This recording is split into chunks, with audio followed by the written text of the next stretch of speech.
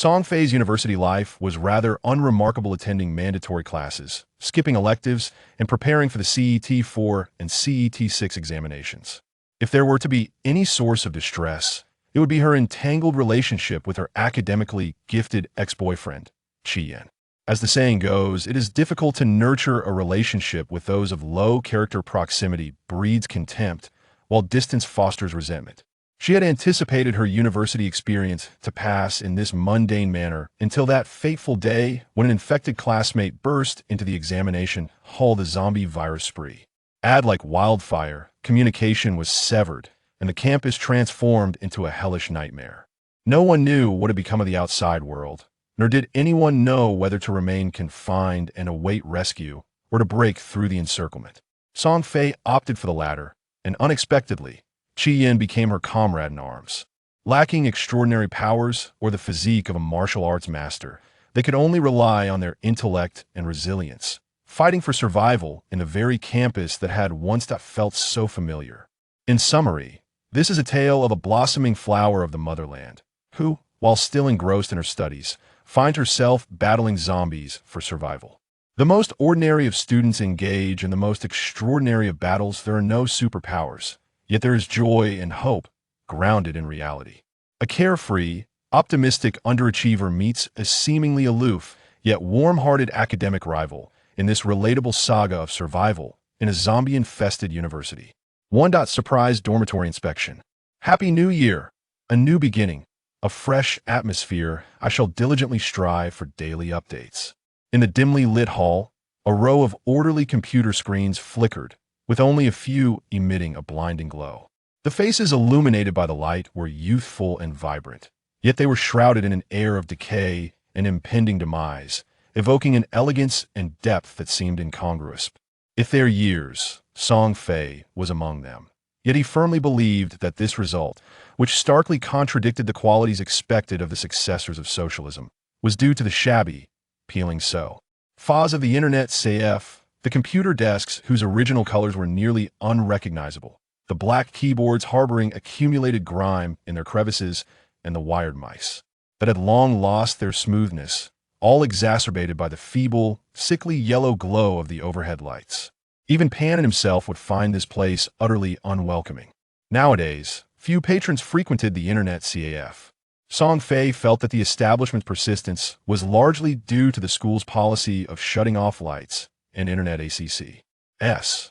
Although mobile data remained available after the power was cut, the highly disciplined individuals who had never taken the suggestion to browse preferably on Wi-Fi and feel free if you were affluent lightly, found themselves reliant on this singular CAF within a 10-mile radius for late-night sports broadcasts. On cold nights, I often dream of you, your white hair and youthful visage, as you journey westward, singing all the while. The raw, desolate voice of rock music suddenly resonated through the nearly empty hall, creating a stark contrast in the stillness. Although it was his own ringtone, Song Fei was startled, and the caller ID revealed Wang Qingyuan. "What's up?" As both a roommate and a close friend, Song Fei understood that his companion's character would not lead him to make a late-night call without reason. Song Fei's immediate reaction was to glance at the time displayed on his monitor. It's already past 10. Seriously. In this day and age, who still checks on students returning late? Moreover, this was indeed the first time this semester that Song Fei had stayed out all night as amois. Surprisingly accurate. Without a moment's hesitation, Song Fei resolved to prioritize his responsibilities over the live streaming event. After all, achieving an excellent overall assessment was far more valuable than if the counselor remembered him. Those subsequent years would be filled with regret with no refuge in sight. The internet CAF where Song Fei had spent the night was conveniently located, so after crossing the street, he swiftly entered the campus grounds. However, the long journey had only just begun. In the city center, where every inch is precious, the old campus often felt cramped. In contrast, the new campus completely alleviated such concerns. Do you wish to run long distances? Why toil around the track? From the school gate to the dormitory building, you could fulfill your dreams like a mythical deer of the East. Tick-tock, that a crisp notification sound from WeChat emanated from his pocket.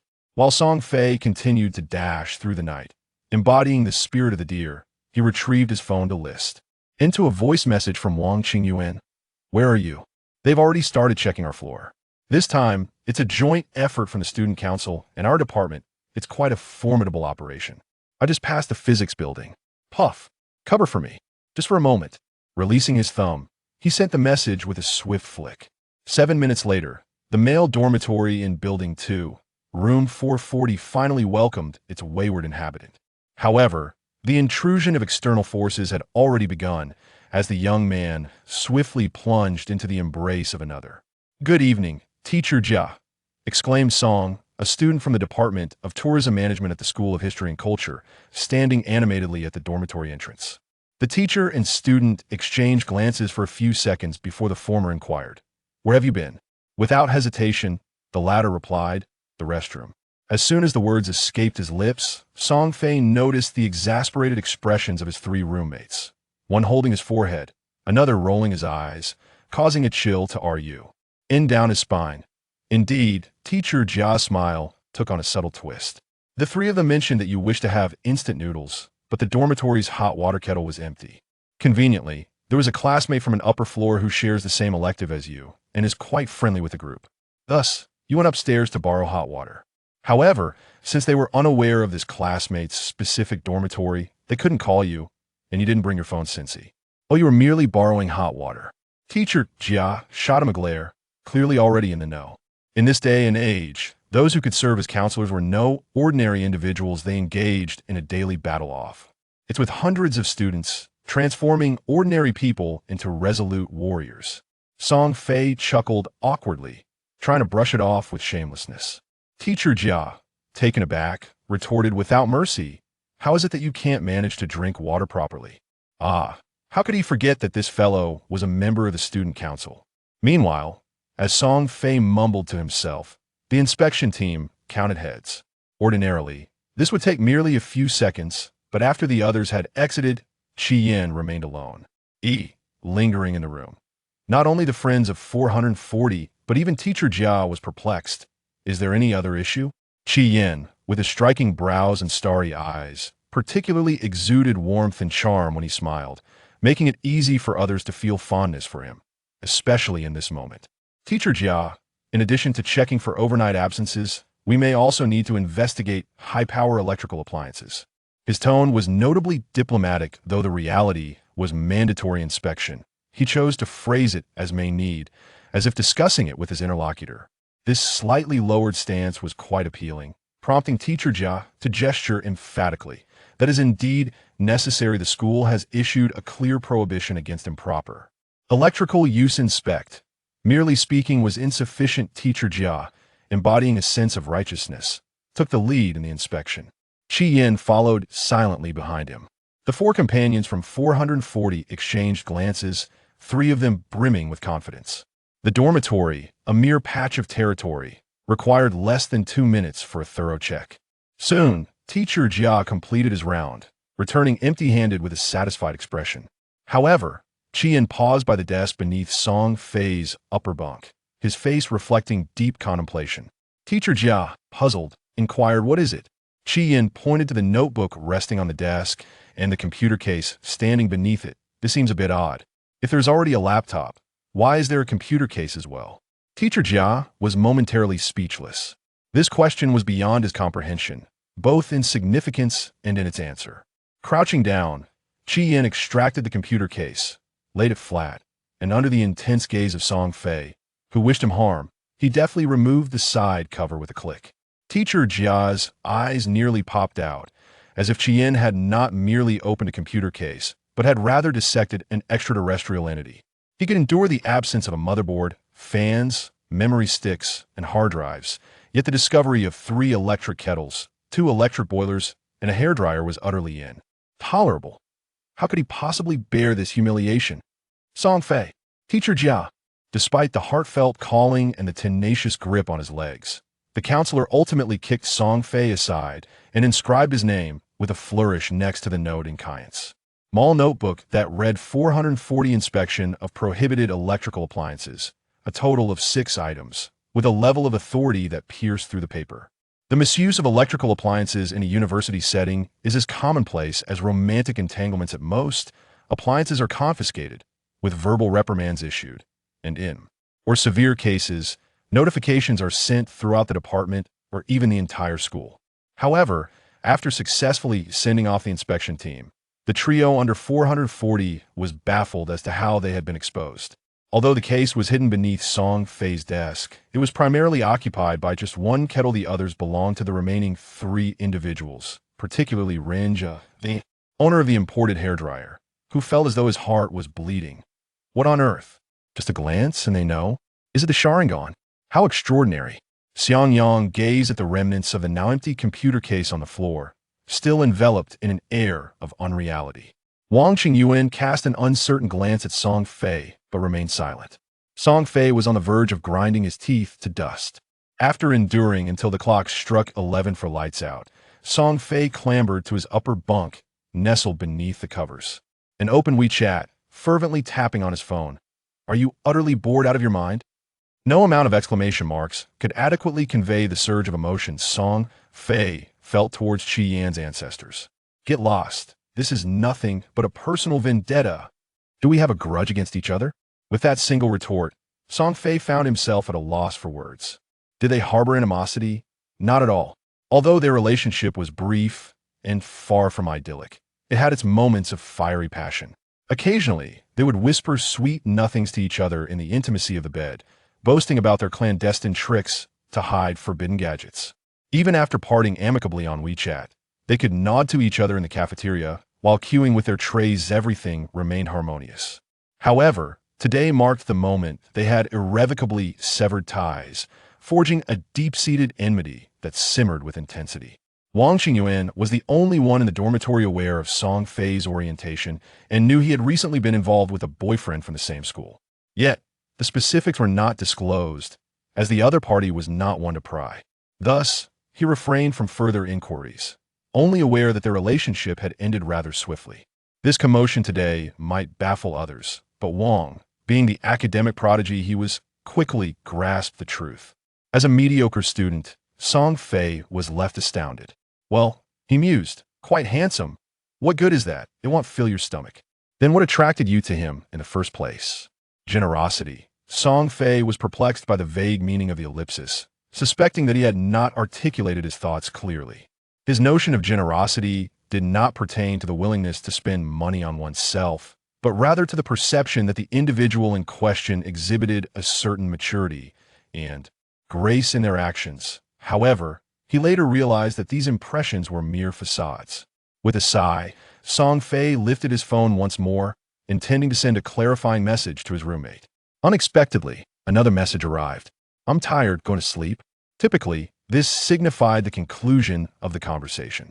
Song Fei pursed his lips, thinking it inconsequential, as the matter was already in the past. There was little point in discussing it with Qi Yan, the person involved, let alone Wang Qingyuan. Wait. Song Fei abruptly brought his phone closer to his eyes, scrutinizing the screen. He discovered that in the message intended for Wang Qingyuan, due to a momentary lapse while typing, only the character for generous had been sent, leaving the phone completely absent.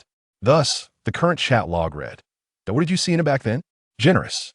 I'm tired, going to sleep. Don't sleep yet, let me explain. 2. Group revelations. I will strive to maintain a consistent update schedule at 8:10 a.m., though inspiration can be unpredictable at times. Thus, I can only promise to do my best. Much love to you all. Thank you to all those who have supported me. Shui Yifeng, Lu Xing Mama, Lu Jin Yingguang, Joyce, Chun Chun, and OT. Hers. Special thanks to those who have been there for me, including Rin Xiango Yin, Wei Luan Bai, Tu Za, and Yuan Lan Si Lan. I am grateful to the likes of Cat Cat, Jiu Tiao Ming, Jojo, Shui Hua Chuimo, Jojo, Muan Exen, and the good-hearted youth I aspire to be. Heartfelt appreciation goes to Guogua, Kakajia, Emoji, Meng Jian Chao, Qin Kong, and Xiao Zai's landmines. I extend my gratitude to the unyielding and carefree landmines, as well as to Inzi Ma, Air Zhuang, Shun Changli Zhuang, and Nanghua Zhou's rocket launchers. A special mention to Shan Dao ES landmines, grenade, and rocket launcher set. I am thankful for Anana's landmines, grenades, and rocket launchers, including the deep-water torpedoes and earth-shattering sets. Much love to you all. During the last semester's course selection, they were still together, resulting in many shared classes. Consequently, after their breakup this semester, they often found themselves face to face, a bittersweet romance indeed. Is it true that differing values preclude love? Incompatibility in study perspectives is truly the fatal blow. It is indeed unfortunate that the incident involving the improper use of electrical appliances did not stir much comment. Ion within the school, likely fading into obscurity. Consequently, a relieved teacher Jia emerged, seizing the opportunity during the routine weekend roll call to highlight the miscellaneous reants from their dormitory before the entire sophomore class of the history department. The embarrassment of having drawn attention from the neighboring class still lingered, and today, this ordinarily amiable elective course instructor seemed to be in an unexpected MO. OD, screening a horror film. No, horror film is a term coined by Song Fei. The teacher referred to it as a cult classic. Moreover, departing from his usual taciturn demeanor during screenings, he passionately elaborated on his experiences with similar films over the past decade, ultimately concluding that all contemporary cult films ought to pay homage to this particular masterpiece. As Song Fei observed the gleam in the teacher's eyes, he harbored strong suspicions that the previous classes had adhered strictly to the lesson plan, while today's session might be an unanticipated surprise.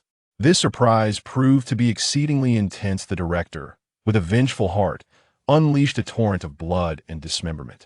Undeniably a masterful director, he not only assaulted the viewer's senses, but also tormented their psyches. Ultimately, Song Fei could no longer endure the onslaught and decisively took his leave early. As he slipped out through the back door, he sensed several female classmates casting disparaging glances his way. He admired these young women, who embodied true bravery. Many of his male acquaintances relished such films, yet he found himself unable to partake, akin to someone daring enough to catch a mouse barehanded, yet fearing to crush a bug underfoot. As one ages, they develop their own vulnerabilities, and everyone possesses their own Achilles heel. Having marked his attendance, Song Fei hummed a cheerful tune as he made his way to the cafeteria, reveling in the fact that he could dine without the inconvenience of a his hour. Yet, as he settled down to savor a mouthful of the chef's newly crafted orange chikina culinary delight that stood as one of the few joys in his otherwise monotonous campus life, he received a WeChat message from Chi Yin. The teacher has called attendance again. The once delectable chicken suddenly tasted bitter. Song Fei couldn't discern whether Chi Yin intended to vex him, but it was evident that the elective course instructor held an unwavering affection for this particular film. What is love, one might wonder? It is the relentless insistence that if you cannot appreciate the beauty of my beloved, I shall ensure your academic demise. 2 precious points were lost. 2 months of classes had seemingly gone to waste. Upon entering, Wang, who had just completed a mock exam for the CET 6 and was eagerly awaiting a snack, not only failed to express gratitude, but also delivered a sharp retort. In St. a month and a half, you'll be sitting for the CET 4 and CET 6 exams. Have you even studied? At their university, students could register for the CET 4 in their second semester of freshman year. Wang Qingyuan had soared through the CET 4 with high scores and was now preparing for the CET 6. Song Fei, however, had meticulously maintained a safe distance from the passing line, opting instead to continue his leisurely approach this semester. Wang Qingyuan, recognizing the familiar look of resignation on Song Fei's face, sighed in dismay. If you're truly unprepared to pass, then you might as well not register and save your money. Though Song Fei felt a pang of regret over the expenditure, he retorted, if everyone else registers and I don't, it would seem so out of place. Wang Qingyuan cast a glance at him. Your score is even more out of place. Wang Qingyuan refrained from further discussion in the realm of academia.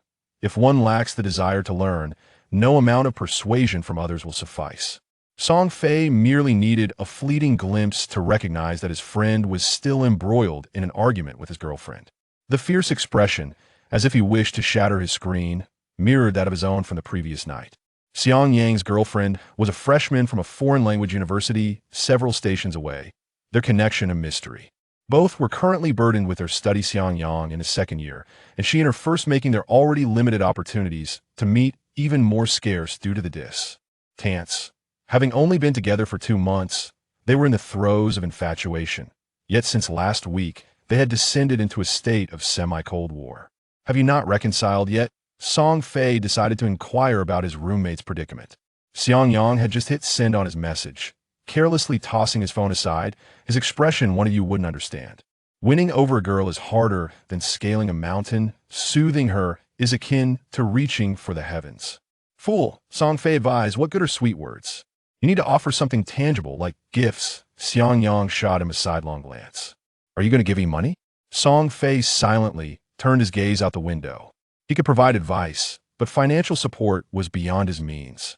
Wang Qingyuan closed the English-Chinese dictionary and suggested, why not just invite her over? Isn't she eager to watch our sports meet? It's not a significant matter.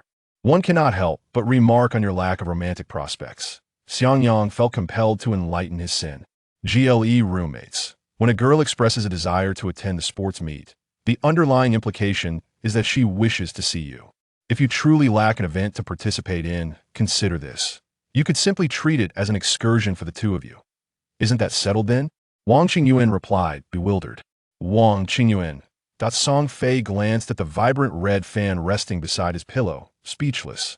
The Tai Chi fan and military physical training are traditional competitive events at the school, boasting a proud history spanning decades. Each sports meet sees all colleges participating, striving relentlessly for the coveted top positions. However, as successive generations of new students have enrolled, this collective endeavor has faced mounting resistance, primarily due to its demanding nature in terms of time and effort. Initially, it was the freshmen and sophomores who participated en masse, but the rewards for achieving a notable ranking did not significantly surpass those of individual events. Consequently, few are inclined to endure the early mornings and arduous months of practice merely to amuse the school leadership. Many prefer to dedicate their time to running or throwing events, which can genuinely bring honor to their respective departments. Over time, these two events have gradually devolved into mere showcases. Initially, several departments participated, but in recent years, it has solidified into the Tai Chi fan fro. The history department, and military physical training from the mathematics department. One embodies literature and reason, the other softness and strength, whether it is the school administration's coercive insistence or the genuine passion of departmental leaders. Or perhaps these two departments are simply fated to endure this trial. Ultimately, it is the students who bear the burden. What is particularly outrageous is that, in a bid to enhance their performance, this year they procured Tai Chi fans with stainless steel ribs adorned with vibrant red silk product. A resounding clatter when wielded, exuding an air of both strength and flamboyance. A somber silence enveloped the atmosphere. This was a sorrowful topic from which no one could emerge unscathed. Where is Rinja? Amidst the melancholic quiet, Song Fei noticed the absence of a key player from the 440 team. Xiang Yang shrugged. What else could he be doing? Probably off on a day trip. Damn, is that for real? Xiang Yang exclaimed in surprise, tumbling down from the upper bunk and hastily flinging open the dormitory door to peer outside. Startled, Song Fei, who was seated on the bed, stared at his roommate and asked, what's going on? Ignoring him, Xiang Yang continued to strain his neck in curiosity, prompting Song Fei to jump down and join him in his exploration. The corridor of the boys' dormitory was narrow and elongated, with dozens of rooms flanking either side, stretching out to an indistinct horizon. Room 440 was situated on the western side, while at the eastern end of the corridor, a cluster of figures could be vaguely discerned, yet they were still too distant to identify. Wow, it seems to be quite serious, remarked Zhao Jinxin from the neighboring room 441, stepping out, and upon seeing his two classmates peering curiously, quickly engaged in conversation. Song Fei was nearly beside himself with curiosity, his mind racing. What on earth is happening?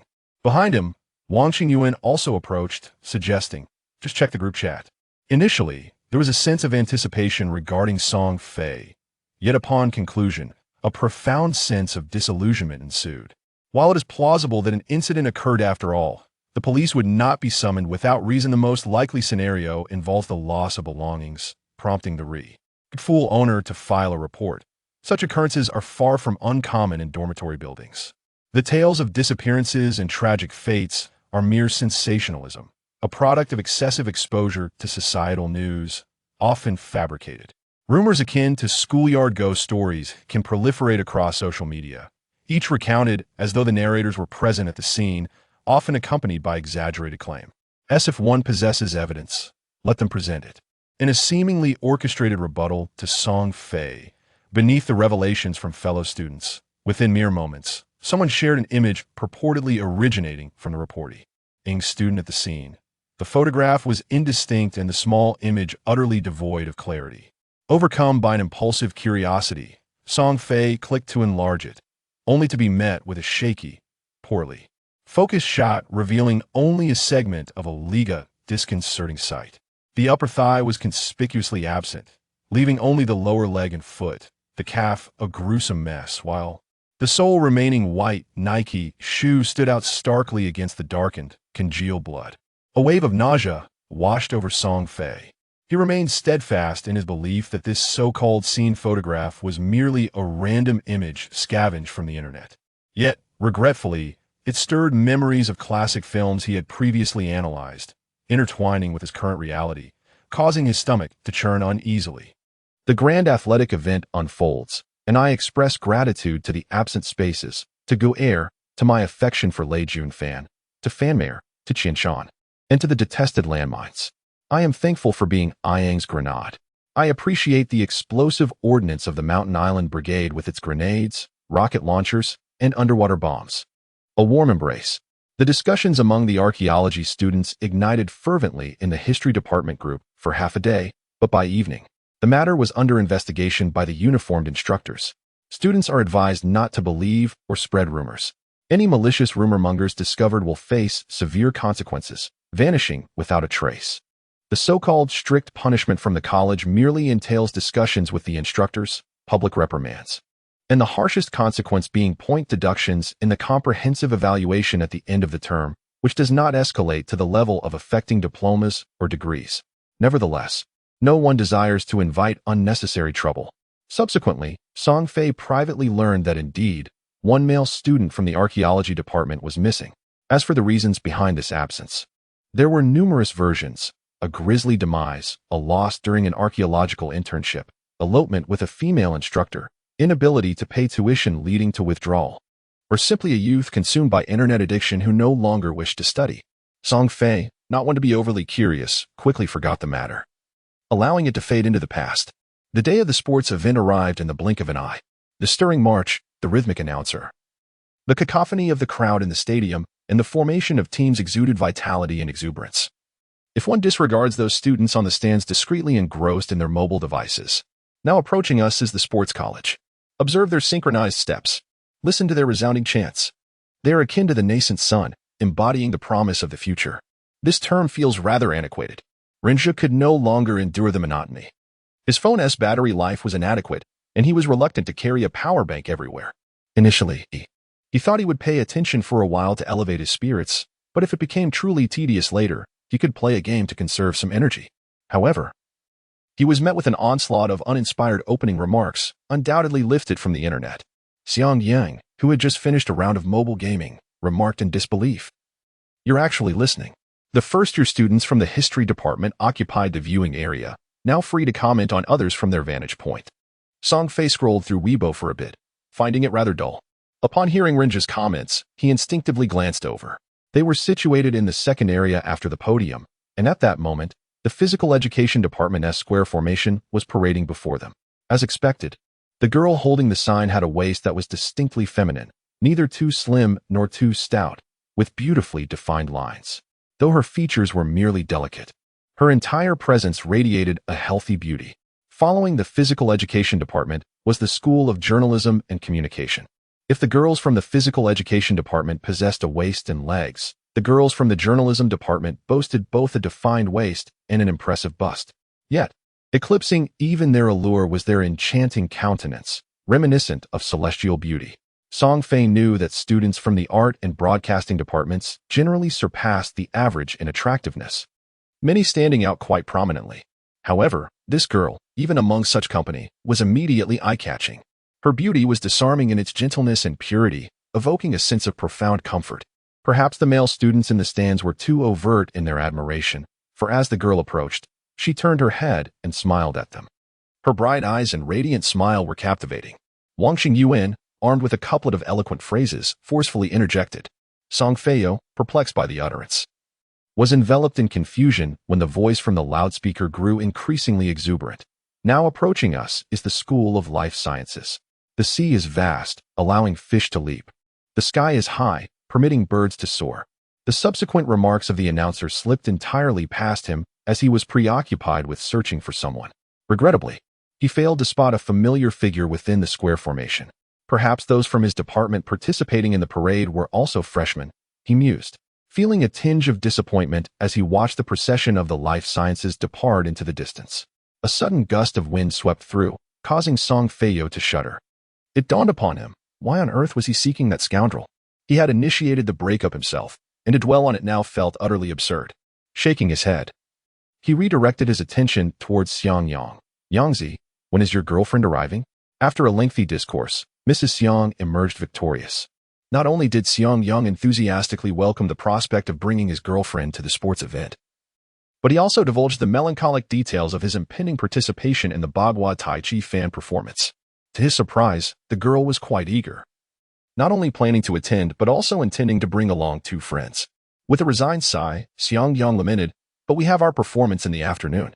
So, they are coming specifically to see you? Rinja interjected, filled with envy and admiration. Why can't I find such true love? Xiang Yang sincerely offered him advice. You keep fixating on girls from our school. That's not the way to go. Let me tell you, distance creates allure. You should extend your reach to students from other institutions. Rinja's eyes lit up. Isn't your girlfriend bringing her 2 friends this afternoon? What are they like? Do you have any photos? Xiang Yang, with a vigilant expression, remarked, if my phone contains photos of my wife's close friend, could this case become overly complicated? Rinja rolled his eyes and retorted, why not search through your wife's social media feed? Suddenly enlightened, Xiang Yang slapped his forehead and hurriedly began to sift through his phone. Rinja immediately leaned in to take a look. Wang Qingyuan appreciated beauty yet seemed indifferent to the pursuit of it, while Song Fei also displayed little interest, opting instead to scroll through Weibo. The morning sports event passed in a rather lackluster manner, primarily consisting of preliminary rounds, where neither the competitors reached their peak excitement nor did the spectators find much to engage their interest. Aside from a moment of applause from Song Fei when the spiritual civilization inspection team made their rounds, he spent the majority of the time engrossed in his phones, occasionally glancing at the competitions involving the history department. The only exception was the military boxing performance by the mathematics department. As 2 bitter gourds on the same string, Song Fei harbored a unique fondness for the brothers from the mathematics department, especially when clad in their earthy green military uniforms, which stirred a profound sense of exhilaration within him.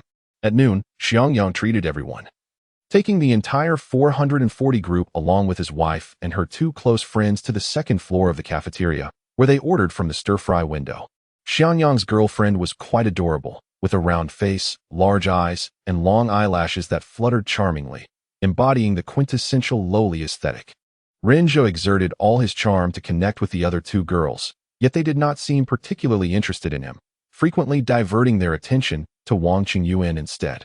Wang Qingyuan, adjusting his glasses with a scholarly demeanor, offered little more than or O, occasionally responding with an uncertain I don't know. Eventually, the girls understood and ceased their attempts to engage him further. Song Fei was not as desperate as Rinzhou, yet he was not as aloof as Wang Qingyuan. He found no conflict between his attraction to men and his desire for attention from women. The former pertained to his sexual orientation, while the latter related to his charisma. As they neared the end of their meal, he jokingly inquired, why is no one acknowledging me? The 2 girls exchanged glances and chuckled. One of them remarked, you seem a bit fickle. Song Fei felt compelled to defend himself, asking the second girl, do you think so too? She shook her head, replying, you just seem to struggle academically. Even as an underachiever, he held on to a proud tenacity.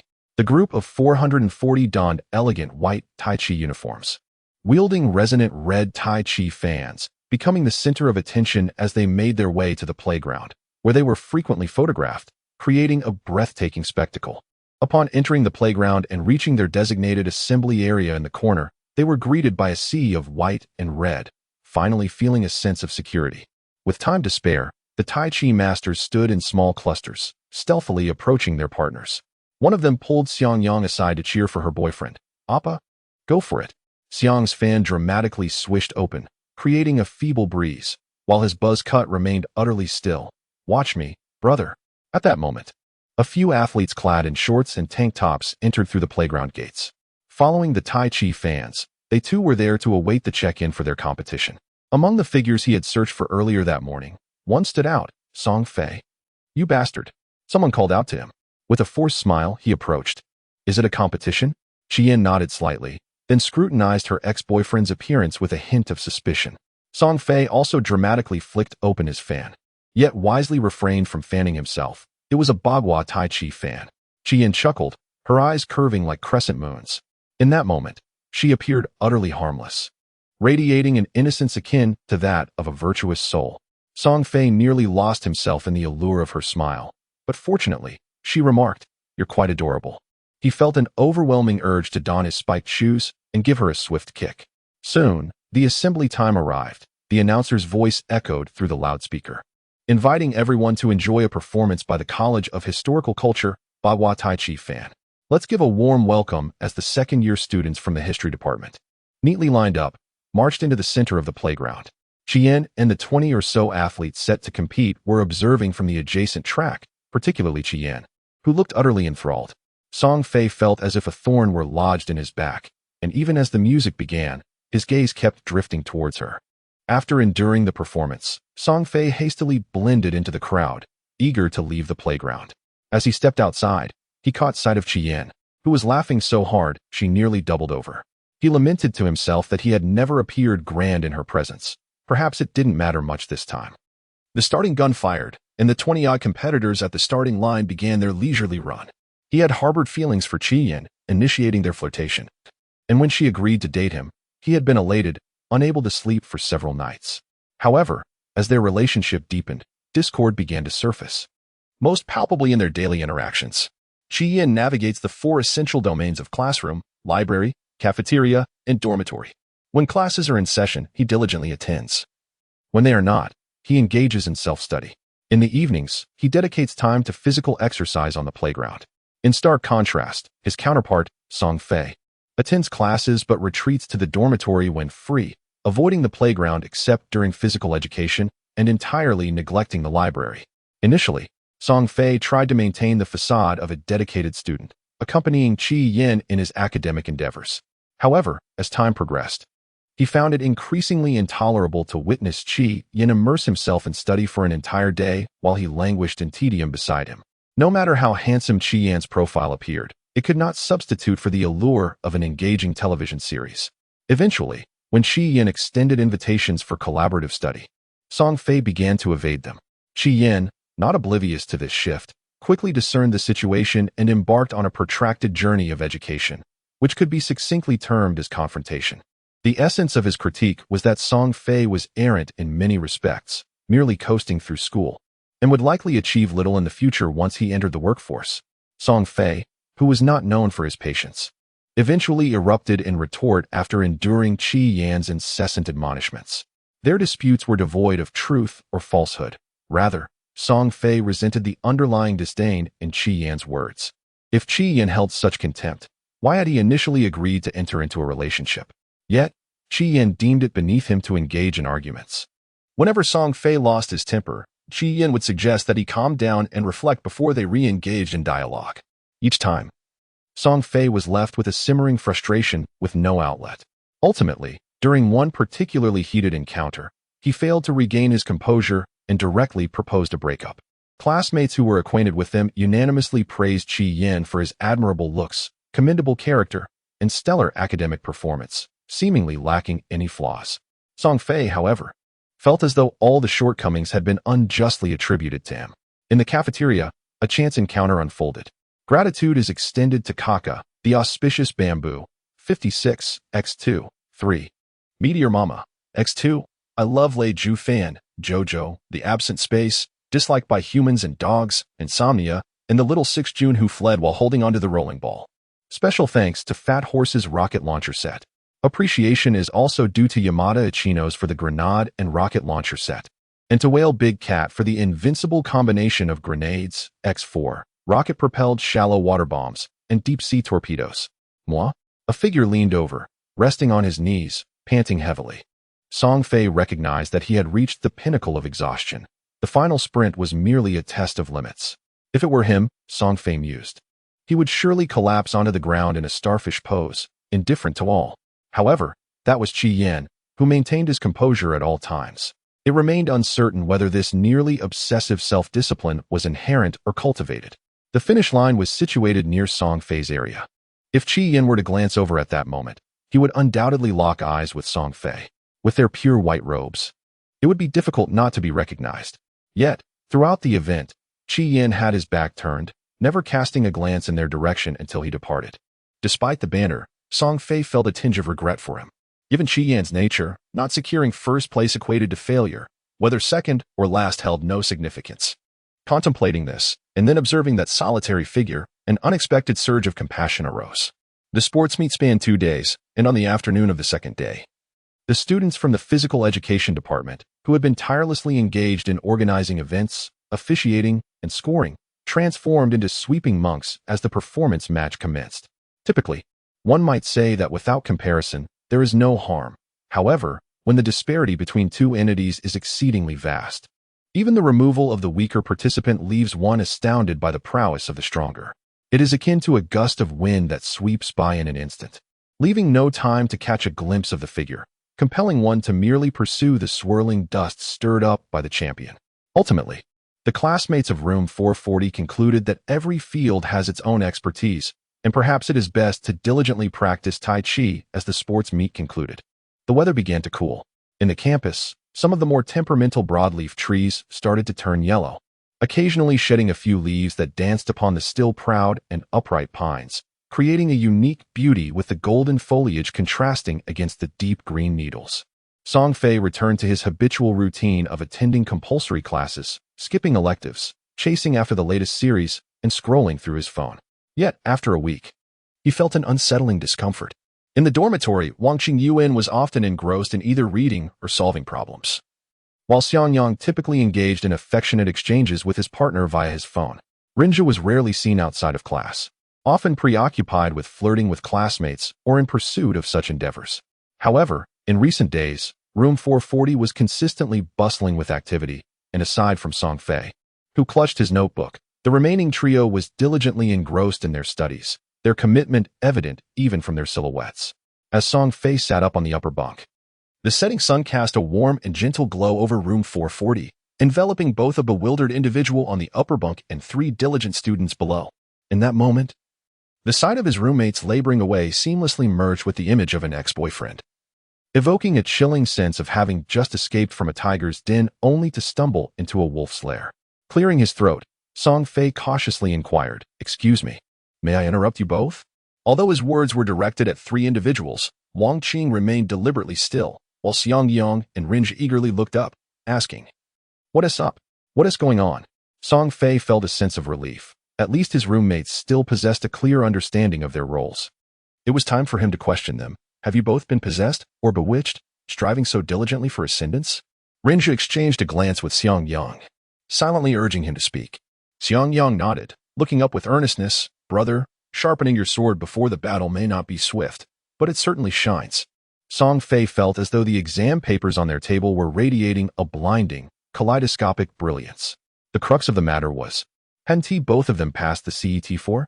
Though uttering this sentiment was somewhat disheartening, Song Fei disregarded his feelings, determined to uphold the honor of the lone warrior who scorned the idea of merely passing the CET for. However, his 2 roommates exchanged glances and, in unison, affirmed, "Exactly. Hence we are reviewing for the CET 6. Song Fei was momentarily taken aback, questioning his own hearing. "You both intend to take the CET 6? Yangzi, didn't you declare that once you passed the CET 4, you would never again touch an English book? Not even for compulsory classes?" "Runjia, didn't you assert that the entire world should promote the Chinese language? Wasn't that your sentiment?" Xiang Yang set down his pen, as if reminiscing about the days of yore, carefree and whimsical, his gaze distant and dreamy. After a brief pause, the dreaminess faded away, leaving only a sense of desolation. He turned to Song Fei, letting out a soft sigh.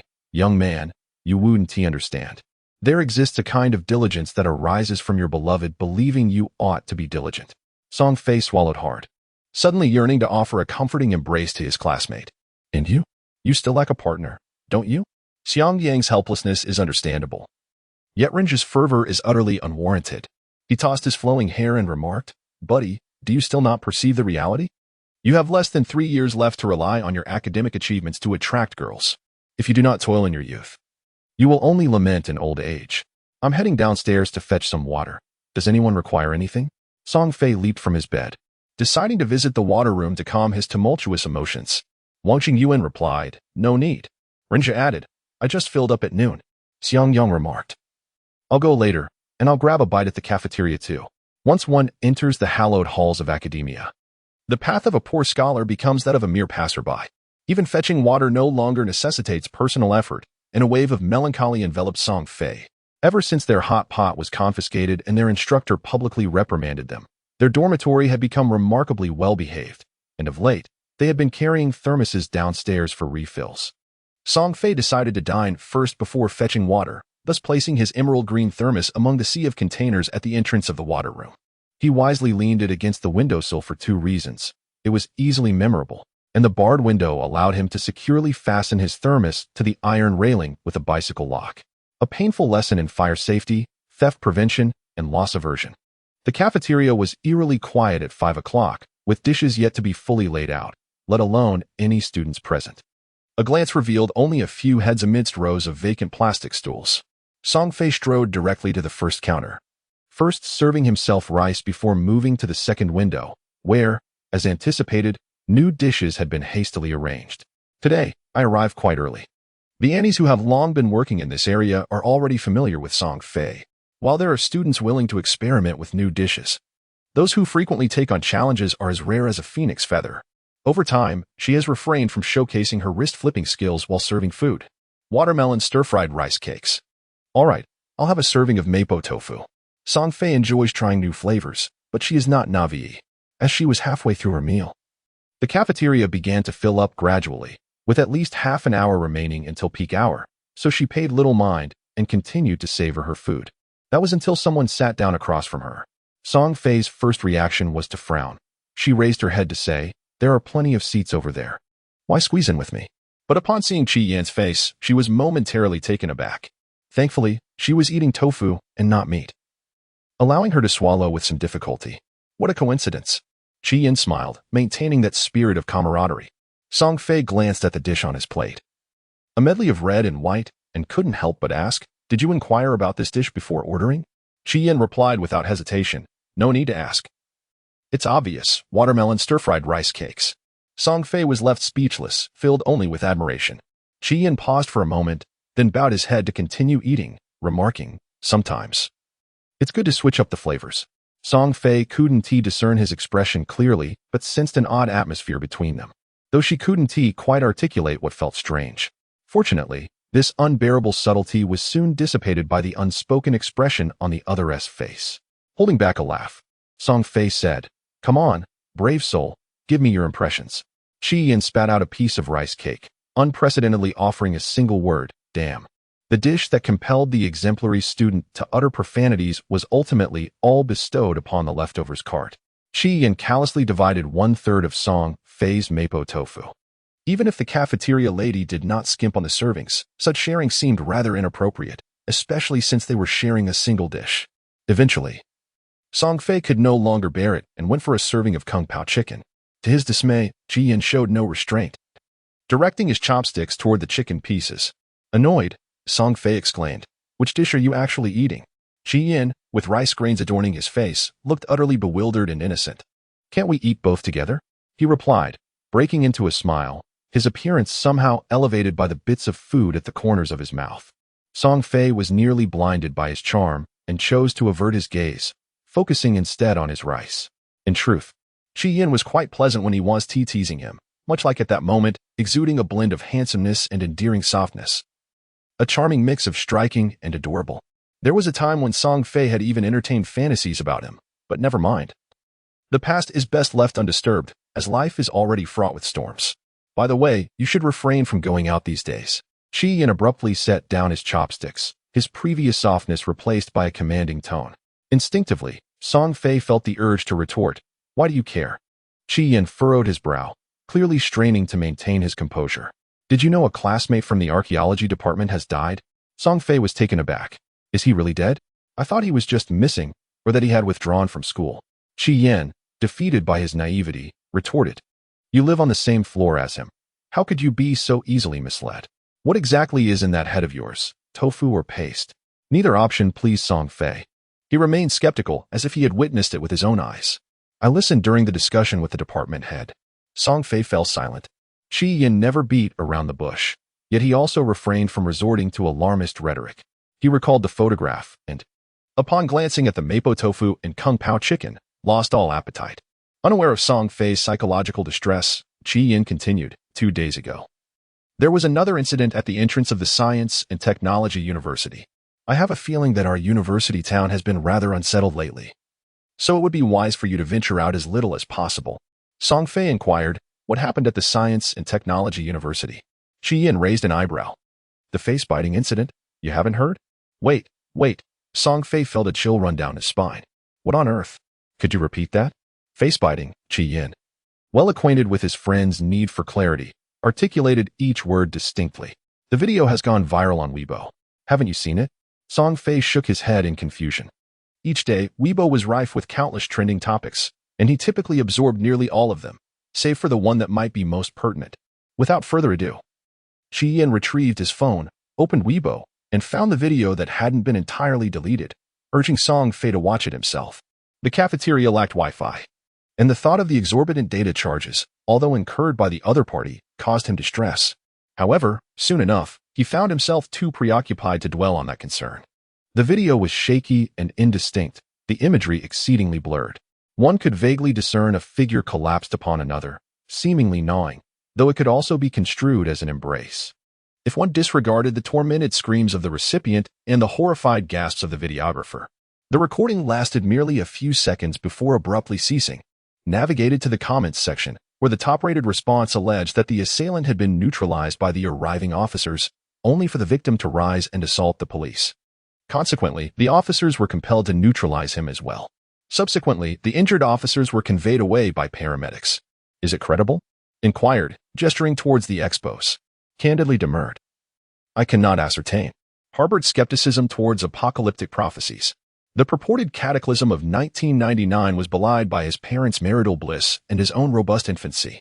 He had naively embraced the 2012 doomsday prediction, an indulgence that culminated in academic failure and paternal chastisement. He now espoused scientific progress and harmonious societal development. Nevertheless, the heinous nature of the crime was undeniable, exacerbated by its occurrence during a meal. Given the proximity of the University of Science and Technology to the foreign language university, and their own location, felt an inexplicable prickling sensation on his scalp. His appetite diminished. He hastily deposited his tray and promptly exited the cafeteria. Adjacent to the cafeteria lay the utility room, flanked by the supermarket, which in turn adjoined the dormitory complex, forming an integrated living space. Unexpectedly, interjected, serendipitous. I too require water. Scoffed at his empty hands. Indeed, are you planning to conjure it forth? Qi Yan pointed towards the water room door and remarked, I left my kettle over there. Song Fei felt an unsettling premonition. Sure enough, the scoundrel accompanied him to the window's edge, where beside his tightly chained green kettle stood an eye-catching pink companion. Are you doing this on purpose? It was a question, yet Song Fei was nearly certain, after all. There wasn't another soul in the entire school who would lock their kettle with a bike chain. Qi Yan shook his head with utmost seriousness. I placed it here first. Didn't you see it when you locked your kettle? I deliberately locked it beside mine because I recognized it as yours. Song Fei was taken aback, rendered speechless. Qi Yan's kettle was a campus sensation, and within a 10-meter radius, one could find 100 identical ones. Unlike many of his classmates, he had not marked his kettle with any unique identifiers. The bright pink kettle stood pristine and demure, a striking presence. Song Fei truly could not recall if this particular kettle was present when he locked his own. Nevertheless, regardless of the truth, it was merely a matter of fetching some water, a task that would take no more than half a minute. In the blink of an eye, the two male classmates, burdened with their hefty kettles and a complicated history, emerged from the water room. Qi Yan tilted his head.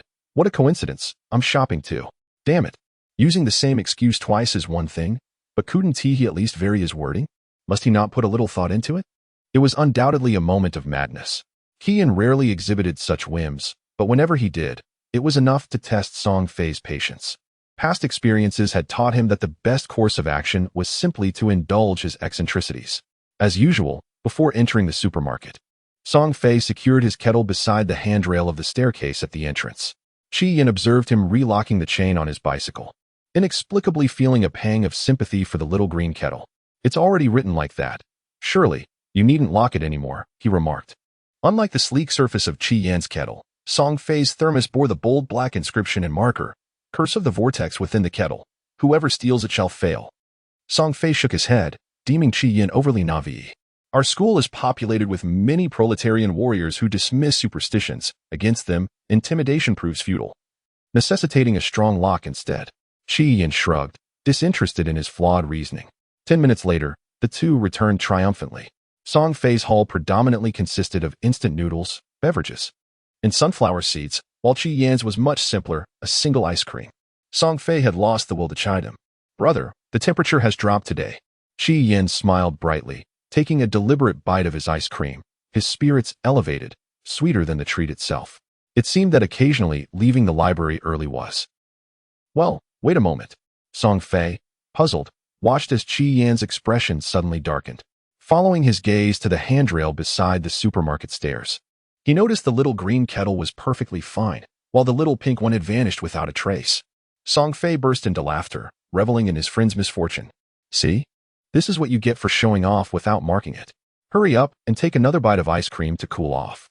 Qian stood still, his appetite for ice cream evaporating. Song Fei, gleefully jingling his keys as if to flaunt them, hummed a tune while unlocking his bike. "Did you see that? From now on, follow my lead in all matters, and you'll be assured of." Just then, upon lifting the thermos, Song Fei sensed something was amiss. He hurriedly placed it down, unscrewed the lid, and indeed, it was entirely empty. The freshly poured hot water had mysteriously vanished. Alas, even the Tumao water is subject to theft. Qian, having once more stuffed the ice cream into her mouth, found it to be exceptionally sweet. On the eve of the level for examination, the dormitory unexpectedly lost internet connectivity. Song Fei was engrossed in watching a certain platform's absurd videos. Determined not to disturb his diligent classmates, Wang and Rin, who were fervently studying and had donned his headphones, initially oblivious to the disruption. It was only after one video concluded and he attempted to select another that he realized something was amiss. The network connection status in the lower right corner of his screen displayed a warning sign. The instability of the campus network resembled the roll call of an elective course instructor. Its presence was acknowledged, yet the timing of its manifestation remained a mystery. However, the former's frequency was high, with its impact varying from individual to individual, while the latter's frequency was unpredictable, its consequences indiscriminately severe. Song Fei had grown numb to it. Reluctantly removing his headphones, and indeed, the hallway outside was filled with exclamations of frustration. "Disconnected again?" Xiang Yang, who had just finished a meeting a few stops away, entered through the door. Song Fei shrugged. "It's inevitable. A campus network that is not unreliable is unheard of." "Count your blessings," Xiang Yang remarked, as he moved to the bottom of his bunk to remove his outer garments. "We might be down for an hour or two at most.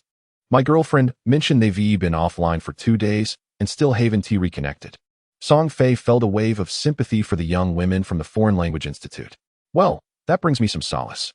Without internet access, Song Fei could only retreat to bed with his phone to consume data. Yet he wondered if the deity of academia was displeased by his leisure, for by 9 o'clock, his phone inexplicably lost all signal.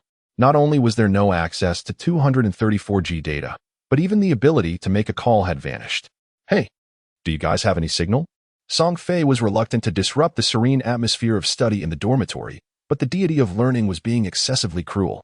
Just moments after extracting the past exam papers, the unprepared Xiang Yang was the first to put down his pen, reaching for his phone and quickly responding, "No." Wang Xingyuan glanced at his own device, "None." Renja smugly remarked, "At times like this, one should have dual SIM cards. One mustn't put all one's eggs in one basket." His voice abruptly trailed off. Song Fei understood immediately. Both eggs had cracked? He felt no schadenfreude. The absence of signal from both Unicom and mobile was utterly oppressive, leaving him staring helplessly at the ceiling, feeling as though the world had lost its vibrancy. Even until lights out, his phone remained devoid of communication. Song Fei asserted vehemently, "This must be a conspiracy of the school." fearing that we might cheat in the CET4 and CET6. Rinja countered, surely not. That would require significant investment. To block signals the night before, across the entire campus? Yet, come the next morning, the signal still lay in a state of dismal desolation, leaving no room for disbelief. This was a form of abuse towards the budding talents of our nation. Song Fei, fully dressed and prepared, remained seething with indignation. The blossoms of our motherland require sunlight and dew, not the chaos of barrage comments. Wang Qingyuan, while packing his backpack, unreservedly expressed his disdain, adding with a note of urgency, "Don't forget your ID card and admission ticket." "I know," he replied, although the hope seemed dim with so many multiple-choice questions. Perhaps he might miraculously guess correctly, even if it meant his soul took over. Fueled by this slender hope, he refused to surrender without even stepping into the examination hall. Song Fei embodied the spirit of an optimistic revolutionary warrior. Xiangyang and Rinja observed the sudden brilliance of victory illuminating their roommate's face, realizing he had begun his self-hypnosis again. This roommate may falter in studies, sports, and flirting, yet his psychological resilience was unwavering, brimming with confidence. The four of them stepped out together. Song Fei headed to the examination hall, while the three who had exams in the afternoon made their way to the library for a final polish of their skills. Before long, they parted ways, with just 25 minutes remaining until the exam commenced. Most students participating in the examination had already entered the hall, and with the entire school suspended for the CET4 and CET6 tests, the paths were relatively empty. Occasionally, a few latecomers rushed towards the examination venue, contrasting sharply with Song Fei's leisurely pace. His examination hall was located in Ziyuan Building, essentially the same teaching building where classes were held. During the time of the old campus, these buildings were simply labeled as Teaching Building 1, 2, and 3. Upon moving to the expansive new campus, the contemporary school leaders, inspired, decided that a more appealing nomenclature was necessary, leading to the birth of names like Ziyuan Building, Gewu Building, and Wenhua Building. The pathway leading to the academic building is adorned with a canopy of trees. By mid-December, most of the leaves have fallen, leaving only the sturdy trunks and barren branches. As the cold wind blows, Song Fei instinctively shrinks his neck and zips up his jacket. Today, he dons a fleece-lined blue and white baseball jacket, paired with black sweatpants and sneakers, presenting an image of a vibrant and healthy youth. Yet, he is acutely aware that this is merely a fade. The true embodiment of vitality lies elsewhere. Gazing toward the distant comprehensive sports field, although obscured, he can already hear the rhythmic thud of basketballs hitting the ground and the jovial laughter of his peers carried by the wind. Lost in admiration for the athletic prowess of his fellow students, he fails to notice an oncoming figure, resulting in an unexpected collision that sends him staggering back a few steps before he regains his balance, only to inadvertently knock the other person to the ground. "Are you all right?" Song Fei quickly rushes forward to assist. In the university environment, one feels most secure in offering help. These are the spirited future leaders of the nation, and no one would feign injury for deceitful gain. A considerable number possess such robust physicality that they need no assistance, effortlessly springing back to their feet. Su Qiulei is a classmate from their history department, and due to their dormitory being directly opposite room 440, they have become quite familiar with one another. "Aren't you going to take the exam?" Noticing Su Qiulei staring blankly at him, still silent, Song Fei presses further. If his memory serves him correctly, this fellow has yet to pass the CET4 exam. Recently, he had been proclaiming that he had verified with senior students in their fourth year that the rumor regarding the denial of degree certificates for failing the CET4 was a fabrication, a cruel deception and intimidation tactic employed by the school. Yet, Su Qiulei remains silent, tilting his head as if he does not recognize him, scrutinizing him from head to toe. An awkward and eerie silence spread between the two individuals. Song Fei instinctively took a step back, attempting to lighten the mood with a jest. "You even brought black contact lenses? Quite trendy, huh?" Su Qiulei maintained his expression. "No. It would be more accurate to say he displayed no expression at all. His face bore no trace of irritation, only a vacant and rigid demeanor." Suddenly, Song Fei felt a surge of trepidation. He sought an excuse to terminate this one-sided dialogue, perhaps by saying he had an exam to attend. But before he could utter a word, Su Qiulei abruptly advanced towards him. A shiver coursed through Song Fei's body. He retreated a few steps and then swiftly sidestepped. Su Qiulei continued his approach, his steps unwavering, as if Song Fei were entirely inconsequential. Yet, Song Fei was certain that had he not moved aside, he would have been collided into. In Su Qiulei's eyes, he saw no trace of himself. For reasons unknown, Song Fei felt an inexplicable conviction in this, even if the conclusion seemed absurd.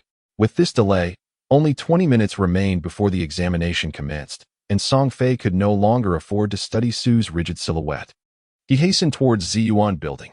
Qi Yin had been braving the wind beneath the great tree outside Ziyuan Building for 40 minutes, and by the time he spotted that familiar blue and white figure, he had nearly greeted all the examinees with a smile. Standing at 176 meters. Song Fei was not particularly short, yet he always walked with his head constantly surveying his surroundings, even when focused in front of him. He had his hands stuffed in his pockets and never stood tall, thus appearing perpetually distant from the notion of being upright. Every time Qi Yin observed him walking, he wished he could affix a board to his back to encourage better posture. This fellow had aced the CET 4 exam last semester, surpassing the entire School of Life Sciences. Surely he wouldn't enroll again to challenge for a perfect score, would he? As Qi Yin glanced at the dwindling time, a sense of helplessness washed over him. You should head inside. Good luck with your exam, he urged. Song Fei appeared somewhat bewildered, momentarily unable to discern whether this person was waiting specifically for him or had just coincidentally crossed paths after bidding farewell to a new flame. Just this? Qi Yin hesitated before adding, I'll treat you to dinner once the exam is over. Song Fei raised an eyebrow skeptically. Are we celebrating my failure once again? Qi Yin suppressed his irritation, deciding that despite the evident lack of confidence in Song Fei's abilities, he would not further dampen what little enthusiasm he had for the impending examination. He swallowed his sharp retort and maintained a smile. There is something I'd like to discuss with you. Song Fei, filled with suspicion, arched an eyebrow, unable to fathom what good news this person could possibly share. Reluctantly, he entered the building, casting glances back until Qi Yin's figure had completely vanished. At last, Qi Yin relaxed, his expression softening and his lips curling into a smile, akin to the long-awaited arrival of a strong wind dispersing days of haze, revealing a clear sky. He pulled out his phone, only to find there was still no signal. The absence of connectivity posed numerous inconveniences, yet for Qi Yin, it served as a perfect pretext for waiting, akin to a hunter lying in wait for prey. Making arrangements for a meal could simply be done over the phone. Why go out of his way? But the lack of signal provided the perfect excuse. During his wait, Qi Yin had mentally rehearsed this conversation countless times, only to find that Song Fei did not inquire further. He did not believe Song Fei was capable of arriving at such conclusions independently. It was not that the inference was particularly challenging, but rather that Song Fei had never been one to engage in deep thought, preferring to ask directly rather than ponder. As Qi Yin prepared to spend some time in the library, her mind was preoccupied with an unusual sense of unease, not only regarding herself but also about Song Fei, whose expression appeared rather peculiar when he approached. Time was of the essence, and she had not the opportunity to inquire further. She resolved to ask him during lunch. As she swiped her card to enter the library, these thoughts lingered in her mind. Upon entering the examination room, Song Fei found all his classmates already seated, including the invigilating teacher. The atmosphere was thick with a tense silence, as if everyone was holding their breath in anticipation. Song Fei exchanged a brief smile with the teacher, who returned the gesture and urged him to take his seat promptly. He hunched his shoulders and hurried to the only available desk. Barely settled, the teacher commenced distributing the papers and answer sheets, and soon the room was filled with the soft rustling of pencils against paper. The letters on the page were familiar to Song Fei, yet when they formed words, only the likes of is, are, yes, no, and ABCD seemed recognizable. After much anguish, he managed to complete the essay and painfully endured the listening section. At last, he entered a state of frenzied efficiency, finishing the remaining questions in just 2 minutes. However, he was left at a loss for what to do next, forced to feign intense concentration as he stared at his paper, feeling an inexplicable loneliness akin to that of an invincible warrior at the pinnacle of solitude. The most inhumane aspect of the CET 4 and CET 6 was the prohibition against submitting the exam early, leaving speedsters like Song Fei in a state of despair. During the interminable wait, he could only prop his head on his arm, gaze at the blackboard, scrutinize the ceiling, and look out the window. Wait. Song Fei blinked hard, doubting his own eyes, for he had just seen a classmate pass by the window. According to regulations, examinees are typically prohibited from entering the building before the exam, yet they are also not allowed to submit their papers early and leave the examination hall. Initially, the proctor presumed that someone was disrupting the examination, but upon recognizing the individual, they exclaimed in astonishment and rushed over with concern, inquiring, "What's wrong, student?" The person's face was a bloody mess, and their lips seemed to move slightly, but no sound emerged. Suddenly, with a crash, they collapsed to the ground. The proctor was petrified, and the entire classroom of examinees was dumbfounded. Abruptly, chaotic footsteps echoed from outside the classroom, interspersed with screams, growing louder as they approached. In the blink of an eye, frenzied students stampeded past their classroom door like startled beasts. Song Fei's breath hitched as he watched 3 students deviate from the route and enter their classroom. The proctor, who was crouching beside the fallen and injured student near the door, was instantly pounced upon by the 3 students. Nay, not merely pounced upon, but assaulted. Even bitten? Scenes previously witnessed only in horror films were now unfolding before their very eyes, and the impact of the real-life spectacle far surpassed that of the screen. The descent downstairs proceeded relatively smoothly, as this particular stairwell was somewhat secluded, and they encountered no one else. Nevertheless, Song Fei nearly stumbled several times and ended up at the rear of the group by the time they reached the ground floor. But as luck would have it, being at the rear proved advantageous. The corridor was teeming with savage students, and the initial 7 or 8 who had charged down from their classroom of 20-odd individuals had already become targets of aggression. Some students were still attempting to rush downstairs, but ultimately they were simply walking into a trap. The scene before him was filled with the terrified faces of classmates under siege, reminiscent of an apocalyptic nightmare. Song Fei stood at the stairway, momentarily lost in a daze, unable to discern whether he was ensnared in a dream or confronting harsh reality. Suddenly, a heart-wrenching scream pierced the air, resounding uncomfortably close. Startled, Song Fei trembled and turned his head, only to witness a classmate perched atop another, viciously tearing a chunk of flesh from his face. From the initial chaos to this horrifying clarity, it was the first time Song Fei truly comprehended the unfolding horror. A wave of nausea surged within him, yet he swallowed it down, his gaze fixated in a trance, unable to avert his eyes. The victim of the gruesome assault lay motionless, while the assailant, seemingly losing interest in the lifeless form, lifted his blood-soaked, ashen face and scanned the surroundings, soon locking eyes with Song Fei. In that moment, the horror became unbearable, and he retched violently, expelling only the bitter bile from his empty stomach. As he had not eaten breakfast, perhaps the sound of his vomiting piqued the assailant's interest, for he rose slowly, hesitating only briefly before steadily advancing towards Song Fei. As the figure approached, Song Fei felt as if his feet were encased in lead, immobilized by fear. Instinct urged him to flee, yet reason whispered that this must be a nightmare from which he would awaken. Suddenly, Song Fei's eyes widened in terror, behind the approaching classmate. The one who had just been bitten was shakily rising to his feet, if that entity could still be defined as human. Its face was a macabre tapestry of blood and gore, the flesh of its right cheek hanging precariously, tethered by a mere thread. Only the eyes remained unscathed, yet they were vacant, devoid of joy, sorrow, or the throes of agony. Nay, this was no longer human. Or perhaps, was this all but a phantasm? Reason had abandoned Song Fei, leaving him adrift in a sea of bewilderment. He was only aware of a ghastly classmate advancing towards him, and his only instinct was to flee, even within the confines of this dreamscape. Yet, he knew this respite was fleeting. As the frigid air grew heavy with the subtle metallic tang of blood, he bolted towards the nearest classroom to the stairwell, his breath coming in ragged gasps. Yet, his words poured forth with unnerving coherence, his tone sharpened by the keenness of terror. Calamity has befallen below. They have all succumbed to madness. The proctor, startled, rebuked Song Fei with fervor, attempting to usher him out. Examination in progress. Which faculty do you belong to? Leave at once. A genuine disaster has occurred. I am not jesting, Song Fei retorted with fervor, his demeanor bordering on aggression. The students, already incensed by the disruption, erupted in outrage at the perpetrator's audacity. As chairs scraped against the floor, a group of 7 or 8 rose to their feet in unison. Good heavens! What do you think you're doing?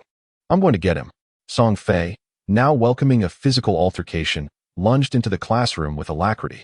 Though brimming with youthful idealism, none were seasoned combatants. Witnessing the instigator brazenly seek a beating, the group of young men hesitated, overwhelmed by the sheer audacity. Suddenly, a piercing scream erupted from a young woman seated in the front row. At the sound of commotion, the crowd turned to witness the female teacher, who had been sternly criticizing Song Fei, inexplicably toppled to the ground. At that moment, 2 individuals had latched onto her, and if their eyes had not deceived them, those 2 were fiercely gnawing at one of her arms. The teacher, pinned beneath them, convulsed incessantly, blood gushing from the severed limb. No one understood why the teacher did not emit a scream, just as they could not fathom the nature of the creature feasting upon her arm. Suddenly, a boy's anguished wail pierced the air, and the classroom was engulfed in a sea of terror. Students scrambled to escape, and Song Fei was nearly knocked over, teetering for several steps before managing to keep pace. The corridor on the 6th floor had also erupted into chaos, with everyone rushing toward the stairwell. This time, Song Fei did not stray from the throng but instead pressed firmly into the dense mass of fleeing bodies. As the saying goes, there is strength in numbers.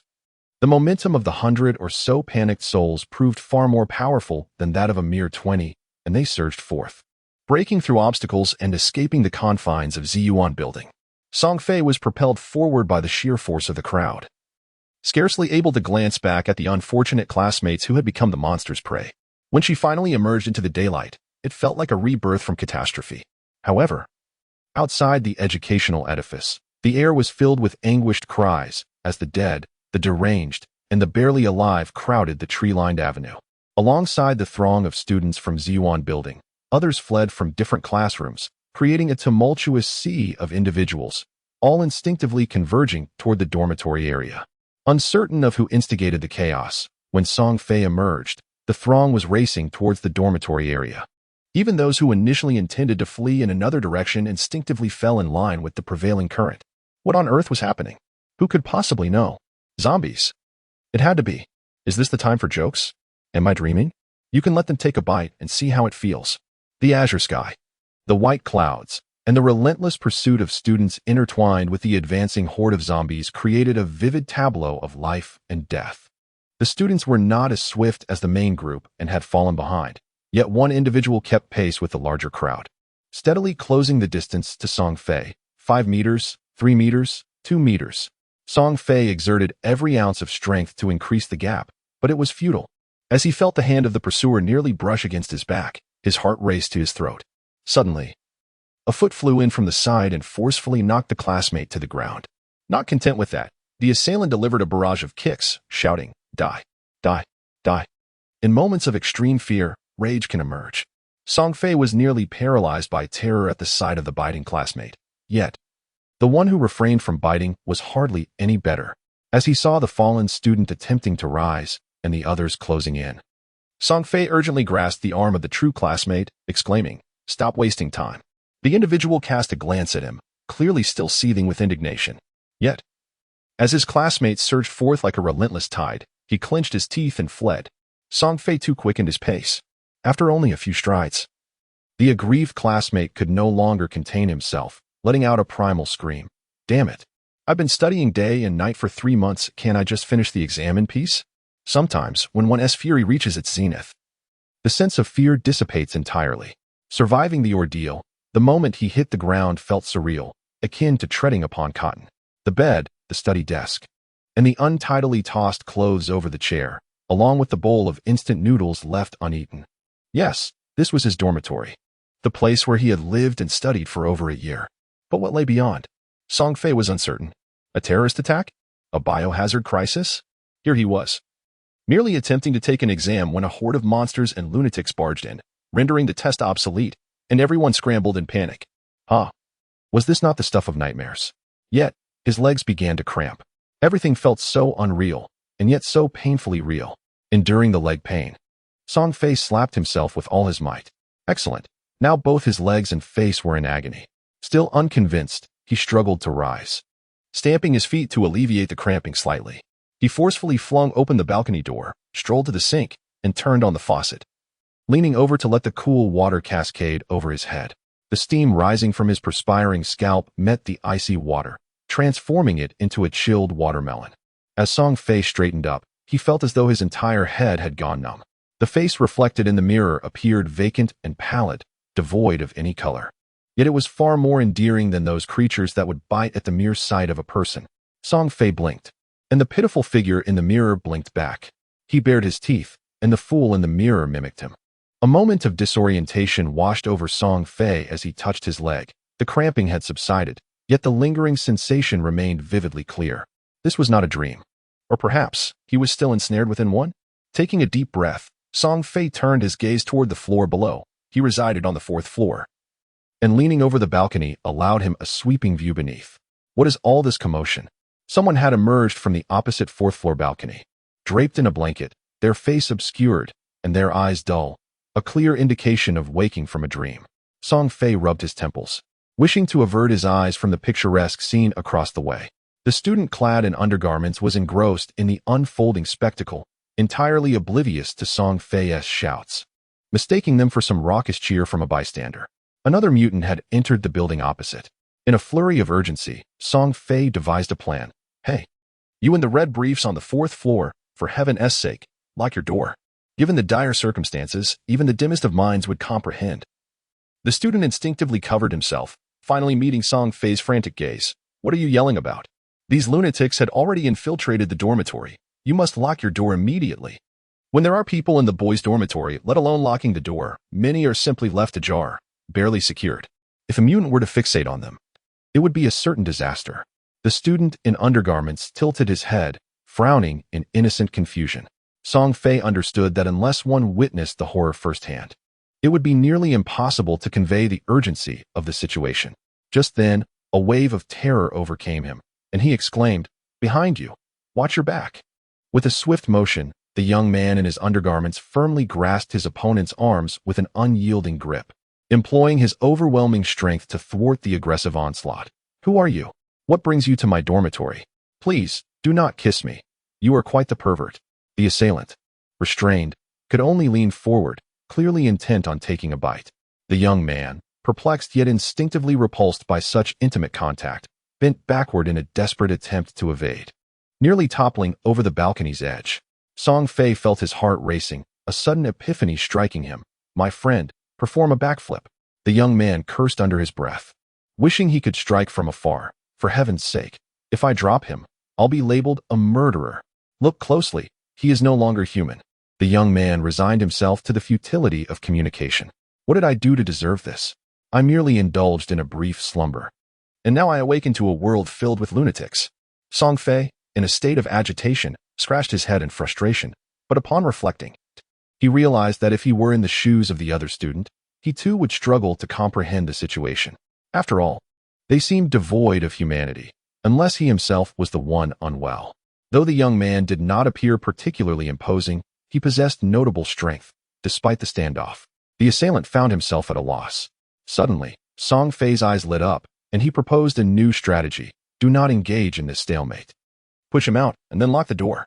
At last, the airborne suggestion bore the promise of feasibility. In truth, this suggestion bore no technical merit. Yet the student in underwear found himself bewildered by the sudden turn of events, with only the unwavering principle of legality remaining in his memory.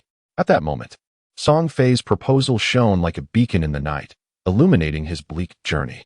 Without a moment's hesitation, the student in underwear lunged forward and delivered a powerful blow to his opponent's head.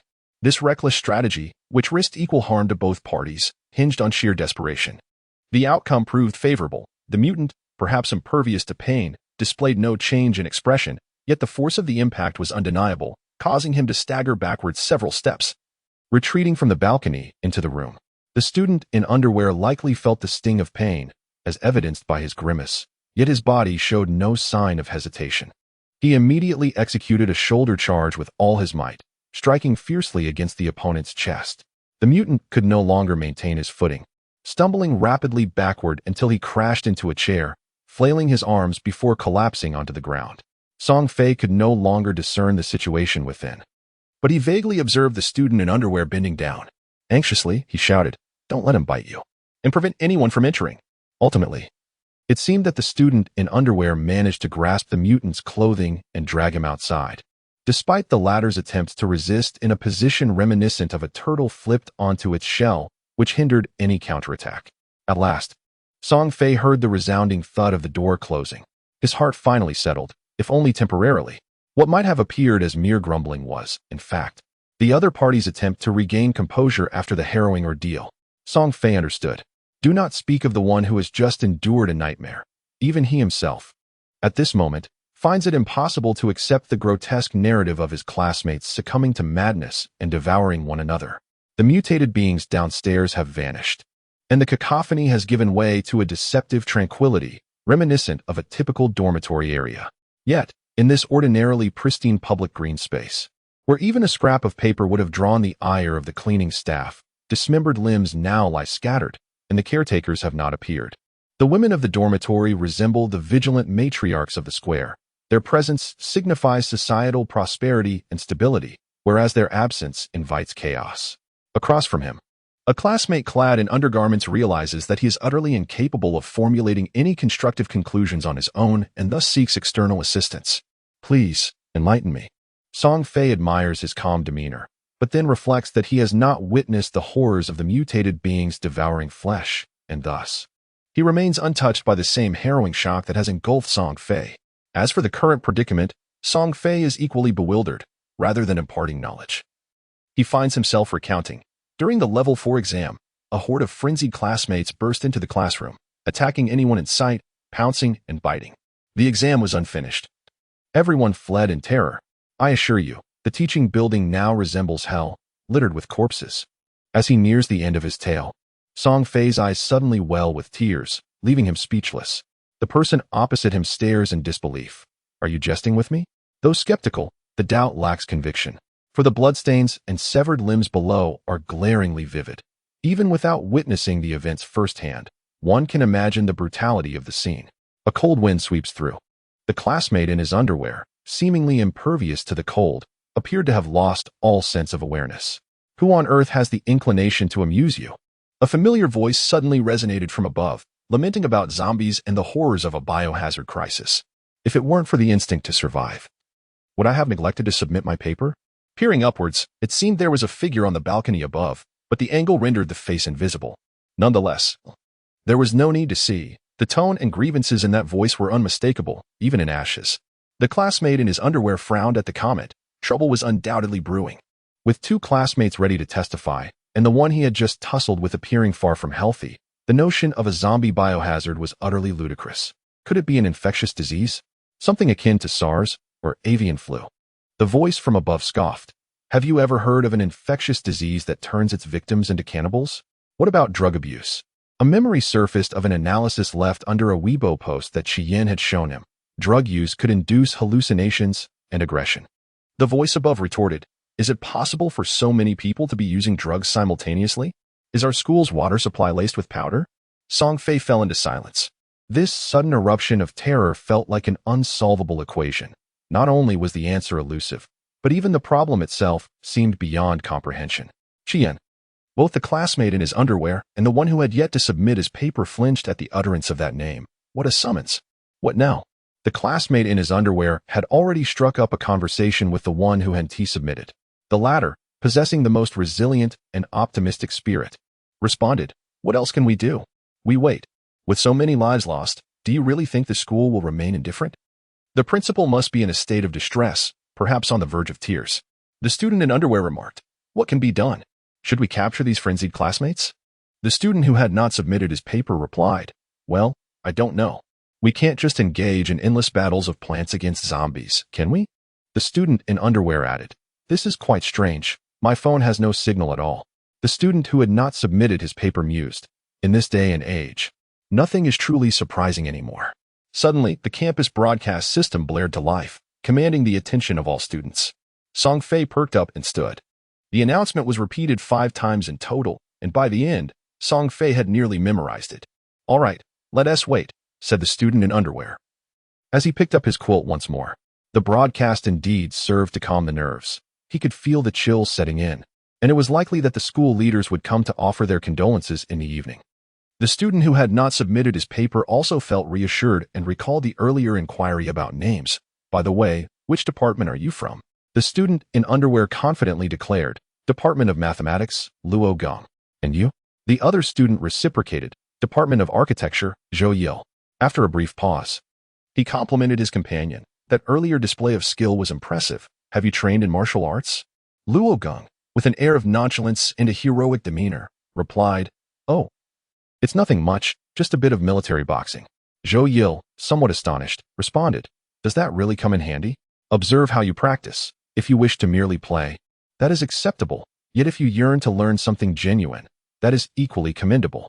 Luo Gong paused momentarily, casting a despondent gaze in my direction. But if you have been playing for 3 consecutive years without acquiring any real skills, you will inevitably grow bored to madness. Song Fei had initially intended to remain uninvolved, yet could not resist interjecting. Haven't you only been playing since your freshman and sophomore years? Did you repeat a year? Luo Geng shot him a glance, replying, It is precisely because my skills are so exceptional that the department refuses to let me go. Zhou Yo remarked, It seems having a special skill truly is essential. It can save one's life in critical moments. Song Fei sighed, but it also depends on the nature of that skill. Zhou Yo countered, Every skill must have its suitable environment. Song Fei retorted, Yet the Tai Chi fan does not. Yesterday's echo, I cannot believe it. It is truly past 2 in the morning. Regardless, it seems we are in an apocalypse. I shall indulge in my beauty for a while. Ha ha ha. I am grateful to the absent space, to Meteor Mama, Yuangungunst, Rinko. I love Lei Jun fan. Can you guess if I can guess? Justice. The helpless landmine of the Rubik's Cube. Mwah. As Song Fei returned to the dormitory, it was barely 11 in the morning. Yet the campus broadcast had not emitted a sound until 6 in the evening. The entire dormitory area was eerily silent, as if devoid of all life, or perhaps harboring a more terrifying entity lurking within the stillness, waiting for nightfall to strike. As Song Fei lay upon his bed, his heart sank to the depths of despair. Overthinking had exhausted him, yet he consoled himself with the thought that perhaps upon awakening, everything would be restored to normal. Yet he found himself unable to sleep. The more he pondered, the more chaotic his thoughts became, resulting in an intensifying headache and an unsettling clarity of mind. Suddenly, a loud thud against the door jolted him, causing his entire body to tense in alarm. Holding his breath, he strained to listen, but silence enveloped him once more. After an excruciatingly long and suffocating quietude, Song Fei summoned his courage and, trembling, inquired, Who is it? The pounding at the door grew more ferocious. In a panic, Song Fei yanked the covers over his head, curling himself into a tight ball. It felt reminiscent of his childhood nights spent alone, when he feared that hands might reach out from beneath the bed to grasp his feet. In those moments, he felt compelled to cocoon himself, ensuring that not even a sliver of air could penetrate, even at the cost of his own breath. Gradually, the cacophony diminished. Time slipped by unnoticed until once more silence descended. This silence was stifling and oppressive, yet within that very suffocation, Song Fei breathed a sigh of relief. Cautiously, he peeked out from beneath the covers. He felt fortunate that the lights had not yet been extinguished. At least, in this moment, the darkness would not further exacerbate his terror. However, gazing at the pallid ceiling, he was gripped by a fresh wave of apprehension. Could it be that the aberrations roaming the corridor were drawn to light like moths, thereby ramming against his door? But if he turned off the lights, he might not be devoured, yet he would surely perish from fright. To hell with it, he thought. Regardless, once night fell, he would turn on the lights. If calamity were to strike, let it come early. He resigned himself to fate, believing that being devoured was preferable to succumbing to fear. Unable to remain still any longer, Song Fei threw off the covers and stealthily descended from his bed. He had securely locked the balcony door, and now, through the glass, he could see the warm glow of lights illuminating the building across from him. 1, 2, 3, 4, 5. At this moment, Song Fei had never counted the illuminated windows of a building with such earnestness. In the end, he even pressed himself against the balcony door to gain a broader view. 1/3, plus 2 additional lit windows, amounted precisely to 1/3 of the total number of windows. This was merely the side he could see. The condition of the other side remained a mystery. However, the sight of this 1/3 illuminated space was sufficient to grant Song Fei a modicum of reassurance. At the very least, there were others, like himself, languishing in anxious anticipation, and this thought rendered the situation somewhat less daunting. His stomach emitted a low grumble, reminding him that he had not consumed a morsel since morning. So much had transpired throughout the day, filled with dread and the instinct to flee, that he had neglected his own sustenance. With practiced ease, he rummaged through the cupboard for instant noodles. He carelessly tore open the packet, the sound of the crinkling plastic particularly jarring in the stillness of the moment. Startled, Song Fei froze, only moving again once he was certain no sounds emanated from outside.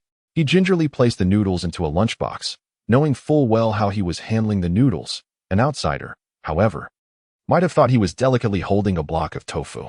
All 4 thermoses were filled with water boiled the previous day, now containing merely half-filled bottles. Song Fei opened Rinja's purportedly high-end kettle, which, after being left to stand for 48 hours, could maintain a temperature of 80 degrees.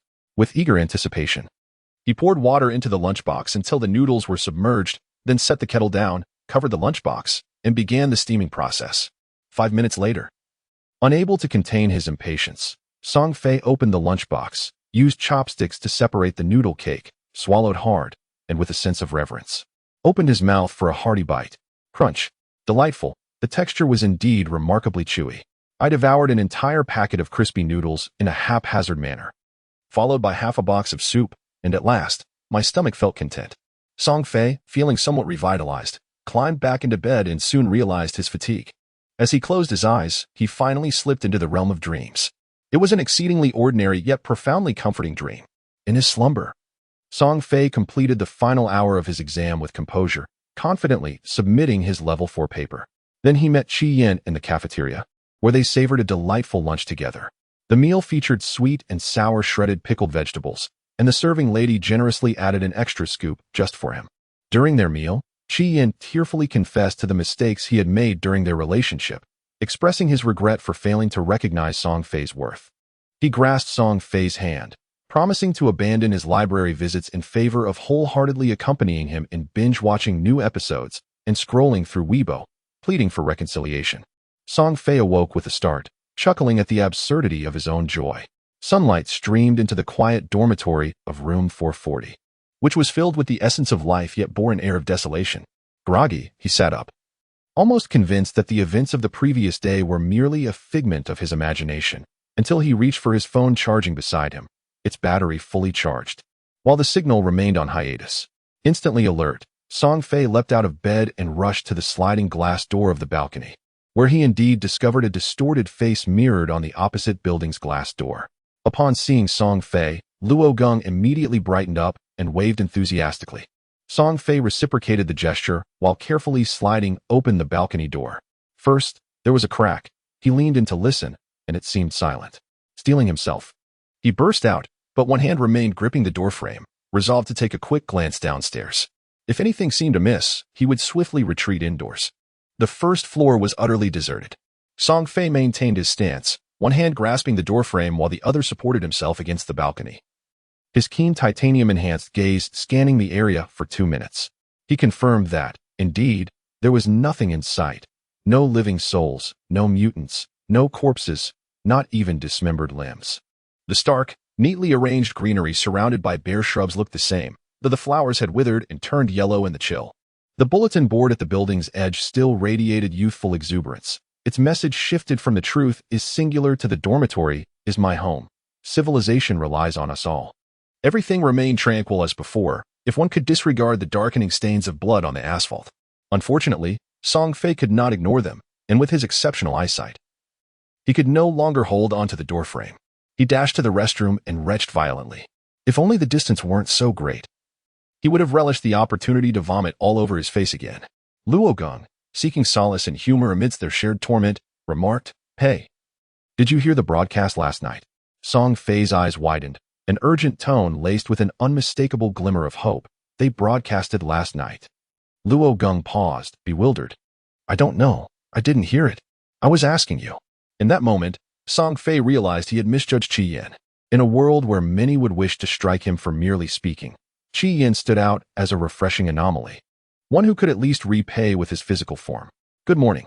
Suddenly, Luo Gong nodded slightly at Song Fei. "Good morning." Zhou Yil's voice was languid, as if he hadn't slept enough. "What's going on, Yan? Any new information? Can we arrange for a retake?" Song Fei's expression darkened. Luo Gong was also taken aback, and after a long pause, he finally managed to articulate, "Your focus is truly..." Song Fei interjected, "insane." Zhou Yil felt it was as if a well-fed person was oblivious to the plight of the hungry. "You finished your business and couldn't care less about others, right?" Just as Song Fei was about to express, I was also interrupted halfway. "You know," Luo Gong was quicker, "who told you I passed?" With a nonchalant toss of his head, Luo Gong declared, "I withdrew from the exam." Zhou Yil could no longer contain himself. "Do you even have any shame? Your father is of such an age, and you want him to be your proxy?" Luo Gong. Song Fei. A chilly wind swept between the two dormitory buildings. Luo Gong remarked, "Something significant must have occurred. The school couldn't manage the situation." Song Fei agreed, "Indeed. Otherwise, there wouldn't just be one announcement, followed by silence. Zhou Yil scratched his head in confusion, realizing the topic had changed without him noticing. Had they finished discussing the previous matter? After a brief exchange between Song Fei and Luo Gong, others from different dormitories heard the commotion and came to their balconies. Half an hour later, all the remaining students from the 2 dormitory buildings emerged to converse. Have they left? Are you blind? Can't you see they're all wandering in the corridor? What on earth is going on? The school remains oblivious to your inquiries. A sudden shriek abruptly solidified the atmosphere, which had only just begun to ease. Under the watchful gaze of numerous pairs of eyes, that individual was forcefully dragged into the building. No one could ascertain how the door to their room had swung open, whether it had been left unlocked, was broken, or had been violently breached. The only clarity amid the chaos was the sound of wailing, struggling, and the profound silence that followed the conclusion of it all. What on earth has transpired? Luo Gong's eyes blazed with urgency. The incident unfolded on the 2nd floor, just below him, and even with his precarious position hanging from the balcony, he could not glean any details. Yet, the faces across the way, transformed with fear to an extreme degree, left him in anxious torment, desperate to understand what had occurred. No one acknowledged Luo Gong, not even Song Fei. This should have been a visage that elicited warmth, however. The fact that he bore only half a face stripped it of any comfort. It resembled the anatomical models commonly seen in hospitals, one half-human visage, the other devoid of skin, revealing muscle fibers. The sole distinction lay in the model's intact muscle fibers, whereas the sight before them consisted of fragmented flesh clinging to one side of the face, resembling a mass of putrid clay, with glaring white bones faintly discernible beneath.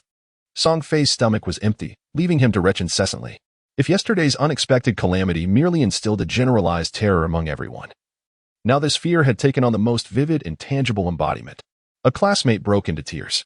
Typically, it may be seen as undignified for a young man to weep. Yet in this moment, Song Fei found himself envious of him. Weeping served as an outlet. To cry was to alleviate fear, at least preferable to his own trembling restraint. Either this school has succumbed to madness, either they have gone mad, or something truly dire is unfolding. Suddenly, the air is filled with the sound of many feet racing, reminiscent of the chaos that ensued yesterday when Song Fei first heard it in the classroom. His eyes widened, momentarily forgetting his trepidation, as if sensing an imminent calamity. He fixated on the scene below. Indeed, it was as if the harrowing escape from yesterday was being reenacted. Initially, 1 or 2 figures dashed ahead, soon followed by a frantic throng of classmates, rushing like a stampede, their cries echoing in despair as they surged into the dormitory building. Song Fei's gaze remained locked on the dense mass of people below, yet the sheer number and swiftness rendered it impossible to discern any details. Frustration welled within him. Wishing he could leap down and sift through the crowd, he longed to call out a name, yet feared that if that person were indeed among them, his shout might hinder their escape. Qi Yan was right there, desperately running while scanning the surroundings for something, until her gaze nearly brushed against the balcony of room 440. Song Fei felt a pang of frustration. Well, it was understandable that in this frantic situation, the focus might waver, the mountain was not moving. So he would head toward it. Luo Gong was bewildered by the sudden, wild gestures of the classmate across from him, whose fervent eyes gleamed with the eagerness of a young maiden finally spotting her beloved amid a crowd of unworthy suitors, her movements fierce as if warning, dare to fumble, and you'll face my wrath. Gratitude to Xiaoye for the grenades. Appreciation for the landmines and grenades from Shandai Iya. Thanks to Yuan Air for the meowing rocket launcher. Thanks to the detested landmines and grenades rocket launcher. A kiss to all. Until Qi Yan dashed into the dormitory building, Song Fei's heart finally found some solace. Yet within the building lurked the mutated beings that had entered the day before. Whether Qi Yan could safely conceal himself within the dormitory remained uncertain. Thus the remaining anxiety was an inescapable burden. Those fleeing had all rushed into the dormitory, leaving only the horde of mutated beings trailing behind.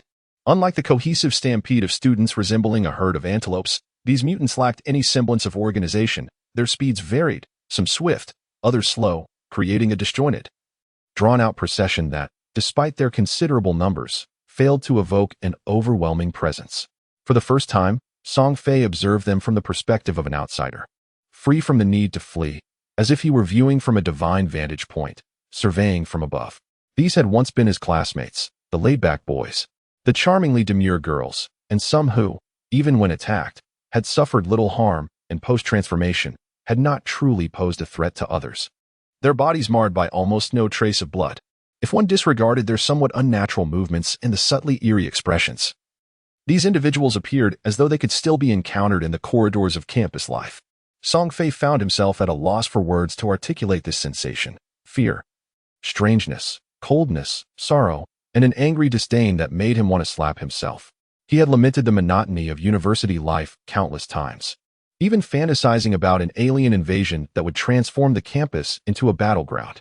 In such a scenario, he would undoubtedly tear apart all his books and, amidst a shower of paper fragments, boldly confront the extraterrestrial beings. However, aliens did not arrive. Instead, mutations emerged. The naivete of his peers rendered them utterly vulnerable in the face of unforeseen calamities. The once dismissed tedium had now morphed into a cherished dream that he desperately wished to reclaim but could not grasp. Suddenly, chaotic footsteps and desperate cries echoed through the corridor. "Can someone please open a door for me? I beg you." Song Fei nearly ground his teeth in frustration. Opening the door would likely lead to his demise. Yet remaining inside left him no different from the mutated beings outside. Taking a deep breath, he grasped the doorknob, poised to unlock it, but then hesitated as a sudden realization illuminated his eyes. He shouted with determination, "You run to 440, and I'll open the door for you." This declaration was not merely a timely intervention for his classmate outside. It was a lifeline. The exhausted student, who believed he could run no more, suddenly embodied the spirit of Usain Bolt. Song Fei heard the previously heavy footsteps quicken, and just as he felt a surge of joy, he realized that while the footsteps indeed quickened, the sounds appeared to grow fainter. "You're running the wrong way." Song Fei was on the brink of despair. If those mutations were akin to zombies, they would surely be disheartened upon peering into this fellow's skull. The campus, now a veritable sprinting ground, surged forth like a rocket.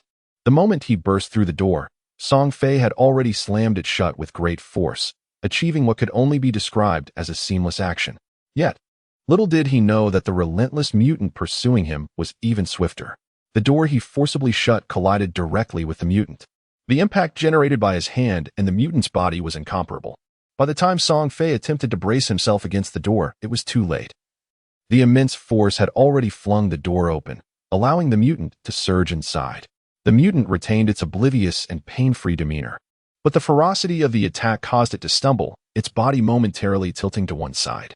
Campus Bolt, poised to drive the mutant back outside, was on the verge of insanity. "What the hell are you locking the door for?" The instant Song Fei felt a surge of admiration for his combat prowess. It was swiftly overshadowed by his lack of common sense. However, there was no time for explanations, as the mutant, having regained its footing, lunged once more at its prey. Campus Bolt resorted to his previous tactic, delivering another blow to the creature's head with the stool.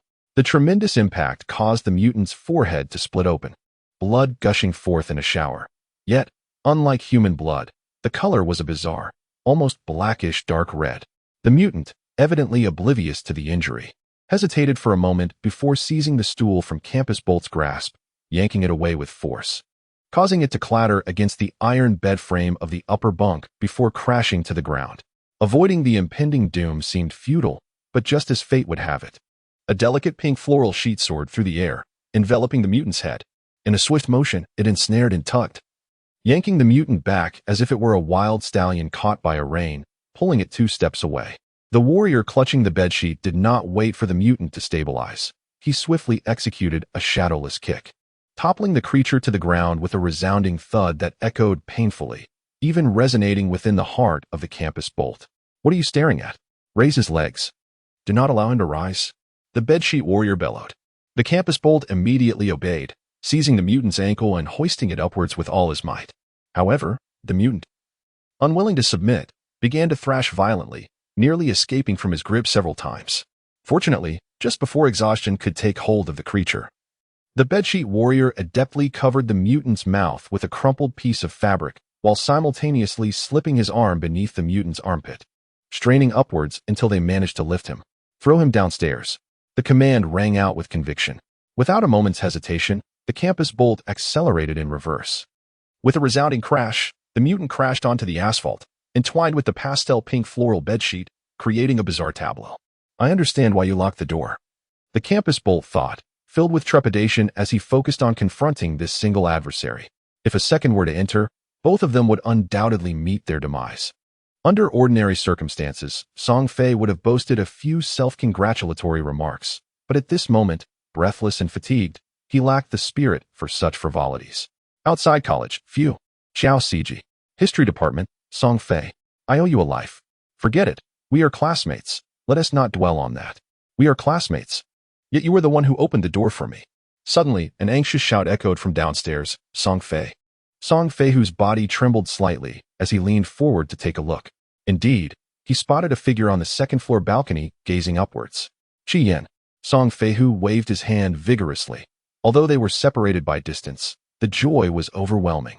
However, Qi Yan seemed still not to be at ease. Are you all right? Song Fei, who immediately thumped his chest. Nothing's wrong. Fighting is what I do best. Qi Yan, exasperated by the audacity of his friend to joke at such a moment, felt an urge to pull him closer and give his face a good rub. Did you not lock the door? How could they get in? This matter couldn't be explained in a moment, so Song Fei, who decided to focus on the essentials. In any case, it's locked now, so don't worry. Meanwhile, Luo Gong, who had been anxiously sweating for Song Fei, who on the second floor, could no longer contain his curiosity and turned to ask Qi Yan. From my vantage point across the way, everything seems clear, but how did you deduce that the monster fell from Song Fei Hu's dormitory when you were inside? I told you. It's not a monster, it's a zombie. Zhou Yil, from upstairs, interjected forcefully. Luo Gong ignored him and continued to look at Qi Yan, seeking clarification. Qi Yan found the question utterly lacking in complexity. I couldn't see from inside, but I could hear. When I ran out and looked down, it became evident. Luo Gong frowned. As a science student, albeit with mediocre grades, his instinctive thinking adhered to logic. That makes it even stranger. By the time you ran out, the creature had already fallen. On what basis did you conclude it was from Song Fei Hu's room? Qi Yan pressed his lips together, feeling a twinge of regret for engaging in this line of inquiry. Luo Gong's black line. Isn't it undeniably peculiar? Aren't you curious? Song Fei rolled his eyes, wondering what on earth there was to be curious about. Even a simple thought would reveal that vulgar bedsheet of his, which could not be matched by another in the entire building. The sound was not loud, yet devoid of any concealment or unnaturalness. Luo Gong cast a glance at the pink floral pattern, utterly convinced by this conclusion. Indeed, it was so. Qi Yan refrained from further commentary. This was not a matter of preference between sweet potatoes and potatoes. It was a fundamental divergence between carnivorous and herbivorous inclinations, an irreconcilable difference. Xiao Ziki. Unlike the naive Luo Gong, a man traversing both the second and third dimensions, immediately discerned the underlying intricacies. However, it would be rather inappropriate to inquire of his savior. Hey, why do you two share such an intimate bond as to remember each other's bedsheets? Xiao Ziki's mental theatrics were abruptly interrupted. The cafeteria. They had managed to secure every lock and barricade, and for an entire night, nothing amiss occurred. Yet, just moments ago, he was baffled as to how they had managed to force the door open. The dormitory was in closest proximity to the cafeteria. Everyone had fled, and he followed suit. However, upon entering the dormitory building, people scattered in all directions, and those who could enter locked their doors, left with no choice but to cry for help. He lamented his unfortunate predicament. The cafeteria. Qi Yan was there awaiting him for a meal. Instead of his own arrival, he was met with the presence of a mutant. And Song Fei could easily envision Qi Yan's profound frustration. If only circumstances had allowed for a face-to-face confrontation, that fellow would have undoubtedly ranted for ages. My goodness. Heavens. Are you out of your mind? The sounds of gasps echoed from the building opposite. Song Fei looked across in confusion, asking, what is going on? Luo Gong, with a bewildered expression, pointed downward. Look down there. Curious, Song Fei leaned out, his eyes nearly falling out of their sockets. There. Qi Yan was scaling one balcony to another like a Spider-Man, using all fours. When exhausted, he would leap into the nearest balcony with the sliding door securely shut to rest. Then, once recuperated, would continue his slow yet determined ascent towards room 440. The girls' dormitory had repeatedly lodged complaints regarding the unsafe design of the balcony railings, which made it easy for someone to climb at night. Song Fei had privately criticized the girls for being overly cautious. Now, however, he felt compelled to sincerely apologize to them. Bathed in the light of the dawn, a vigorous figure ascended the walls, perspiration glistening, regardless of the different floors or departments. Anyone positioned to witness this spectacle was left in awe. In contrast, the dormitory that hosted the Spider-Man was somewhat pitiful. The already startled residents mistook him for a mutant entering an evolutionary phase, nearly attempting to prod him away with brooms. Finally, after overcoming countless obstacles, Qian successfully vaulted onto the balcony of room 440. Though Song Fei remained silent, his heart was already knotted with anxiety. It was only when Qian's feet touched the ground that Song Fei, in exasperation, exclaimed, "Are you insane? What was the point of climbing up here?" Qian gently caressed his face, whispering in a voice only they could hear, "In 99 out of 100 cases, your vivacity can be rather bothersome. But today is an exception." Since the unexpected event of yesterday, Song Fei had, for the first time, felt the sting of tears in his eyes. He embraced Qian tightly, wishing he could envelop the other completely within his being. Qian softly stroked his back. At that moment, he astonishingly forgot all reservations. Disregarding the many pairs of eyes watching from the opposite building, he simply wanted to convey to Song Fei, "I cannot allow you to be alone." Such warmth and tenderness seemed almost uncharacteristic of Qian, and Song Fei truly wished this moment could stretch into eternity. "Rest assured, I am not alone." Qian rubbed his chin against Song Fei's head. "Yes, I am here with you." Song Fei grinned. "How wonderful, the three of us can still play a game of landlord." "Qian." From the shadows, a hand extended. "Hello, my name is Qiao Siki, but you can call me Johns. You can also just ignore me." Qian's field of vision finally expanded beyond Song Fei, and he slowly noticed another classmate on the balcony. Qiao Siki's hand lingered awkwardly in the air, feeling somewhat embarrassed, as he sensed that the gaze of the Spider-Man classmate was less than friendly. "Did you climb up too?" "Of course not. I came in through the door." Alas, what seemed unfriendly had now transformed into blatant animosity. Yet, alongside them, 7 or 8 other mutants were also confined in the cafeteria. You must have been utterly dumbfounded at that moment. In Song Fei's seemingly teasing tone, there lay a depth of concern and empathy. Qian's account was succinct and almost entirely objective, devoid of any subjective emotions. Yet, it is impossible for any individual to remain indifferent when confronted with such circumstances. The so-called tranquility merely conceals the fear, burying it deeper within the heart. One would expect Qian to stubbornly maintain his bravado, but to everyone's surprise, he awkwardly touched his nose and admitted, "Indeed, it was somewhat daunting." Song Fei widened his eyes in astonishment. "When did you become so honest?" Song Fei continued. "That makes sense. To boast in such a manner, even the heavens could not bear it. One might invite divine retribution. Why didn't you elaborate on what transpired afterward?" In the cafeteria, the beleaguered Qiao Siki and others, having endured the same tribulations, anxiously awaited the crux of the matter, almost wishing to interject and speak for Qian. "What happened afterward?" Song Fei inquired, a look of confusion on his face. "Wasn't it just a night of sleep followed by a hasty retreat to the dormitory?" Qian's expression darkened, clearly indicating that Qiao Siki was not referring to that. However, he found it challenging to fathom the emotions of those present in the cafeteria. Classmates, once side by side in battle, had suddenly transformed into aberrations. While it is easy to eliminate an aberrant, how does one reconcile the act of harming a comrade? Aberrants may lose their rationality in an instant, yet the remaining students cannot so swiftly alter their feelings. When Qiao Siki mentioned that a dozen classmates had perished, his voice dropped suddenly, betraying an undeniable discomfort. Yet, when he previously spoke of zombies or headshots, it felt strikingly natural. As if such occurrences were merely part of the expected narrative, not worthy of excessive alarm. Do not refer to them merely as zombies or headshots. Song Fei harbored a disdain for the casual attitude of drawing parallels with films, as if those mutated classmates were no longer considered human, unworthy of being regarded as such. Yet, merely 20 minutes prior, he had personally cast one down the stairs, simultaneously committing an act of violence, while grappling with the notion that he could not entirely dismiss the other as a human being. Song Fei found himself feeling rather pretentious. Nevertheless, since the incident yesterday, he had indeed been ensnared in this internal conflict, akin to the final mathematics problem in the college entrance examination, exhaustively racking his brain, yet arriving at no solution. Qiao Siki was momentarily taken aback by the comment, and after a considerable pause, he vaguely grasped Song Fei's point, hastily clarifying, "I didn't mean to jest. I genuinely believe this is a zombie virus. Moreover, I confirmed it in the cafeteria. Inflicting wounds on them is futile. One must sever their heads or destroy their brains to render them completely incapable of aggression." Song Fei felt as though he were listening to an enigmatic lecture. Turning to Qian for clarity, Qian shrugged, his expression clearly conveying that he too was just a bewildered ordinary person. "I haven't read much." Please wait a moment. Song Fei's thoughts became increasingly disordered. Do zombies possess brains? Aren't they depicted in films as feasting on human brains, consuming what they lack? Initially, Song Fei had lounged sideways in his chair, but by the end, he sat upright, feeling as though he were not merely listening to a classmate's fanciful tales, but rather approaching the realms of scientific inquiry. Qi Yin had initially regarded Xiao Ziqi's musings as flights of fancy, although the chaos that had unfolded remained inexplicably perplexing. It did not justify such whimsical conjectures.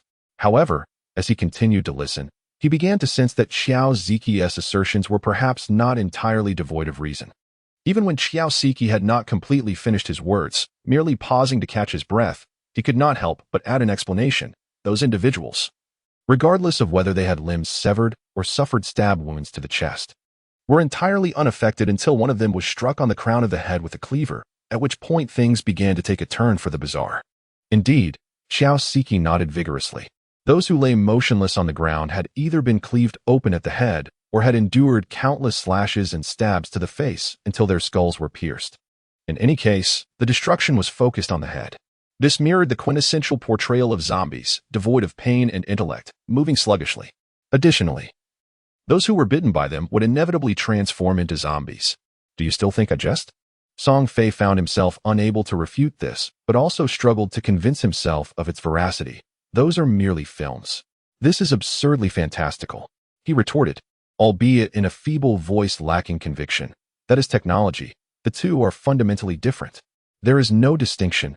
Qi Yin interrupted him, evidently aligning himself with John's. Technology can advance, and so can viruses. Furthermore, all art is derived from life, Xiao Ziqi added. How can you assert that those zombie films are entirely baseless, lacking any grounding in reality? Song Fei sensed his unwavering socialist resolve beginning to crumble. For a moment, the atmosphere in room 440 descended into an unprecedented oppressive silence. Viral infections, zombie rampages, these belonged to a hard mode in games, but in reality, they represented an endless abyss of torment. A lingering doubt weighed heavily on Song Fei's mind. From yesterday to today, he had forced himself to refrain from contemplating it. Yet now, he could no longer bear the burden. So many lives have already been lost. Could it be that no whispers of our plight have reached the outside world? Why has no one come to our rescue? Some thoughts, when uttered, instill fear. Yet, to deceive oneself by remaining silent is an even greater torment. Xiao Ziqi shook his head gravely.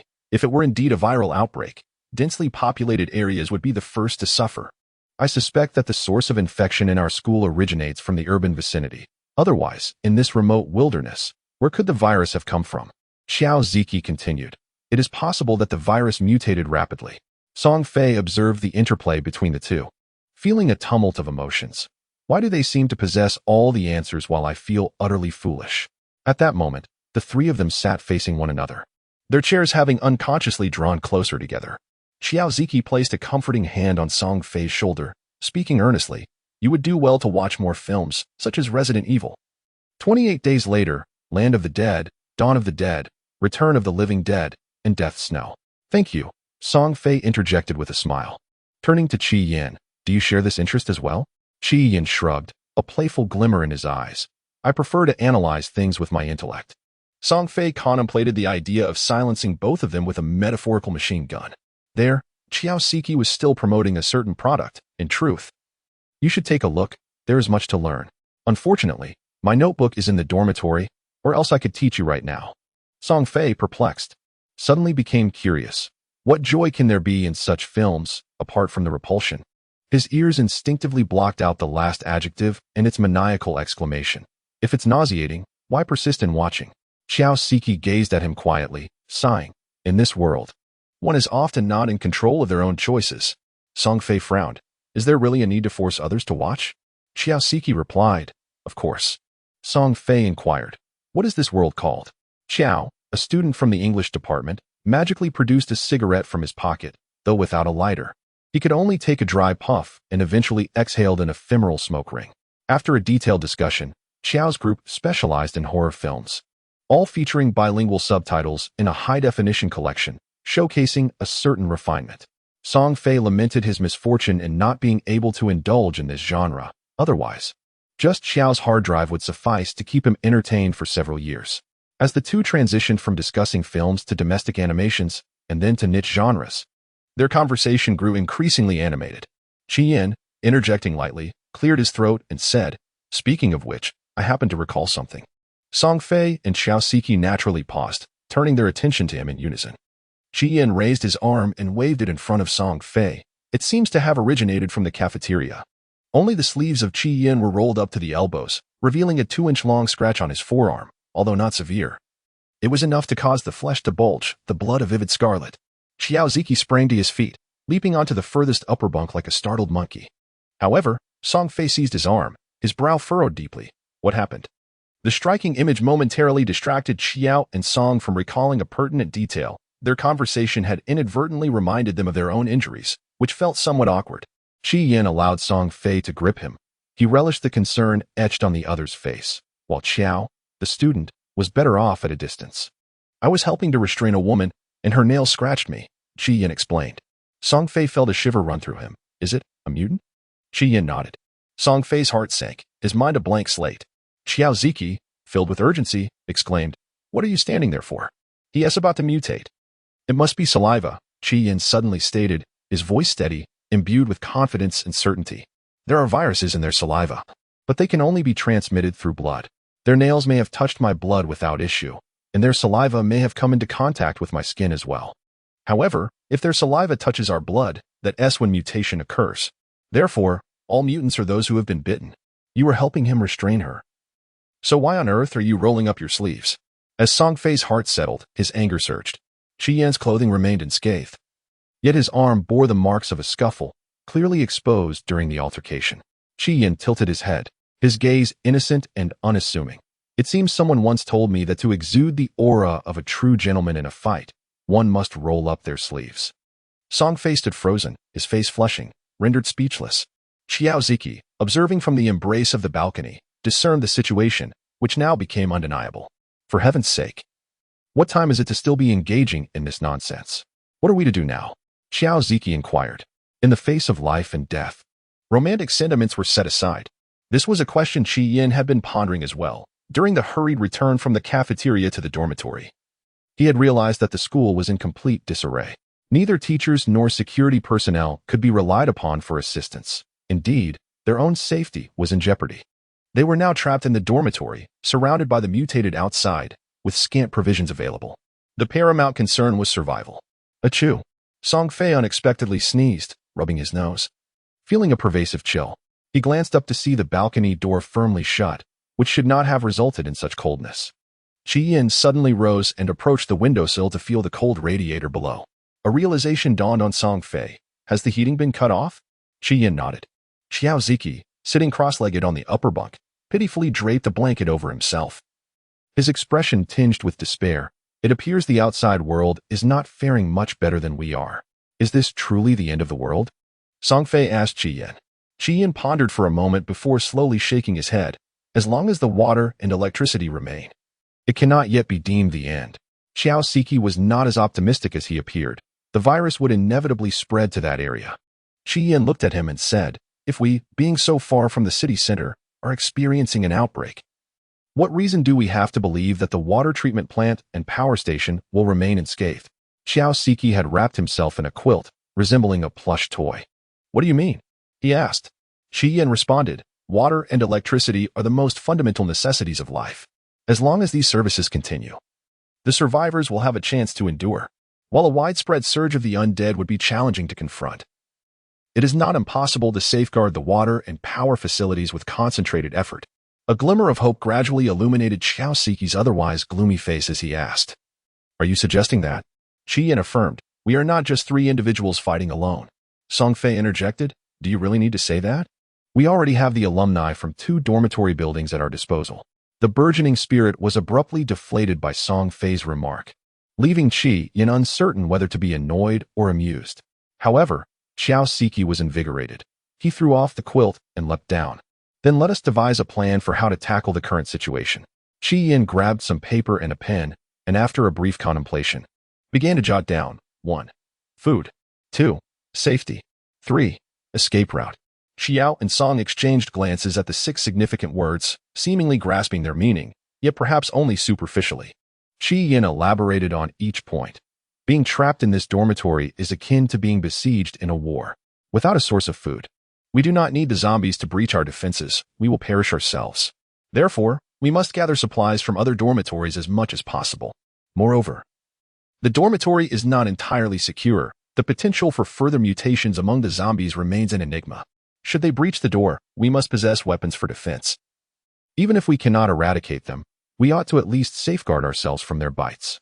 Ultimately, if the dormitory succumbs to chaos like the cafeteria, we must have a premeditated refuge to flee to at a moment's notice. Song Fei. Qi Yin relishes engaging in eloquent discussions to express his opinions, and during their time together, Song Fei has often felt the urge to silence him with a cloth. It was only today that he realized Qi Yin, in his articulate discourse, emanates a radiant brilliance. Xiao Ziki snatched the paper from Qi Yin's hand and scrutinized it several times, finally unable to contain his applause. Goodness! The clarity and logical coherence are impeccable. It's as if a mountain has collapsed upon one's face without a trace of color. What a talent! Qi Yin paid him no mind, fixating his gaze on Song Fei. Song Fei, still engulfed in disbelief at the notion that this truly could be his ex-boyfriend, finally met Qi Yin's gaze after a long moment and enthusiastically gave a thumbs up, genuinely exclaiming, "Impressive." A flicker of a smile danced at the corners of Qi Yin's mouth, as if it wished to rise, yet he restrained it, allowing only the glimmer of joy in his eyes to tumble freely like waves in a tempest. Xiao Ziki, in frustration, hurled the paper to the ground, seeking further release by stomping on it 100 times. It seemed that one was either destined to be devoured by zombies or suffer the torment of witnessing unabashed displays of affection. In this world, it is exceedingly difficult for a single soul to survive. Round table conference at noon. The sun shone brightly, yet not a trace of warmth could be felt. The biting northern wind howled under the sun, occasionally sneaking through the crack of the balcony door with a mischievous whisper, singing a joyful yet eerie tune. Inside, Song Fei busily rummaged through the wardrobe and tugged at the desk drawer under the watchful eyes of Xiao Ziki and Qi Yin, effectively turning the pantry of room 440 upside down. The sunlit scene revealed 4 packets of instant noodles, 3 sausages, 2 bags of pickled vegetables, a Swiss chocolate gift box from Rinja, a 5-pack of Southeast Asian shrimp chips, 2 more packets of instant noodles, a large bag of sunflower seeds, and 3 apples belonging to Wang Qingyuan. As a boys' dormitory, the inventory wasn't particularly meager, however, with only 6 packets of instant noodles as the staple food. How long could 3 individuals sustain themselves? Why don't we have the habit of stockpiling food? Xiao Ziki lamented his lack of culinary enthusiasm more than ever at this moment. Suddenly, as if struck by a revelation, he gazed longingly towards the girls' dormitory. A realm entirely segregated from their own, a paradise that existed solely in the dreams of male students. It was said that the female students were akin to little hamsters, fond of hoarding snacks, with some even daring to cook in secret within their dorms. Throughout history, countless lascivious male dormitory residents have become entranced by the distant, unattainable girls' dormitory. Yet, devoid of lustful desires, Xiao Ziki was perhaps the first to be driven solely by his appetite. As the moment to dine approached, Song Fei lamented the scarcity of provisions. He opened the chocolate gift box, tossed a heart-shaped piece into his mouth, and casually offered another heart-shaped treat to Xiao Ziki, urging him not to stare longingly. The sight of food only deepened the hunger, and with a cough, Qi Yin, standing nearby, broke the silence. Song Fei cast a sidelong glance at him, immediately grasping the unspoken understanding. With a roll of her eyes, she reluctantly turned and placed a piece of chocolate into his hand. Qi Yin gazed down at the square morsel nestled in his palm, convinced it could not possibly rival the sweetness of those heart-shaped confections. Song Fei was utterly perplexed by Qi Yin's desire for the chocolate yet refusal to consume it, merely staring at it with an inscrutable expression. However, Qi Yin had his moments of whimsy, and she had grown accustomed to them. His stomach emitted a faint protest. For someone who rarely indulged in breakfast, he was indeed approaching a state of hunger, though not to the point of desperation. Thus, faced with a limited selection of food, the choice became a profound deliberation. In my opinion, if one is not particularly hungry, a few snacks or fruits would suffice, but should hunger truly strike, instant noodles would serve best, ensuring maximum utility, as suggested by Xiao Ziki. Song Fei found this reasoning sound and, after careful consideration, selected Wang Qingyuan's apple. As Qi Yin observed Song Fei lift the apple, he had barely uttered a word before she had bitten into it with gusto, crunching with remarkable delight. What? In just 3 bites, she had devoured half of the apple, finally freeing up enough attention to acknowledge Qi Yin. Noting how enthusiastically she ate, Qi Yin felt perhaps he had overly concerned himself, and shook his head. It's nothing. Song Fei, bewildered, took another 3 bites, ultimately reducing the apple core to a neat remnant. Aren't you two going to eat? She inquired, savoring her treat while her 2 classmates remained immobile, which left her feeling somewhat guilty. Song Fei felt a bit awkward. They were in the cafeteria, a place that had been locked during mealtime yesterday, with the kitchen behind the counter still filled with food. Why let one's gaze linger on the girls' dormitory if one was not hungry? I possess a long-term perspective. The absence of hunger now does not imply that it will not arise in the future. The meager provisions we have can only sustain us for a few days. I assure you, the girls' dormitory ensures that one could endure for 3 months without issue. Song Fei was amused by this, and was about to retort when a sudden wave of nausea washed over him, an unwelcome sensation that returned with greater intensity than before. Xiaoziki watched as Song Fei gradually approached the instant noodles, ultimately reaching for a packet. He quickly intervened, exclaiming, "What are you doing? Did I not just tell you that these should only be consumed when one is exceptionally hungry?" Song Fei gazed earnestly into his eyes, asserting, "I am exceptionally hungry right now." Xiaoziki, in despair, replied, "Did you not just eat an apple?" To which Song Fei countered, "That must have been an apple-shaped digestive aid." Qi Yin face-palmed, knowing all too well that such a tart fruit could hardly suffice to satiate one's hunger. It would only serve to heighten it. Thus, lunch transpired amidst Song Fei's indulgence in instant noodles, while Qi Yin and Xiaoziki busied themselves searching for makeshift weapons throughout the room. Eventually, Xiaoziki unearthed Ringe's Swiss Army knife, while Qi Yin procured Wang Qingyuan's fruit knife. Both blades were compact and foldable, with comparable lethality. Despite Xiaoziki's knife boasting a whimsical array of functions including a screwdriver and small scissors. Once Song Fei finished his meal, he beheld his 2 companions, each clutching a diminutive knife.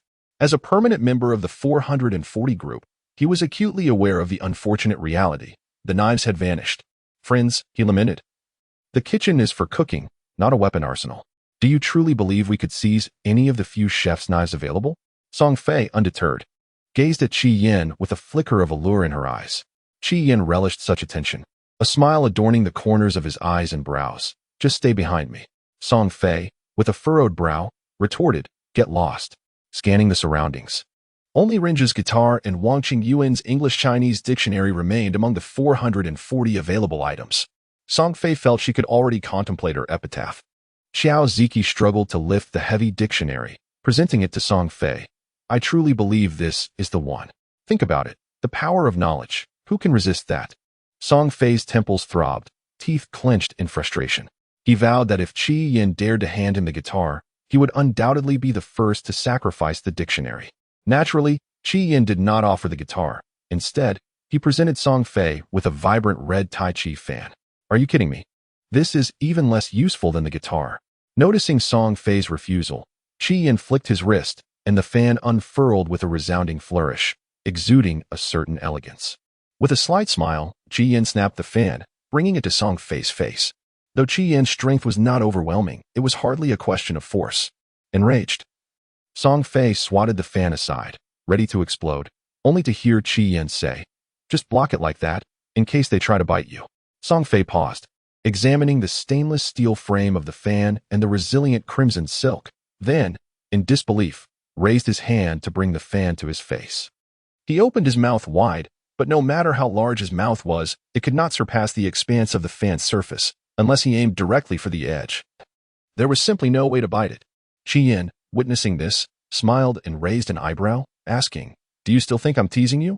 Song Fei remained silent, simply closing his fan with a crisp snap, playing with it in his hands as if it were not merely a fan, but a divine weapon. Qi Yin began, "Firstly, if they burst in, we certainly cannot reach the corridor. The only way to escape is to climb down from the balcony." Xiaoziki interjected, "Climbing up requires strength, which not everyone possesses, but descending, provided one is cautious not to miss a step, should pose little issue." Qi Yin continued, "Then we head straight to the supermarket. It is the nearest place to our dormitory that can be secured." Qi Yin added, "That was before. Have you not noticed? They not only attack humans, but also consume them, often sharing their prey among many. I sense their thirst for aggression is driven by hunger. So once the students in the supermarket fall victim, They will not linger there, but will seek other quarry. Xiao Ziki asked, could there not be some who, having just feasted, stay behind? Qi Yin replied, there may be, but their numbers will surely be fewer than those roaming outside. If we cannot manage even these, our demise is inevitable. Xiao Ziki agreed, then let us resolve to be numerous. As night deepened, the wind howled more fiercely. The dormitory, devoid of heating, was suffused with a bone-chilling cold. Song Fei tightly wrapped himself in his quilt, layering it with 2 garments, yet still felt his limbs stiffen. He dared not move, for the cold seemed to seep through every crevice. Any motion would only exacerbate his chill. Is everyone asleep? In the darkness, Xiao Ziki softly called out. After a long pause, Qi Yin, lying head-to-head with him, murmured, Im. Xiao Ziki, feeling somewhat embarrassed, finally abandoned his previous restraint and resumed in normal volume, albeit with a tone of hesitation. Do you think we can make it out alive? Qi Yin remained silent. Song Fei, unwilling to engage in rational contemplation of the matter, preferred to rely on instinct. Of course we can. Xiao Ziki chuckled. What gives you such confidence? You too. Song Fei replied without a second thought. If it were just me, I might not have lasted this long. Their essay saying, death is not frightening. What is truly terrifying is waiting for death. But now we are 3, united in our resolve, and we will certainly persevere. Xiao Ziki swallowed the rest of his sarcasm, using jest to mask his fear, and pretended to educate Song Fei on zombies with a semblance of expertise. In truth, he was terrified. He understood that Song Fei felt fear as well. In the face of such circumstances, a lack of fear would be truly unnatural. However, Song Fei's fear was genuine, and so too was his conviction. He did not need to deceive himself as Xiao Ziki did. He truly believed they could succeed. This conviction was not only enviable but also a source of strength for others. Yes, we will definitely make it through, Xiao Ziki murmured softly, addressing both his companions and himself. Qi Yin, who had listened quietly from beginning to end, gazed at the ceiling illuminated by moonlight, a faint smile playing at the corners of his lips. He was aware of his affection for Song Fei, yet he often wrestled with it, unable to pinpoint the origin of such feelings. That individual had a temper, struggled academically, and didn't he even fit his typical standards of attractiveness. Aside from being somewhat peculiar, Qi Yin could not fathom the reason behind his attraction to the other. Until just now, what initially captivated me was this. At first glance, it appeared to be an unfounded, inexplicable confidence. However, upon closer inspection, I realized it resembled a sunflower, perpetually turning toward the sun with a radiant smile, embodying resilience and optimism as it bravely forges ahead through both favorable and adverse circumstances. When Song Fei awakened naturally, the eastern sky was just beginning to blush with dawn. The dormitory had been restored with electricity, and Qi Yin was seated at a desk illuminated by a small lamp, engrossed in his studies. Xiao Ziki sat on a nearby stool, munching on instant noodles. Upon noticing Song Fei rise, he greeted him in a muffled voice, "Good morning." Lost in thought, Song Fei sat there, inexplicably pondering a question. Why, when the school is struggling to maintain itself, does it still remember to turn off the lights? While chewing on his noodles, Xiao Ziki paused, clearly caught off guard by this question that he had taken for granted. With his mouth agape, he wore an expression of bewilderment, as if asking himself, "Who am I? Where am I? What has happened?" After a moment, he stammered, "Right? Why is that? Could it be that amidst some mysterious dark corner, there remains a vigilant keeper of the lights?" Qi Yin shot him a glance and earnestly advised, "You should watch fewer movies." Song Fei raised an eyebrow in a provocative manner. You know? Qi Yin calmly set aside Wang Qingyuan's book on anthropological tourism and enlightened his 2 companions. The lights in our new campus are controlled automatically by a microcontroller system in the power distribution room. As long as the power supply remains uninterrupted, the lights will always operate in a predictable manner. Understand?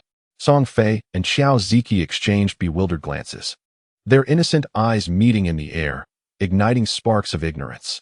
However, not understanding the principles is inconsequential. Xiao Ziki remarked, "After all, it is the end of the world." Song Fei added, "We must also turn off the lights." The dawn of Song Fei's day was steeped in profound sorrow. With a heart devoid of affection, she crawled out of bed, yearning for a cup of water to alleviate her inner anguish. She staggered through 4 thermoses, finding only one still rippling with warmth. That would have to suffice. She would have to ration it. Xiao Ziki, clearly sleep-deprived, bore dark circles beneath her eyes akin to national treasures. Yet, no matter how much they conserved, they ultimately had to settle for cold water. Song Fei shot a glare at Qi Yin, exclaiming, We could have heated our own water. But just the other day, that jerk confiscated our kettle. Xiao Siki, oblivious to the underlying grudges, suddenly recalled another matter. We do have a kettle in our dorm. Song Fei, exasperated, replied, we are barely scraping by. Why bother boiling water?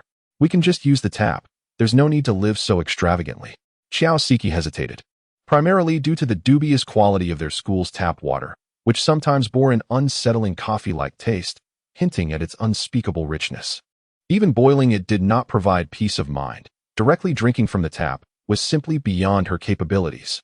Perhaps sensing John's desperate gaze, Qian finally lifted her head from her book.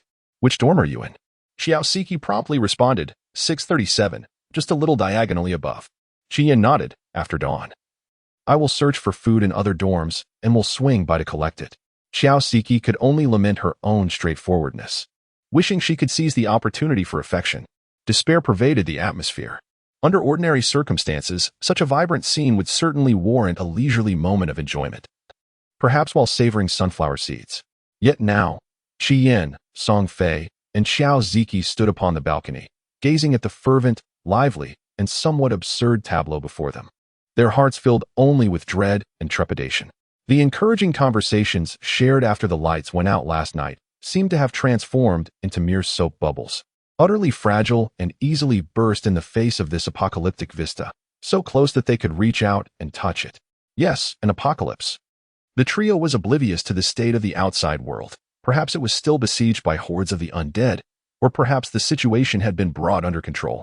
Regardless, they were too weary and disheartened to concern themselves with such matters.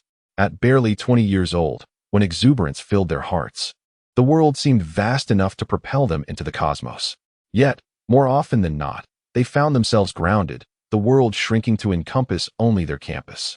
What lay before them was all there was. The same classmates who would typically engage in light-hearted banter about the beauty of their peers in the art department were now driven to violence, as one student mercilessly kicked another, sending him plummeting to the ground in a desperate bid for sustenance. The crimson blood that flowed languidly stained the asphalt, obscuring its original hue. The three could scarcely conceive of a more brutal or hopeless apocalypse than this. Or perhaps, never mind.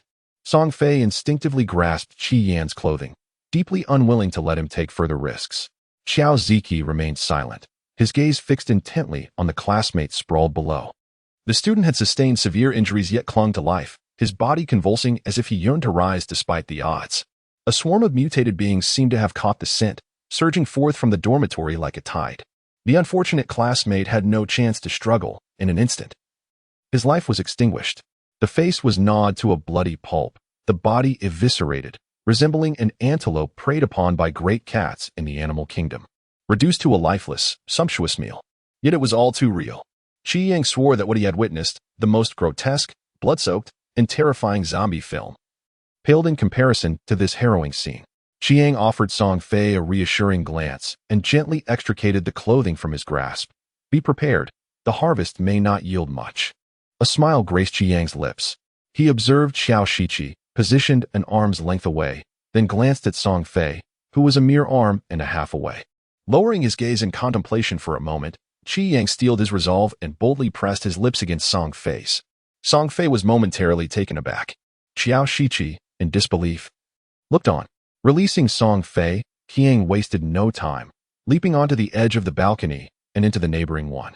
The door to the adjacent balcony was ajar, the dormitory door wide open, revealing a scene of chaos within, with faint traces of blood on the floor.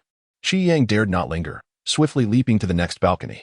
Just as he landed, two mutated beings charged into the very balcony he had just vacated.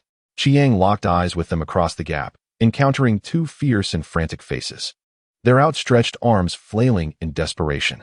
With remarkable agility, Qi Yang leaped across two more balconies, finally arriving at 437 before beginning his ascent. Inside 440, two individuals remained in a stupor. The last time Qi Yang had shown such fervor was during their first intimate encounter. Since then, the warmth had waned, and their interactions had devolved into sharp retorts. How does it feel? The first to react was Xiao Siki, who swallowed hard and earnestly sought advice from Song Fei. However, he was taken aback to discover that there were indeed people in room 637. According to Xiao Siki, the fleeing crowd had scattered, leaving him no opportunity to ascend to the 6th floor. Yet, after settling in Song Fei's dormitory, he had called out numerous times towards the upper dormitories, but received no response. Given the lamentable soundproofing in the male dormitory, the likelihood of anyone being present was virtually non-existent. Yet, there were precisely 3 individuals in room 637, one tall and robust, another short and stout, and the last neither tall nor short, resembling a lanky pole. Initially, Qi Yin mistook them for mutants and was nearly compelled to flee in terror. However, he soon realized they were human. He then presumed they were Qiao Siki's roommates until he witnessed them rummaging through the belongings with utter disregard. They were neither mutants nor Qiao Siki's roommates, but rather, like him, there to pillage the dormitory. Qi Yin hesitated to enter the room recklessly, opting instead to stand on the balcony and quietly await the unfolding events at a safe distance. The 3 individuals engrossed themselves in their search, oblivious to his presence until, in a fit of frustration upon discovering the utter lack of edible provisions, the tall and robust one kicked over a stool. Only then did he look up and notice Qi Yin. "Who are you?" Standing there like a ghost without a sound, Qi Yin offered a friendly smile, his voice lacking any force. "I came to look for something to eat. No need to search. There's not a scrap to be found." The man scoffed as he approached the balcony, scrutinizing Qi Yin from head to toe with an intensity akin to a searchlight. Currently, 3 against 1 presents no advantage in a direct confrontation. Qi Yin hastily sought to clear his name, vigorously patting down his clothing and the pockets of his trousers, revealing to any discerning observer that he possessed nothing. The utter lack of findings left him disheartened, prompting him to swiftly traverse to the adjacent balcony. The 2 individuals trailing closely behind him seemed to sense a perilous situation, for the trio soon leapt into room 639. Qi Yin watched, wide-eyed, as they brazenly shattered the glass of the balcony door to 639 and strode inside with an air of impunity. A slight frown creased his brow as he swiftly slipped into room 637. The interior was in utter disarray. Those privy to the situation knew it had been ransacked by classmates, while the uninformed might have believed it had been looted by thieves. Qi Yin made a beeline for Qiao Siki's wardrobe, discovering the woolen coat he had mentioned within the ample hidden pocket of the garment. He felt the presence of a quick heating appliance. High-powered devices are akin to recluses, with minor ones concealed in the wild, while the more significant remain hidden in plain sight. After securing the quick heater, Qi Yin also located a mobile phone charger on the desk, placing both items into the zippered pocket of his jacket. He then surveyed his surroundings, ultimately relinquishing any desire to conduct another search. Qiao Siki had indicated that there were some provisions in their dormitory, but it was likely that these had already been distributed to other classmates. Stealthily, he leaped onto the balcony of 638, daring not to linger, and swiftly vaulted into 639. As he rose, his peripheral vision unexpectedly caught sight of the wide-open dormitory door of 638, and he faintly discerned the fleeting silhouette of a mutated being at the entrance. The sliding door to 639 lay in ruins, most of the shattered glass strewn across the interior, with only a scattering on the balcony beneath Qi Yin's feet, producing a faint, creaking sound as he stepped upon it. Qi Yin initially intended to proceed without pause, aiming directly for room 640 to seize the opportunity to loot the dormitories ahead of the 3 individuals. However, when he turned to leap to the next location, his peripheral vision unexpectedly caught sight of room 639, which was astonishingly vacant. This unforeseen circumstance left Qi Yin momentarily taken aback. Upon reflection, he surmised that 639 likely contained little of value, prompting those individuals to hastily move on to 640. A sense of discontent washed over him. At this rate, he would arrive too late, only to discover that the entire 6th floor had already been ransacked by others. With only a few dormitories remaining after 640, he contemplated abandoning the 6th floor in favor of the 5th. As he pondered this, he leaned out from the balcony to gauge the intensity of the competition on the 5th floor. Yet, just as he extended his head, a loud crash echoed. Startled, Qi Yin nearly lost his balance. Straining to listen, he was met with a cacophony of frantic shouts and chaotic scuffles, expletives piercing the air in close proximity. It was unmistakably the voices of the 3 individuals at 640, evidently encountering some trouble ahead of him. Qi Yan's thin lips pressed into a straight line, appearing indifferent while a fierce internal conflict raged within him, to intervene or not. The wind carried the concerned voice of his classmate John, urging him. "Why are you just standing there? Move." Qi Yan rolled his eyes, too indifferent to respond. Yet suddenly a vivid memory surged in his mind, the moment he was nearly dragged into the room by Song Fei. feeling an overwhelming urge to cling to Song Fei and cry out for a father. For reasons unknown, the scale of his indecision began to tip.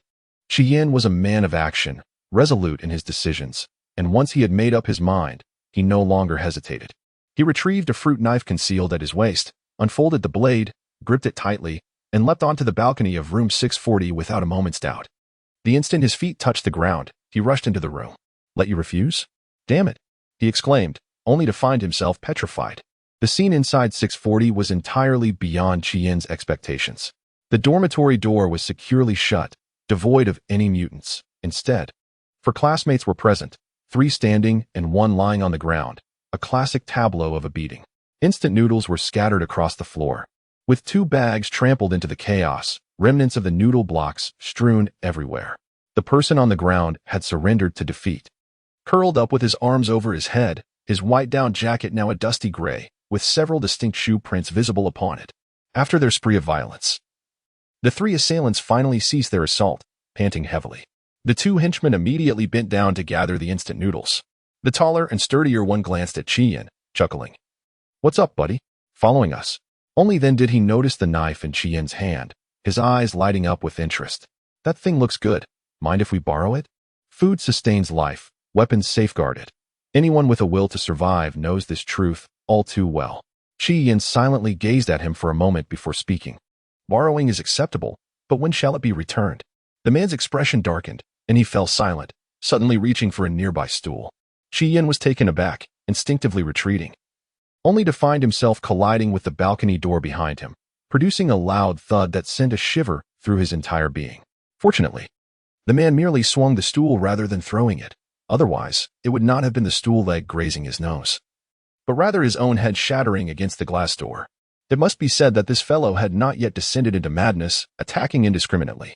However, to brandish a stool at a classmate over a mere disagreement was hardly far removed from insanity. "Enough of your nonsense. Give me the knife," the man shouted again. Qian remained expressionless, silent, and motionless. The 2 behind him, having just finished with their instant noodles, grew anxious. One handed his noodles to the other and rushed forward to seize the knife. Qian gritted his teeth and wildly swung his arms, creating an array of threatening gestures. "Anyone who approaches, I shall end you." Such is the nature of a brawl. Those who are foolish fear the reckless, while the reckless fear the desperate. The trio had initially intended to leverage their numbers to intimidate and overpower him, but having all received 9 years of compulsory education, they understood that the college entrance examination did not include martial combat. Faced with the glimmering blade, all were cowed, stalemated. The 3 ultimately abandoned their attempt to seize the knife and departed with their spoils. Qian had merely sought to intimidate. Had it come to inflicting harm, he might not have dared either. Thus, he seized the opportunity to retreat, granting them a clear path. They left him with nothing. More avaricious than even the most notorious of foes, the white down jacket on the ground rose, using its sleeve to dab at the blood from its nose, leaving a crimson stain on the grayish-white cuff. Seeing Qian still maintaining a knife-holding stance, the wearer of the white down jacket offered a wry smile and raised his hands in surrender. "Classmate, you arrived too late. There is truly nothing left." Qian was unsure of his current psychological state. He unexpectedly inquired, "What will you eat in the future?" The individual in the white down jacket slowly propped up the fallen stool, moving with the lethargy of a frail, ailing person, devoid of vitality. Qian cast a glance at the wardrobe beside him. The wardrobes in the boys' dormitory were all alike, with a few centimeters gap between the bottom of the cabinet and the tiled floor, and at that moment, a cold glimmer emerged from within that crevice. "You were beaten to such a state, and yet did not draw your knife. I was merely robbed of a small, worthless fruit knife. To kill for that would be utterly insane." The despondent expression on the white down jacket's face was replaced by surprise as he followed Qian's gaze towards the bottom of the wardrobe. In an instant, understanding dawned upon him, and a rare smile graced his features. "You're quite clever." With that, he bent down and retrieved an object hidden beneath the cabinet, a gleaming sushi knife. Qian glanced at the item in his own hand, feeling an awkwardness akin to that of Dong Shi encountering Shi Shi. Thankfully, the other 3 had not discovered them. The white down jacket sighed, carefully wrapping the knife in a tattered piece of clothing with almost a sense of reverence, lamenting, "If only I had listened to customer service and purchased the complete set. I would now be a master of 3 blades, had it not been for the vast disparity in their weapons." Qi Yin would have been tempted to kick him. If you had brandished that thing earlier, you wouldn't have needed to kill anyone. Just scaring them a little would have ensured they left you something to eat. No, no, no. The figure in the white down jacket shook his head like a bobblehead, wielding a knife with remarkable swiftness, cutting through steel as though it were mere clay. I wanted one that wouldn't frighten them. Yet their heads would be gone in an instant. Qi Yin felt a wave of frustration. He could swear on his final exam results that this individual had undoubtedly enhanced his combat prowess post-knife wielding, an utterly thoughtless embellishment. If they had attempted to seize the knife moments ago, the figure in the white down jacket abruptly inquired, "Would you truly stab me?" Qi Yin fell silent. The figure chuckled, infused with a hint of resignation and a touch of childish bravado. "We are both contemporary university students with our own principles." Qi Yin felt a sense of relief and amusement. In short, foolish. The figure pointed towards the dormitory door behind him. "Those outside are no longer human, soon enough. We inside will also be compelled to lose our humanity." At this juncture, he paused, taking a moment before raising his head, his gaze intense. "But I would prefer to be late." 12. Upholding hope. Before the third update, there is still a second update, and prior to that, a first update. Please do not skip chapters. This time it's genuinely over. I shall take my leave slowly.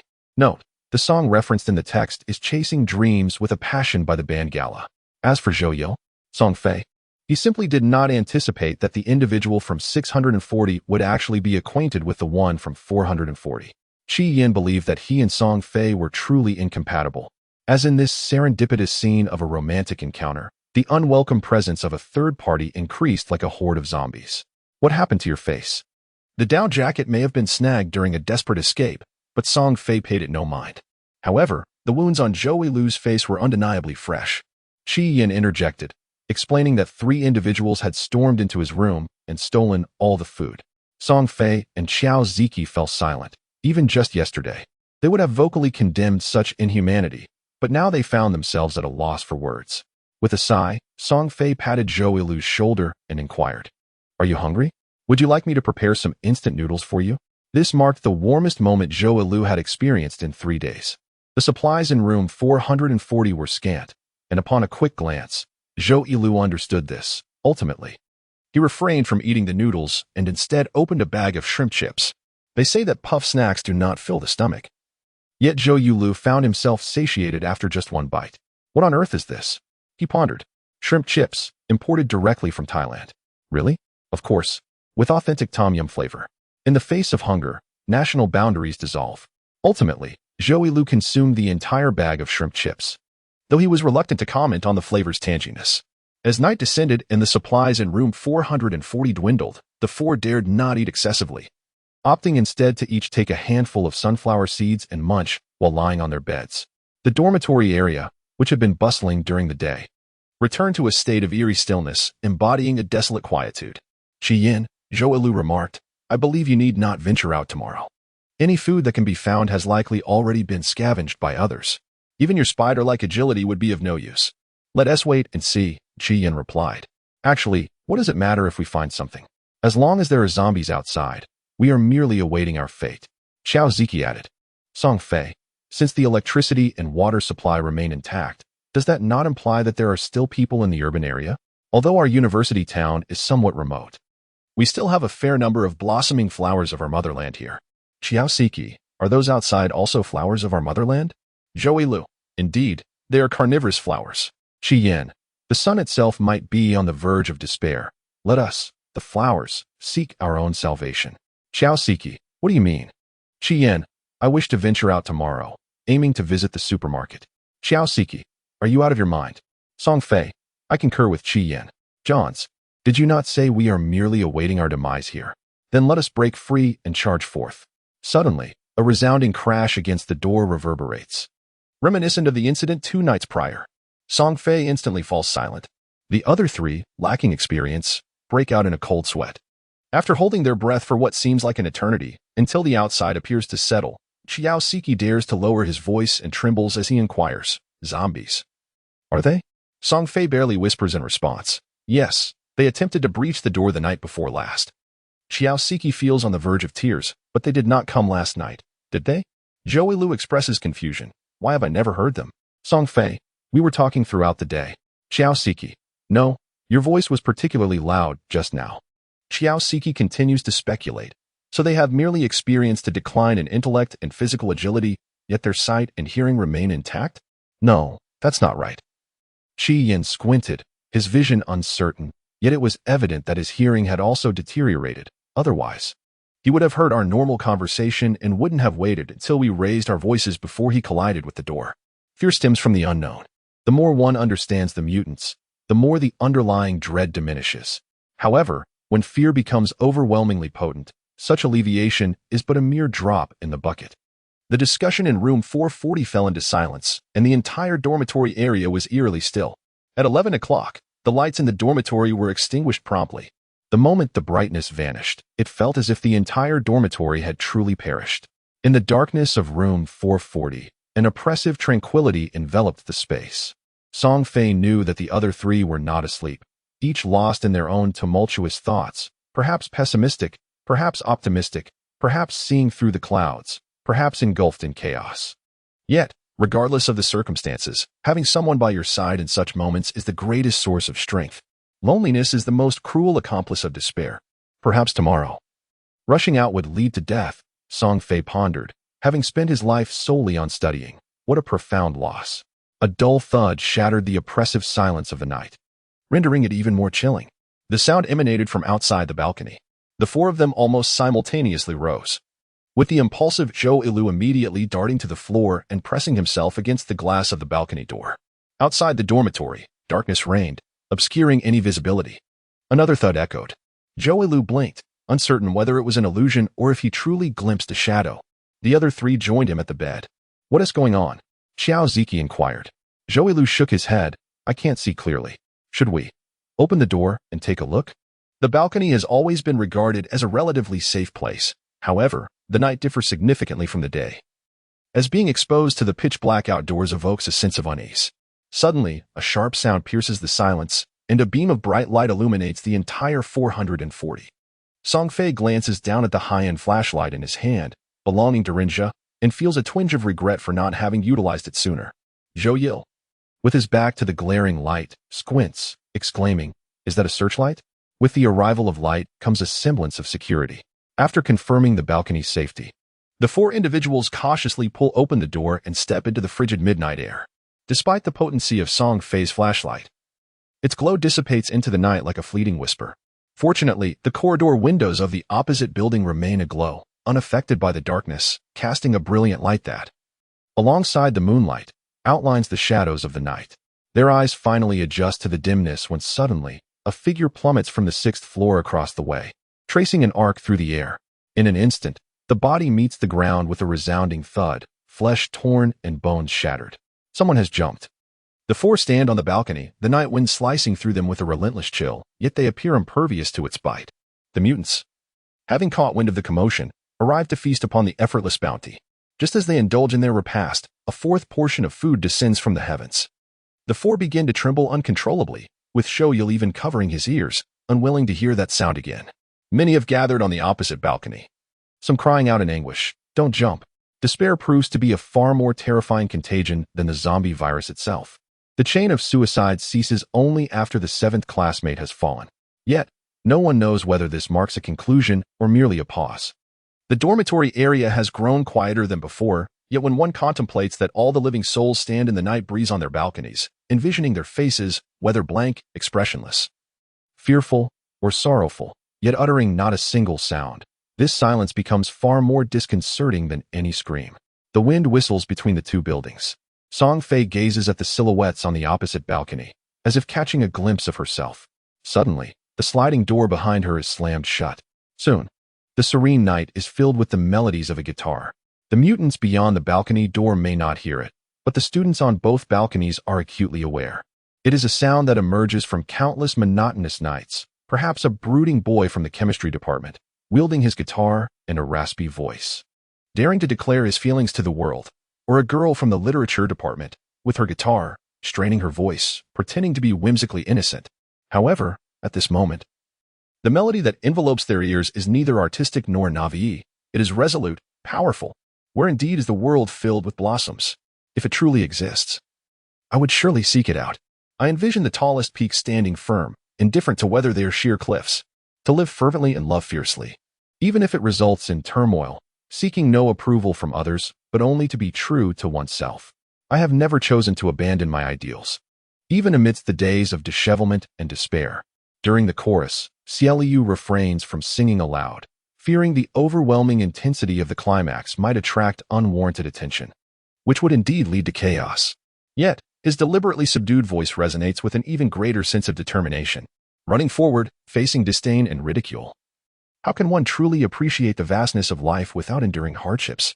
Fate does not compel us to plead for mercy, even if bloodstains our embrace. As the song concludes, Qi Yan's tense expression softens. Song Fei lifts his gaze to the starry sky, resplendent and beautiful. Zhou Yilu clutches his guitar tightly, playing this melody not only for others, but also for himself. His heart finds solace within the rhythm, as tomorrow still exists and hope endures. Yet, he remains unaware of how many souls the sentiment might reach. Whether from his own building or the one opposite, silence prevails. Suddenly, Song Fei leans closer to Zhou Yilu and whispers. Zhou Yilu, taken aback, responds, "Are you certain?" "Sing," Song Fei insists, with a mix of belief and skepticism. Zhou Yilu ultimately strums the strings once more, singing, "The verdant North Mountain and the shores of White Water Lake, my beautiful campus, self-improvement, hope, inclusivity, and openness is my." A tempest rises, shrouding the earth in darkness. "Stop. Who told you to sing the school anthem?" A fierce confrontation ensues. On the third night besieged by zombies, the survivors of the two male dormitories finally enjoy a restful sleep. Many who had been plagued by nightmares continue to do so. But the content of their dreams has shifted from the terror of being surrounded by the undead to the haunting echoes of singing the school anthem during last semester's anniversary celebrations. Yet, this latter fear rekindles a vivid sense of life within them, so striking and fervent that they are reluctant to relinquish it. Chapter 13. Ready and prepared with heartfelt gratitude to Inanna, X5, Meteor Mama, X4, by the water's edge of the boat, by the water's edge, Lotus, Azure Unsorrowed, Non-Existent Space, 2016 Snow Snow Snow, Jojo, Procrastinator, Yuangungunst, Pink Dumpling, Bunny, Rinko, Fatty Horse, Little Six Who Flees with Gun Gun, North of Shua, Gio, Coltsfoot, Farmer, A Lovely Jew Fan, Fanmayor, Kakajia, Naive Silent Burden, Meow, X2, Pomelo, Xiaoyu, Desert Lone Smoke, I Am a Good Young Man with Impeccable Pedigree, X3, Zishayuan T, X3, Gua, X3, Wen Xinyao, Thais, Daodu's Bean, Unparalleled Silence, 3, Cocoa Tree, Shayong, Black and White Cabbage, Joyce, X3, Fallen Lotus, X2, for the landmines.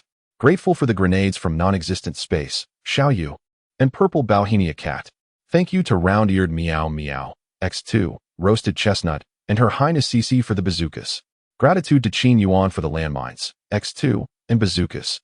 Thank you to the unpopular one for the landmines, grenades, and bazookas. At the crack of dawn, Song Fei awoke amidst the varied symphony of Zhou Ili and Xiao Siki's snores. Their methods of slumberous respiration were diametrically opposed. One was brief and forceful, the other lingering and drawn out. Intertwined, they resembled a herd boy's flute inspiring a water buffalo to rise, evoking an ancient charm. He reached for his phone beside the pillow to check the time, but as his arm extended from beneath the covers, the patiently lurking chill seized its opportunity. Darting in with a whoosh, Song Fei shivered beneath the quilt, the cold light of the phone screen illuminating the crimson tip of his nose. At 5 o'clock in the morning, Beijing time, the world outside remained shrouded in darkness, devoid of any hint of dawn. Song Fei suddenly felt a sense of gratitude for being rejected by his first-choice university during the college entrance examination years ago. That esteemed institution, located in the northeastern provinces, was reputed to allow students to carve ice sculptures on the playground every November. "Are you awake?" A soft voice drifted in from beside him, belonging to Qi Yan. Their beds were adjacent, heads aligned, the proximity palpable. Song Fei set aside his phone, the blinding white light vanished, and tranquility returned to the room. Bathed in the gentle glow of moonlight, the world seemed to settle into a serene stillness, soft and tranquil. Since the outbreak of the zombie tide, Song Fei could not recall experiencing such a moment.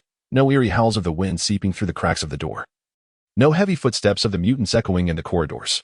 It felt as if the heavens had pressed the pause button, granting him and Qi Yan, the only two still capable of perception, a fleeting respite from the chaos.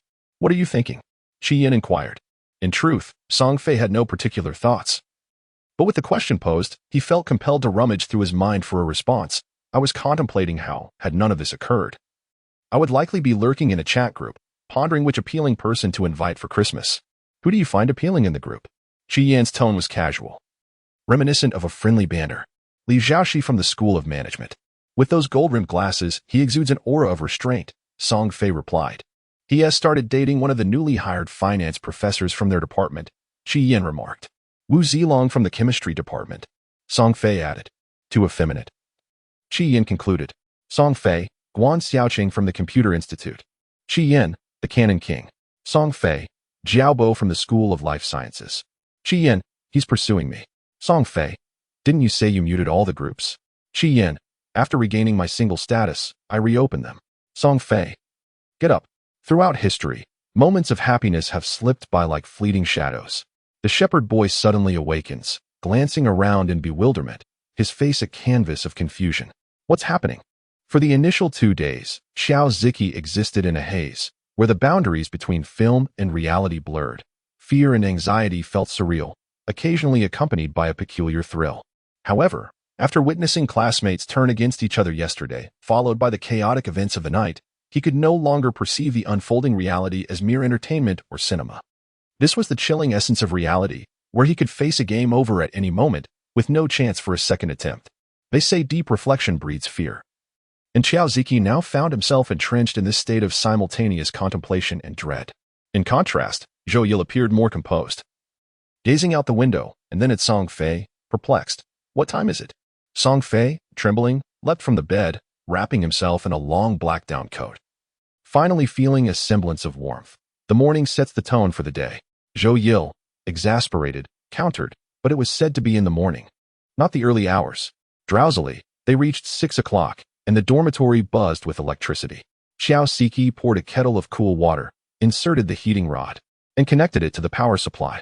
While awaiting the water to boil, he pondered, in this apocalyptic world, only we few can lead such meticulous lives. As the water reached its boiling point, he proceeded to brush his teeth and wash his face. Afterwards, the 4 early risers divided the remaining instant noodles, while the apples lay untouched, as no one dared to consume them, fearing that breakfast would become futile. After satisfying their hunger, the only remaining supplies consisted of half a box of chocolates and a bag of shrimp chips. Zhou Yil gazed at the oversized chocolate gift box and its disproportionately exquisite contents, which could be counted on one hand, feeling a profound sense of regret. Since we're indulging in chocolate anyway, wouldn't it be better to stock up on Snickers? What purpose do these extravagant treats serve? Who could it be? Zhou Yil mused, alternating his gaze between the chocolates and the musical instruments on the wall, inadvertently connecting the two. Was it the guitar player? His guess proved correct, much to Song Fei's surprise. However, upon reflection, he realized that whether it was learning the guitar or indulging in chocolates, both pursuits were ultimately aimed at courting women.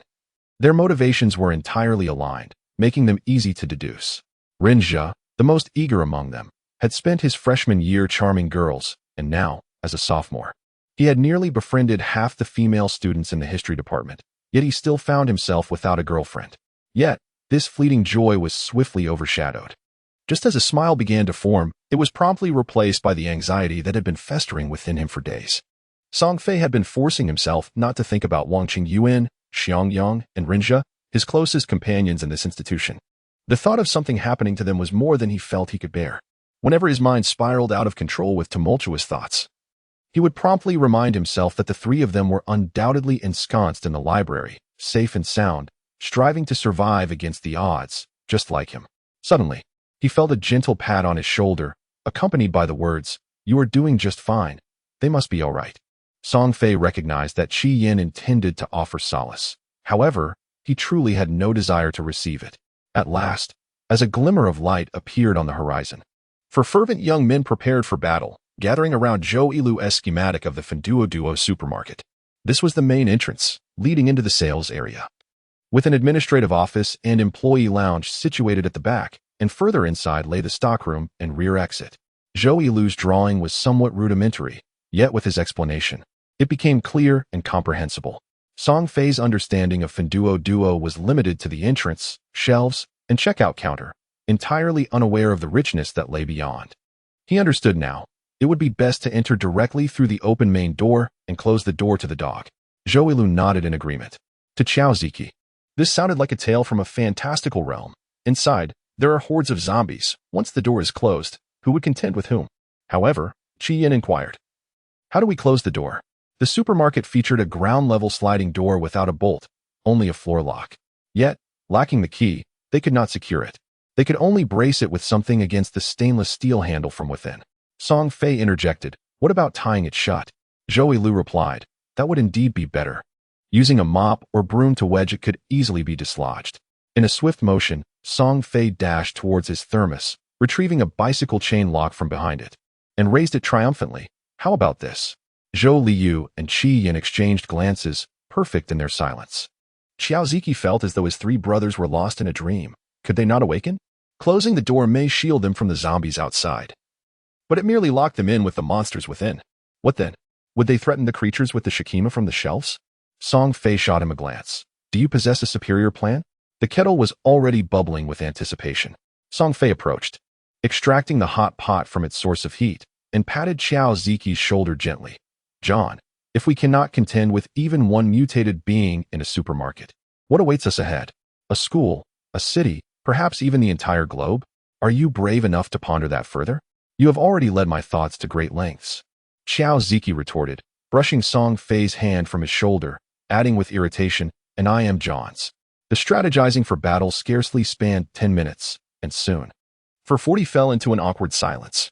As youths nurtured under the embrace of their homeland, they were taught to embody the spirit of Lei Feng, to plant trees, to care for the lonely, to honor heroes, and to find myriad ways to make their red scarves vibrant, yet certainly not through engaging in brawls.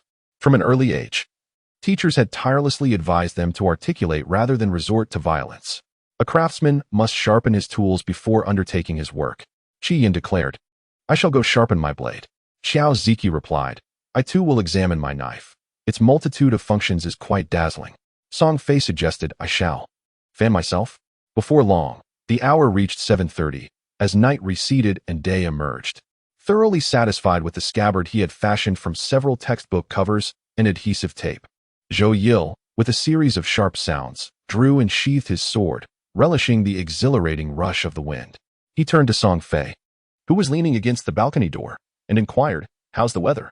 Is it suitable for a daring escape? Song Fei elegantly closed his fan, exuding an air reminiscent of the Qianlong Emperor incognito, and nodded at his companion, quite suitable indeed. With enthusiasm, Zhou Yilu stood up, eager to step onto the balcony and bask in the first rays of morning sunlight. However, as his hand grazed the doorframe, he hesitated. Outside, clouds swirled ominously, shrouded in ethereal mist. It was the fourth day of being besieged by zombies, and the air was thick with haze. Zhou Yilu felt an urge to overturn the table in frustration. Song Fei, too, was on the brink of despair. They could aspire to be the green philodendrons of their homeland, yet even such plants required sustenance, while one side endured relentless gnawing. The other was engulfed in suffocating smog. Plastic flowers could hardly withstand such trials. Qi Yin gazed quietly out the window, and after a prolonged silence, suddenly remarked, actually, this is a positive sign. The presence of smog indicates that human activities persist, and it is highly likely that at least some industrial operations remain intact. This suggests that the urban infrastructure we previously speculated would endure through our hydroelectric systems is indeed being safeguarded. The three of them found this notion almost absurd. Yet upon deeper contemplation, they were left speechless. They had never imagined a day would come when they would seek spiritual strength amidst the haze. It was truly a complex sentiment. When would this strength arrive to rescue them? Qiao Ziki wished fervently that he were a power station, believing that with ample protection and affection, he could generate energy abundantly. Song Fei lifted his gaze towards the outside world, as if sensing a luminous future within the gray mist. It will come, thus we must hold on until that moment. The obscured vision makes a breakout decidedly inconvenient. Thus the plan to visit the supermarket is temporarily shelved. However, it cannot truly be considered as such, for they had never intended to set off at dawn. Rather, they hoped to gather as many companions as possible. Beneath the haze, in room 440, as the musical notes dissipated, Song Fei fashioned a makeshift megaphone from a rolled-up book and began to summon, attention, everyone. Attention, everyone. The dormitory has become an isolated island, with supplies running low. Breaking through is the only way out. All residents of Building 2, Room 440, shall initiate a breakout later today, targeting the supermarket. At the command of the haze, we shall charge forth as it clears. Any like-minded individuals are warmly welcomed. The more, the merrier. Prepare to set out.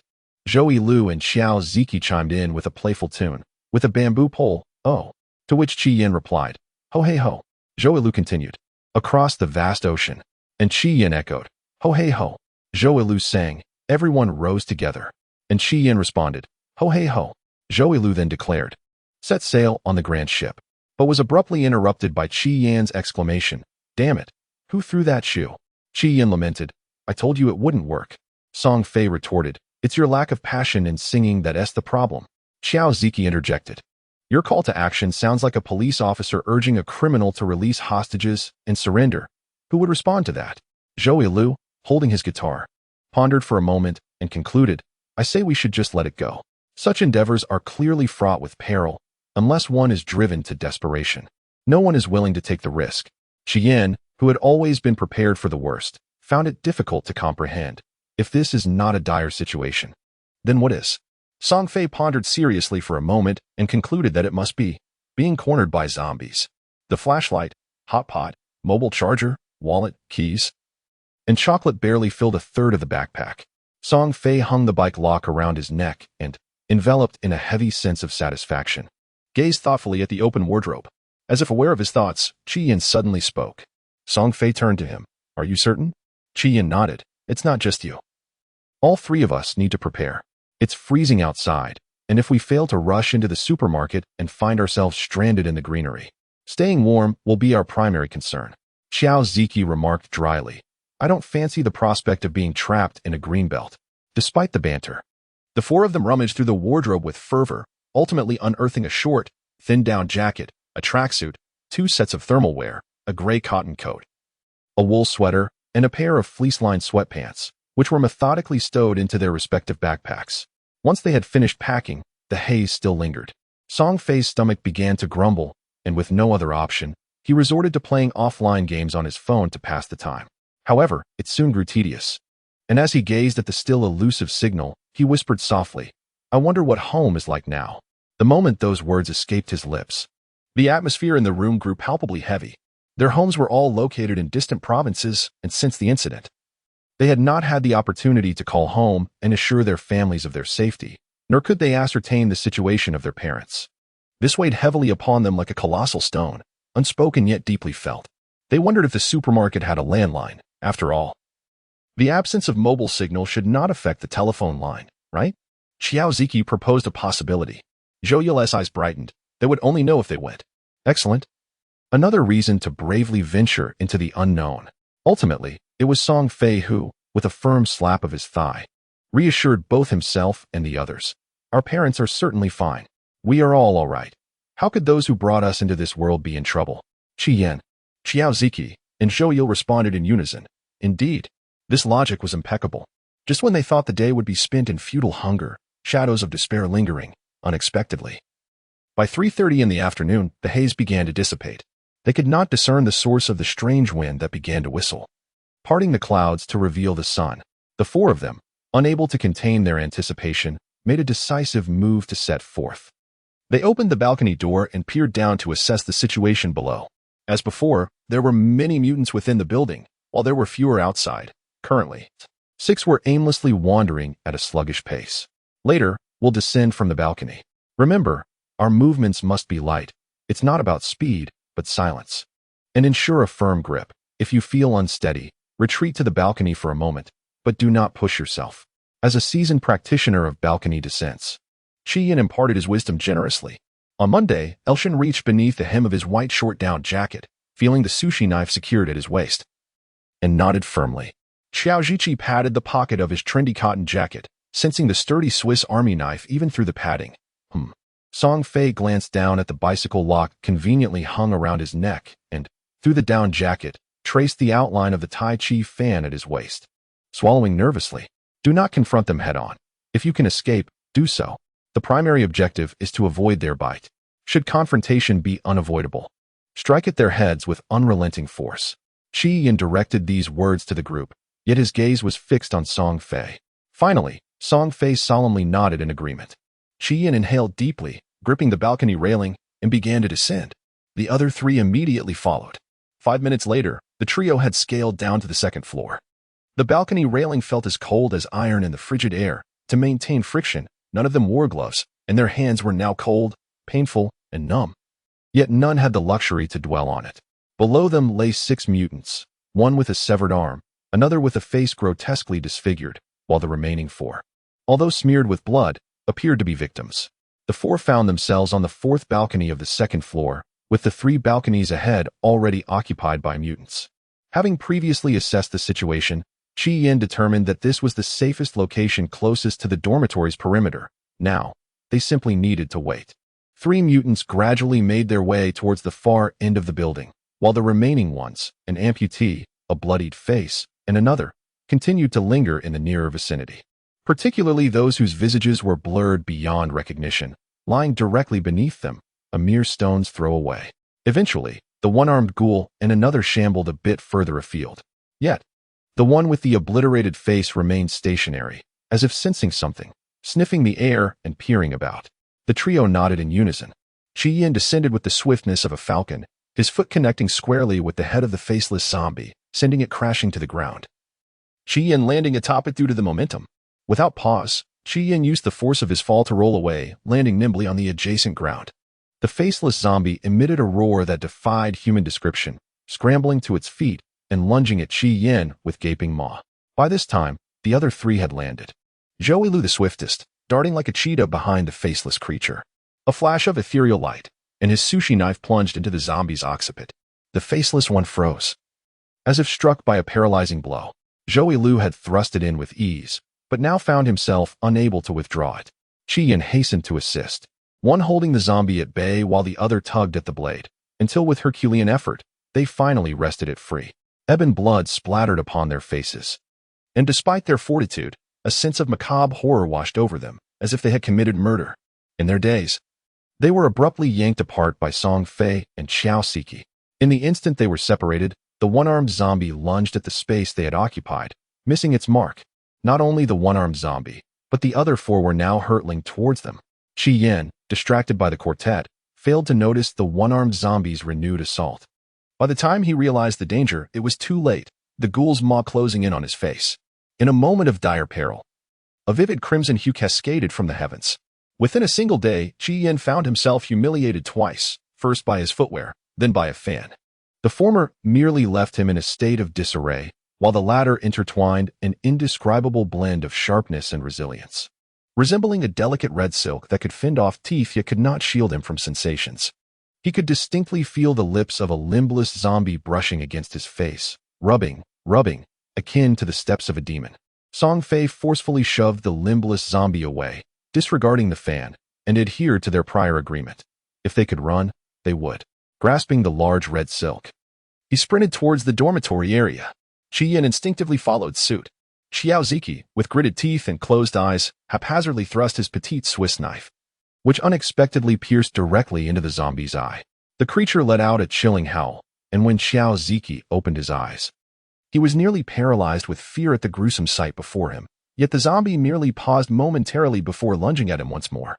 Just as Xiao Ziki believed his demise was inevitable, Zhou Yilu intervened, delivering a swift strike to the side of the zombie's head, piercing straight into the temple.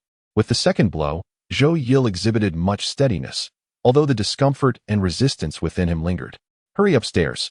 Qi Yin's admonition was somewhat incoherent, but Zhou Yilu and Xiao Ziki could discern from his anxious expression that trouble awaited ahead. However, ascending the building proved no simple task. While it was easy to leap from the second-floor balcony, the first-floor balcony was entirely sealed. What was deemed a balcony essentially belonged to the interior, with the outer plastic steel windows completely closed, leaving them no means to escape. Suddenly, a voice calling from above caught their attention. The 4 individuals simultaneously lifted their gazes and beheld a figure standing on the opposite balcony of 440. A makeshift rope fashioned from several bed sheets cascading down through the gaps in the railing, perfectly reaching the ground below. In an instant, they were animated by an urgent spirit, sprinting forth with unparalleled fervor. Zhou Yil leading the charge, followed closely by Qiao Ziki, then Song Fei, with Qi Yin bringing up the rear. In the blink of an eye, they became a single entity, united in purpose. As Qi Yin ascended, he narrowly evaded a bite from a pursuing zombie, managing to propel himself upward just in time. 20 or so zombies surrounded the base of the sheet rope, repeatedly grasping at it only to lose their grip time and again. A few, unable to maintain their hold, found themselves dislodged by the sheer force of their own efforts. Such intricate movements proved beyond their rigid capabilities, rendering them frantic and desperate. Song Fei exclaimed, "Hey, Qiao Ziki, stop swaying." Qiao Ziki retorted, "It's not me swaying. It's Zhou Yil." Zhou Yil interjected, "I have to climb up. Can I avoid pulling? This thing is so soft, a tug will inevitably cause it to sway." Qi Yin remarked, "Whether it sways or not is irrelevant. Just don't step on my head." With Qi Yin finally touching down, the four of them had safely arrived. They remained on the 4th floor, yet had simply transitioned to another building. Luo Geng ushered the 4 alumni inside, wiping the sweat from his brow that had accumulated in their frantic escape. "You are indeed reckless, charging out like that. If we hadn't tea, we would have starved to death. What choice did we have?" Song Fei panted, still shaken. Qi Yin exhaled deeply. "Thank you." Luo Geng waved dismissively. At a time like this, what is there to thank? His words trailed off abruptly. His benevolent smile froze upon his visage, gradually fading away, only to be entirely supplanted by sheer astonishment and terror. The man donned a form-fitting trench coat, layered over a turtleneck sweater, his long legs awkwardly navigating the railing until he finally reached the center of the balcony. Inside, 5 individuals occupied the room, while one stood on the balcony. The right half of the balcony door was ajar. In the next moment, the man suddenly lunged forward, crashing with a resounding thud against the left pane of the glass door. The force was so immense that a spiderweb of cracks instantly radiated from the point of impact. Yet, his expression remained unchanged, as if he were impervious to pain. No, he was not human at all. Everyone inside was jolted into alertness, with the last to enter Qi Yin, swiftly realizing the urgency to secure the balcony door. However, as he moved, the unexpected intruder once again exerted force, striking the same spot on the glass. With another thud, the cracks expanded from a localized fracture to encompass the entire pane. A collective gasp echoed among the occupants. Zhou Yil slowly drew his blade, while Qiao Ziqi and Qi Yin brandished their small knives. Song Fei dramatically unfurled his fan. On the 3rd strike, the entire glass shattered with a resounding crash. Several shards, varying in size, embedded themselves into the intruder's face, yet he remained utterly oblivious, and upon seeing the obstruction cleared, he promptly lunged inside. The glass had not completely shattered. Shards still clung to the edges of the frame. A figure burst in with reckless abandon, clashing and colliding, sending fragments flying in all directions. Qi Yin attempted to wield a knife, but the assailant had already pressed forward, leaving him no opportunity to raise his arm. In the blink of an eye, a dark whirlwind swept in from behind, delivering a powerful kick to the intruder's side. The intruder's somewhat frail form seemed ill-equipped to withstand such a blow. Crashing against the nearby desk, the momentum forcing his upper body to lurch toward the surface. Just when everyone assumed he would struggle to regain his footing, he surprisingly leveraged the force, allowing his upper body, which should have been heavy and off balance, to glide smoothly across the desk. In an astonishing display, he executed a complete 180 turn and stood upright once more. The entire sequence was seamless and fluid. Was this person some kind of snake spirit? The extraordinary flexibility left Luo Geng, Qiao Ziki, and Zhou Yil in a state of disbelief. However, Qi Yin and Song Fei were prepared. One delivered a fierce kick to the intruder's chest with his long legs, while the other lunged forward the moment the intruder staggered back, using a large red fan to obscure his face, shifting his weight onto the assailant. The intruder clutched Song Fei's arm tightly, seemingly attempting to tear the fan away, or perhaps instinctively trying to regain balance. Yet, Song Fei offered no opportunity for resistance, his intent solely focused on advancing forward.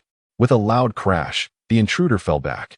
And now atop him, Song Fei revealed a silvery metal chopstick in his right hand. A glint of cold light flashed, with the left hand deftly unfurling half of the fan and the right hand thrusting chopsticks directly into the mouth of the adversary. The seamless coordination and lightning speed of their movements left onlookers in awe. The victim resembled a frog nailed to the ground, twitching helplessly, desperately attempting to rise several times. However, Song Fei, who was firmly seated upon his abdomen, offered him no respite, gripping the chopsticks with unwavering determination. Just then, Qi Yin, who had arrived to reinforce, wasted no time and delivered another strike without hesitation. Simultaneously, the oblivious Zhou Yil and Xiao Siki rushed to the balcony, transforming into laborers, eager to shout commands as they laboriously hoisted the makeshift rope of bed sheets. The deadly noose was finally and completely retrieved. The unwelcome guest on the ground had become a lifeless corpse. Aside from the disoriented skirmish with zombies on the first day, Luo Geng had not encountered such a visceral experience again.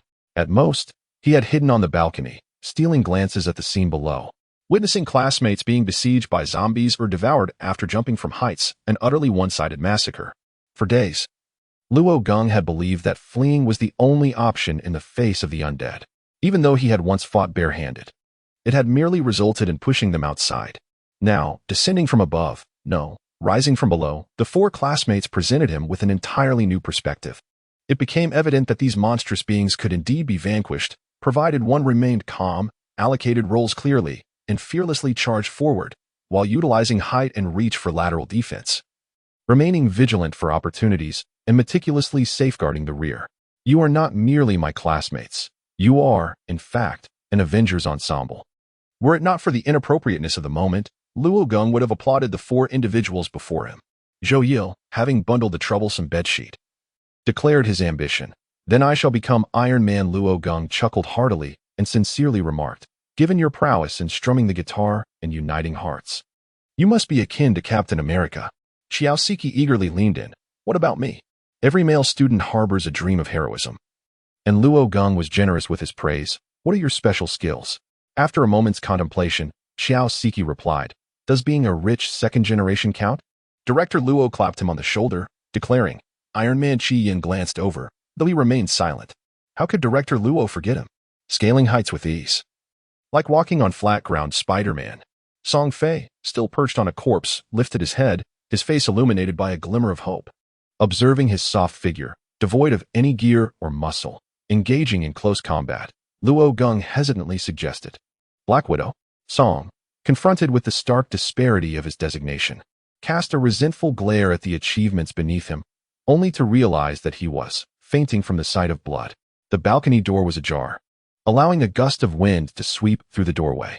5 classmates, bundled in their cotton and down jackets, squatted on the ground, hands tucked into their sleeves, surrounding the corpse as they deliberated. At a glance, they resembled elderly men huddled on a winter street, engrossed in a game of chess. Have they evolved? This was the only possibility that crossed Xiao Siki's mind. Zhou Yil remained skeptical. When we collected the sheets, there was no one else who climbed up. Could it be that even zombies have their own hierarchy of underachievers and overachievers? Moreover, when Song Fei kicked him just now, you all witnessed how soft and agile his body was. How could he evolve into this so suddenly? As they spoke, Song Fei carefully removed the shards of glass from the other person's face. Squinting for a moment to assess the situation before confirming, it was Cui Menghan from the dance department of the art academy. The 3 bewildered classmates exchanged glances. Xiao Ziki remarked, even with a face like that, you can still recognize her? Luo Geng added, you two actually know someone from the art academy? Zhou Yil interjected, not only do we know her, but we've also affixed a label of humanity to her. Song Fei and Qi Yin exchanged a brief look before quickly averting their gazes. Ultimately, Song Fei vaguely alluded, it's just someone from a photography group. Luo Geng and Zhou Yil remained skeptical, but it wasn't of great importance, so they refrained from further inquiry. Xiao Ziki seemed to grasp the situation. Realizing that Song Fei was not entirely dishonest, a rainbow group, after all, sounded like a collective of enthusiasts pursuing beauty through photography. However, any further entanglement faded into the past the moment Cui Menghan underwent her transformation. She is a dancer, her body inherently more flexible than ours. Could it be that this is not an evolution, but merely an individual variation? Qi Yin proposed an alternative hypothesis. Luo Geng quickly understood. Are you suggesting that they all mutate based on their pre-existing conditions after infection? Qi Yin nodded. The virus may cause a regression in intelligence, rigidity in the body, and a loss of pain sensation, yet the degree of this transformation is likely to be similar or closely aligned. For instance, if 2 mutants both experience a 30 decline in speed, but they originally had different running speeds, that disparity will still persist after the regression. Xiao Siki shook his head, unable to fully accept the notion. Individual differences may exist, but the disparity between one who cannot grasp a rope and another who can ascend is far too great. It seems more akin to evolution. The differences among individuals are inherently vast. Song Fei leaned towards agreeing with Qi Yin. To demonstrate his point, he stood up, straightened his legs, bent forward, and stretched out his arms, ultimately managing to barely touch the ground with his fingertips. See, I can only reach this far. Xiao Siki, somewhat skeptical, rose as well and emulated him, finally managing to press half a finger to the ground. Luo Gong found it amusing and decided to join in, placing his entire palm firmly against the floor. Look, I am more flexible than all of you. Zhou Lu replied with a sidelong glance. That's because your legs are short. Luo Gong retorted with irritation. If you're so capable, why not give it a try? Zhou Lu shrugged, calmly accepting the challenge. He bent down swiftly, his fingers darting towards the ground, but ultimately, they stopped at his knees. Zhou Lu was taken aback, unwilling to concede. He exerted himself again, determined to reach lower. Crack. Qi Yin. Xiao Siki. Luo Gong. Song Fei. I think I just heard the sound of a leg bone breaking. In the end, Xiao Siki had to concede that the differences among people were indeed immense. However, he could not prove that a zombie's ability to climb stairs was a difference rather than an evolution. Luo Gong, irritated by his turmoil, picked up a sheet and ran to the balcony, astonishingly lowering the rope once more. The other three were so startled that their hearts nearly leapt from their chests, and they hurriedly rushed over. At one end of the rope, it was firmly grasped by Luo Gong, while the other end nearly touched the ground. With a resounding shout from Luo Gong, over 20 zombies once again converged, clawing and grasping at the rope, yet failing to secure it. Initially, Luo Gong held the bedsheet motionless, holding his breath as he observed, gauging whether any mutated creatures could ascend. However, gradually, his demeanor shifted. He began to swing the bedsheet up and down, occasionally directing it towards the faces of the mutants. The mutants, seemingly infected by his emotions, grew increasingly frantic, with some even leaping to grasp the bedsheet. Song Fei found the scene strikingly familiar, ultimately coming to a realization. Are you testing or merely playing with a cat? Goodness, that is not a bedsheet. It is unmistakably a cat teaser. Luo Gong also caught on, deciding that the testing phase was nearly complete, and decisively reeled in the bedsheet. Yet, on his face lingered an expression of lingering satisfaction, and a glimmer of nostalgia shone in his eyes. I miss Snow White. I used to play like this with her at home. The four companions were entirely uninterested in the tale of Luo Gong and his feline companion. Promptly shifting the topic, Zhou Yil stated, it is essentially confirmed as individual variants. In other words, if it comes down to a fight, we still stand a chance. Xiao Ziki added, we might have a chance in one-on-one encounters, but in a sea of corpses, we would surely be doomed. Song Fei interjected, thus, we cannot confront them head-on. We must devise a strategy to divert their attention if we are to escape successfully. Qi Yin proposed, a feint? Luo Gong remarked, no, wait. You have not given up yet. The four individuals gazed intently at Luo Gong in silence. Gradually, his confidence began to wane. Song Fei posed a question. If you do not break through, how many days can you endure with the remaining provisions? Luo Gong lowered his head, tears of bitterness welling up. We will run out of supplies by noon. It is not impossible to defend a solitary fortress. Yet a fortress devoid of ammunition and provisions signifies a refusal to survive. After a series of tribulations, dusk descended upon them. The five companions huddled in their drafty dormitory, their cotton and down jackets proving insufficient, wrapping themselves in blankets. Some, lacking enough blankets, resorted to sharing. They deliberated on a new escape plan. A diversionary tactic could be effective. If they were to act, Luo Gong preferred to contemplate every detail meticulously. We can use our phones, toss them a distance away, and set them to play music on a timer. Once we draw all the zombies away, we can make our escape. However, a significant concern loomed. The mutated beings could not only hear but also see. While their hearing might be distracted by the phones, their sight would remain unaffected. If even one of the mutants spotted them, a horde would descend upon them in an instant.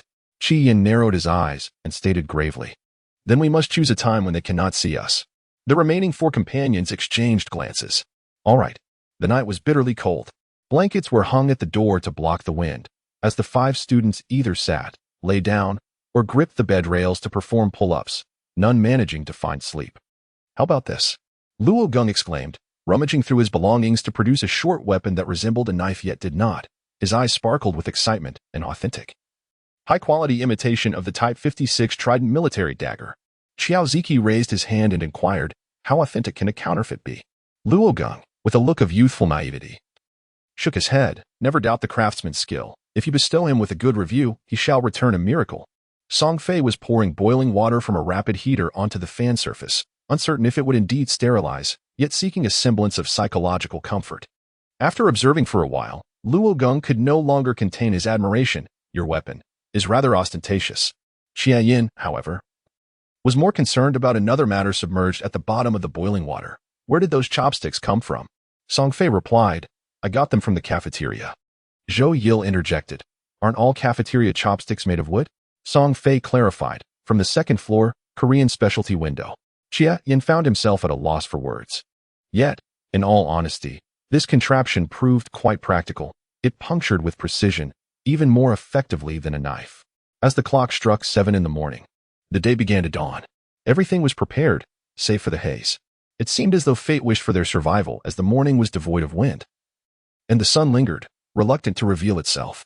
Even when the day fully brightened, the sky remained overcast, shrouded in a pall of gray. On the 5th day of being besieged by zombies, the atmosphere was heavy with smog. Are we all set? Xia Yin asked.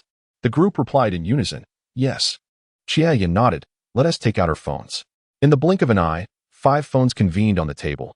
Xiao Ziki and Xia Yan's Apple, Zhou Yil's Samsung, Luo Gong's Huawei, and Song Fei's Oppo. Xiao Ziki remarked, I believe Huawei can withstand a fall. Luo Gong responded, you flatter me. I think Apple is truly formidable. Zhou Yi, domestic products are indeed quite sturdy. Song Fei, I powered it on for 5 minutes. It proves invaluable in critical moments. Qi Yin paid no heed to the debate, casting a glance, and without hesitation, seized Xiao Ziki's Apple. A pang of anguish struck Xiao Ziki's heart, and he could not contain his protest. Why not choose theirs? Besides, you are also an Apple. Why not discard your own? The reasoning was impeccable, leaving Xiao Ziki speechless. 20 minutes later, 5 valiant warriors, each adorned with a backpack and a survival knife, had descended from the 4th floor balcony. 4 of them landed safely on the rain canopy at the main entrance. Below lay the ground. Escape was possible with a leap. However, the moment was not opportune. One of their comrades remained on the balcony of the innermost dormitory on the 2nd floor, bending as far as possible to deliver the phone to the nearest point to the ground, tapping the music play button, and immediately locking the screen before tossing it down. The haze was thick, visibility at most 2 meters. The 4 could not discern Qi Yin's situation and could only wait in anxious anticipation. Success. Genghis Khan, a figure of civilization, courage, and extraordinary wisdom, evokes admiration. Many beautiful maidens yearn to become his brides. Ha! They all wish to be his new wives. Roar. As the music played, not even 2 lines had passed when countless figures surged through the mist, all inexorably drawn towards the dormitory building's end. The 4 companions atop the rain canopy trembled.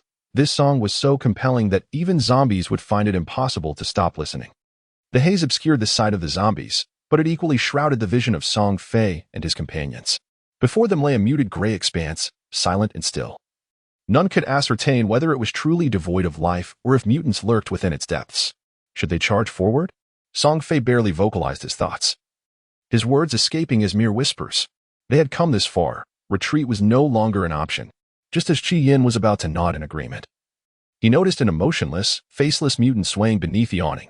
Many of these mutants bore mutilated bodies, but the faceless one stood out the most. For zombies often feasted first upon the face, leading some to a swift demise, while others transformed into faceless horrors during the gruesome process. The sight filled the others with dread, extinguishing the flicker of hope that had briefly illuminated their spirits. There was no time to ponder why this creature had not been attracted by their noise. The immediate concern was how to confront it. Dealing with a single zombie was not particularly challenging, yet the risk of drawing the attention of others during the struggle was perilous. Xiao Ziki gestured toward the diagonal front, endeavoring to communicate through hushed breaths. It has no eyes. It cannot see. Let us circumvent it. Qi Yin pressed his lips into a thin line. Ideally, they would avoid confrontation, but they were perilously close to this faceless zombie. Even if it could not see them, they had to remain silent. But let us not forget, they could still smell.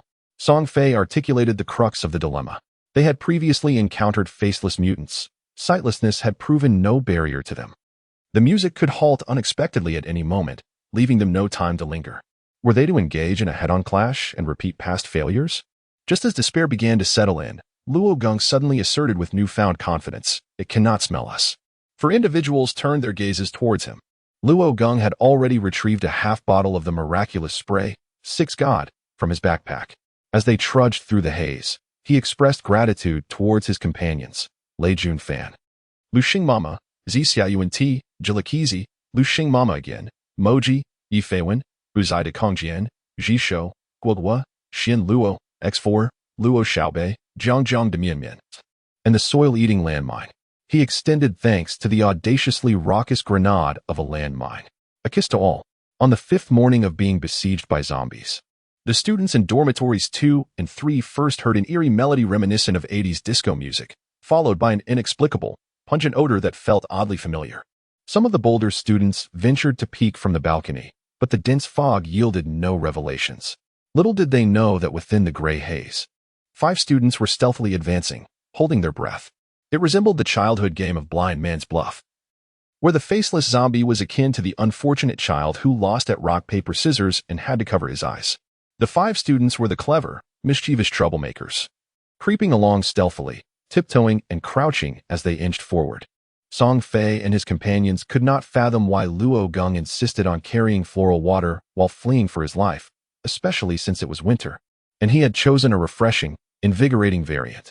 Yet, remarkably, this concoction completely masked their human scent. In fact, they could hardly perceive the existence of their own exposed skin, such as their faces, necks, and hands that had been sprayed. At their closest proximity, they were merely a step away from the faceless zombie. Through the PM2.5 particles, Song Fei could discern the visage of unity among the populace. With just a glance, Song Fei felt his hair stand on end. He suppressed his nausea and cautiously inched past the other, the overpowering scent of floral cologne failing to mask the putrid odor emanating from the individual. It was a stench that defied humanity. Song Fei could no longer bring himself to label them as mutants. The term felt inadequate. Zombies. He had experienced the madness of a zombie feasting on human flesh, and in this moment, he comprehended the true essence of the word corpse. There was no vitality, no freshness, only the inevitable decay and decline. The 5 of them arrived at the entrance of the dormitory area unscathed. It was uncertain whether all the zombies had been drawn away by the legendary Genghis Khan, but the entrance was eerily quiet, reminiscent of a winter morning during the holiday break, with barely any students remaining on campus, enveloped in silence and desolation. They could discern the stillness, yet dared not assert the desolation. Ahead lay a vast expanse of white. The 5 tightened their grips on their weapons, advancing in a formation of 1-2-2. Luo Gong took the lead, not out of bravado or because of his exceptional martial skills, but rather due to the fact that he possessed a mask, an advantage over the others. Before their departure, when Luo Gong sought a mask, his companions had mocked him, questioning the usefulness of guarding against poor air quality in what they deemed the apocalypse. However, when Luo Gong produced a helmet-like gas mask, the laughter ceased, and they unanimously elected him as the squad leader, not for any other reason but to reduce the likelihood of infection should he be bitten by a zombie. If faced with a zombie lacking good teeth, he might even manage to shatter a few of their weapons. Standing at a height of 171 meters and possessing a slender frame, Luo Gong's physique revealed a surprising amount of muscle. However, upon donning a mask, there was no need for scrutiny. A mere glance revealed an imposing presence. As the group distanced themselves from the dormitory area, the sound of music from their phones gradually faded away. An indistinct clamor began to emerge around them. Luo Gong could faintly discern the sign of a supermarket through the haze. He swallowed hard, maintaining a steady and deliberate pace. It was evident that zombies lurked nearby. He could sense their presence, yet they exuded no trace of humanity. As long as he remained unseen, he could navigate through the mist, blending into the murky surroundings. Suddenly, Luo Gong's forward momentum halted abruptly. He lowered his head in silence, and indeed, behind him, Xiao Siki, puzzled, inquired, "What's wrong?" In a moment of urgency, Luo, from the mathematics department, struggled to articulate a few words. "I stepped on someone's foot." John struggled to recalibrate his linguistic faculties, his comprehension faltering, just as the individual who had been stepped on seized Luo Gong's shoulder, poised to bite. The zombie, momentarily unsteady from the collision, released its grip on Luo Gong's shoulder. The 4 companions barely registered the flash of cold steel before witnessing the military dagger plunge 3/4 into the zombie's forehead. Crucially, due to its triangular structure, The embedded portion had no adhesion to the skin or muscle, resulting in an effortless extraction. The zombie collapsed into Luo Gong's arms, remaining utterly silent throughout. He carefully laid it down on the ground, as tenderly as one would handle the most cherished of girls. The remaining four remained vigilant, acutely aware that although the muffled sounds of combat outside were hardly noticeable, absolute safety could not be guaranteed. At last, the zombie lay motionless on the ground. Luo Gong crouched silently, observing it for a moment before suddenly looking up. "I have killed someone." His lips trembled slightly, and a haze of confusion enveloped him, prompting thoughts of identity, location, and the events that had transpired. This was not the first time he had pushed someone out the door, nor was it akin to witnessing Qi Yin and the others slaughter Cui Ming on the previous day. This marked Luo Gong's inaugural experience in personally slaying a zombie. The sensation of metal-piercing flesh was starkly vivid, both searing and icy, courageous yet fearsome. They were no longer human. Song Fei reached out gently, squeezing his shoulder. "You did wonderfully." Luo Gong blinked, his mind gradually clearing with the pressure on his shoulder, only to be overwhelmed by sorrow. "My dream was to become a mathematics teacher." Song Fei tenderly helped him to his feet. "Just be gentle with your future students." The words duo finally emerged from the mist. Whether it was sheer luck, the efficacy of the floral water, or the genuinely poor visibility, aside from the unfortunate classmate whom Luo Gong had stepped on, they encountered no other afflicted souls in the haze. Meanwhile, the supermarket bustled with activity. From the entrance alone, there were at least 10 wandering classmates, and no one could ascertain how many more lurked within. The 5 of them concealed themselves in the flower bed, instinctively pulling out their phones once more. "Isn't this strategy of consuming a phone with each engagement a bit extravagant?" asked Zhou Yil. "Luo Gong, is there any other method besides your usual approach?" "Zhou Yil, dare you speak without your mask?" "Song Fei, he mentioned there are alternatives, but do you have any other solutions?" "Xiao Ziki, your comprehension of Chinese is, without a doubt, extraordinary. The Multimore supermarket occupies a vast expanse, yet it consists of a single level, with a height of 3.5 meters. A detail previously elucidated by Zhou Yil during their research discussions. At this moment, the group stealthily approached the base of the supermarket wall, employing a human pyramid to ascend to the rooftop. The most stable among them, Luo Gong, was the last to be pulled up, vowing that he would never again serve as the foundation for such a stack, as his shoulders felt nearly shattered. The supermarket roof, while not entirely flat, had a gentle slope due to its large area.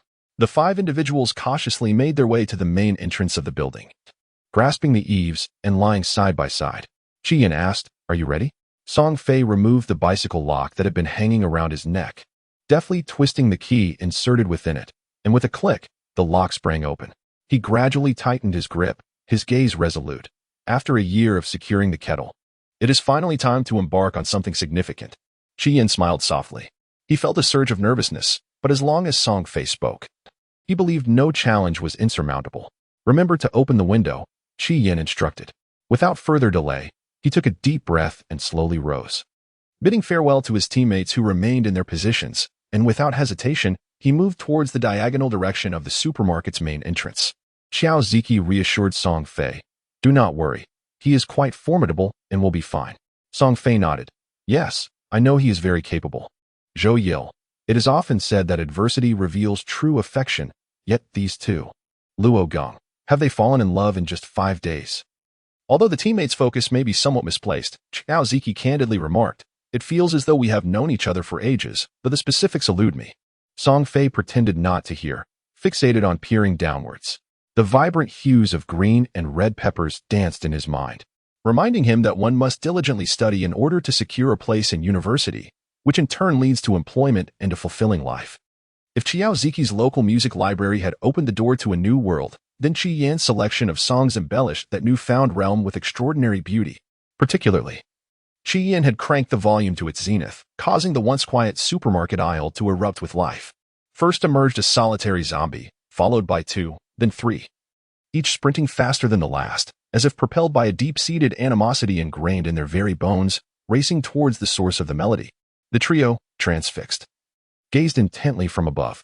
As the song reached its climax, no more zombies emerged. Once the final note faded, the track began anew. Without hesitation, the 3 sprang into action, leaping down and dashing into the supermarket. Xiao Ziki made a beeline for the left door, while Zhou Yil targeted the right, and in the blink of an eye, they secured the glass doors tightly. Seizing the moment, Song Fei deftly engaged the lock.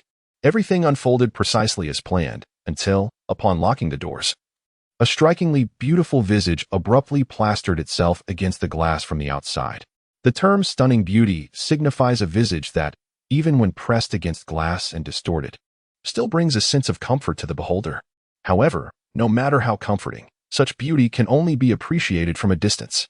Song Fei, with hands outstretched towards the door, disregarded whether the other party could comprehend his words.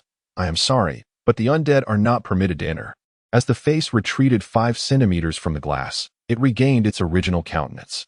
The 3 young men inside the glass door collectively gasped in astonishment. It was a face that, though undeniably pale, exuded a breathtaking beauty that rendered one breathless. A wave of profound sorrow washed over Song Fei. "Forgive me, dear lady. Perhaps in the next life, run faster and avoid being bitten, and I shall certainly claim you." Suddenly, the young woman's expression shifted to one of distress. Her eyes shimmering with unshed tears, her lips quivering slightly. "Save me." Her voice was as melodious as a nightingale, yet sorrowful like the lament of a cuckoo. Song Fei felt as though his heart might shatter. Beside him, Xiao Ziki and Zhou Yilv also grasped the reality of the situation. This was no mere zombie, but a classmate. The 3 of them scrambled in a frenzy, some attempting to unlock the door, others prying at the door itself, eager to throw open their arms in welcome. Yet, such urgency often leads to misfortune. Just as Song Fei had been swift in locking the door, he was equally clumsy in his attempts to open it. Locking the door required merely a twist and a pull, whereas opening it necessitated reinserting the key, and in his haste, he found himself struggling to align the key with the lock. At last, the key slid in, and as he turned it with great speed, he stole a guilty glance at the young lady. That fleeting glance was perilous. It nearly caused him to tremble and break the key in the lock. Simultaneously, Xiao Ziki and Zhou Yilv gasped in horror, the latter tremblingly pointing towards the young woman's back. The young woman, as if sensing impending danger, abruptly dodged to the side. A resounding crash echoed as a zombie, seemingly spawned from the depths, its face smeared with filth and blood, slammed into the glass door. The tremendous noise and the grotesque face contorted against the glass sent shivers down the spines of the 3 individuals inside. However, the zombie displayed no interest in those separated by the barrier, swiftly regaining its footing and lunging towards the nearest accessible girl. The girl, her face paling with terror, found herself rooted to the spot, unable to move. Just as the zombie reached her, whether through desperate ingenuity or sheer luck, she seized the thermos in her hand and delivered a forceful blow to the zombie's head. Being quite tall, nearly matching the zombie's height, her strike landed squarely, causing the creature to lose its balance and stagger sideways. The girl pressed her advantage, delivering another swing. The immense force and the resulting tilt dislodged the thermos lid and stopper, sending a cascade of cool water arcing through the air in a fleeting, shimmering spray. "I'm not ready to die yet. Open the damn door for me." Seeing the fallen zombie attempting to rise again, Song Fei wasted no time. With a twist of his wrist, the chain lock clicked open. Xiao Ziki and Zhou Yilv seamlessly followed, flinging the door wide. The girl didn't wait for the door to fully open. Spotting a sufficient gap, she nimbly slipped through. The empty thermos still clutched in her hand, clanging against the glass door. The 2 door gods hastily closed the door once more, while Song Fei swiftly engaged the lock without uttering a word. At the very moment the lock clicked into place, a reanimated corpse lunged forward, crashing violently against the tempered glass. The glass door was forcefully pushed open, creating a gap wide enough for a fist, and the chain lock naturally fell taut and straight. Song Fei quickly pressed his body against it, fearing that the bicycle lock might indeed snap under the pressure, while simultaneously shouting at the other 3. "Quickly, find the chain lock. A broom or mop will suffice. Hurry." The 3, spurred by his command, dashed away, swiftly vanishing among the labyrinth of display racks, akin to 3 little fish diving into the vast ocean. Wait, 3 fish. While struggling to fend off the zombies outside, Song Fei mentally counted on his fingers. Xiao Ziki, Zhou Yilv, the new beauty dam. Where is Luo Gong? A sudden pallor washed over Song Fei's face. It seemed he had not seen Luo Gong since they rushed into the supermarket. Yet he distinctly remembered everyone entering together had the door not been secured properly. "I'm doomed." The thought of Chow Chow, and then a scream erupted. Half of Song Fei's anxiety dissipated when he heard a voice echoing from deep within the supermarket, distant and ethereal, rendering the heart-wrenching cries less tragic. "Where are you?" he called out, only to receive a panicked response from Zhou Yilv. "Old Ganma." Luo Gong's location was remarkably precise. Seeing that his companions were likely on their way to rescue teacher Luo, and encouraged by the vigor in Luo Gong's shouts, Song Fei could finally breathe a sigh of relief. He surmised that there were still a few zombies lurking inside the supermarket that had encountered Luo Gong. The zombies outside persisted in their relentless assault on the door, yet their strength was not overwhelmingly superior before Song Fei. The supermarket's entrance, unlike the sliding door of the dormitory balcony, was not made of ordinary glass, but rather robust tempered glass, rendering their frantic attempts futile. "Save your energy," Song Fei remarked casually through the glass, as if engaging in idle chatter. "Unless you bring a safety hammer, you stand no chance." He was aware that the entity he referred to could not comprehend his words, yet this pretense oddly alleviated his fear. It felt as though the barrier did not separate him from a zombie, but merely from classmates embroiled in a brawl. Naturally, the classmates did not share this sentiment. Visible yet unattainable, they muttered incessantly, inciting greater agitation and an almost desperate desire to breach the door. "Aren't you exhausted?" Song Fei cursed under his breath. A mere release of pent-up frustration, bolstering his own courage in the process. Just as the zombie was poised to launch its 100th assault, it suddenly froze. The abrupt silence left Song Fei wide-eyed with astonishment, realizing that even the mutated could be intimidated. Gaining confidence, he unleashed a torrent of inventive curses. A veritable whirlwind of invectives. Initially, the zombie merely stood there in a stupor, but after approximately 40 seconds, it began to retreat a step with its left leg. Then another step back with its right, awkwardly and slowly reversing its approach towards Song Fei. Once, Zhuge Liang had engaged in verbal warfare with scholars. Now, Song Fei was hurling curses at a zombie. Overwhelmed with joy, he contemplated employing the same tactic to solidify his triumph. However, the zombie, having retreated to a distance of about 2 meters, abruptly halted. In the next instant, it charged forward with an unprecedented ferocity. Song Fei was collapsing, revealing not a mere fear of the strong but rather the impetuosity of youth. The unprecedented force jolted him back, causing him to fall to the ground, half of his body going numb. The chain was taut, leaving no room for slack, as one of the zombie's arms had already thrust through the crevice of the door, its entire body desperately pushing to enter. In a frenzy akin to ants on a hot pan, Song Fei gritted his teeth one last time, sweeping aside the Tai Chi fan to shield the gap in the door from the zombie's potential bite, while firmly grasping the intruding hand and applying pressure downwards. Pushing it away, the palm of the zombie was cold, while Song Fei's was warm. Yet, in that moment, even with his heart ablaze, he could not heed the call of his emotions to make a selfless offering. As he felt the arm nearly fully emerge from the door, he exerted a forceful shove with his shoulder, successfully closing the glass door. Just as the door sealed tightly, Song Fei leapt upwards, grasping the cotton curtain he had inadvertently noticed during the struggle. As winter approached, both the academic building and dormitory, as well as supermarkets, installed thick cotton curtains primarily to block the wind and retain warmth. The curtain in the supermarket had been inadvertently lifted by someone, and with a powerful tug, Song Fei severed the cord holding it aloft, causing the curtain to fall with a whoosh. After securing the right side, he mirrored the action on the left, swiftly obscuring the glass door with the army green cotton drape, effectively obliterating the line of sight between him and the zombie. Approximately a minute later, the sound of banging against the door gradually diminished. Song Fei crouched on the ground, peering through a small gap to observe the outside world. He noticed that the zombie classmates seemed to have lost their objective, scanning their surroundings and sniffing the air. Though they remained stationary, they ceased their attacks. Amidst the lingering scent of Six God, Song Fei's mind began to stir. He vaguely perceived that sight and smell were likely the primary triggers for a zombie's aggression. The sight of a living person or the scent of their essence instinctively provoked them to attack and devour. As for hearing, they would react to stimuli, such as being drawn to a mobile phone song or crashing into a door due to loud conversations in the dormitory. However, if they ultimately confirmed that the source was not a living being, they would not engage. For instance, the phone sacrificed by Qiao Ziki continued to serenade Genghis Khan until the very end. Now, having lowered the curtain, the zombies could not see him, and the floral water mass descent, causing their frenzy to gradually dissipate, transforming them into mere wanderers like those in the same dormitory building. Deep within the supermarket, in the condiments aisle, Luo Gong found himself inexplicably reduced to a precarious position atop the shelves. Armed with an array of glass jars filled with beef sauce, mushroom sauce, chicken sauce, and pasta sauce, he hurled them down at the faces of 3 zombies while tiptoeing and darting about like a ballet dancer from a music box. He had merely intended to arrive early in search of tools to prop the door open. Was intelligence truly a sin?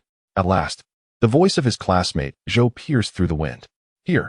Luo Gong vowed that the first thing he would do upon salvation was to give Zhou Yil a grand embrace. Familiar faces finally appeared at the end of the shelf. And indeed, at the forefront was Zhou Yil, who immediately began to dance and flail his arms to attract the attention of 3 zombies. Luo Gong was quicker than the undead, sprinting along the shelves towards his companion, oblivious to the countless bags of hot pot seasoning he kicked aside. The 3 zombies soon followed, and with a swift motion, Zhou Yil plunged his knife into the head of the foremost zombie. Before he could withdraw the blade, the subsequent zombies charged forward, threatening to leap over their companion to devour Zhou Yil. Yet, Zhou Yil remained unfazed, as if he had everything under control.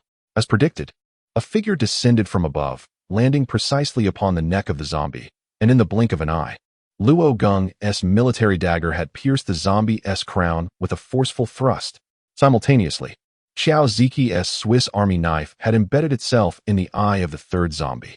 At last, Zhou Yil managed to retrieve his sushi knife and rushed to assist Johns with another strike. In a matter of mere minutes, the 3 zombies collapsed heavily to the ground. In a one-on-one confrontation, Luo Gong could only flee, but in a 3-on-3 scenario, it was a swift annihilation. Luo Gong was oblivious to when the unspoken synergy with his companions had formed, or how their combat prowess had silently doubled. Moreover, a young lady appeared before him, dressed in a serene blue woolen coat, complemented by a white knitted sweater that exuded both youthful charm and innocent allure. Her black hair cascaded like a waterfall, her eyes sparkled like stars, her curves were enchanting and boundless, and her beauty was utterly captivating. Luo Gong could find no further words of praise. He felt as if his very soul were being drawn away. I am Luo Gong, he stammered, hastily extracting the military dagger from the zombie's head and rushing eagerly to the enchanting lady, his face blossoming with exuberant joy. I'm a junior in the mathematics department. Which college do you belong to? The lady blinked in bewilderment and, after a long pause, replied, Senior, what were you thinking, approaching me with a bloody dagger? Though it was a tease, her tone was exceedingly gentle, and her voice was melodious, nearly intoxicating Luo Gong. Xiao Ziqi and Zhou Yil both face-bombed in unison, realizing why it is said that men conquer the world while women conquer men. A being so multifaceted, capable of both gentleness and fierceness, and even scolding you in a way that makes you wish to hear more, surely ought to conquer the world. Now devoid of blood. Professor Luo had polished the dagger to a gleaming shine, his smile unwavering.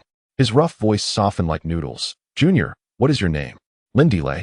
From the School of Journalism and Communication, she responded, unhesitatingly. After a moment's contemplation, she gently added, It seems the seniors by the main entrance are nearing their limits. Upon witnessing the 3 comrades return with the lady, Song Fei nearly erupted in frustration. Did you go to find a tool, or to create one? Don't mention it. The 3 who didn't escape were rather challenging. Johns, who had resolved the situation in a mere minute, stated without remorse, as he hurriedly secured the bicycle lock they had procured. A total of 7 locks. On Monday, Liu remarked, This is all we could find.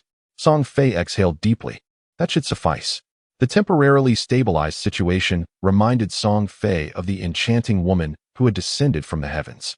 It suddenly dawned on him that she was none other than the girl from the New Media Institute who had held up a sign during the sports event. No wonder she seemed familiar. Beauty, what brings you here?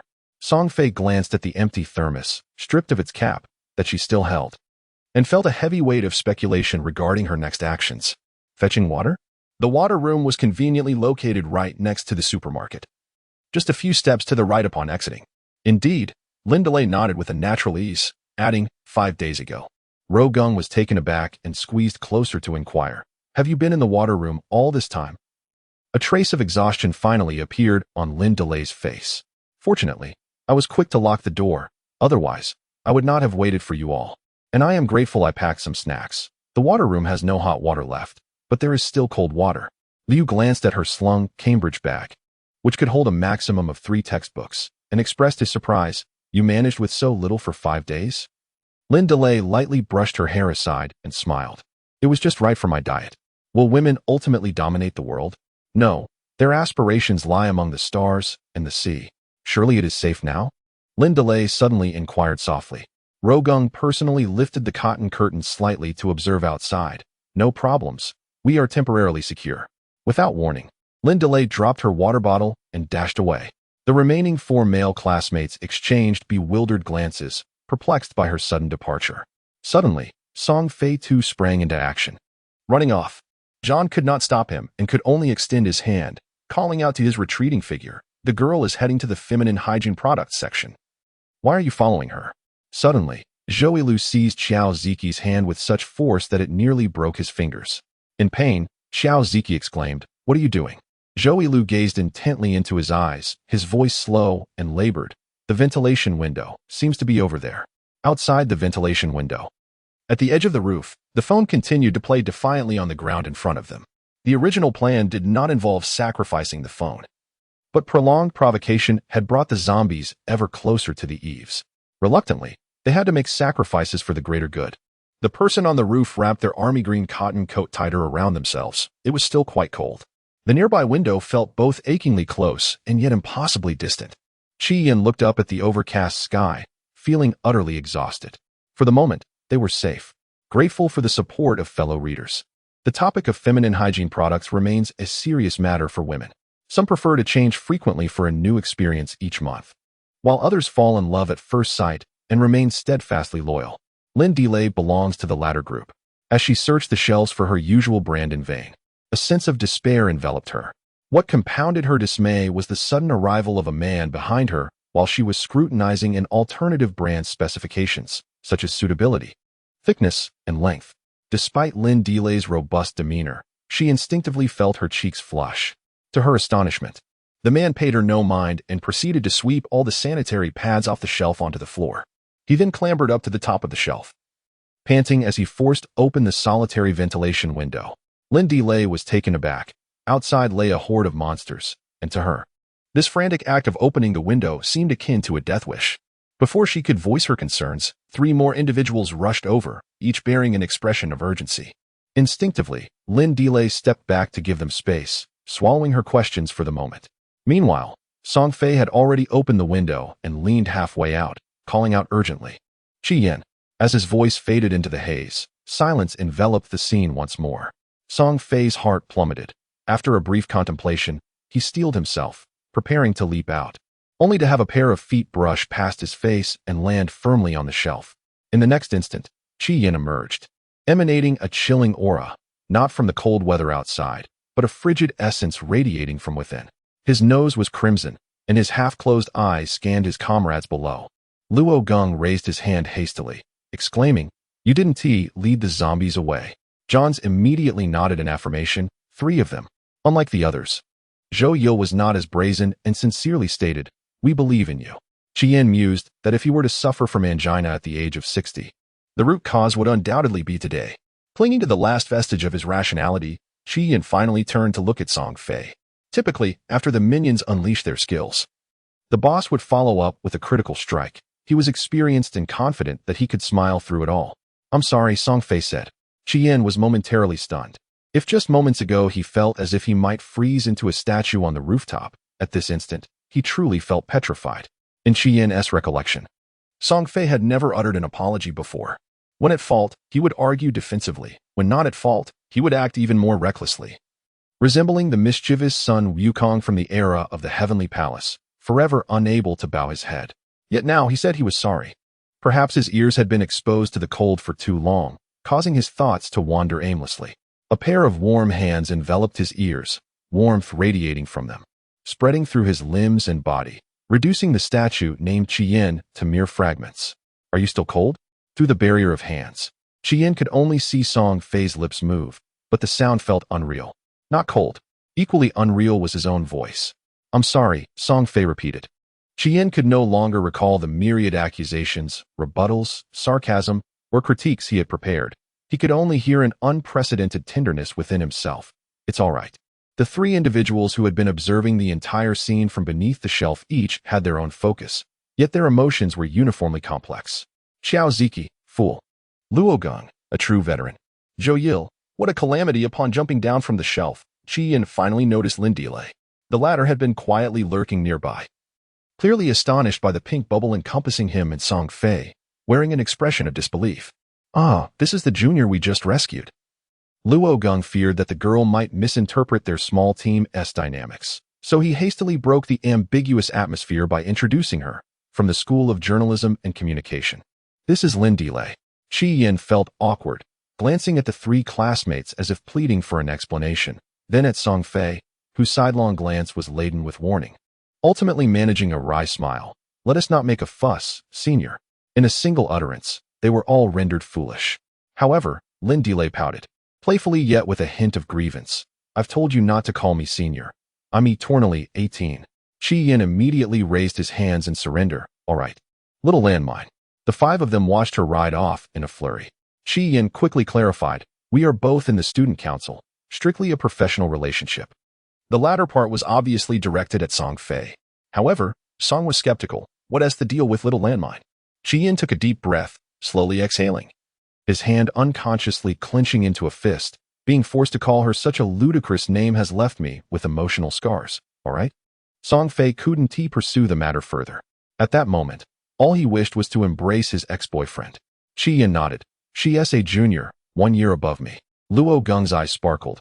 "Then she's not a junior, but a classmate." The companions were entirely oblivious to what was so blissful about such a trivial change. Yet upon reflection, they mused that perhaps those studying mathematics always possessed a logic that diverged from the ordinary. Lin Delay gracefully settled onto the quilt, unreserved and composed. Though her complexion appeared even paler than before, her brow furrowed, lips bitten, with strands of hair tucked behind her ears, revealing a slight sheen of perspiration at her temples. The heating in the supermarket had naturally ceased, yet a few air conditioning units remained operational, typically reserved for the summer months, now proving their worth. The warm breeze was fully activated, gradually dispelling the lingering chill of recent days. "Are you feeling unwell?" Luo Gong inquired with immediate concern upon noticing Lin Delay's pallor. After a moment's hesitation, she vaguely replied, "I'm fine." "Why do you keep holding your stomach? Is there an injury?" Luo Gong's incessant questioning, devoid of thought, only dawned on him after receiving a disapproving glance from Lin Delay and derision from her four companions. It suddenly struck him that upon entering the supermarket, her first instinct was to rush towards the sanitary products aisle. I didn't mean that. I forgot. It just came to me. Never mind," Lin Delay interrupted, offering a smile. However, Luo Gong couldn't shake the feeling that her smile concealed a sharper edge. "What is that smell?" Chi Yin suddenly asked. As an acrid yet fragrant spicy aroma permeated the air, a remnant of the old ganma sauce Luo Gong had smashed during his earlier skirmish with 3 zombies. While Chi Yin remained puzzled, Luo Gong understood all too well. Noticing Lin Delay's frown in response, he promptly volunteered, "I'll clean it up." Instinctively sensing something amiss, Xiao Siki and Zhou Yilu rose in unison, declaring, "We'll help." Only 3 individuals remained on the quilt. Lin Delay glanced at Chi Yin, then at Song Fei, before suddenly breaking into a radiant smile directed at the latter. "What is your name?" In the midst of her enchanting smile, Song Fei felt an immense pressure, and he instinctively swallowed. "Song Fei," Lin Delay nodded, her expression tinged with regret. "I was a bit anxious earlier when I asked you to open the door, and I lost control." Chi Yin interjected, "Did you shatter the glass again?" Song Fei remained silent. Lin Delay gently lifted her eyelids. "What did you say?"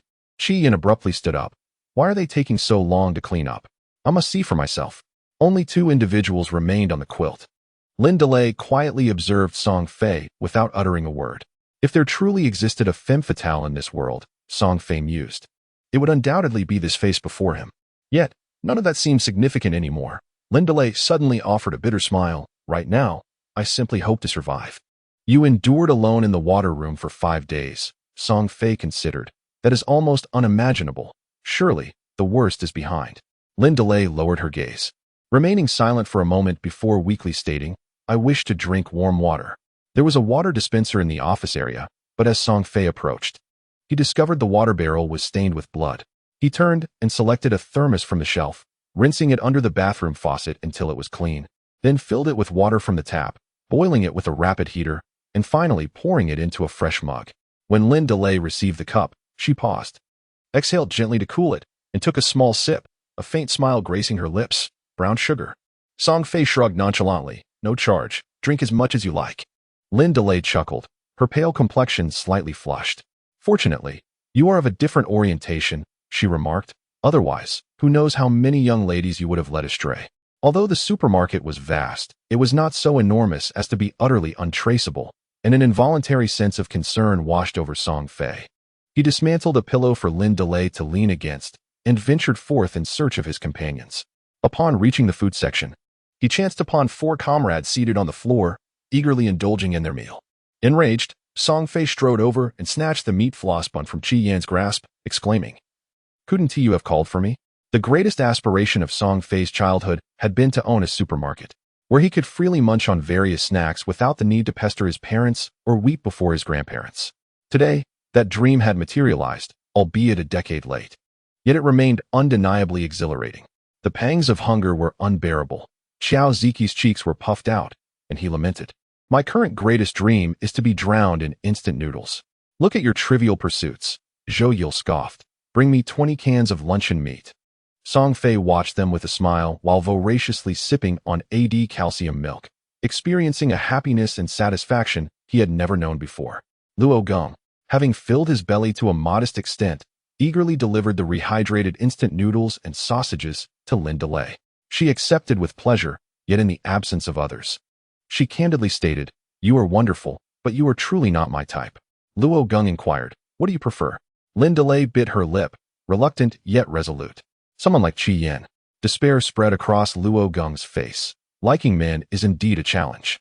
"Lin Delay, I did not mean that." At noon, the haze had dissipated somewhat, allowing the sunlight to gently pierce through the clouds. Within the vast expanse of the supermarket, the shelves lay haphazardly, stained with blood, each mark narrating the tale of a once devastating catastrophe. Yet now, it stood as a sanctuary for survivors, a beacon of hope for sustenance. The 6 individuals, having filled their bellies, meticulously examined every potential point of vulnerability that might attract the undead or pose a threat of breach, fortifying what needed fortification and concealing what required concealment. After about an hour, they reconvened, calming their minds to discuss the events of recent days and to contemplate their future paths. From the School of Communication, the Broadcasting and Hosting Department, I am Lin Delay, but you may call me Little Landmine. Speak up. Zhou Yil from the School of Architecture, Xiao Ziqi from the Foreign Languages Department, Luo Gong from the Mathematics and Applied Mathematics Department, Song Fei from the Tourism Management Department of the History College, Qi Yan from the Biological Sciences Department of the College of Life Sciences. Song Fei, why must you also introduce yourself? Qi Yan, it's safer to queue up. Song Fei, with a skeptical squint, glanced sideways at Xiao Ziqi. Did you truly believe from the outset that it was a zombie virus? Lin Delay nodded. My ex-boyfriend adored such films. I used to accompany him to watch them. Song Fei narrowed her eyes, casting a suspicious glance at Xiao Ziqi. John wore a look of despair. How could I dare to pursue such a spirited girl? In fact, by this morning, I had nearly succumbed to hopelessness, contemplating the idea of simply stepping outside, for after all, death is inevitable. Rather than perishing from hunger or fear, it would be far more merciful to be devoured outright. Yet, I felt an unwillingness to relent. I had persevered for so long. Why should I surrender now? Just then, I heard someone playing music on their phone. Lin Delay lifted her head, her smile fading as she turned her gaze earnestly towards the 5 individuals. A knight on a white horse may not always be a prince, but one who battles zombies surely is. Thank you for saving me. Song Fei, there's no need for thanks. We are classmates. Zhou Yil, it was but a trifling effort. Xiao Ziqi, we are men, after all. Luo Gong, would you consider offering yourself in gratitude? Qi Yan, do not dwell on it. It felt as though I had been swept into something peculiar. 19. A frightening academic experience. I extend my gratitude to my beloved Lei Jun Fan, Meteor's mother, a Chuan, Joyce. Hung Bu Shi Hung, keep it up. West Bubble, potato stewed with princess, Old Dragon's bulldozer, Han Xiao Jian, and the landmine of 17. Thanks to the smiling cat. July, for the grenade. Song Fei and the others recounted the situation in the dormitory to Lin Delay, explaining how they managed to escape. Upon hearing about her classmates jumping from the building, her eyes glistened with tears, and she felt anger towards their reckless behavior when the school anthem was mentioned. However, once Song Fei and the others finished their tale, she fell silent, quietly holding her cup of instant noodles and lost in her thoughts. The supermarket has become exceedingly warm. Yet this warmth carries a suffocating sensation that makes breathing laborious. However, It is undeniably preferable to the frigid dormitory that has lost its heating. 6 individuals stood in silence. When suddenly, Song Fei appeared enlightened, slapping his thigh with fervor, exclaiming, "The office has a landline." His words jolted everyone from their stupor. All companions, akin to being invigorated by a surge of adrenaline, including Lin Delay, disregarded any concerns about personal matters and leaped exuberantly towards the office area. The office area comprised 3 independent offices and a staff lounge. The former was designated for managers, accountants, and supervisors, while the latter served as a dining and resting place for cashiers and stock clerks. Employees were required to change into uniforms, rendering the entire lounge opaque. Hence, Song Fei and his companions stored the 3 zombie corpses there, preferring to keep them out of sight. Among the 3 offices, the supervisor's office was the closest to the sales area, making it the first destination for the 6 individuals. Song Fei dashed ahead, seizing the phone and dialing 110 with urgency, only to be met with the incessant busy signal. Undeterred, he attempted to dial once more. However, upon pressing the hang-up button, he realized something was amiss. This was not the busy signal from his call to 110, but rather a constant busy tone upon lifting the receiver. The impatient Xiaoziki, noticing that Song Fei had stopped after one attempt, snatched the receiver and listened intently. The line was dead. Xiaoziki wished to smile at the absurdity of the situation but could only manage a bitter twist of his lips. He presented the still buzzing receiver to the group, clearly indicating that anyone who was willing could try their luck. Everyone took a turn. At such a moment, who could resign themselves to despair without hearing the busy tone firsthand? Ultimately, 6 individuals attempted each landline in the 3 offices, and without exception, they were met with the same frustrating sound. There is no greater agony in this world than the pain of unfulfilled hopes. Had they not harbored any expectations from the start, they might have found a way to rise from despair.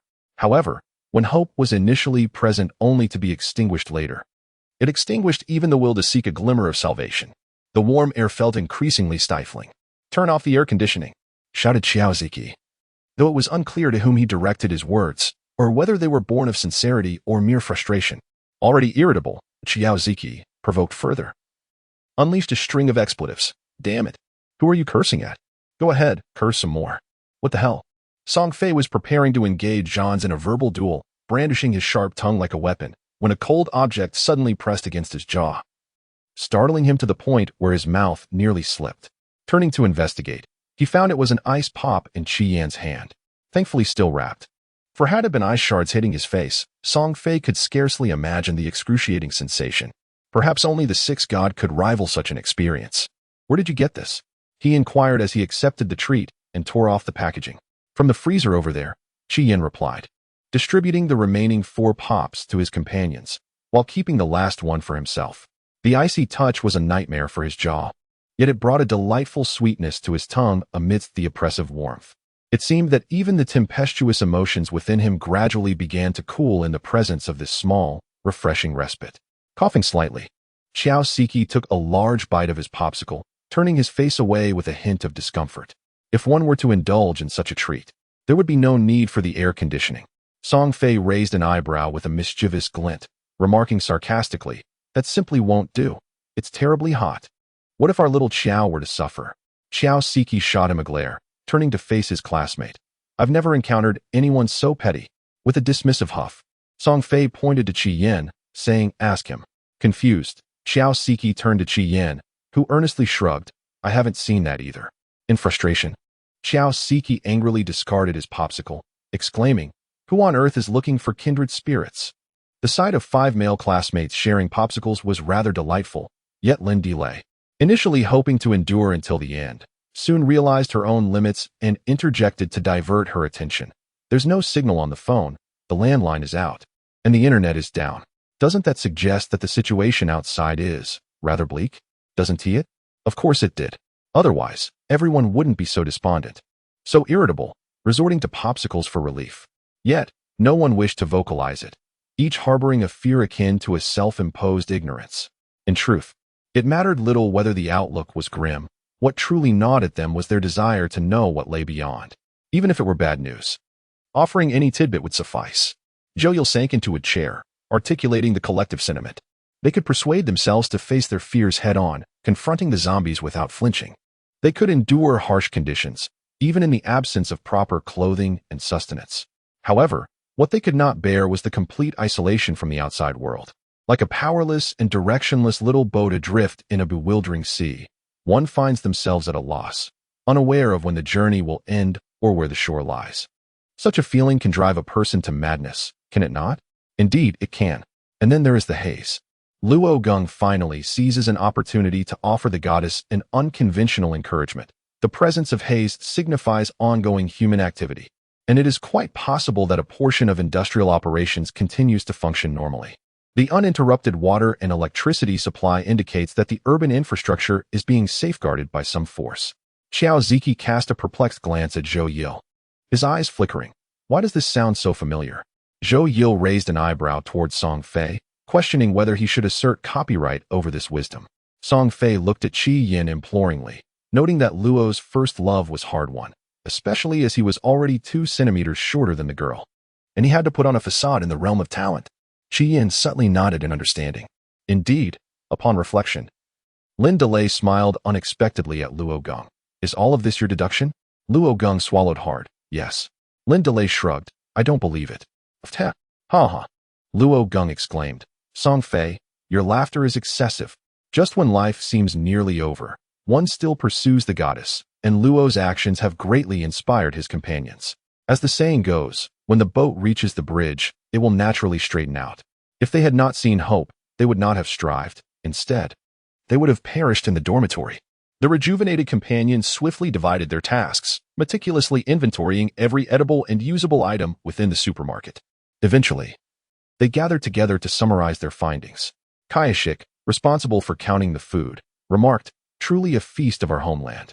I suspect we may not consume all of this before help arrives. He continued, listen closely to the diverse assortment. Puffed snacks, breads, biscuits, instant noodles, sausages, pickles, 8 treasure porridge. Canned meat, canned fish, canned fruits, sunflower seeds, peanuts, dried tofu, beef jerky, shredded squid, duck feet, spicy strips, chocolate, jelly. Xiaodili, tasked with compiling the inventory, interjected. Stop. Kaishik inquired, why? The remaining 4 replied, because we are already hungry just listening. In addition to the food, there were 2 long aisles brimming with beverages, showcasing an array of drinks and mineral water, not to mention honey, soy milk, and lotus root powder. Anything you could imagine was available. And this was merely the sales area. As for the storeroom, despite having procured a key from the accountant's drawer and having taken a glance inside, it was filled with stacks of cardboard boxes, making it difficult to assess at a glance. In contrast, the tools section appeared rather barren. Zhou Yil noted, 5 folding fruit knives, 5 screwdrivers, for household scissors, 10 utility knives, 6 small utility scissors, and a box of pencil sharpeners. Song Fei remarked, there's no need to account for the pencil sharpeners. What diameter would be necessary to fit a zombie's head into one? Kayashik expressed his disappointment. No kitchen knives? Luo Gong retorted. Do you think the school would allow you to chop vegetables in the dormitory? Lin Delay meticulously recorded everything on paper, set down her pen, and concluded, these are the intuitive weapons available to us at present. The many are not weapons in the traditional sense. We can still make use of them, DIY style. For instance, a Molotov cocktail can be fashioned by filling a glass bottle with alcohol, sealing the top with a cloth strip. Unfortunately, our school store does not sell liquor. But with this idea in mind, I am certain we can devise other, even more effective methods. Lin Delay's gaze was piercing, while the 4 young men hung their heads in shame. Little landmine. Sister, Qi Yin interjected, feeling it necessary to add a term of respect. The other methods are entrusted to you. The Molotov cocktail is truly beyond our capabilities. Lin Delay retorted, did you not hide such a sharp sushi knife in your dormitory? Zhou Yil swore to the heavens. It was solely for the purpose of making sushi. I admit, I am somewhat bourgeois. Lin Delay shot back. Your military dagger is essentially a controlled weapon. Luo Gong replied, it's a high-quality replica, purely for collection. Lin Delay continued, and you possess a Swiss Army knife as well. Xiao Ziki added, that belongs to someone else. Lin Delay dismissed, your fan. No, your chopsticks. Never mind, I retract the question. Song Fei urged. You might as well ask. I am a man too, after all. In the enclosed environment, time ceased to be distinct. It was both arid and warm, and gradually, fatigue began to settle over everyone. Song Fei and the others had not slept a wink the previous night, and Lindile had likely not rested properly in the water room for several days. Now, with a fleeting sense of safety, the oppressive weariness brought on by fear washed over them like a tidal wave. Let us take a moment to pause. After such a prolonged exertion, my mind has become rather foggy. Perhaps a refreshing slumber will rekindle my clarity of thought. Chi-Yin has brought in several bundles of quilts, seemingly the entirety of the stock from the shelf. As he unpacks them and lays them out one by one, the sight is quite magnificent. Xiao Ziki retrieves 6 pillows of varying sizes and materials, some filled with cotton, others with buckwheat, distributing them among everyone. The ground, now adorned with quilts, is notably less chilly, yet the quilts have transformed into mere mattresses, leaving only the sheets to cover us.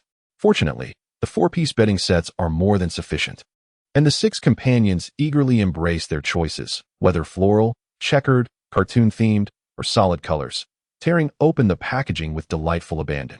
I have observed that when something is free, it appears infinitely more appealing. Xiao Ziki wraps himself in a cartoon-themed sheet, enveloped in blissful contentment. Song Fei, too, is eager to nestle into his floral embrace. Yet nature calls. Where are you off to?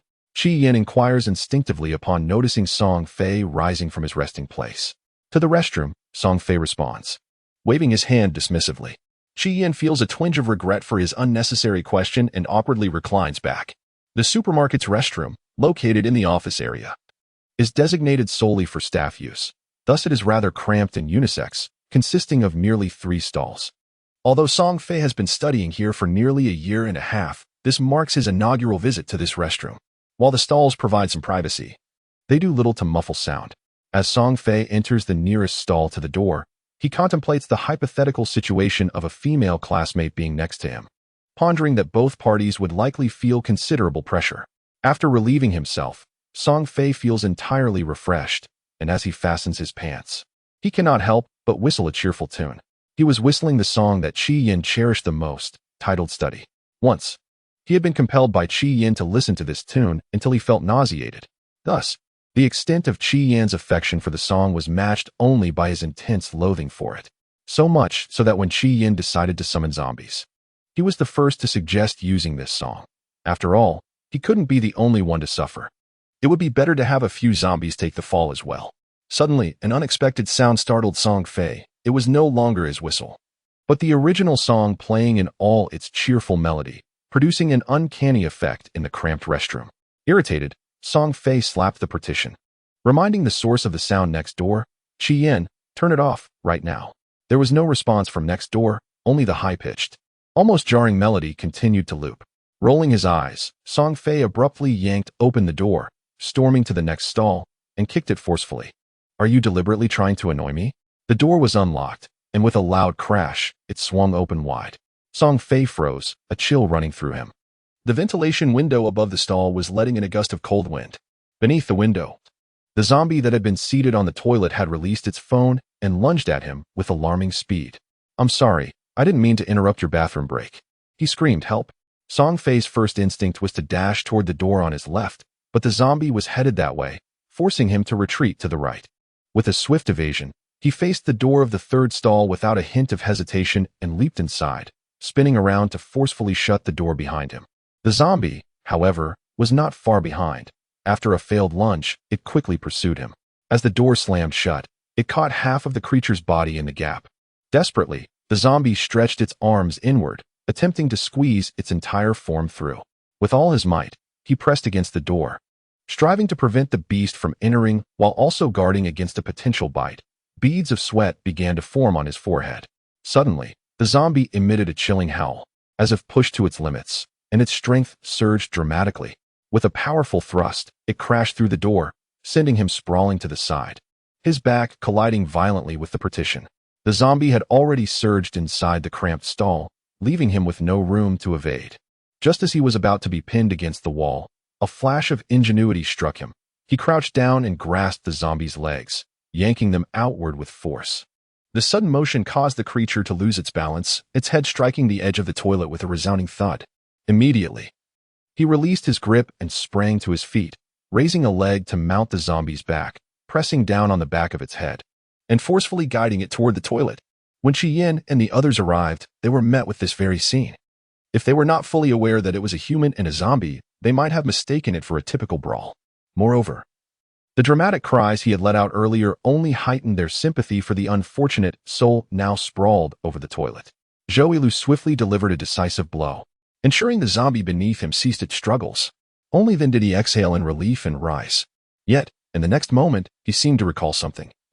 Darting past his companions to the second stall, the ventilation window remained wide open, and fortunately, no further zombies had entered.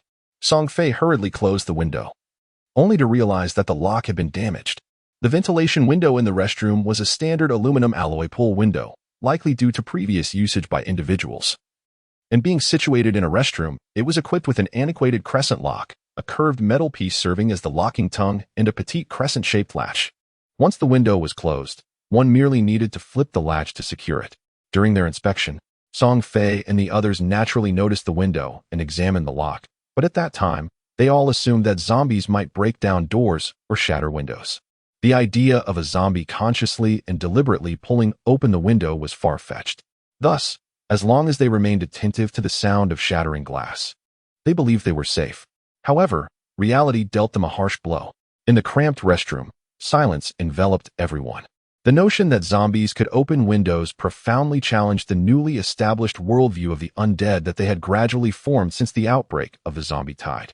So, when I went to the restroom earlier, it might have already been inside. The thought of having been merely a wall away from a zombie sent shivers down Lin Delay's spine. Surely not. Song Fei endeavored to analyze and reason. This was an unprecedented undertaking for him. If it had been inside when you arrived, even if it were unresponsive to sound, it could not possibly remain indifferent to the scent of the living. Reflecting on the events of the past few days, they had encountered zombies that were not attracted by the sound of music, such as the faceless one, and the one that had been trampled by Luo Gong. Yet, they had yet to discover any zombies that were indifferent to the scent of the living. Lin Delay followed Song Fei's analysis and speculated. You were attacked and cried for help only a few minutes after entering. This implies that it didn't just come in after me. It must have entered after you as well. However, a realization struck Lin Delay. But wait, she pondered when it crawled in through the window. Didn't you hear any sound? Song Fei shook his head. It did not enter after me, I swear. Between the moment I came in and when I discovered it, there was no sound of the window opening. Therefore, it is most likely that it was already here when I arrived. The reason it didn't attack me might be because the scent of floral spray on me masked my own odor. Was it in this compartment at that time? Qian, who had remained silent, suddenly inquired. Song Fei, perplexed, nodded in affirmation. Qian pressed on. Was the door closed? Song Fei, baffled, replied, of course, if the door was open. It would have seen me when I came in. Qian furrowed her brow, finally grasping the inconsistency. So you entered while it was behind a closed door, unable to see or attack you. Why then, just a few minutes later, did it suddenly decide to attack? Song Fei was at a loss for words. Yet, his hesitation filled him with a foreboding sense. Sure enough, he recalled, I heard the sound of music from my phone and thought it was you. So I kicked the door. As he uttered these words, Song Fei felt rather foolish. In truth, upon hearing that song, his immediate instinct had been to associate it with Qian. He had never imagined that there could be another soul in this world who appreciated such songs, especially after he had hummed the same melody. More importantly, they were alone in the supermarket. It was inconceivable that a zombie was playing music right next to him. Suddenly, the jarring sound of music interrupted Song Fei's self-reproach. The song that had inexplicably ceased during his encounter with the zombie now inexplicably revived. He crouched down, laboriously retrieving the source of the disturbance from behind the toilet, just as he intended to show everyone. To prove that his earlier lapse was merely a moment of carelessness rather than foolishness, he froze upon seeing the phone. This wasn't yours, was it? Song Fei stood up in a daze, his expression one of utter confusion as he gazed at Qian, his mind a whirlwind of chaos. Having been on the roof for too long, he had carelessly discarded the phone on the ground. Qian took the phone, silencing the alarm. It was a third-party alarm application he had been using, set to ring every 2 minutes unless turned off. Why didn't you tell me you lost your phone? Song Fei asked softly, his voice trembling slightly. Had Qian been perceptive, he might have noticed how unusual Song Fei's demeanor was. Unfortunately, Qian was preoccupied, his thoughts consumed with the urgent need to make Song Fei aware that the world had irrevocably changed. If he continued to act thoughtlessly as he had before, his demise was merely a matter of time. Even if it was the same song, Did I not accompany you to the restroom? As a living person, I entered the bathroom, closed the door, and sat next door. How could you possibly hear nothing? Can you not pause to contemplate before taking action? You are no longer alone. Every move you make affects the lives of everyone around you. Chi-Yin struggled to restrain his emotions. Yet the words that escaped his lips were laced with irritation. His concern for Song Fei was palpable, but he could not help but resent Song Fei's reckless demeanor. In the past, such carelessness would merely jeopardize Song Fei's grades and their relationship, but now, any lapse in judgment could lead to fatal consequences. Their companions shared the sentiment that Song Fei's impulsive act of kicking the door was thoughtless. However, from Song Fei's perspective, unaware of Chi-Yin's lost phone, hearing the same obscure song would instinctively lead him to believe it was Chi-Yin. Thus, when Chi-Yin unleashed a barrage of admonitions, Song Fei merely lowered his head in silence, accepting the reprimand without retort, evoking a twinge of sympathy among their friends. Enough, enough. He did not mean to act this way. It is essential to remember that there are zombies inside. Even if urged to kick the door, he would not dare. Observing his subdued demeanor, it was evident that he had come to realize the folly of his impulsiveness. Is there a stick or something we can use to prop the window? Song Fei's frequency of unreliability was alarmingly high. Hence, this was not the first time Chi-Yin had chastised him. Yet, in the past, regardless of right or wrong, Song Fei would energetically retort, calling it communication, when in reality, it was nothing more than unfounded argumentation. Chi-Yin was not one to possess a gentle temperament. To be precise, when he truly became enraged, even he would find himself in a state of trepidation, for reason would no longer be able to reign over him. Thus, whenever he sensed the impending surge of anger, he would refrain from engaging in conflict with Song Fei, genuinely suggesting a moment of mutual tranquility to prevent uttering words that might lead to irrevocable regret. However, Song Fei found this approach unsettling, often accusing him of employing emotional neglect, and Chi-Yin chose not to elaborate further. Being taller than Song Fei, Chi-Yin found it disconcerting that he could not discern the expression on Song Fei's face whenever the latter bowed his head. This uncertainty caused a flutter of anxiety within Chi-Yin. Next time, I shall not repeat this, he muttered, his voice muffled as he resolved to think thoroughly before undertaking any future actions. Chi-Yin was momentarily taken aback. He had yearned countless times for Song Fei to adhere obediently to reason, to cease his vexatious antics. Yet when this desire materialized, it felt somehow amiss. Come now. Why act as though you were reprimanding a child? You didn't inform him that you tossed his phone outside? Lin Delay interjected, attempting to mediate the situation and gently ushering Song Fei out of the restroom. Left behind were Zhou Yil, Xiao Ziki, and Luo Gong, some in a state of bewilderment, others reflecting with a sense of nostalgia, and a few expressing admiration. Luo Gong remarked, "Is this how you gentlemen navigate romance? Through an educational framework?" Zhou Yil replied, "Two men in a relationship can be quite forthright. Right is right, and wrong is wrong, devoid of the need for sulking and unconditional capitulation." Xiao Ziki added, "I had been concerned about your ability to manage him. It appears I was overly apprehensive." Yet, Chi-Yin had little inclination to partake in their banter, as his thoughts remained consumed by Song Fei's unusual behavior. Lin Delay had pulled Song Fei quite far away, where no one could hear them. With a playful poke at the latter's lifeless face, she remarked, "Is it really necessary to show such a face, just because you were scolded? When did you become so thin-skinned?" "No," Song Fei scratched his head and chuckled awkwardly, feeling indeed rather foolish. Lin Delay sighed. "Chi-Yin has already scolded you thoroughly. There's no need for you to add to it." Song Fei offered a bitter smile and chose to remain silent. What he had done today was undeniably foolish. Yet the moment he heard that song, believing Chi-Yin to be nearby, he experienced an overwhelming sense of comfort. The feeling of having that person by his side, unafraid of the world collapsing around him, was so pitiful that he despised himself for it. He was simply exhausted to the core. Chi-Yin was far superior to him, a fact he would never admit in front of Chi-Yin, yet it was one he had long accepted in his heart. He yearned for an eternal bond with Chi-Yin and had countless times attempted to catch up with his pace, but it was overwhelmingly difficult. He admired the towering tree. Yet in this lifetime, he was but a blade of grass. If the tree found solace in the presence of a grass blade, they could coexist peacefully. However, the tree insisted on making the little grass grow as tall as itself. The grass tried, but to no avail. The tree remained relentless, continuing to pull upward. Eventually, there would come a day when the grass would be uprooted, And when the tree finally recognized that the grass could never become a tree, it would relinquish its hold. The grass, having left the soil, would wither and die. Song Fei did not wish to wait for that day. Yet, only he knew that despite proclaiming a separation, his heart was unwilling to let go. That was indeed a grand tree. Missing one may mean never encountering another in this lifetime. Thus, he could grasp it, yet find it impossible to let go. Even after parting ways, remaining friends seemed an option until now. He resolved to truly relinquish Qi Yan, to cease the ambiguous flirtations and allure.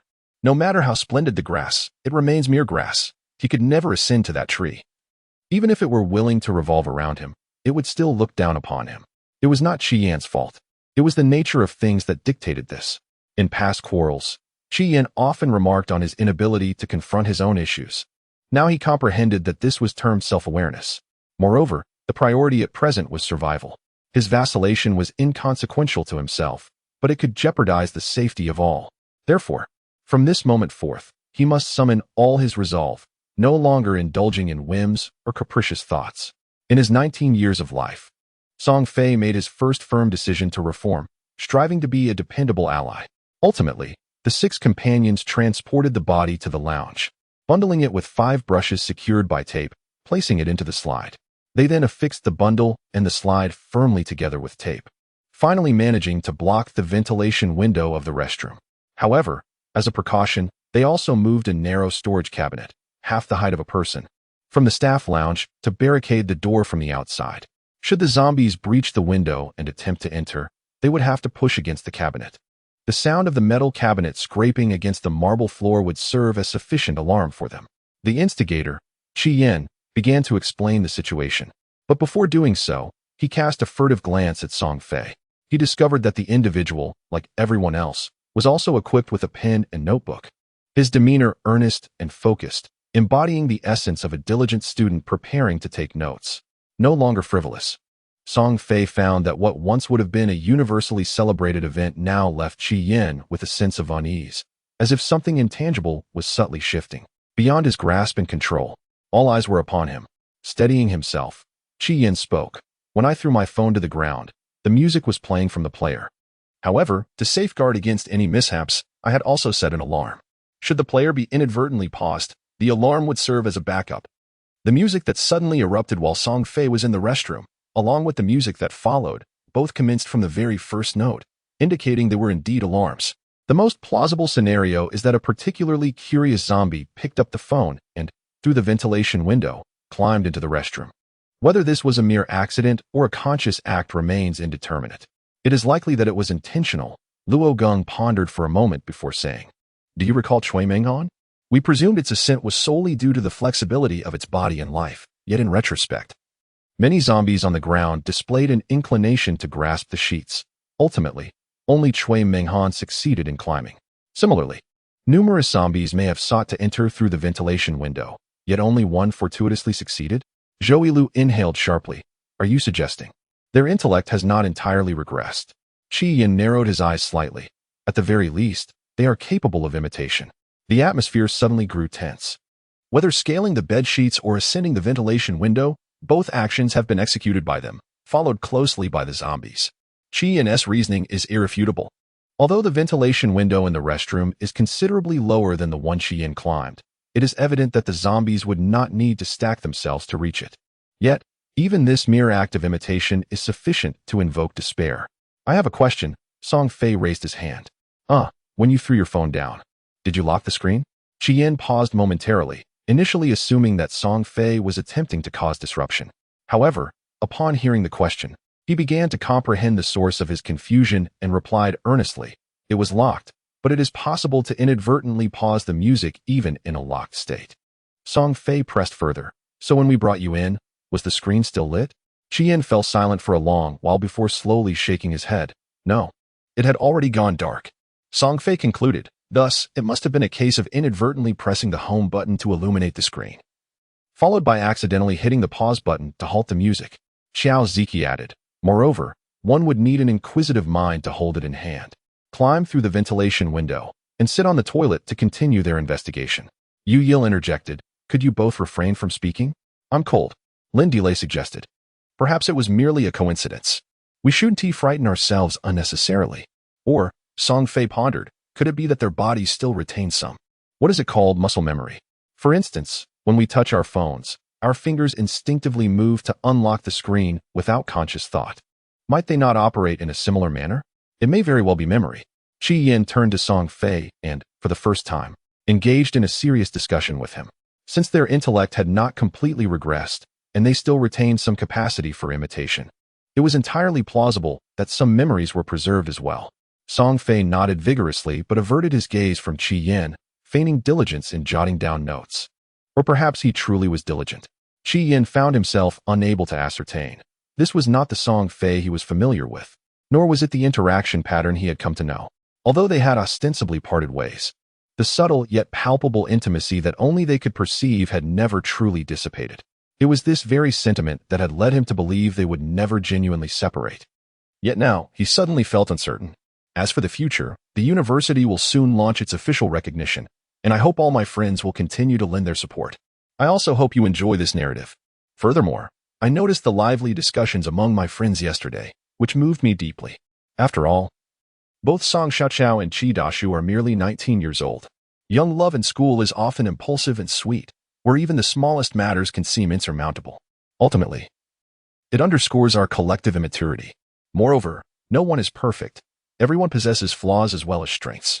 Xiaoqi is exceptional, yet has character shortcomings, while Xiaoqiao may not shine as brightly, but possesses her own unique beauty. When two individuals truly come together, it is when they are willing to embrace each other's entirety, both the good and the bad. Of course, one strives to improve upon their shortcomings. Xiaoqiao has already begun to transform herself. Thus, a love that fosters continual growth is indeed a good love. As the enchanting laughter of Liang Zhuang faded into the distance, a fervor for relentless updates surged forth. Gratitude is extended to Shan Dao Yi, Pang Ma A Wei, Lu Xing Ma Ma, the particularly obedient Shi Wu, Anana, X5, Yu Yu, X3, Belial, X2, Xiao 2Z, 20878278278, Tudo Dunji, Xian Luo. Contoshan, Wei Ai Lei Jun Fan, Fanmeier, Wanyu Lu Yun, Xiang Feng Chuan, Guang Dang, X2, Love Jujia 3190, Xin Yin, He Ha Ha Ha, The Joyful Bachelor, and Lin Qin's Landmine. Their spirited discourse persisted until dusk, as 6 students seated upon blankets gradually delineated the currently acknowledged characteristics of zombies. 1. Visual, auditory, and olfactory senses remain unchanged or heightened, exhibiting sensitivity to the movements and sense of the living. 2. Absence of pain perception. 3. Significant cognitive decline, with the potential retention of rudimentary imitative learning abilities and a modicum of memory. 4. Physical capabilities, speed, flexibility, etc., deteriorate from their original state, with an unknown rate of decline and individual variances. 5. Strength remains unchanged, essentially consistent with that of an average person, albeit with personal discrepancies. 6. Saliva contains the virus, transmitted through blood. 7. Brain death is currently recognized as the sole pathway to demise. Setting aside their notebooks, the 6 parched students exhaled deeply. The supermarket had grown dim, accompanied by the hum of the air conditioning, imparting an eerie atmosphere. Their previous discussions had gone unnoticed, now leaving them with a chilling sense along their spines. As the group exchanged glances, it was Song Fei who first reacted, rising to search for the switch on the wall. Fortunately, he quickly located it and pressed it down with a series of rapid clicks. In an instant, the lights illuminated the room. No wonder Prometheus stole fire for humanity. Zhou Lu set aside his notebook, stretched languidly, and mused that only light could instill hope in humanity, even amidst the darkest of nights. Song Fei, Luo Gong, Xiao Ziki, Qi Yin. This was not the first time Zhou Lu had become the conversation's abrupt terminator.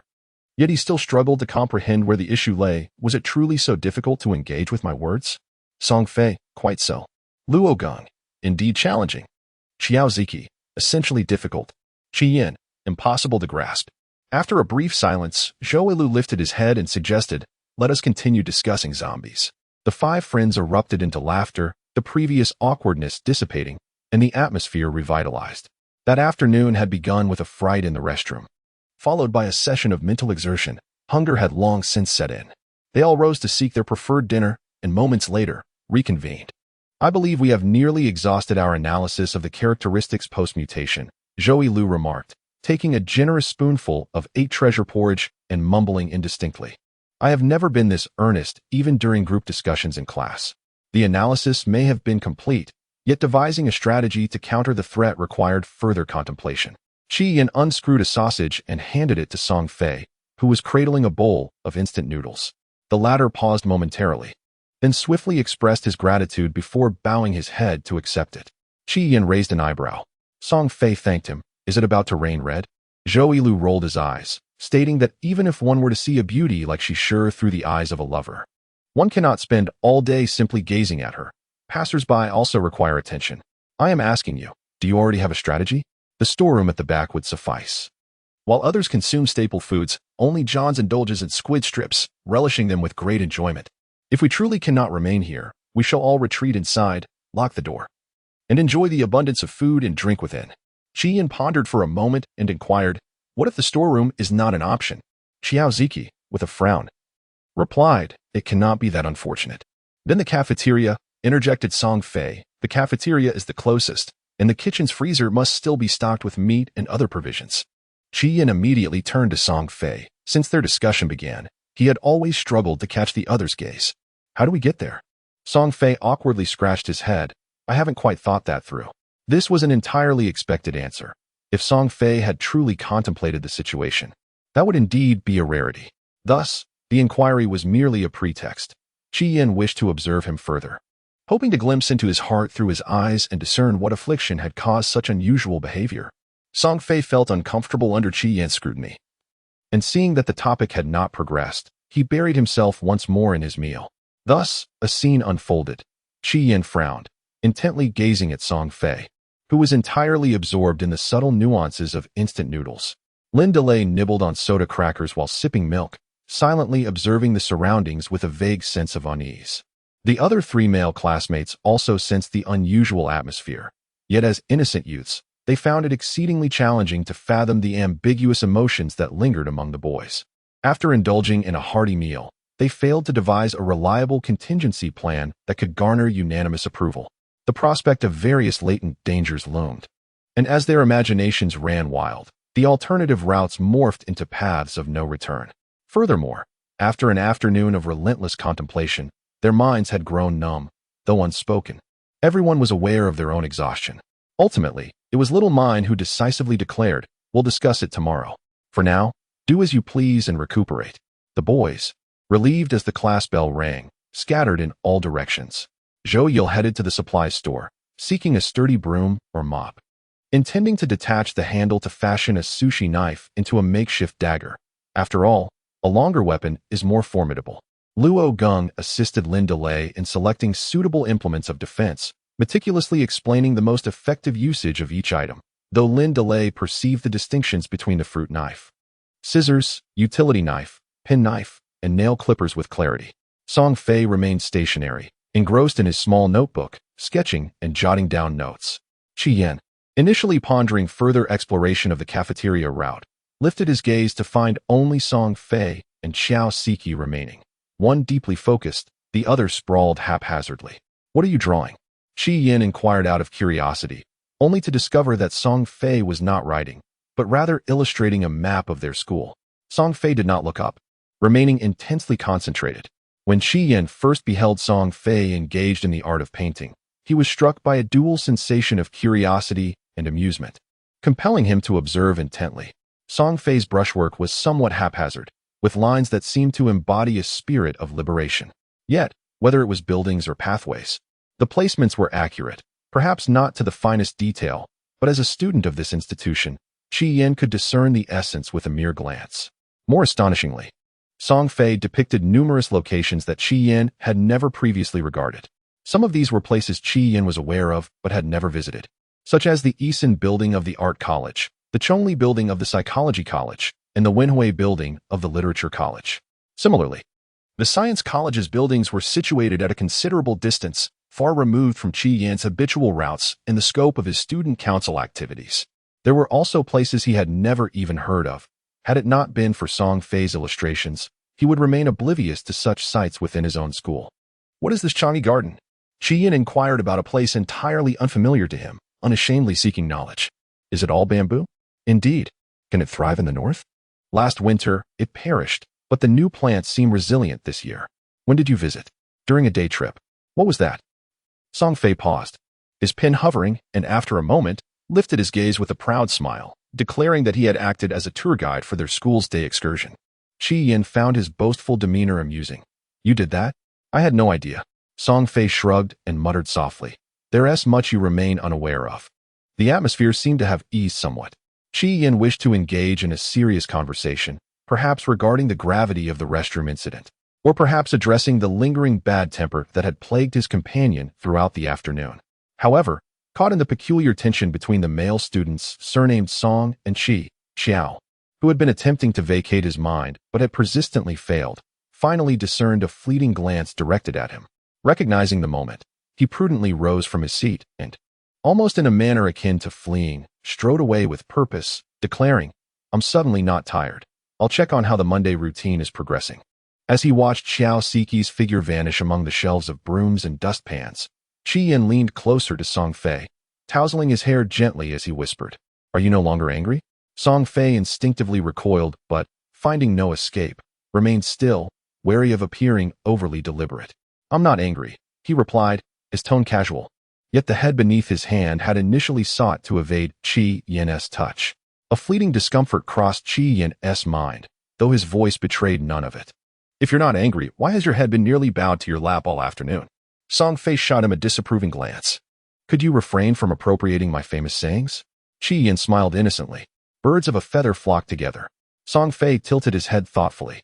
It seems you haven't truly learned anything worthwhile from me. Qi Yin nodded in approval. It's rare to see you possess such self-awareness. Song Fei lifted his chin, allowing Qi Yin to gaze upon him openly. Initially, Qi Yin genuinely intended to discern whether Song Fei was speaking nonsense. However, as he became engrossed, his thoughts began to meander, and his gaze remained fixated. No, he was utterly captivated by that face. Song Fei's appearance bore no resemblance to handsomeness or charm. He would undoubtedly be overlooked in a crowd. Particularly with his single eyelids, he often wore an expression of perpetual drowsiness, seamlessly aligning with his laid-back demeanor. Yet, beneath this facade lay a treasure trove of sharp wit, a mischievous glint evident in his eyes. Perhaps it was a case of opposites attracting. For Qi Yin found himself inexplicably drawn to this spirited essence, unable to resist stealing glances when they first became acquainted. Though his resistance had strengthened somewhat over time, he still occasionally succumbed to the allure. As Song Fei noticed the distance between them shrinking, an acute sense of discomfort surged within him, prompting him to push Qi Yin away. Taken aback by the sudden gesture, Qi Yin regained his composure yet felt bewildered by Song Fei's reaction. The incident in the restroom earlier had stemmed from Song Fei's impulsiveness. Qi Yin had merely expressed his concern in front of others. Now, with Song Fei adopting a more conciliatory approach, was it not sufficient? How long did he intend to sulk? A decisive resolution was in order. This was the pattern that Song Fei detested most. In this scenario, Qi Yin perpetually occupied the high ground, calm and composed, while Song Fei was relegated to the role of the unreasonable antagonist. He earnestly endeavored to align himself with Qi Yin's rhythm, striving to comprehend the latter's thoughts and aspirations. Yet, Qi Yin had never once paused to consider the intricacies of his world. Leading the campus day trips had once been his cherished weekend pastime. Unlike Rinja, who pursued romantic conquests, Song Fei's motives were purely innocent. He derived immense satisfaction from introducing the familiar flora and fauna of his surroundings to others and basking in their appreciation. Later, when together with Qi Yin, Zhou Wei found himself confined to the library on weekends. Qi Yin never inquired about his past weekend activities, as if he had effortlessly conjured an image of idleness. Eventually, Zhou Wei began to perceive this notion as trivial, leading to their eventual separation, which they never attempted to mend. Taking a deep breath, Song Fei lifted his gaze, for the first time devoid of any guilt, and fixed his eyes on Qi Yin. We are friends now, friends who share life and death. Therefore, should I err, please point it out, and I shall amend my ways. I refuse to indulge in petty quarrels with you. Qi Yin stared at Song Fei, feeling a strange dichotomy of familiarity and estrangement. The crux of the matter was that he had not been wrong. They had undeniably parted ways and were now merely friends. However, after the past few days, never mind. If Song Fei insisted on a clear declaration, he would provide one. Do you recall the day of the incident? I had intended to invite you to lunch, Qi Yin queried. Song Fei hesitated momentarily before nodding. Why bring that up all of a sudden? Qi Yin replied. I actually have something to discuss with you. Song Fei responded with silence as Qi Yin continued. I wish to reconcile with you. At the moment Qi Yin uttered the words of reconciliation, Song Fei felt a strange premonition, yet upon hearing those words aloud, he still felt as though he were dreaming. Qi Yin, having resolved to speak candidly, no longer hesitated. I do not wish to remain apart. Song Fei remained speechless, and Qi Yin continued. I admit that I was excessively forceful in the past, but your lack of ambition was undeniable. The duration one spends in university is directly proportional to the hardships one must endure in society. I genuinely wish you well, yet you seem to believe otherwise. Alas, it matters not. Whether one can even survive outside remains uncertain, so what significance does society hold? At this juncture, there is no need for further study. Our quarrels shall cease henceforth. Song Fei. Qi Yin. Qi Yin, yes? Song Fei. What do you wish to discuss over our meal? Qi Yin. Did I not just mention that I desire to reconcile with you? Song Fei. I decline. Qi Yin. Separated by mere shelves. Xiao Ziki inquired. Did you comprehend the situation? Zhou Yu remarked. I am somewhat confused. Did they break up long ago, or just recently? Luo Gong added. Am I the only one who cares? So, seeking reconciliation can be met with such resistance? Lin Delay concluded. Thus, he has failed. The campus lay in ruins, zombies roamed freely, and love had perished, a rather fitting scene. Xiao Ziki suggested. Yet, with formidable foes at hand, morale is of utmost importance. Shall we not offer some counsel? Zhou Yil queried. How can we advise? Moments later, Xiao Ziki called out. Qi Yin. Qi Yin responded. Speak. Xiao Ziki stated. In our current predicament, survival takes precedence. Let the ship of love sink for now. Qi Yin. Hope for dawn flickered. As the enthusiastic interjections of friends abruptly interrupted the amiable exchange between Qi and Song. Indeed, both individuals are acutely aware of the conclusion. Much akin to what Xiao Ziki articulated. The grand wheel of love has inevitably collided with an iceberg, and the descent is imminent, unstoppable by any means. Xiao Ziki, with averted gaze, slowly directed his attention to the ceiling above. Qi Yin pressed on, inquiring, what is good about it? Xiao Ziki felt an urge to weep, lamenting that a physical jab would undoubtedly inflict greater pain. At that moment, Lin Delay could no longer bear to witness the exchange. She snatched the scissors from Qi Yan's grasp and with a decisive motion, cast them to the floor. With a tone of disdain, she asserted, if you truly possess the capability, then go ahead and take charge, turning raw rice into cooked meals. Let him deny it verbally while his body betrays his honesty. Otherwise, retreat to a corner and reflect on where you have failed to satisfy him. Song Fei remained silent, his eyes wide with gratitude, as if beholding the Bodhisattva's descent from the heavens. The other three male classmates discreetly raised their thumbs, recognizing that while others spoke with eloquence, Delay's words pierced the heart with unerring precision. Qi Yin, feeling cornered, was left in a state of internal turmoil, ultimately sealing his lips tightly in silence. As for Song Fei, he found himself at a crossroads, whether to engage or to remain silent. Ultimately, he forcefully slapped the meticulously drawn map onto the bedspread. Shifting the topic with authority, let us examine the route. However, due to Song Fei's excessive vigor and the softness of the bedding, the map met with an unfortunate fate, suffering several vertical tears upon impact. Originally hastily drawn, the map now appeared crumpled, resembling little more than a piece of discarded paper. Fortunately, the four companions did not express disdain. They leaned in, striving to decipher the intricate details before them. After an arduous identification process, they finally recognized it as the school map. Indeed, your drawing exhibits remarkable intricacy, acknowledged Luo Gong sincerely. What route do you wish to take? Asked Zhou Yil, who had comprehended the map, but had yet to grasp Song Fei's intentions. After a moment of contemplation, Song Fei spoke. Here is my thought. We have managed to survive. Perhaps more fortunate than many of our peers, yet mere survival is insufficient. We must learn how to thrive. To achieve this, we must leverage our advantages. Beyond our initiative and intelligence, we possess geographical advantages as well. Lin Delay interjected, our familiarity with the school? Song Fei replied, indeed. No one knows the ins and outs of this institution better than us. The gymnasium, the auditorium, the library, and even the utterly inhospitable Luban building of the School of Architecture. which can serve as our refuge when necessary. The more intricate the structure, the more it benefits us. Excuse me for interrupting, Zhou raised a serious hand. I take issue with your assessment of the Luban building. It embodies the aesthetic of structural beauty in our school. It is a passionate collision of ingenuity and craftsmanship. A perfect marriage of fluidity and practicality. Song Fei, Lin Delay, Qi Yin, Xiao Siki, Luo Gong. I may be an outsider and lack understanding of structural aesthetics, but I have one question. Why do I always get lost every time I visit your building? Zhou Lu, your question is utterly absurd. Do you think I never lose my way? Xiao Siki, Song Fei, Qi Yin, Lin Delay. I can't bear it any longer. My chest hurts too much. Please allow me a moment to recover. Luo Gong, let me help you with a massage. Lin Delay, get lost. The discussion regarding survival strategies resumed 5 minutes later, as all companions needed to clutch their chests and roll on the blankets for a while to avoid an explosive outburst. I wholeheartedly agree with utilizing the terrain. Luo Gong, who heals relatively quickly, was the first to speak. However, no matter how we utilize it, I believe that is a secondary issue. The pressing concern at hand is whether we should engage in a defensive battle or attempt a breakout. I will state my position. I support a defensive strategy. Classmate John somehow procured a bag of beef jerky again. Ever since Lin Delay forbade him from smoking, he has been continuously munching on snacks.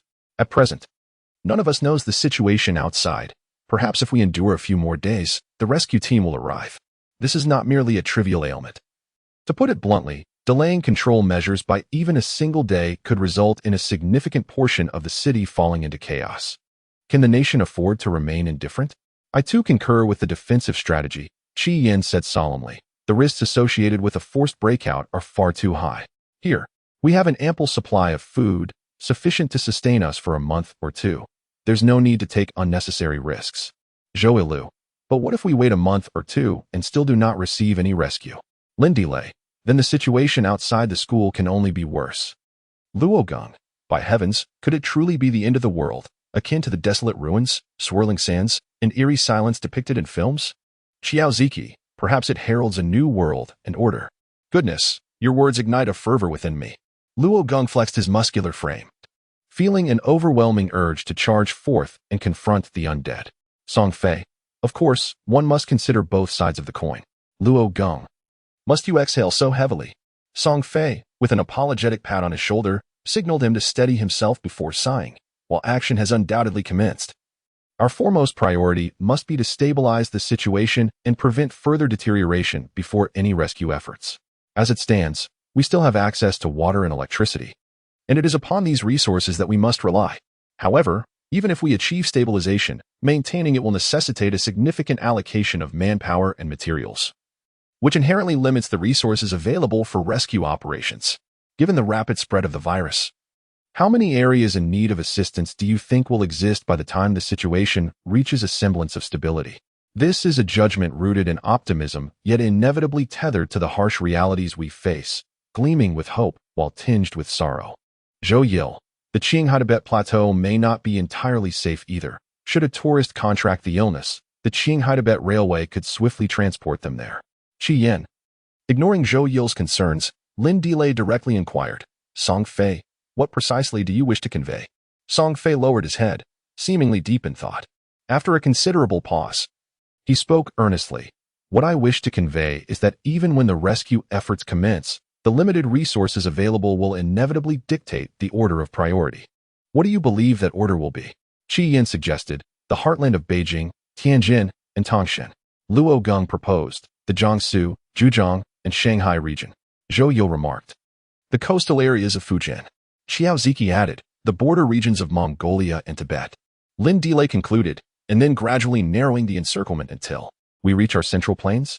Song Fei replied, of course, it is also possible that after stabilizing the northeastern provinces, we may advance directly westward. Xiao Ziki exclaimed, that doesn't offer much of a head start. Mother, why did you insist I enroll here in the first place? What I want to emphasize is that we must engage in both defensive and offensive strategies, employing a dual approach. While it is certainly advantageous to await rescue, should help not arrive and our defenses falter or our supplies dwindle, we must decisively shift our battleground. If the entirety of the school becomes untenable, and the utilities haven yet been cut off, fleeing towards the urban area would be our only hope. Qi Yin inquired, "Why not head to the urban area now?" Song Fei regarded him earnestly. "None of us know the situation outside. Beyond the school lies desolation, with no refuge or concealment, a perilous venture. Thus, this is a last resort. We cannot proceed unless absolutely necessary." "Indeed," interjected Xiao Ziki. "If we venture out and meet our demise, only to be rescued here within a fortnight, that would be a profound injustice." Qian certainly understood this principle. He did not genuinely wish to pose questions to Song Fei. He merely found it particularly refreshing that Song Fei, who possessed a clear mind and logical reasoning, was attempting to offer assistance to everyone. How had he suddenly begun to contemplate problems so earnestly?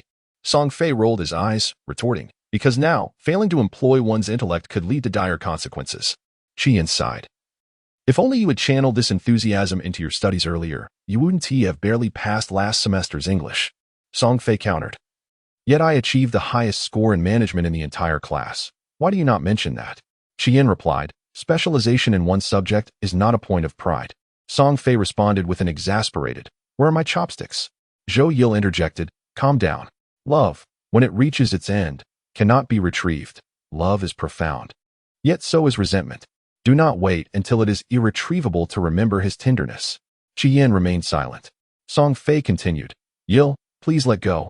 I am calm now, truly." Ultimately, they unanimously approved a comprehensive strategy that harmonized defense and breakthrough, while also formulating a plan to ascend to the rooftop through the ventilation window should the supermarket be compromised, with the intention of seizing the cafeteria. As for whether to advance further or to maintain their position after capturing the cafeteria, that would be deliberated based on the circumstances at that time. Naturally, it would be most splendid if they could safely hold the supermarket until rescue arrived, despite the rational understanding that the supermarket could succumb to chaos at any moment. In the effort to stuff their backpacks with sustenance alongside weapons, when the late hours descended and the eerie sounds outside gradually subsided, they found themselves irresistibly lying down, seeking fragments of the tranquility and warmth of bygone days beneath the soft covers. It had been a long and exhausting day for both the five who had fled the dormitory and Lin Delay, who had escaped from the water room. At this moment, the five lay side by side on the makeshift bedding, close enough to nudge each other with their feet, though not tightly pressed shoulder to shoulder. Lin Delay was positioned at the innermost part, leaning against the shelves and the windowless wall, fully aware that this was the safest spot. She did not voice her thoughts, yet she genuinely appreciated this arrangement. During her confinement in the water room, she had envisioned numerous scenarios, one in which she was devoured by the monstrous intruders, and another where she was rescued by classmates banding together to fend off the creatures. However, the latter did little to ease her anxiety.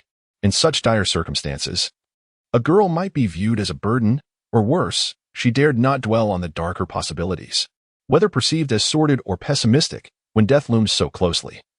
No one can assure that human nature and morality will remain untainted, even in the slightest. Ultimately, she was proved wrong in the most delightful manner, dispelling all the negative energy she had accumulated in the water room. She attended an exceptional school and encountered a remarkable group of classmates. Despite the unexpected viral outbreak that had trapped her in the water room and the unwelcome arrival of her menstrual cycle, she held on to the belief that the night would eventually pass and dawn would surely break. For 2 days, tranquility reigned. The 6 individuals spent half a day inventorying the supplies in the storeroom, after which they convened to study the campus map. However, after turning it over repeatedly, they found themselves revisiting the same locations. Further analysis felt futile, leading to a gradual cessation of discussion. While a daring escape would undoubtedly be fraught with peril, it would sharpen their focus. In contrast, the seeming safety of confinement dulled their senses, as they languished in the monotony of waiting. It was unclear which state was preferable. Yet the current 6 were undeniably beset by ennui. On the 8th day since the outbreak of the zombie horde, and the 4th day since entering the supermarket, the weather shifted from cloudy to overcast. "Don't waste your energy," Zhou Lu remarked, as he plucked a stick from the Glico Pocky box in Xiao Siki's hand and began to nibble on it. With no books, no internet, no cards, and no mahjong, even the murder mystery games had lost their allure. The 6 of them, mere solitary commanders, certainly could not resort to a game of truth or dare. Xiao Siki quickly shielded his remaining cookies from Zhou Ilu's greedy grasp, protesting, "Truth is fine, but how do we tackle the dare? Should we run out and fight a zombie? Or take a bite of laundry detergent?" Luo Gong was at a loss for words. Have we really sunk to this level where that isn't enough adventure? Let's not court death recklessly. After pondering for a while, Zhou Lu proposed. How about we play a game of idiom relay? Song Fei, Xiao Siki, Luo Gong, Lin Delay. We could give it a try. Qi Yin. I agree. In a 3-on-3 game, although it did not exceed half, it was still a rare occurrence. And thus the game commenced swiftly. Xiao Ziki exclaimed, I'll go first. A tempest of madness, shouted Luo Gong. Like bamboo shoots after a spring rain, chimed in Zhou Yil. Song Fei and Qi Yin remained silent, while Lin Delay also refrained from comment. Before long, the enthusiasm fizzled out.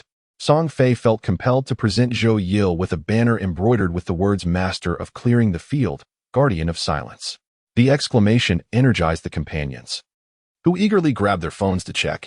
Wow, indeed, they remarked, we've truly lost track of time, haha. None noticed a pair of envious eyes glaring at them with resentment. Xiao Ziki bit into half of a snack, chewing vigorously. Lin Delay, astonished, asked, You can draw sketches? Zhou Yil sat up and replied earnestly, It's a serious foundational skill. I was compelled to attend art classes even before I started school. Lin Delay, incredulous, scrutinized Zhou Yil from head to toe. You can play the guitar, sketch, and even bought a knife in Japan just to enjoy Japanese cuisine in the dormitory. How is it that someone like you has no girlfriend? Zhou Yil pondered deeply and finally shrugged.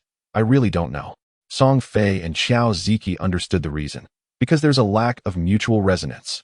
After a moment of hesitation, Luo Gong quietly approached Lin Delay and said softly, Though I lack the skill to sketch, I am adept at differentiation. Xiao Ziki interjected with a clear recollection. I once translated a horror film featuring Santa Claus. It was entirely unconventional, shattering the fairy tale mold, with an exceedingly dark conclusion. What was it called again? He lifted his gaze, meeting Qi Yin's eyes. It was unclear whether Qi Yin had fortuitously glanced over or had been observing them all along. His eyes shimmered with an indescribable emotion. Qi Yin sighed with a wry smile. I lost my wallet, but failed to catch the thief. Lin Delay nodded in understanding. Indeed, this was a series of unfortunate events. Luo Gong, having waited in vain for the goddess's attention, remained undeterred and decided to bring over numerous cans of apple-flavored Fanta.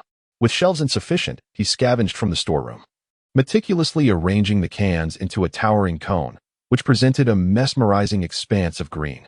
Lin Delay, emboldened, ventured a guess, a Christmas tree? Luo Gong nodded vigorously. Lin Delay chuckled heartily. Luo Gong was so elated he nearly gasped for breath. The 6 of them formed a circle, with Xiao Ziki having already piled a collection of snacks in the center. Each person held a can of cola, clinking them together as they proclaimed, If no one grants us light in the dark of night, we shall illuminate our own path. 8 glasses, each containing varying amounts of water, were arranged on the ground, from lowest to highest.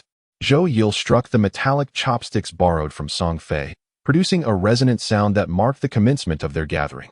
One by one, the notes sprang forth under the rhythmic tapping of Monday, neither hurried nor slow, crisp and melodious, eventually flowing into a familiar melody, akin to snowflakes dancing in the wind.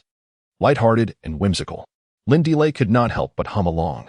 Jingle bells, jingle all the way, ride in a sleigh, hey. Song Fei also joined in. But after 2 lines of jingle bells, she faltered, unable to continue with the English lyrics, and resorted to singing instead. Recognizing the dissonance, she quickly fell silent, obediently becoming a listener alongside everyone else. Lin Delay's voice was like a nightingale, bright and lively in its playfulness, soft and warm in its gentle murmur. With closed eyes, one could almost envision a snow-covered town, each home aglow with the warmth of a crackling fireplace, and windows lit with a welcoming glow. Suddenly, a frantic cry pierced the air. Help! Help! Help! It was not just one voice calling for aid. Simultaneously, the glass doors at the supermarket entrance resounded with vigorous pounding. The 6 individuals, no longer daring to delay, sprang into action, racing towards the front door. Xiao Ziki led the charge, arriving first and without hesitation, moving the shelving unit that was barricading the entrance. Just as he was about to clear the way entirely, Qi Yin, who had arrived shortly after, seized the opportunity and reached through the existing gap to pull aside the cotton curtain. A group of towering male classmates suddenly came into view. It was impossible to count how many there were. The closest face was nearly pressed against the door. Upon seeing them, the classmates inside redoubled their efforts to bang on the door, almost as if they were trying to break it down. The cacophony of pounding and cries for help was deafening. Soon after, Song Fei arrived, carrying the keys to 7 or 8 locks. However, with so many classmates outside and even more zombies pursuing them, as Song Fei fumbled for the keys, he witnessed 2 more classmates being dragged away by the undead. On the rooftop, Chi Yin suddenly shouted through the crack of the door, urging them to ascend to the roof, asserting that the zombies could not climb stairs. If all 7 locks were unlocked in succession, it was likely that there would be nothing left but bones outside. Some quick-witted classmates immediately grasped the situation and promptly ran in different directions. The power of example is boundless. Within moments, the classmates gathered at the doors scattered in an instant, whether by stacking themselves or climbing barehanded, each showcasing their unique skills. Chi Yin climbed to the top of a metal shelf, opened a ventilation window, and called out to those above, "Here, come in through the window." Soon, the first classmate was brought in. Following him, Luo Gong also climbed up to assist Chi Yin in bringing others in. After about 10 minutes, a total of 17 classmates were safely inside. Once everyone had landed safely, the 6 of them realized that, although the newcomers wore varying attire, most were dressed in casual sportswear, all male, with a mix of heights and builds, yet each radiated an unmistakable aura of masculinity. It was a presence distinctly different from that of ordinary classmates, evident even in a single individual, let alone in a group of 17. Are they from the physical education department? Chi Yin secured the window and jumped down from the shelf. In a moment of desperation, I felt as though I could not endure any longer, believing death was imminent. My legs trembled in fear, yet fortunately, fate had spared me. The speaker was a classmate of similar height to Chi Yin, yet appeared more robust and athletic, clad in a gray tracksuit topped with a loosely zipped black down jacket. "You certainly found an interesting spot. The dormitory is practically a den of cannibalism," exclaimed the boy. As he spoke, a group of over a dozen individuals suddenly scattered towards the food area. Chi Yin wished to inquire further, but upon noticing the others had vanished, the boy turned and sprinted away, muttering, "Save some for me." Within half a minute, with barely 2 sentences exchanged, 6 of us found ourselves exchanging bewildered glances. Xiao Ziki broke the silence, asking, "What is going on?" Zhou Yilf speculated, "Perhaps they are simply famished." Luo Gong added, "If they are starving, they should at least express their gratitude. We have saved their lives." Lindile suggested, "Let us just try to understand each other." Chi Yin felt discontent, having intended to ask for the boy's name, but now lacked the inclination. Furrowing his brow, he glanced at Song Fei, only to notice the latter's expression was unusually grave, deep in thought. Chi Yin nudged him gently with his elbow, inquiring, "What is the matter?" Song Fei slowly turned to him, his visage uncharacteristically serious, devoid of the usual banter. "How many were there when they knocked on the door?" Chi Yin shook his head, aware only that there had certainly been more than the current number present. "Song Fei, wouldn't you feel sad about the classmates who have passed away?" Chi Yin pondered for a moment and replied, "Perhaps they haven't fully grasped the situation yet?" Song Fei could not conjure up more thoughts, so he conceded, "Maybe so." In the dark forest, 17 young men were not to be underestimated. They swept through the rows of shelves like a tempest, leaving behind a scene reminiscent of a locust plague ravaging farmland. In mere moments, an array of packaging and empty beverage bottles lay scattered across the ground. Gradually, the satiated young men sprawled across the floor, savoring the palpable sensation of having survived a catastrophe. "Damn, I finally made it through. If I had known, I would have come out sooner." The torment of those days spent in the dormitory was unbearable. Thankfully, I ran fast. The ones from 317 lagged behind and couldn't escape. This university life is too perilous. Song Fei and his companions were situated in their designated area for personal supplies, neither too far nor too close to the food section. Countless shelves stood between them, creating a distinct divide. They could hear the sounds from across the way, though not every word was discernible. Xiao Ziki picked up a can of apple fonda from the ground, popped the tab with a crisp sound, and tilted his head back to take a hearty swig. Upon noticing that his 5 companions remained motionless, he burped and urged, "Hurry and drink a bit. In a few days, there may not be any left to drink." The group fell silent. Xiao Ziki spoke the truth. The instinct to rescue others is rooted in the goodness of human nature, yet humanity cannot turn into sustenance and water. In a situation where the total amount of food is completely fixed, the more people there are, the less there is per person. I genuinely do not wish to change our position. On Monday, let's speak candidly. The fact that we managed to rush over from the dormitory can only be attributed to sheer luck. To attempt it again may not yield the same fortune. It is far from ideal. Luo Gong opened a can of beverage, the sweet carbonation blossoming on his tongue, invigorating both body and spirit. With the remaining snacks, broad beans, spicy strips, sunflower seeds, and peanuts. If we ration them wisely, they could sustain us for another week or two. Should rescue fail to arrive by that time, we will truly be out of options and can then reconsider the matter of relocation. All right, Song Fei declared, slapping his thigh. Establishing a tone for the current situation, we will cross that bridge when we come to it. Chisiki still felt a tinge of unease, yet upon hearing his companions, he found their reasoning somewhat comforting. After pondering for a while without yielding any useful insights, he decided to shake off the chaotic worries and rejuvenate his spirit. So, shall we continue to enjoy our peaceful night? Song Fei replied with a hint of exasperation, you needn't be so carefree. The group engaged in lively conversation. Oblivious to the approach of another until the newcomer cheerfully greeted them, you all seemed quite lively. The visitor was the same individual who had exchanged a few words with Qi Yin earlier. While they had all been standing then, now seated on the ground. The sense of pressure was palpable. Fortunately, the newcomer was quite affable, promptly taking a seat beside them. Revealing a friendly smile that showcased his white teeth. I am Yu Zicheng. Being from the same school, and under such circumstances, no one would hold grudges. With the friendly introduction, the companions readily reciprocated with goodwill. Qi Yin, Song Alu, Song Fei, Luo Gong, Xiao Siki, Lin Delay, and Yu Zixing were momentarily taken aback. With Song Fei scratching his head in confusion, admitting, I simply cannot remember. The tension and awkwardness in the air gradually dissipated. Xiao Siki handed a can of Fanta to his companion, who accepted it effortlessly, prying open the tab while inquiring, when did you arrive? 4 days ago, Song Fei replied, feeling a tinge of frustration as he recalled their futile efforts on the balcony, where they had shouted for ages but received no response. Ultimately, they had to brave their way outside, almost failing to gain entry. Yu Zixing furrowed his brows. You all shouted from the balcony? How did we not hear you? What building are you in? Song Fei asked. Building 5, Yu Zixing replied. That explains it.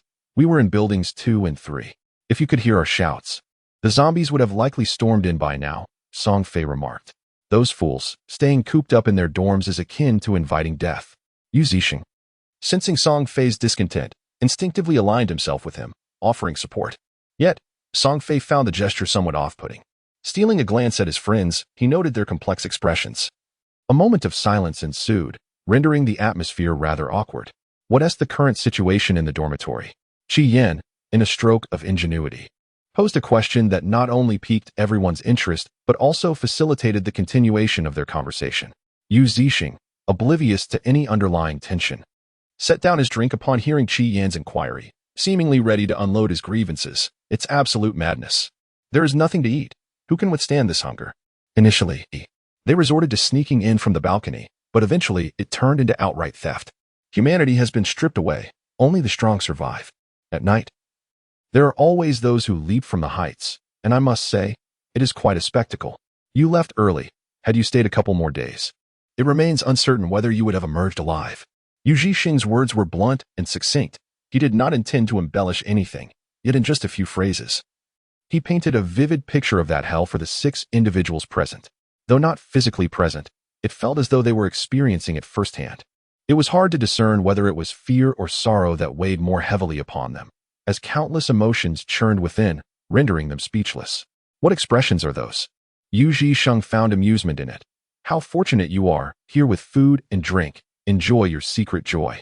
But that too is fleeting, Luo Gong sighed. Who knows when help will arrive? Sitting idle will only lead to despair. This is not a fortress, it is flatland, and assistance will surely come swiftly. Yu Zixing sighed, expressing his greatest fear, that our own would betray us. When I knocked on the door, I genuinely worried that you might turn a blind eye to our plight. Unless bitten, Song Fei replied solemnly, each word deliberate. We will always remain human. Yu Zixing paused, then playfully shoved Song Fei's shoulder. Stop with the motivational talk, haha. Unfortunately, the blankets have all been claimed by Song Fei and the others. What remains on the shelves are thin and impractical. A few seemed reluctant to leave, casting lingering glances at Song Fei's blankets with a sense of attachment. The 6 individuals held a clear understanding in their hearts, yet all averted their gazes, pretending not to notice. Opening the window to save someone is a matter of morality. But providing warmth at the cost of one's own comfort is going too far. Moreover, the supermarket, with its air conditioning, was not particularly cold. Sleeping on the floor might be slightly uncomfortable, but the young man was robust and would not succumb to such trivial discomforts. Perhaps the harrowing escape from the dormitory left these students too agitated to find rest as late into the night.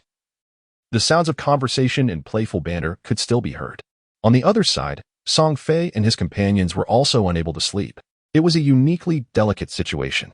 It felt as if a new group of sharecroppers had suddenly invaded what they had come to regard as their own territory. Logically, they understood that the supermarket belonged to everyone, and the notion of claiming it as their own was inherently flawed.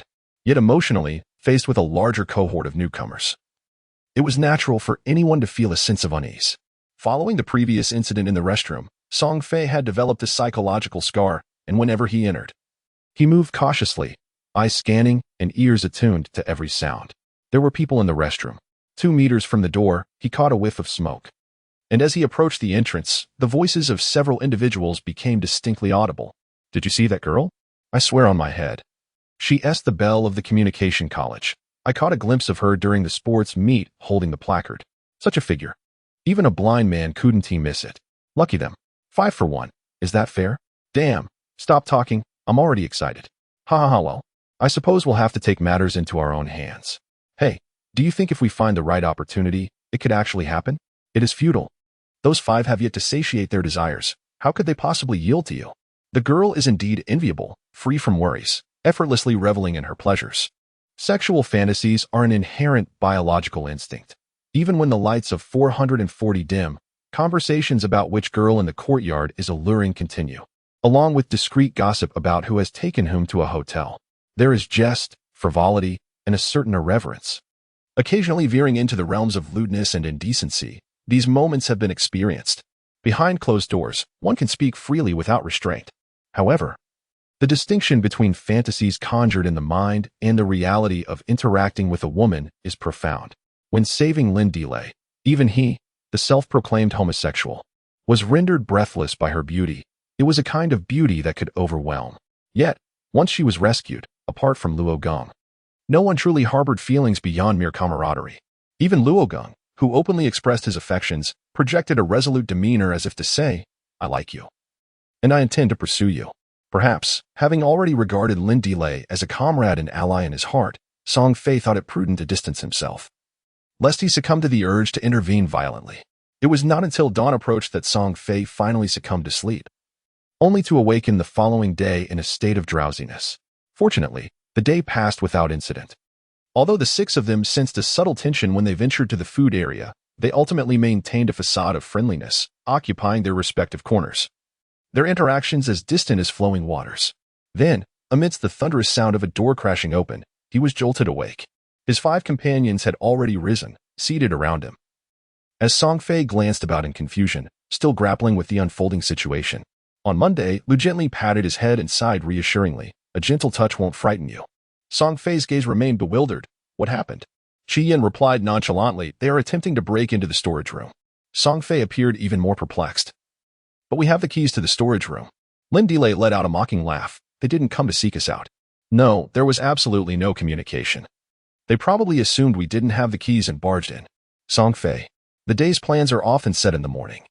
And since the morning did not commence well, it came as no surprise that Song Fei faced difficulties locating 8 treasure porridge in the food area at noon.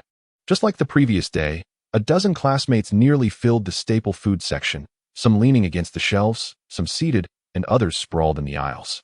Despite their various postures, as Song Fei approached, a dozen pairs of eyes simultaneously turned to him, instantly erecting an impenetrable barrier that conveyed no entry for strangers. Yet, just as the day before, Song Fei, unaccustomed to backing down, pressed forward. However, upon reaching the shelves, he discovered them utterly bare. Even if he were a reincarnation of a deity, he would be at a loss. He thought to himself that the shelves had been thoroughly emptied, but surely there would still be stock left. Upon arriving at the storage room door, he peeked through the half-open door and caught sight of Yu Zixing inside. Apart from Yu Zixing, there were 2 other classmates, all 3 seated on the ground, exuding an air of ownership. "Song Fei, right? See, my memory serves me well," Yu Zixing greeted warmly, remaining seated on the floor without moving. "Quite delightful." Song Fei offered a perfunctory smile, attempting to bypass the 3 individuals and proceed inside. However, as she approached Yu Zixing, he unexpectedly extended his leg, causing her to stumble. "What the hell are you doing?" Song Fei exclaimed, her temper flaring. It was impossible to maintain a cheerful demeanor in such a situation. Yu Zhisheng looked apologetic, saying, "I truly apologize, but there isn't anything to eat inside. You might as well look outside." Song Fei felt her intelligence had been severely insulted. The absurdity of the situation left her momentarily at a loss for whether to be angry or to laugh. With so many boxes, "You're telling me there is nothing to eat?"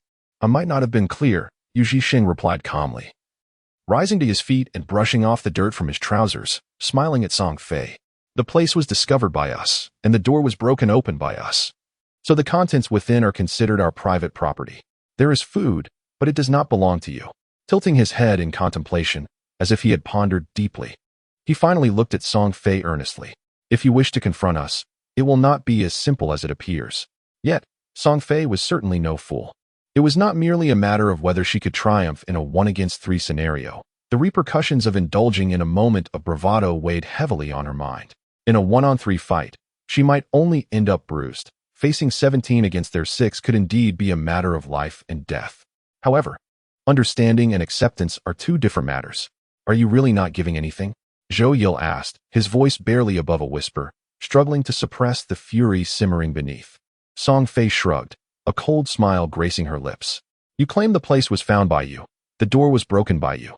So everything inside is your private property. There is food, but it does not belong to us. By heavens, what a ludicrous logic." Luo Gong, on the verge of standing up, was firmly held back by Linda Lei, who clutched the corner of his garment. Yet, he remained unwilling to succumb, persistently attempting to break free.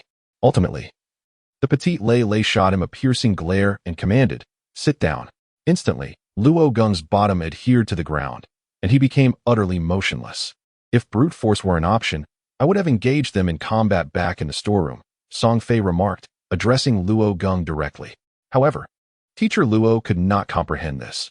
"Are you suggesting a strategy of wits instead? In this limited territory, once you take what is theirs, do you believe they will not retaliate? Perhaps we should attempt diplomacy?" Xiao Ziki timidly proposed.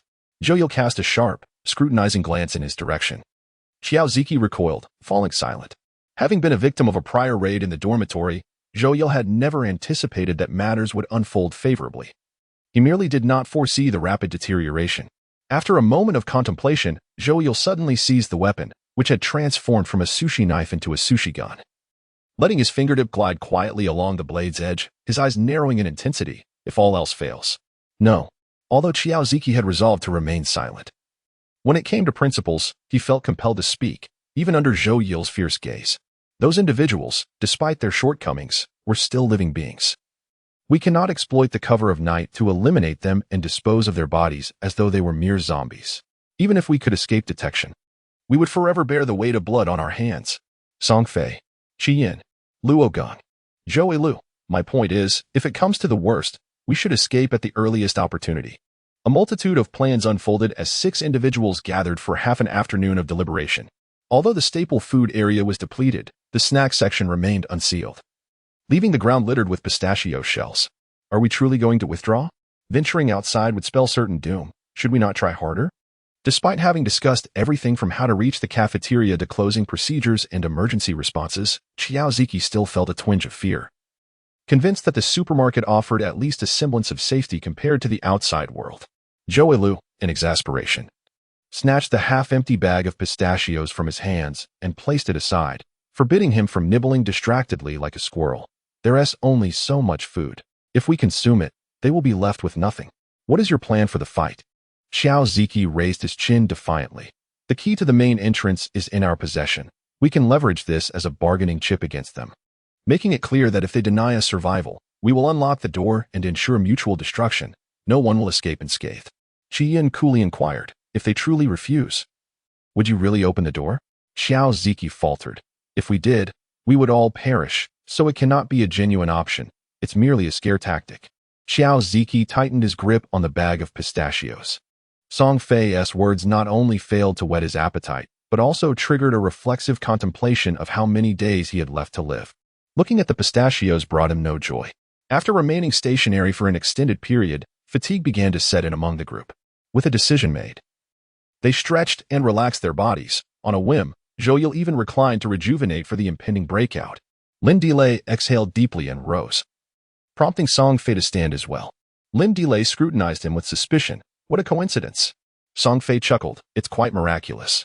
Luo Gong, unable to hold back any longer, interjected with a critique. Hey, enough already. Since yesterday, every time someone goes to the restroom, you follow. What's your intention? Song Fei feigned innocence. Nature calls, and I cannot control it. Why not join me? Luo Gong quickly shook his head. In his straightforward understanding, he believed that accompanying a girl to the restroom was a foolish act, yet Song Fei, being gay, left him perplexed about whether this behavior fell into the realm of obsession or sisterly camaraderie. After all, going to the restroom together was a favored pastime among girls, a concept that male classmates could never quite grasp. True to form, Song Fei walked side by side with Lin Delay to the restroom. As usual, upon confirming the absence of others, he announced, I'll close the door.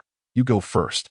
Song Fei assumed they had an unspoken agreement regarding this routine, but was taken aback when abruptly pulled, finding himself leaning against the restroom wall. Lin Delay, at 172 centimeters, was slightly shorter than Song Fei, who stood at 176 centimeters. Yet with a swift motion, she pressed her arm against the wall, achieving an impressive wall slam. What were they discussing? Lin Delay got straight to the point.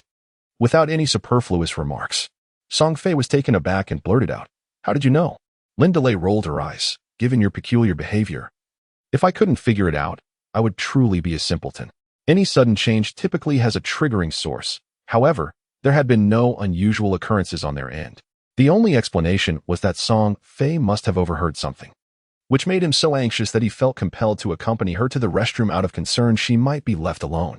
His apprehension was not about her needing to relieve herself, but rather about her vulnerability when isolated.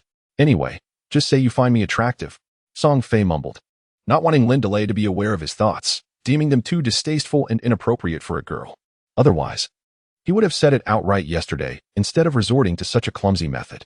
Lin Delay wasn't insistent on digging deeper. She merely wanted to tease him a little, and now it seemed her assumptions were correct. She was indeed aware of the malevolent glances and the crude, lascivious smiles directed at her. A glimmer of determination sparkled in her eyes. Meanwhile, Song Fei was overwhelmed by memories of the fear he experienced as a child when he was beaten by the neighbor's older sister, and he nodded vigorously in response. Lin Delay smiled, her eyes twinkling with mirth, and sincerely said, Thank you. This time, Lin Delay took a bit longer in the restroom, and Song Fei assumed it was due to an upset stomach. However, when the girl emerged, he was left utterly speechless.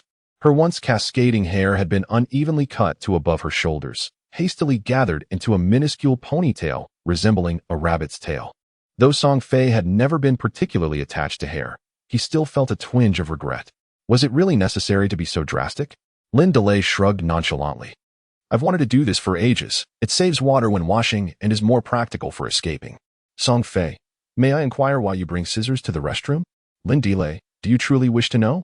Song Fei, never mind. I have a feeling the answer would be quite painful for men. Upon returning to the living quarters, Lin Delay startled her comrades. Although her face remained attractive, it was undeniable that hairstyle played a significant role. With just a single cut, the alluring, sophisticated persona had entirely collapsed. Her current style was difficult to classify, perhaps a casual aesthetic. Nonetheless, the female classmates paid little mind, and the male classmates merely teased her for a moment. Subsequently, the six of them swiftly organized their belongings and, seizing the opportunity before nightfall, bid farewell to the newcomers. Upon hearing of their departure, Yu Zhisheng's expression was a spectacle to behold. A whirlwind of joy, astonishment, and skepticism played across his features, rendering his countenance almost unrecognizable. Qi Yin regarded him coolly, unwilling to utter another word. At 3:30 in the afternoon, it was still the same window through which Qi Yin had entered. Under the watchful gaze of 17 classmates, the six companions climbed onto the shelves in succession, filing out one by one. As Qi Yin reached the rooftop, the window below was shut with a firm clap.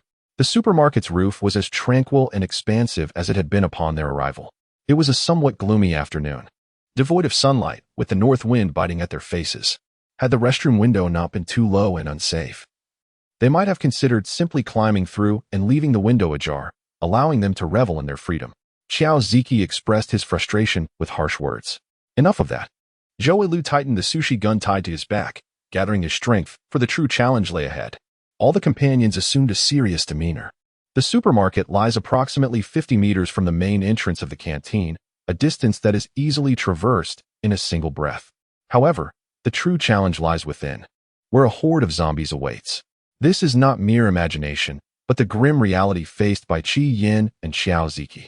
Besides the main entrance, the canteen boasts side doors on either side.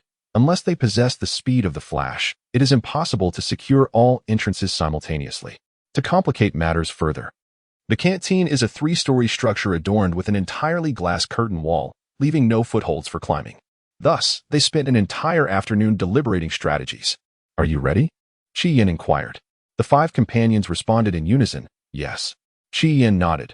"Remember, Plan A. If that fails, seamlessly transition to B, C, or D," Song Fei suggested. "Collective movement is paramount."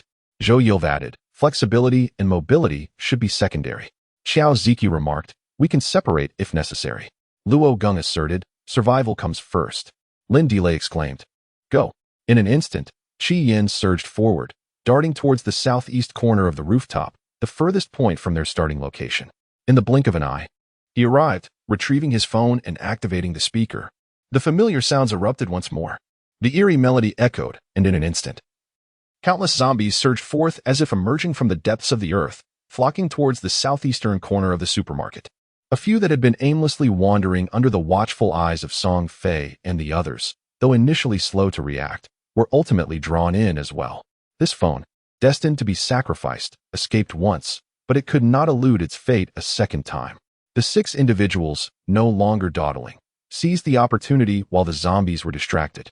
Swiftly leaping down from the northwest corner of the supermarket, heading straight towards the northern side of the cafeteria, there lay a makeshift steel structure, concealed just behind the water room, which served as the students' preferred collection point for deliveries outside of the cafeteria.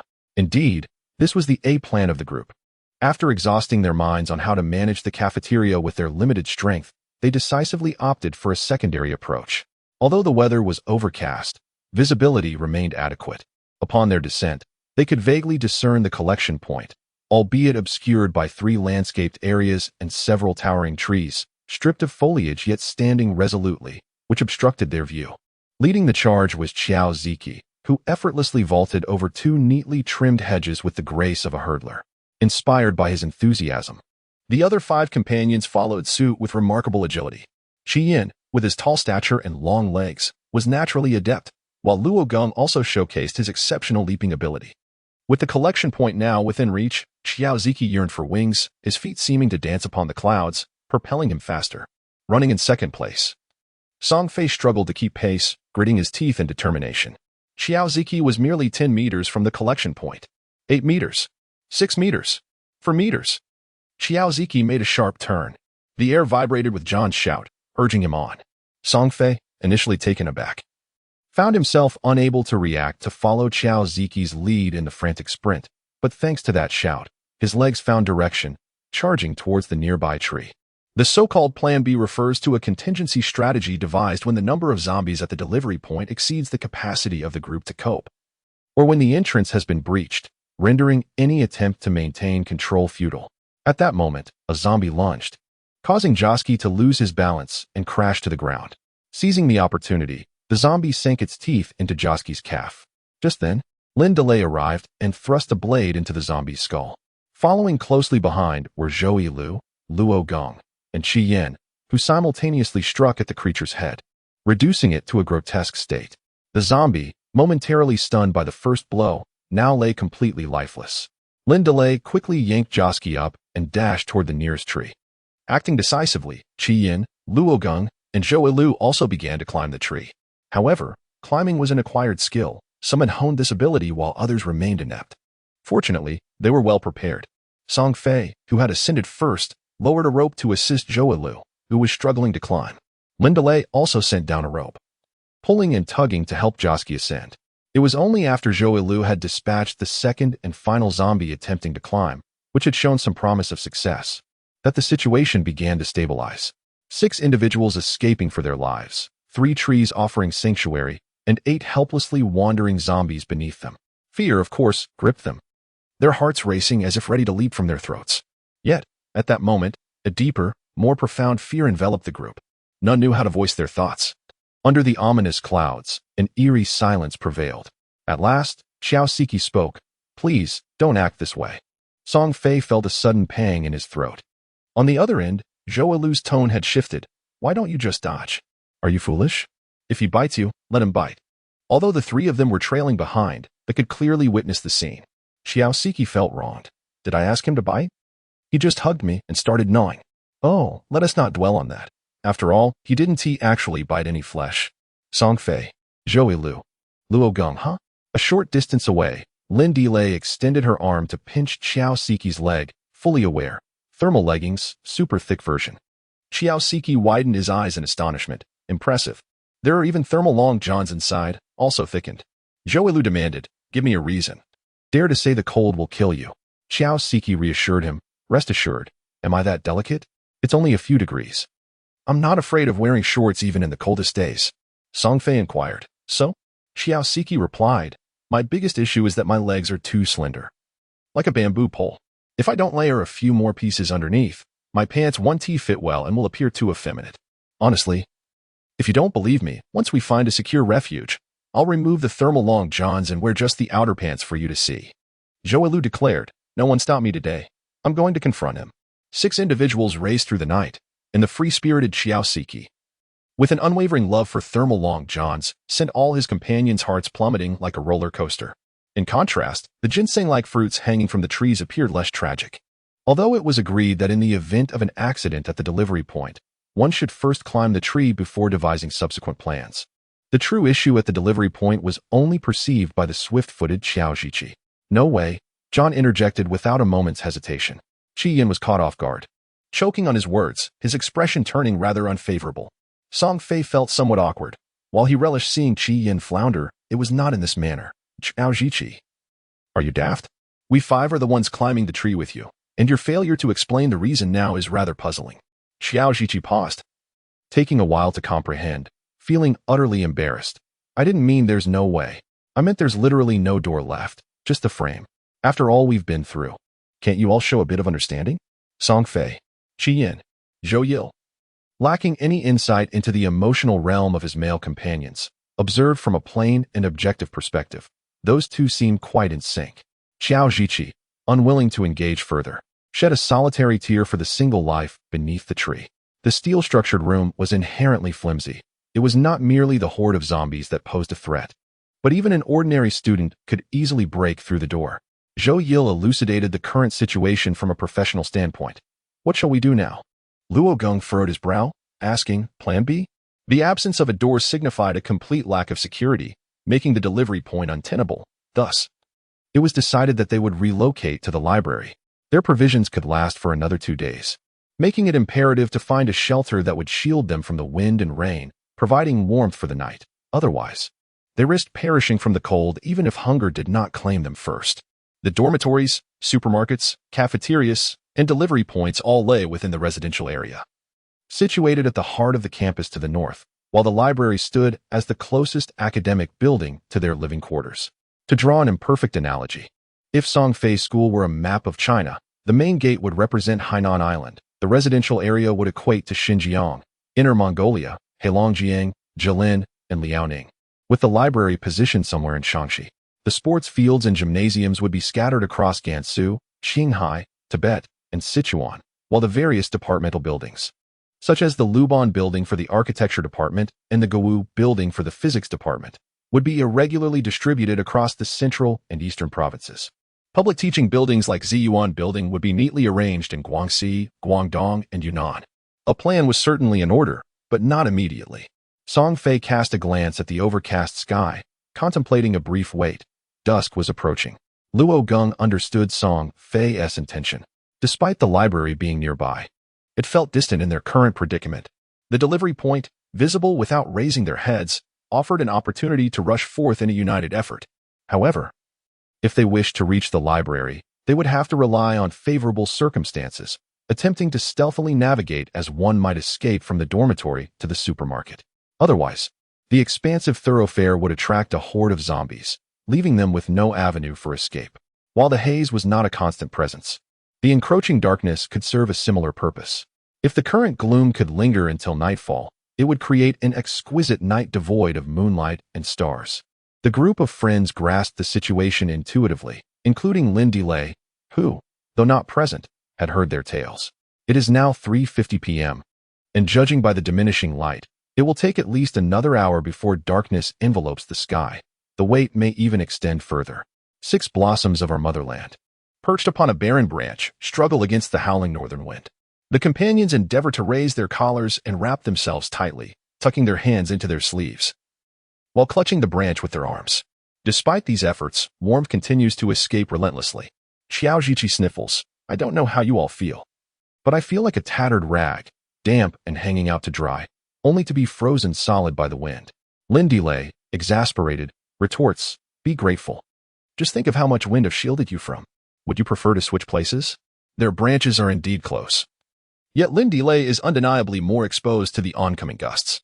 Without comparison, there is no pain. Xiaojiqi obediently falls silent. Suddenly, a fierce gust blows, nearly sweeping Lynn DeLay off her feet, and once she regains her footing, she sneezes several times in succession. The group watches with concern. After all, she is a girl, less resilient to the cold than a young lad. Just as they are about to inquire, Lynn DeLay speaks first. Have you noticed that it has always been these 8? The number hasn't increased. The small landmine's voice remains spirited, alleviating everyone's worries. Luo Geng remarks, that's true. Zhou Yil adds, this place is remote. There's nothing around. Once the package is collected, people leave immediately, no one lingers. It's likely that the incident involved only a handful of individuals. Perhaps a wandering zombie stumbled upon this place, bit them all, and settled down here, living in isolation from the world. Zhou Yilu's speculation is not without merit. Currently, the 8 zombies emerged from the delivery point, and indeed, none were collected from the road. Qi Yin discerned a clue. Little mine, just express your thoughts directly. Lynn DeLay interjected, if we eliminate all 8, won't we gain access to the delivery point? Xiao Ziki countered, the issue is that the delivery point lacks a door. Song Fei added, I believe her intention is not for a prolonged stay, but rather a temporary refuge. If no more zombies are expected to arrive, then a doorless delivery point is certainly preferable to being in a tree. Lynn DeLay continued, moreover, don't you think that being surrounded by so many delivery boxes, yet being unable to open them, is a degradation of human nature? Luo Geng remained silent. The 5 male classmates exhibited less fervor for opening the packages, yet they were acutely aware of the consequences of offending women. Furthermore, they could no longer endure their positions in the tree. Their limbs began to stiffen, and in another hour, they would likely become frozen rags. Time was of the essence. Just do it. Qi Yin remarked. With a 6 against 8, we lack the odds. We can only lure the enemy. All partners exchanged a tacit glance at Zhou Yilu. Deepen. Zhou Yilu, visibly frustrated, thought, why should I bear the brunt of this on the same plane? Song Fei exclaimed, an inch longer, an inch stronger. Zhou Yilu looked up and retorted, don't speak from up there without feeling the pain. Song Fei widened her eyes. How could I possibly stand by idly? We are like 2 frozen pears on the same tree. I will certainly assist you. On Monday, the tension slightly eased. That's more like it. How can I assist? Song Fei replied, enticement. A moment later, in the cold breeze, Song Fei's enchanting voice, slightly husky, resonated. Come here, there exists a verdant world, a green world. From whence does it come? From every leaf that flourishes here. Song Fei's singing was neither too loud nor too soft. It was just sufficient for the zombies to hear, yet not so far-reaching that it would be carried away by the wind. The melody was not only lively but was accompanied by animated gestures and sparkling eyes. It was enough to enthrall not just the zombies but also a companion, who nearly stumbled and fell beneath the tree. Xiao Ziki remarked, this performance is simply too. Luo Geng added, words fail to describe it. Lynn DeLay interjected, what is there to be at a loss for? Just 4 words. Seductive, vibrant, exuberant. Zhou Yil spat out with gritted teeth. As the last syllable faded, he exerted all his strength to fire another shot. The first zombie that lunged forward to embrace the tree struggled for a moment before becoming still. Zhou Yil forcefully steadied his gun and cautiously descended another branch, drawing nearer to the ground. As the old tune faded, a new melody began. Who brought you to my side? It is that round, bright moon. The moon is like the murmuring mountain spring. For the next 10 minutes, zombies and divine melody soared together, blood mingling with the haunting music. Had it not been for their firm resolve, all 4 comrades would have rushed down to assist the zombies in devouring Song Fei. With the 8th zombie collapsing, Song Fei concluded the concert. His branch stood tall, and after scanning the surroundings to confirm that the area within several dozen meters was untainted, he nodded in satisfaction. The companions swiftly descended from the tree, weary in both body and spirit. With mutual support, they hurried into the parcel collection point. 6 of them finding refuge on either side of the entrance, finally exhaling in relief. Although the temperature remained chilly, the absence of wind diminished its harshness significantly. Lynn Delay was almost the first to dive into the pile of packages, and soon, the sound of tearing and unfastening tape echoed continuously. Her dexterity in unwrapping was nothing short of astonishing. With so many parcels, whom should they open? Song Fei gazed at the vast sea of delivery boxes, succumbing to a sense of choice paralysis. Packages that were neatly stuffed in soft bags or lightweight flat boxes typically contained clothing, and without looking up, Lynn Delay shared her insights, advising him to select the square boxes that had some heft. They generally contained food or useful items. With a clearer direction, Song Fei quickly zeroed in on a moderately sized box, and upon lifting it, he was taken aback by its weight. Elated, he decisively placed it on the ground to unbox it. Inside lay a comprehensive set of 6 volumes of the essential preparatory materials for the National Civil Service examination, along with 2 luxurious packages of cat litter. How had these self-proclaimed poop scoopers managed to conceal their pets in a dormitory that forbade them? As night fell, the companions, ready to embark once more, each had their own treasures to share. Lynn Delay had procured a renowned international brand's 28-inch suitcase, a variety of snacks including meat floss cakes, biscuits, chocolates, and a 5 kilograms bag of fresh oranges, alongside 2 sets of skincare products and a designer down jacket purchased through a shopping agent. Zhou Lu had acquired a pair of slightly oversized snow boots that did not hinder usability, a cashmere scarf, and a box of imported milk. Luo Geng procured 10 sets of protective gear, including masks and goggles. Xiao Siki acquired an assortment of snacks and 5 boxes of men's underwear. Qi Yan spent most of his time on lookout duty, resulting in a rather meager haul, only a pair of black leather gloves. As for Song Fei, he had nothing to show for his efforts. However, in the span of just over an hour, he had dismantled countless items, civil servant manuals, English study guides for exams, a cat litter box, a 10,000-piece black and white hell puzzle set, a juicer, a soy milk maker, and even a half-meter-tall Iron Man figure. He had come to fully comprehend the extent to which university life could be enriched. Lynn Delay's discovery of a suitcase was both a surprise and a source of concern. The surprise lay in the suitcase's vast capacity, allowing for nearly everything to be stowed inside. The worry arose when, after packing, the suitcase became quite heavy. While it was effortless to pull, the sound of its wheels rolling could easily attract zombies in the stillness of the night. Perhaps carrying it would be a better option? Zhou donned a scarf, stuffing his shoes and an open carton of milk into the suitcase. It felt excessively heavy. Luo Geng placed the 5 sets of gas masks atop his down jacket, applying pressure to close the suitcase successfully. He then stood up and distributed the remaining 5 sets among his companions, urging them to wear them. Xiao Siki hesitated as he took a box. Surely we won't need these tonight, and besides, there's no smog today. Luo Geng replied. Do you know why zombies are so fond of gnawing on faces? Xiao Siki quipped. Is it because the flesh on the face is tender? Luo Geng retorted. Getting bitten is certainly no coincidence. Except for Xiao Siki, the other comrades understood that the reason for biting faces was due to everyone being clad in attire, with the face being the most accessible target. Now, with the advent of masks, suddenly, Song Fei opened the box, experiencing an overwhelming sense of rebirth. Even goggles were included. Luo Geng wore a proud expression. I told you it's a complete set. It must be comprehensive. This is not merely for haze protection. It also guards against toxins, as certain volatile gases are detrimental to the eyes. Zhou exclaimed, Damn. How did you pick it out from so many boxes at a glance? Luo Geng replied, I checked the delivery slip for the recipient's name. I surely recognize my own name. The 5 companions were left speechless. No wonder it felt so familiar. It was identical to the one on Luo Geng's face. Luo Geng added, however, the craftsmanship of yours isn't as fine as mine. The quality must have declined. By the time the delivery arrives, I assume it will have already received a positive review. Never mind, I will add a comment later. The 5 companions were left speechless. You think too far ahead. In the dark, profound night, 6 cautious figures moved forward almost imperceptibly, their heavy suitcases trailing behind, emitting faint sounds amidst their exceedingly slow progress. This was a path devoid of streetlights, with pines and cypresses blanketing the slope. Descending further, they approached the back of the library. Eerie howls echoed from the distance. The six remained undaunted, for within the shared scent of their floral cologne, they sensed the same thrill, the same reassurance. The library was now visible above them. It was a building that stood in stark contrast to the modern style of the school, adorned with red walls and black tiles, exuding an air of antiquity. It is said that the school sought a library infused with rich cultural essence and profound historical significance, ideally mirroring the grandeur of the Palace Museum. Thus, this magnificent four-story library was beautifully completed. This was another crucial reason for their selection of the library, its intricate window grilles and balconies, which were conducive to climbing. In the depths of night, the illumination surrounding the library shone like a spotlight, casting a radiant glow upon the structure.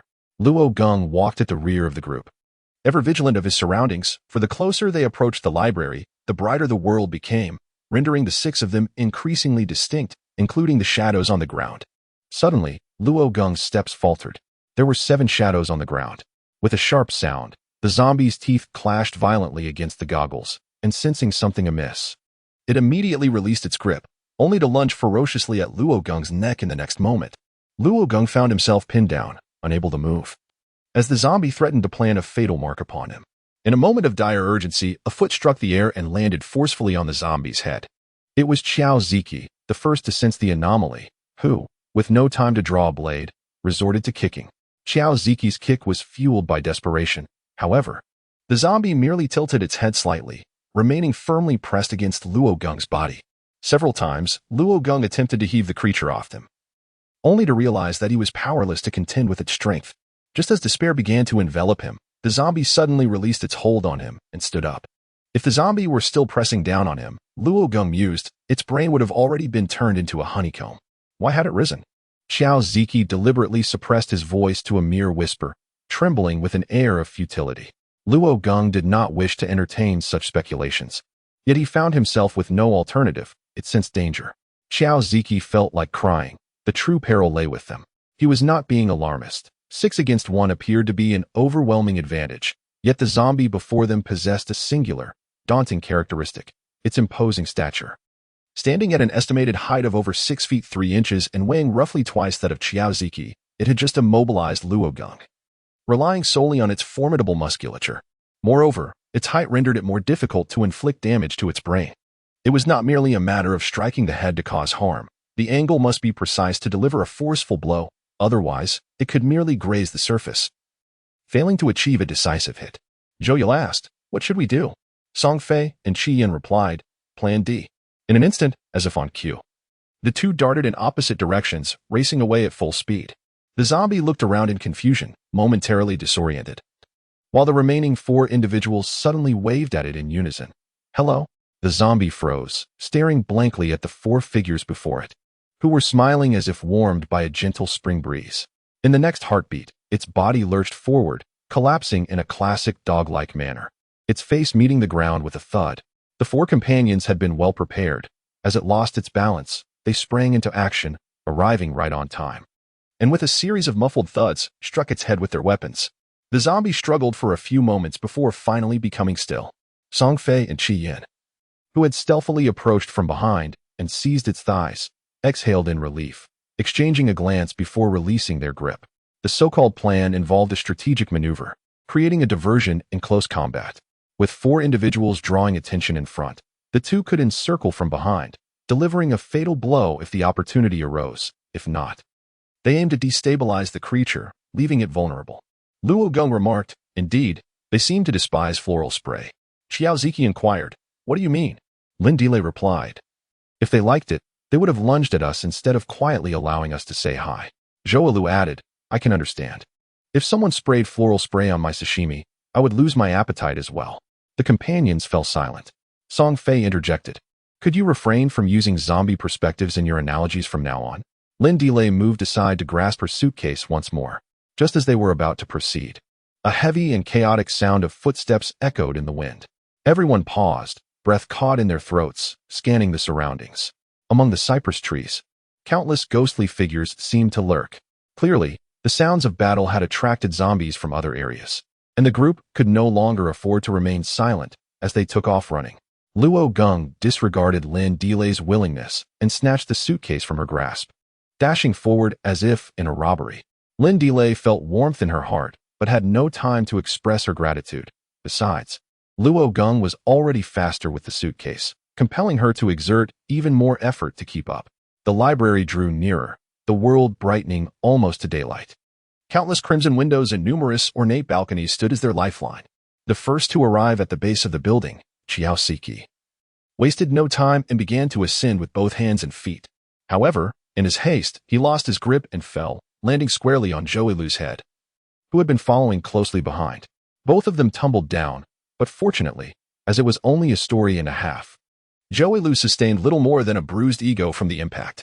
When they charged forward again, Zhou Yilu, having learned from the experience, chose not to trail behind Xiao Siki. Instead, they climbed side by side, with Xiao Siki taking the first vertical row and Zhou Yilu the second, ensuring they did not obstruct each other's path to avoid unnecessary collisions or accidents. At last, they both managed to reach the second-floor balcony. After confirming its safety, they immediately turned to assist their comrades below. At that moment, Luo Geng had arrived beneath Zhou Yilu, struggling to lift a suitcase. Zhou Yilu promptly extended his hand to receive it. Once the suitcase was hauled onto the balcony with Zhou Yilu's effort, Luo Geng had also made it to Xiao Siki's side. Meanwhile, two zombies were already approaching from below, and Luo Geng and Song Fei engaged them. While from the vantage of the second-floor balcony, more zombies were clearly closing in. With a determined effort, Luo Geng pulled Lin Delay up as well and shouted to Song Fei and Qi Yin, "Stop fighting and get up here quickly. There are even more zombies behind us." In truth, it was not that Song Fei and Qi Yin wished to continue battling. They were simply unable to break free at that moment. "Don't mind us," Qi Yin exclaimed, driving a pair of scissors into a zombie's eye as he urged, "Hurry to the library." The four companions were reluctant to abandon one another in the face of peril, yet two of them managed to extricate themselves with surprising ease. If the quartet persisted in their endeavor, they would soon find themselves besieged by a relentless tide of zombies from all directions, the outcome of which was utterly unpredictable. As Song Fei delivered a powerful kick to a zombie that had ensnared Qi Yin, he seized Qi Yin's arm and urged him toward the nearest window. The remaining two companions wasted no time, hastening their ascent. The closed-stack library, a section of the library not accessible to students, housed a collection of rare books, reportedly so coveted that even teachers required formal permission to gain entry. Typically locked and seldom visited, it was deemed the safest refuge during their escape plan. Of course, should calamity strike on a day when the doors swung open to welcome the zombies, they would find themselves at a loss for words. Situated on the westernmost side of the library's top floor, the closed-stack library was just 2 levels above the quartet and their lone suitcase, now positioned on the second-floor balcony. However, Qi Yin and Song Fei had drifted increasingly eastward during their struggle. By the time they sprinted in a direct line to the nearest balcony, they found themselves separated from their friends by a dozen windows. Despite the distance, the two paid little heed as they scrambled onto the second-floor balcony, finally allowing themselves a moment to breathe. Qi Yin leaned closer to the window, eager to inspect the dimly lit balcony and ascertain its safety. Observing his curiosity, Song Fei turned to survey the situation below, only to feel a sudden grip on his ankle from a hand reaching through the railing. He glanced down, only to be met with a grotesque visage staring back at him in horror. Song Fei let out a furious curse, swiftly raising his foot to kick the zombie in the face, sending it crashing to the ground. He immediately grabbed Qi Yin, urging him, "Hurry, we must ascend. They will climb." Though these words were abrupt and disjointed, Qi Yin comprehended their urgency and began to scramble upwards, mirroring Song Fei's frantic ascent. Throughout his life, Song Fei had never climbed as much as he had in these few days. Fatigue, exhaustion, and the challenges of climbing were rendered insignificant. Whenever he spotted a handhold, he clutched it with unyielding determination, as if his body could unleash boundless strength in the face of despair. He ascended relentlessly, never glancing down, fixated solely on the notion that the higher he climbed, the safer he would be. Ultimately, he found himself on the 4th-floor balcony.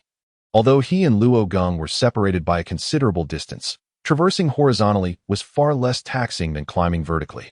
Suddenly, a piercing scream from Lin Delay reached him. Accompanying her descent was another zombie, evidently the one that had been dragged down. In that very moment of its landing, 3 more zombies converged upon it. Song Fei's mind went blank, leaving no time for contemplation. Almost instinctively, he bellowed downwards, "Hey, I'm up here. Come quickly. As he shouted, he began to strip off his clothes, shedding them in an instant. His companions on the other end were left stunned, while Lynn Dilly instinctively averted her gaze. She was merely a young girl in the bloom of her youth, and the sight of bare male flesh was overwhelmingly shocking. Perhaps it was the sheer volume of Song Fei's voice that momentarily halted the zombies below, causing them to instinctively look upward. As Song Fei's ardor surged, he vaulted onto the adjacent balcony, distancing himself from the pervasive scent of floral water clinging to the laundry, allowing the savory aroma of flesh to permeate the air more distinctly. I am delectable, he proclaimed, a symphony of fat and lean, a succulent, multi-layered delight.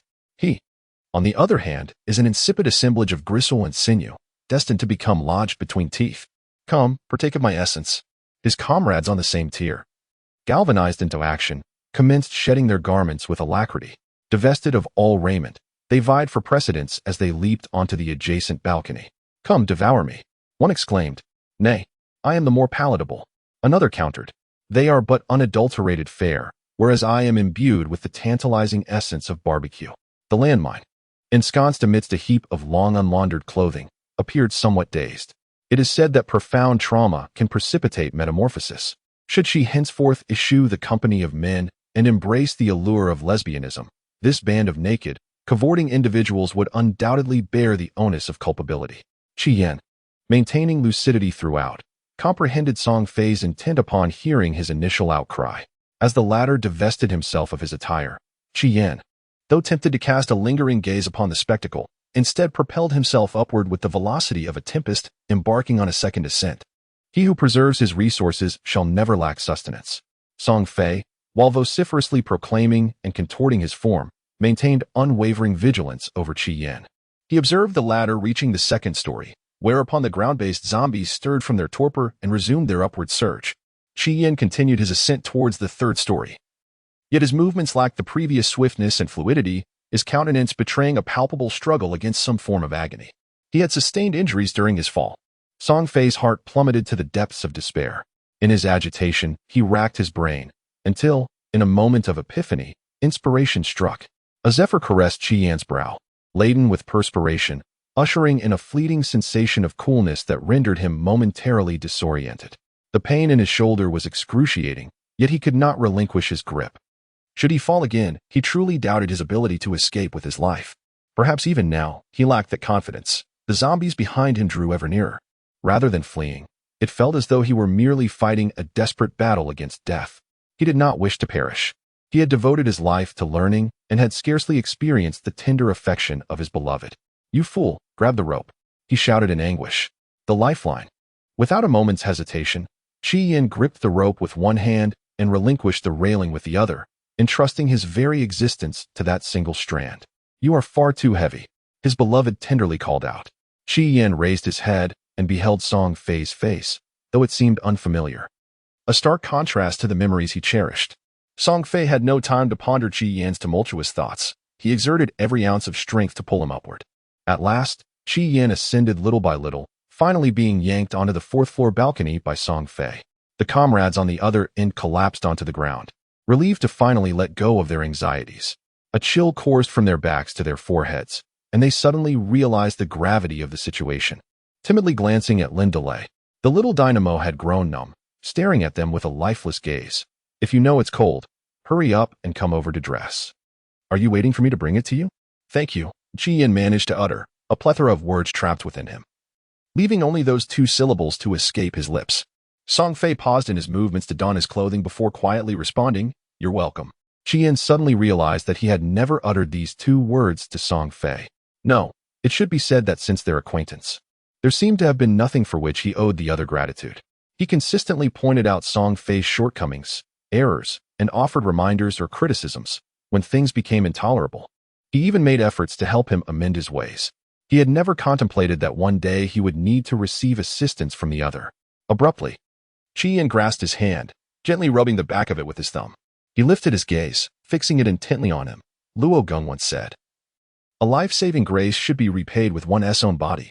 Song Fei's sturdy frame trembled, and he hastily withdrew his hand. I do not wish for that.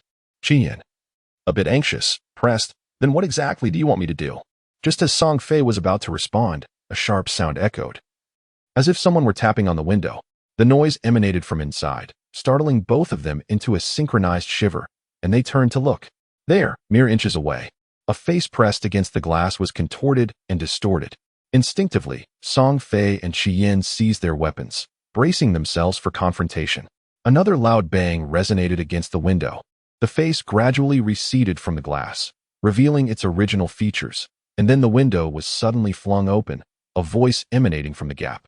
Weak and almost ethereal, Song Fei. Wang Qingyuan. Song Fei's eyes widened in astonishment, and he swiftly jumped inside, embracing the other with all his might. It is truly wonderful that you are alive. Wang Qingyuan appeared somewhat frail, but still managed to raise a hand to pat his back gently. Qi Yin cast a glance and remained silent, then leaped inside, locating the switch and illuminating the room. It was a tea room, the main door tightly shut. Devoid of any zombies, save for Wang Qingyuan, who was accompanied by another student, slumped in a corner, appearing even more feeble. Qi Yin approached cautiously, kneeling down to inspect. The student weakly lifted his head, and in the next moment, a flicker of vitality emerged. Qi Yin? Qi Yin was taken aback, swiftly searching through his mind until he finally matched the face with the name. Li Jingyu? Li Jingyu let out a barely audible affirmation. Qi Yin glanced at the two individuals still clinging to each other and, in a sudden gesture, extended his arm, pulling Li Jingyu tightly into an embrace. It is truly wonderful that you are still alive. Wang Qingyuan's cheeks had sunken in, and the dark circles under his eyes rendered his complexion even more pallid. He had always been on the slender side, but now he felt like nothing more than a collection of bones in Song Fei's embrace. With tears welling in his eyes, Song Fei sniffled, gently releasing him, and immediately retrieved a bottle of Red Bull and 2 Snickers from his backpack, offering them. Wang Qingyuan accepted the Snickers, declining the Red Bull, and weakly remarked, "Just get some water from the dispenser. There's no need to waste this." Song Fei, a bit anxious, replied, "This will invigorate us. We haven't eaten anything in 10 days. We just want something light." At that moment, a faint explanation came from Li Jingyu. Following the sound, Song Fei turned towards the corner, only to realize that Qi Yin was still holding someone. Song Fei felt a sense of familiarity, though he could not recall where he had encountered the individual before and why there seemed to be an expression of bewilderment lingering on their face. However, this was not the moment for such reflections. "What do you mean by that?" Li Jingyu, lacking the energy to elaborate further, gestured for Song Fei to inspect the table. As Song Fei glanced around, he realized they were in the tea room, equipped with 3 water dispensers, a sink with a faucet, and a coin-operated coffee machine resting atop the counter. A sense of disbelief gripped him as he exchanged glances with Wang Qingyuan and then with Li Jingyu, who he presumed would have managed to stockpile some provisions by now. Could it be? The depths of Li Jingyu's eyes brimmed with sorrow as he delivered his resolute declaration, teeth clenched. "I shall never drink coffee again in this lifetime." Meanwhile, Qi Yin had also released his grip on Li Jingyu and retrieved a French baguette for him. Li Jingyu took a few dry bites, casting a mournful glance in his direction. "Do you not have any Snickers?" A chill ran down Li Jingyu's neck, prompting him to shove the remaining baguette into his mouth, cheeks bulging as he chewed vigorously. "What is this made of? It is utterly delightful." Suddenly, a series of knocks echoed from outside the window. The 4 occupants in the room jolted, turning in unison to find Luo Geng's large face pressed against the glass. Song Fei hurriedly rose to open the window, inquiring, "How did you get here?" Luo Geng, with remarkable agility, slipped inside, simultaneously assisting Song Fei in securing the window, and casually remarked, "You two have been inside since you arrived, and everyone was quite worried, so I took the initiative to come and check." Song Fei raised an eyebrow in suspicion. Qi Yin scrutinized the surroundings. Luo Geng, conceding defeat in rock, paper, scissors, closed the window and turned around. Outside, he had spotted the 2 survivors, but upon entering the room, he realized the atmosphere felt less like a heroic rescue of unfamiliar classmates and more akin to a joyful reunion among friends. "Do you know each other?" Song Fei, with familiarity, patted Wang Qingyuan on the shoulder, exuding confidence. "This is my roommate, Wang Qingyuan." Qi Yin enthusiastically embraced Li Jingyu, declaring, "My friend, Li Jingyu." Song Fei, somewhat displeased, glared at Qi Yan's hands while mentally scouring his memories for the illustrious name of Li Jingyu, simultaneously envisioning Qi Yin being jabbed repeatedly with metal chopsticks. Qi Yin, feeling invigorated, could not help but smile broadly. Song Fei was momentarily perplexed, while Li Jingyu found himself nearly suffocated by Qi Yan's grip. Luo Geng swallowed hard, realizing that his mission to check on the safety of his comrades had revealed that these two were, in fact, the most precarious elements present. Wang Qingyuan appeared to possess some vitality, but Li Jingyu, or whatever fish he was named after, looked as though he could barely hold on. Ahem, Qi Yin. You should release him. Luo Geng could no longer bear the sight, and stepped forward to pry Qi Yan's arms apart, rescuing Li Jingyu. With every ounce of strength, Li Jingyu stood, determined to distance himself from this adversary who had once bested him and now seemed particularly resentful.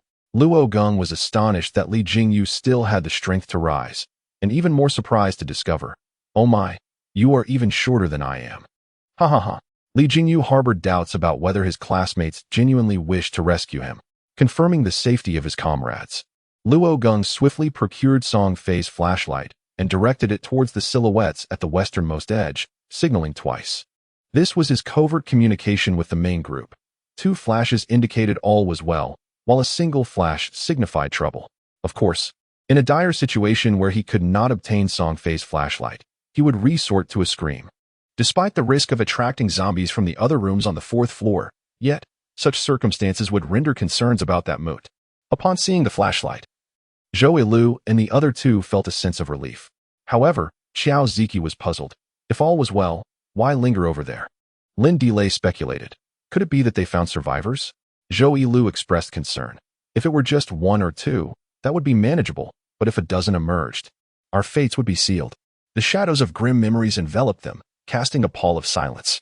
After a lengthy pause, Lin Delay finally broke the stillness. What were your thoughts when you rescued me back then?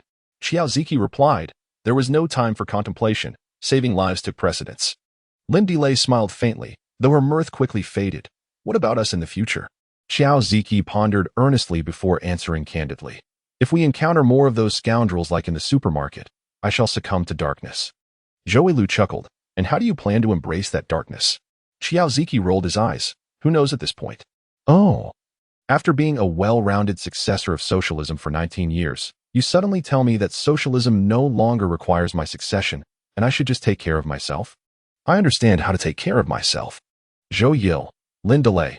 Why do I feel an overwhelming urge to lash out every time I hear him mix English into Chinese?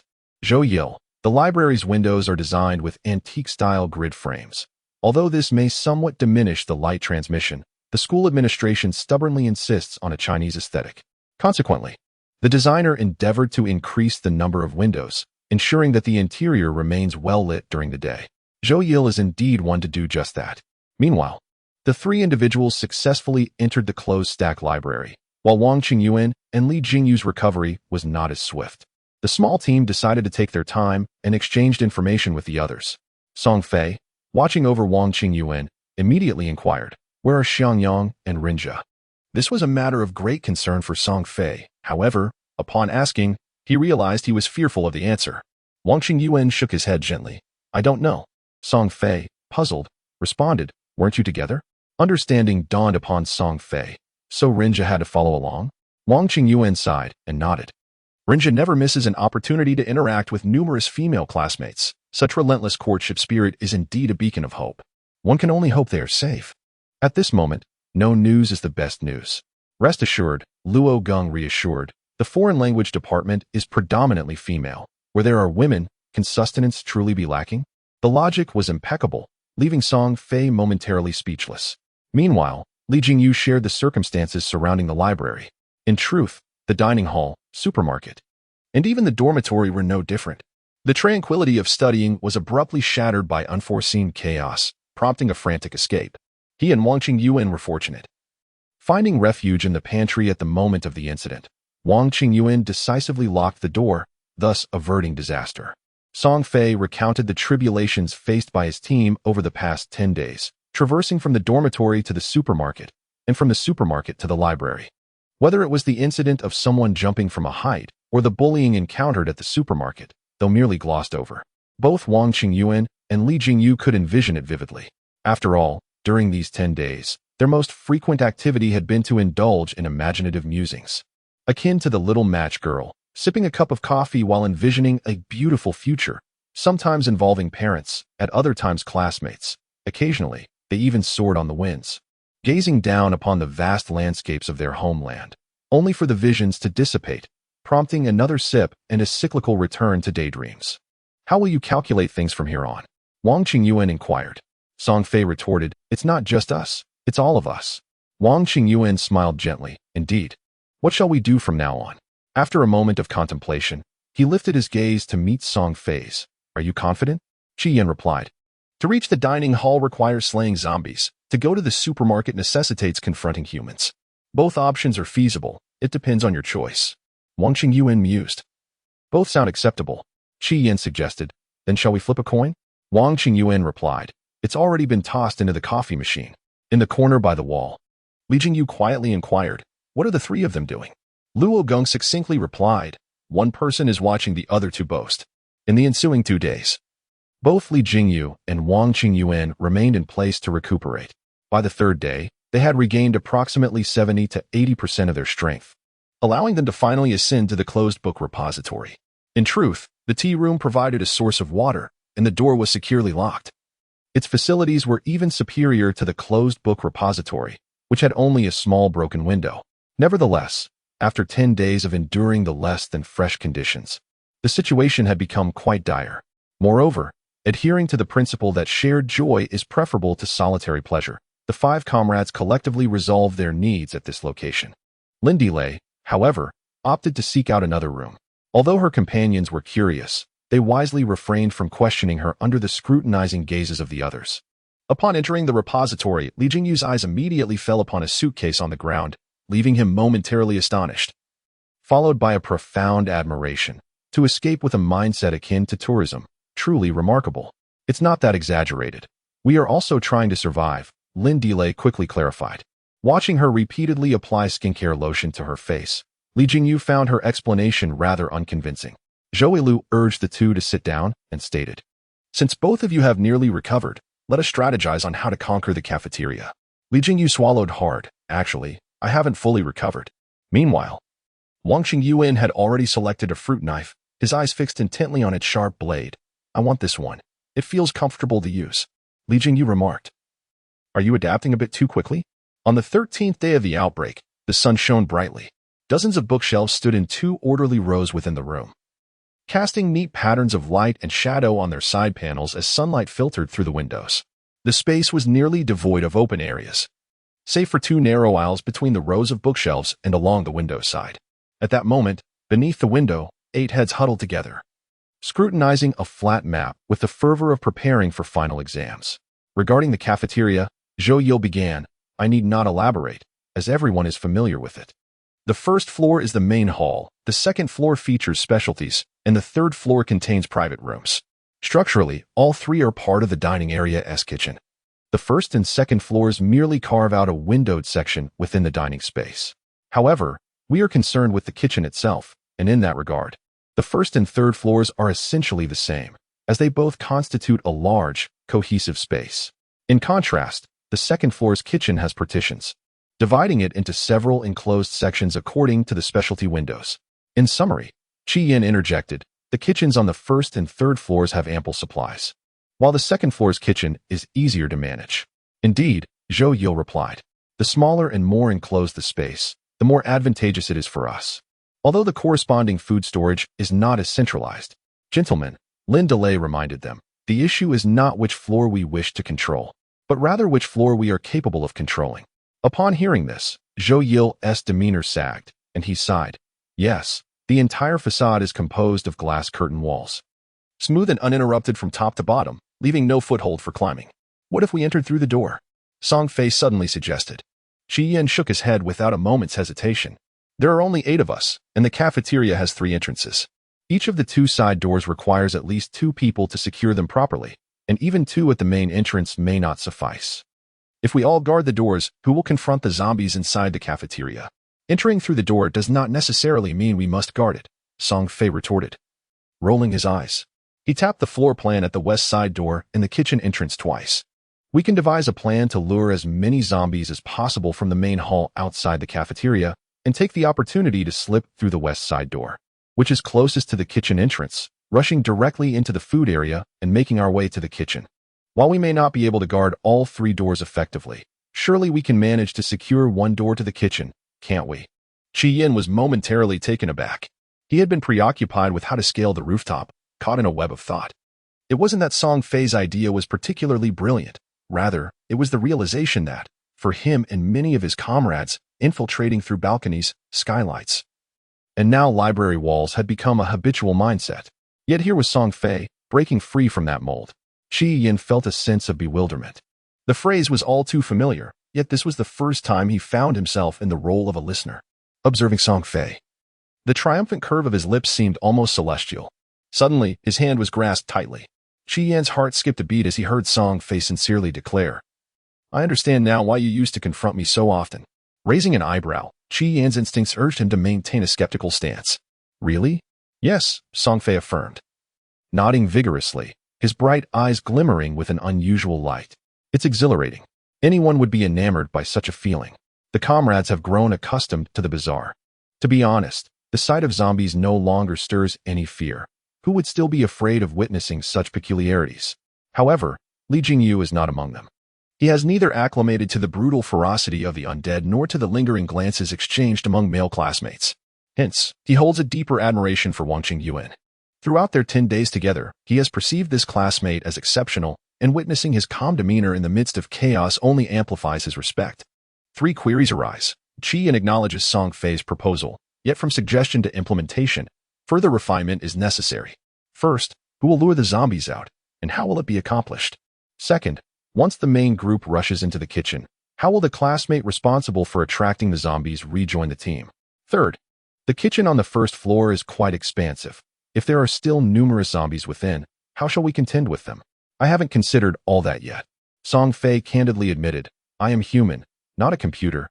It is impossible to devise such a comprehensive plan at once." He then turned to his comrades. "What are your thoughts?" Wang Qingyuan was the first to respond. "I lack sufficient combat experience, so I defer to your insights. Luring zombies is fundamentally reliant on sound and scent, but to attract them in large numbers within a short span, sound is the only viable option. It is akin to our previous methods. We could either play music from our phones or sing loudly ourselves." Zhou Yil paused for a moment before continuing, however. "If we cannot find a truly safe refuge, such methods are futile. Whoever attempts it will meet their demise." Lin Delay proposed.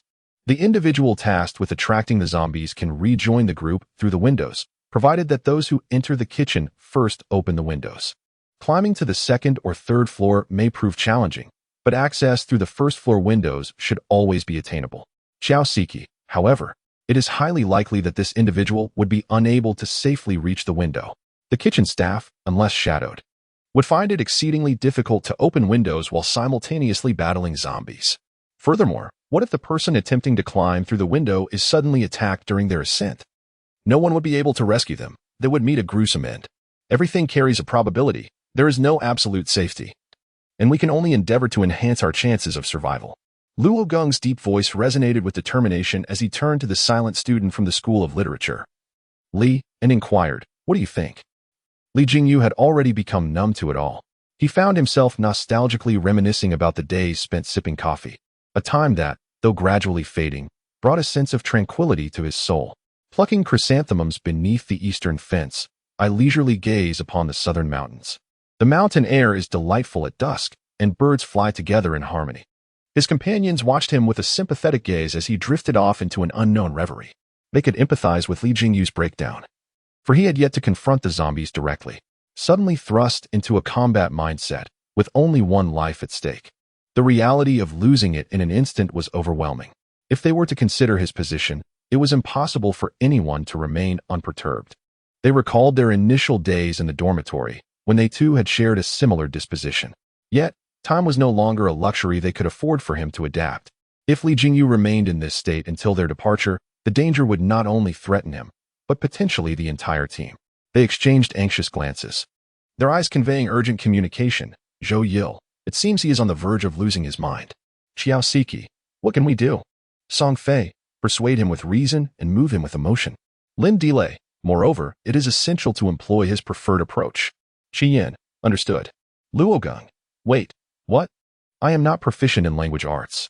Brother Tao, awaken, for the peach blossom's spring has vanished. Zhou Yilu grasped Li Jingyu's shoulder, gazing intently into his eyes. Recalling the venerable Lu Yu, who lay still in a desolate village without self-pity, yet still contemplated defending the nation at the wheel tower. Xiao Ziki pressed on. The shame of Jinkung remains unavenged. When shall the resentment of the subjects be extinguished? Li Jingyu inhaled deeply and exhaled slowly. Drive the long carriage. Trampling upon the gaps of Helan Mountain, Song Fei hastily thrust a utility knife into his hand. The long clouds of Qinghai darkened the snow-capped mountains, while the solitary city gazes longingly at the Yumen Pass. Li Jingyu tightened his grip on the weapon, his gaze deepening. In the midst of 100 battles, adorned in golden armor, I shall not return until the Lulan is defeated. Lindi lay, in white silk by the river. I vow to extinguish the Hu. With an army of 100,000, we shall swallow Wu with our might. Li Jingyu, let us see if the chasm can sever the whip. I do not believe the central plains shall not bear the surname Zhu. Qi Yin, with wine flowing, my courage expands, though my hair bears a hint of frost. What does it matter? Li Jingyu leaped to his feet, exuding an aura like a rainbow. I shall draw the carved bow like a full moon, gazing northwest, aiming at the celestial wolf.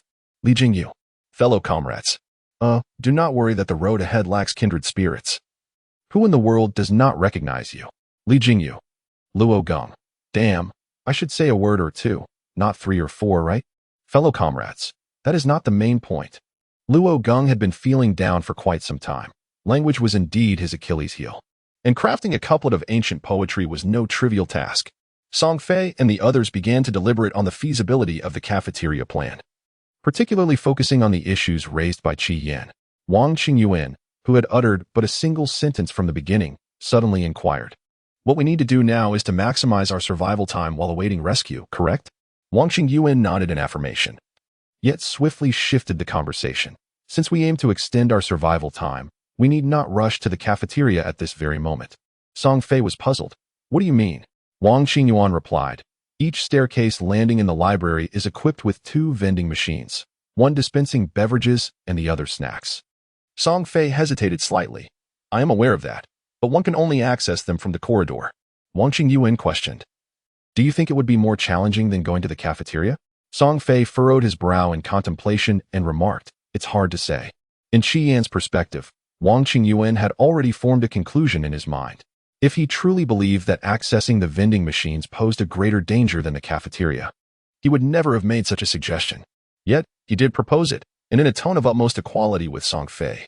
In fact, upon hearing his suggestion, Qi Yan also deemed it a wise idea to head to the vending machines first. At this juncture, their survival hinged on not overlooking even the slightest morsel of food. They must scavenge every location they could reach. But had he conceived this idea on his own, would he have consulted with Song Fei? Let us not go to the cafeteria. Let us head to the vending machines instead. Why? Why is there no reason? Can't you see which is more beneficial? I'm sorry, my eyesight is just poor. At this point, can't you refrain from causing a scene? Why do you always think I'm just messing with you? Forget it. Let's talk when you've calmed down. I'm completely calm right now. If you're so calm, why are you holding someone else so tightly? Why not embrace me? What? Qi Yan shivered, startled by his own imagination. Even more frightening was the fact that this little drama seemed to take on a life of its own. Eager to unfold further, he had to muster all his strength to banish it from his mind. Meanwhile, his comrades had reached a consensus. Song Fei, then it's settled. Shall we head to the vending machine first? Li Jingyu, that sounds less complicated than the cafeteria. Wang Qingyuan, indeed. Xiao Ziki, but do we have enough money for this? Luo Gong, are you foolish? Just throw in the cash. Zhou Yil, exactly, at this point. We fear nothing but murder. Luo Gong, it doesn't have to be that extreme. Song Fei and Lin Delay tugged at his sleeve. Shouldn't you go check on Qi Yan? He has been shaking his head oddly. That day passed peacefully amidst their discussions. The food acquired from the delivery point would sustain them for another 2 to 3 days, so there was no rush to take action. As night descends, the companions lie on a makeshift bed fashioned from books. Though somewhat hard, it at least provides a barrier against the chill of the ground. The moonlight replaces the sunlight, streaming in through the window, its cool hue oddly evoking warmth and tranquility within the heart on this serene night. It has been ages since they last slept with the lights off. Under the clear sky and accompanied by friends, the 8 embrace the long-lost darkness. Hey, you with the phone, enough already. The bright screen of a device disrupts the serene ambience beneath the radiant moonlight. Li Jingyu pouts, just a little longer. Just a tiny bit. You've had several of those little moments already. Xiao Ziki, utterly fatigued, can no longer tolerate it. If you don't turn it off now, I won't let you use the charger. With that, Xiao Ziki springs up, feigning an attempt to seize the device. Xiao Ziki, you little rascal. Johns, uninterested in this playful skirmish, reaches for the charger, while Li Jingyu, not one to back down, yanks the charger back, rolling away to a safe distance. Xiao Ziki, filled with frustration, stands up, preparing for a second attack. However, as he steps onto Zhou Yil's back, a sudden, unfamiliar female voice reverberates through the vast, quiet library. Son, are you foolish? At just 1.68 meters, if you don't aim higher for a partner, your future child won't even be able to spot you in a crowd. The air suddenly thickens with tension.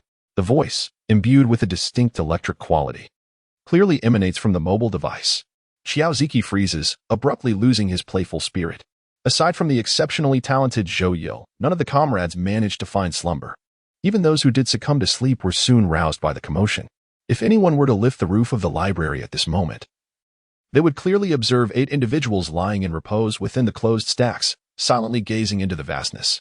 Time passed unmeasured until Lin Delay's voice broke the stillness. Truth be told, your mother makes a valid point. It's all about promoting excellent offspring. Li Jingyu's voice was somewhat hoarse. Do you genuinely believe that? Lin Delay replied, indeed. Li Jingyu inquired, how tall are you? The comrades responded with silence. Luo Geng interjected, shut it. Li Jingyu, with a hint of emotion in his voice, continued, I was merely asking. Otherwise, if I close my eyes, all I hear is my mother's voice, and it troubles me. Luo Geng, feeling a pang of discomfort, suggested, then listen to your father. Fight fire with fire. Li Jingyu remarked, my father doesn't speak. Luo Geng, exasperated, sat up and retrieved his phone. Then let us listen to my dad. Isn't that a fair trade? Your father is sharing with you. The voice of Luo's father thundered like a tempest, resonating through the heavens. The friends were thoroughly awakened, rising to sit up, with some startled into an upright position as if any additional moment of sleep were a transgression. Luo Geng, with a sense of triumph, proclaimed, how about that? Refreshing, isn't it? Xiao Ziki candidly replied, it's practically exorcising. Li Jingyu immediately responded to young Luo with courtesy. Such a wonderful father is for you to enjoy. No need to share with me. Luo Geng sighed, his emotions a tangled web. If we cannot survive this, then these words will be the last my father speaks to me. Pa, Lin Delay said irritably, do not speak of such ominous things. Li Jingyu dejectedly echoed. That was also the last thing my mother said to me. Xiao Ziki rolled his eyes. At least you can still hear. I've lost my phone entirely. Qi Yin silently patted his shoulder, offering a gesture of care while seeking some solace for himself. You are too naive. Do you think being able to hear is a blessing? Lin Delay, in a moment of recklessness, seized her own phone and played a voice message. I've told you countless times, just settle for what you have. Do not think you are so charming that you can be choosy. Once a girl turns 20, she is already on the verge of 30, and after 30, she is nearing 40. If you do not seek out good men now, they will be snatched away by others. Also, you haven't grown taller, have you? You must stop drinking milk. After you return to the dormitory, we need to video chat. I want to see you measure your height live. When are you coming back to the dormitory? The entire message lasted barely 20 seconds, delivered at a rapid pace, yet with perfect inflection. After listening, the friends were left with an illusion that Lin's mother was still speaking, her words lingering in the air as if they could resound for 3 days and nights. Parents remained a taboo for the 6 companions who journeyed together. They feared neither zombies nor peril, even daring to confront death itself, yet none would dare mention their parents. This was an invulnerable vulnerability, a chink in their armor that no amount of gas masks could shield them from. They felt that even the slightest touch could shatter the hard-won strength and courage they had built. Thus, they chose to evade, to hide, and to deliberately ignore. However, at this moment, one suddenly realizes that perhaps the opposite is true. The emotions they believed would render them vulnerable are, in fact, the very pillars that uphold their courage and conviction. Unbeknownst to them, this eventually evolved into a dramatic contest of voice messages from their parents. Zhou Lu and Wang Qingyuan took turns playing their parents' recordings, yet it was the penultimate entry, Song Fei's mother, who dominated the scene with her overwhelming presence. Your mother is nearly driven to despair for you. From the very beginning, I was reluctant for you to study so far away. Oh, wait, don't move. I've just rolled a 90,000. Are you ready for the next skirmish? Yes. Then let us proceed. Wait a moment. I need to think it over. You've been pondering for half an hour. No one informed me that entering university would also entail a struggle for survival. Beneath the clear blue sky, a window on the west side of the library's top floor opened and closed repeatedly, having been fidgeted with for quite some time. With the impending battle over the vending machine, for safety's sake, the group decided to train the inexperienced Li Jingyu and Wang Qingyuan. Yet, as is often the case, what sounds simple in theory proves challenging in practice. Song Fei sighed, softened her demeanor, and gently patted Li Jingyu's shoulder. Look at your lovely classmates behind you.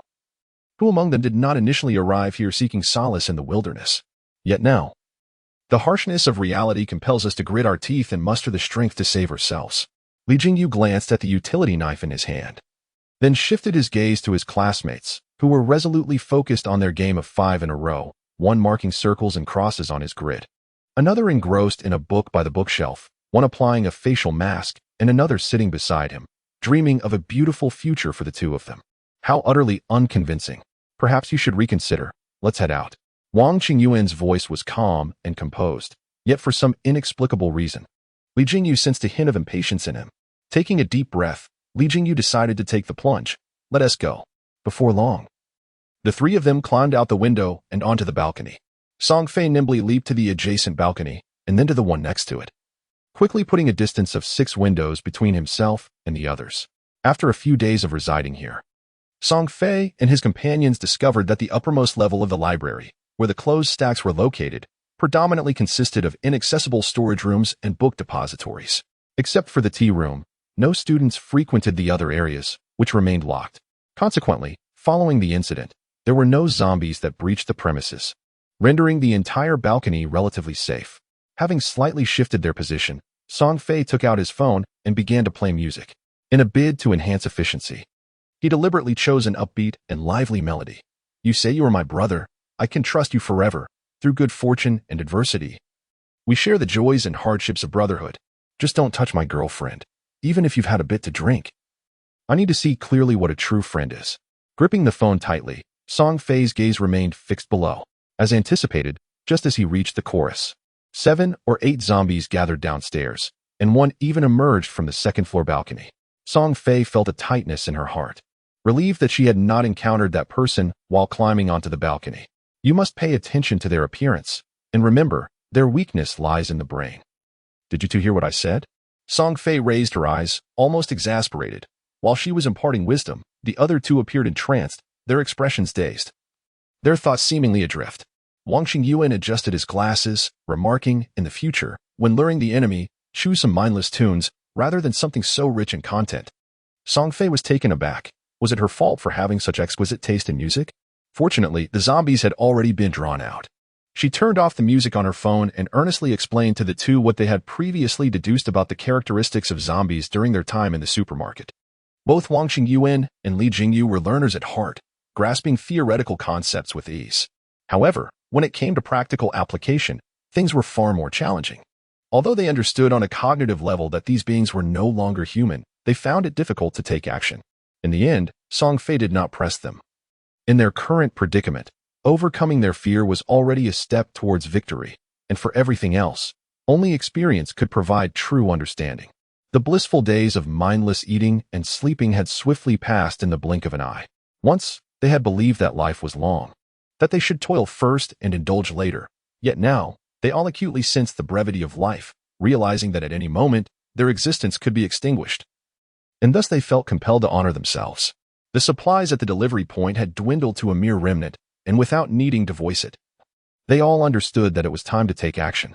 At dawn, Wang Qingyuan's alarm was the first to ring, followed by Lin Delay and Zhou Yil, creating a cascading symphony of awakening.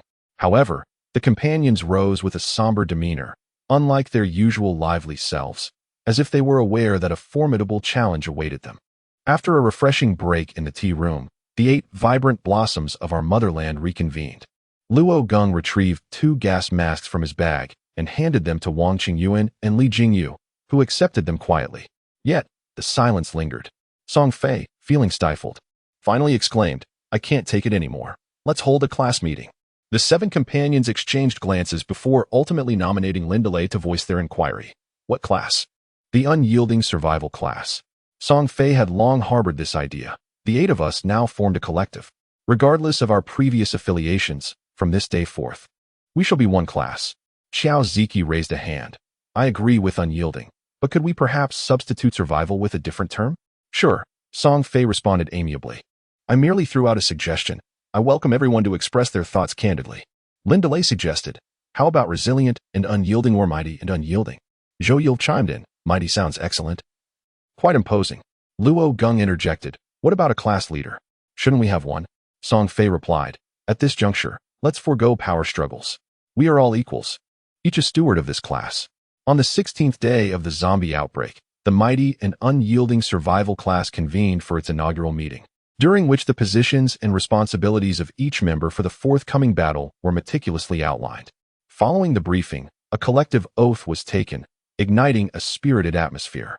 In the end, the students formed a small circle, 8 palms pressed together, declaring, mighty and unyielding survival class, banish all malevolent spirits.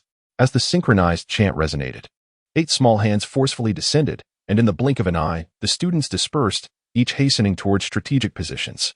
The new campus library, with its rectangular structure, bears resemblance to many contemporary shopping malls, featuring an open central area surrounded by rooms such as the lending library and study rooms. Standing in the ground floor hall and gazing upwards reveals the corridors of each level, culminating at the roof. The corridors on each floor are fundamentally similar, forming a continuous loop. The library is equipped with 2 elevators, centrally located on the eastern and western sides, while each of the 4 corners, northeast, northwest, southeast, and southwest, hosts a staircase. A vending machine stands at the foot of the staircase in the southwest corner. In the early morning, the library appears as though it has yet to awaken, with the corridors haunted by wandering phantoms, eerily silent as if inhabited by spirits. Qi Yan, Zhou Yil, Xiao Ziki, Luo Geng, and Lin Delay stealthily infiltrated a secure room in the southwest corner via the balcony. Song Fei cautiously pried open the solid wooden door of the archive room just enough to peek inside, surveying the surroundings. He noted that the ground floor hall was densely populated with zombies, followed by the second-floor corridor, while the third floor had noticeably fewer, and the fourth floor appeared to have only 7 or 8. Fortune favored Song Fei.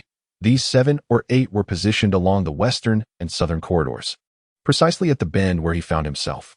Taking a deep breath, he seized the moment. Song Fei abruptly swung the door open, leaning halfway into the corridor, and bellowed, "Hey, I'm over here." Instantly, the 7 or 8 zombies halted in their tracks, their movements stiffening as they turned to face him, and in the next heartbeat, they surged forward with alarming speed. At nearly the same moment, all 5 individuals in the southeast corner room dashed out. Lin Delay and Luo Geng rushed towards the vending machine, while Qi Yin, Zhou Yil, and Xiao Ziki hurried to the staircase. Suddenly, a loud crash resonated as Luo Geng's metal chair shattered the glass of the vending machine into a myriad of fragments. Lin Delay, donning Qi Yan's black leather gloves, resolutely scooped handfuls of snacks mixed with shards of glass into the box. Time was of the essence, allowing no moment for hesitation, let alone for selective picking. The immense clamor attracted the zombies congregated in front of Song Fei's door, while those on the first, second, and third floors also heard the noise, incessantly glancing upwards. Some of the quicker ones had already begun to ascend the southeast staircase. Fortunately, their numbers were not overwhelming, and Qi Yin, Zhou Yil, and Xiao Ziki were still able to manage. However, should the situation escalate, they would undoubtedly face increasing numbers, and Lin Delay and Luo Geng were still at work. Just as the thought crossed their minds, Wang Qingyuan and Li Jingyu simultaneously opened the door, like a great rock soaring with the wind, rising 90,000 miles. Who penned this poem, and what relevance does it hold for me? You speak of strange tales from a Chinese studio, and I echo the same. Sharing joys and sorrows that converge in our hearts. 2 mobile phones, 2 songs, one from the northeast and the other from the southwest, suddenly disoriented the zombies that had just been drawn by the shattered glass in the southeast, leaving them bewildered and uncertain of their direction.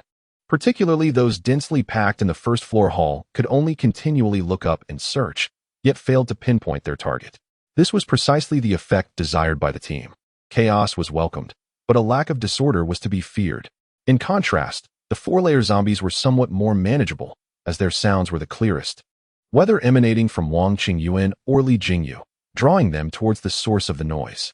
However, before they could reach their favored doorways, the initial provocateur stealthily extended a hand holding a phone through the solid wooden door. "You hail from Pandora, while I come from Tianmen Mountain." You are the hue of green tinged with blue, and I am a mere yellow underdog. Let us revel together. This chaos utterly disoriented the zombies. Retreat. Caught off guard, Luo Gong, who was a beat behind, felt a jolt of alarm, for there lurked yet another zombie on the path to the closed stacks. Lin Delay was unarmed. With a resounding crash, a suitcase struck the zombie, propelling it against the glass railing of the corridor with such force that half of its body dangled precariously over the edge. Lin Delay offered no respite for it to regain its footing, swinging the suitcase again with another thud. The zombie fell like a kite severed from its string, tilting downwards. The suitcase thudded heavily onto the ground, and without a moment's pause, Lin Delay gripped the handle with fluid grace, continuing her swift advance. The hem of her blue wool coat danced elegantly in the rushing wind, enchanting in its motion. The window, once slightly ajar, now stood wide open, allowing the dry, cold air to stream in, adding a chill to the already unwelcoming archive room.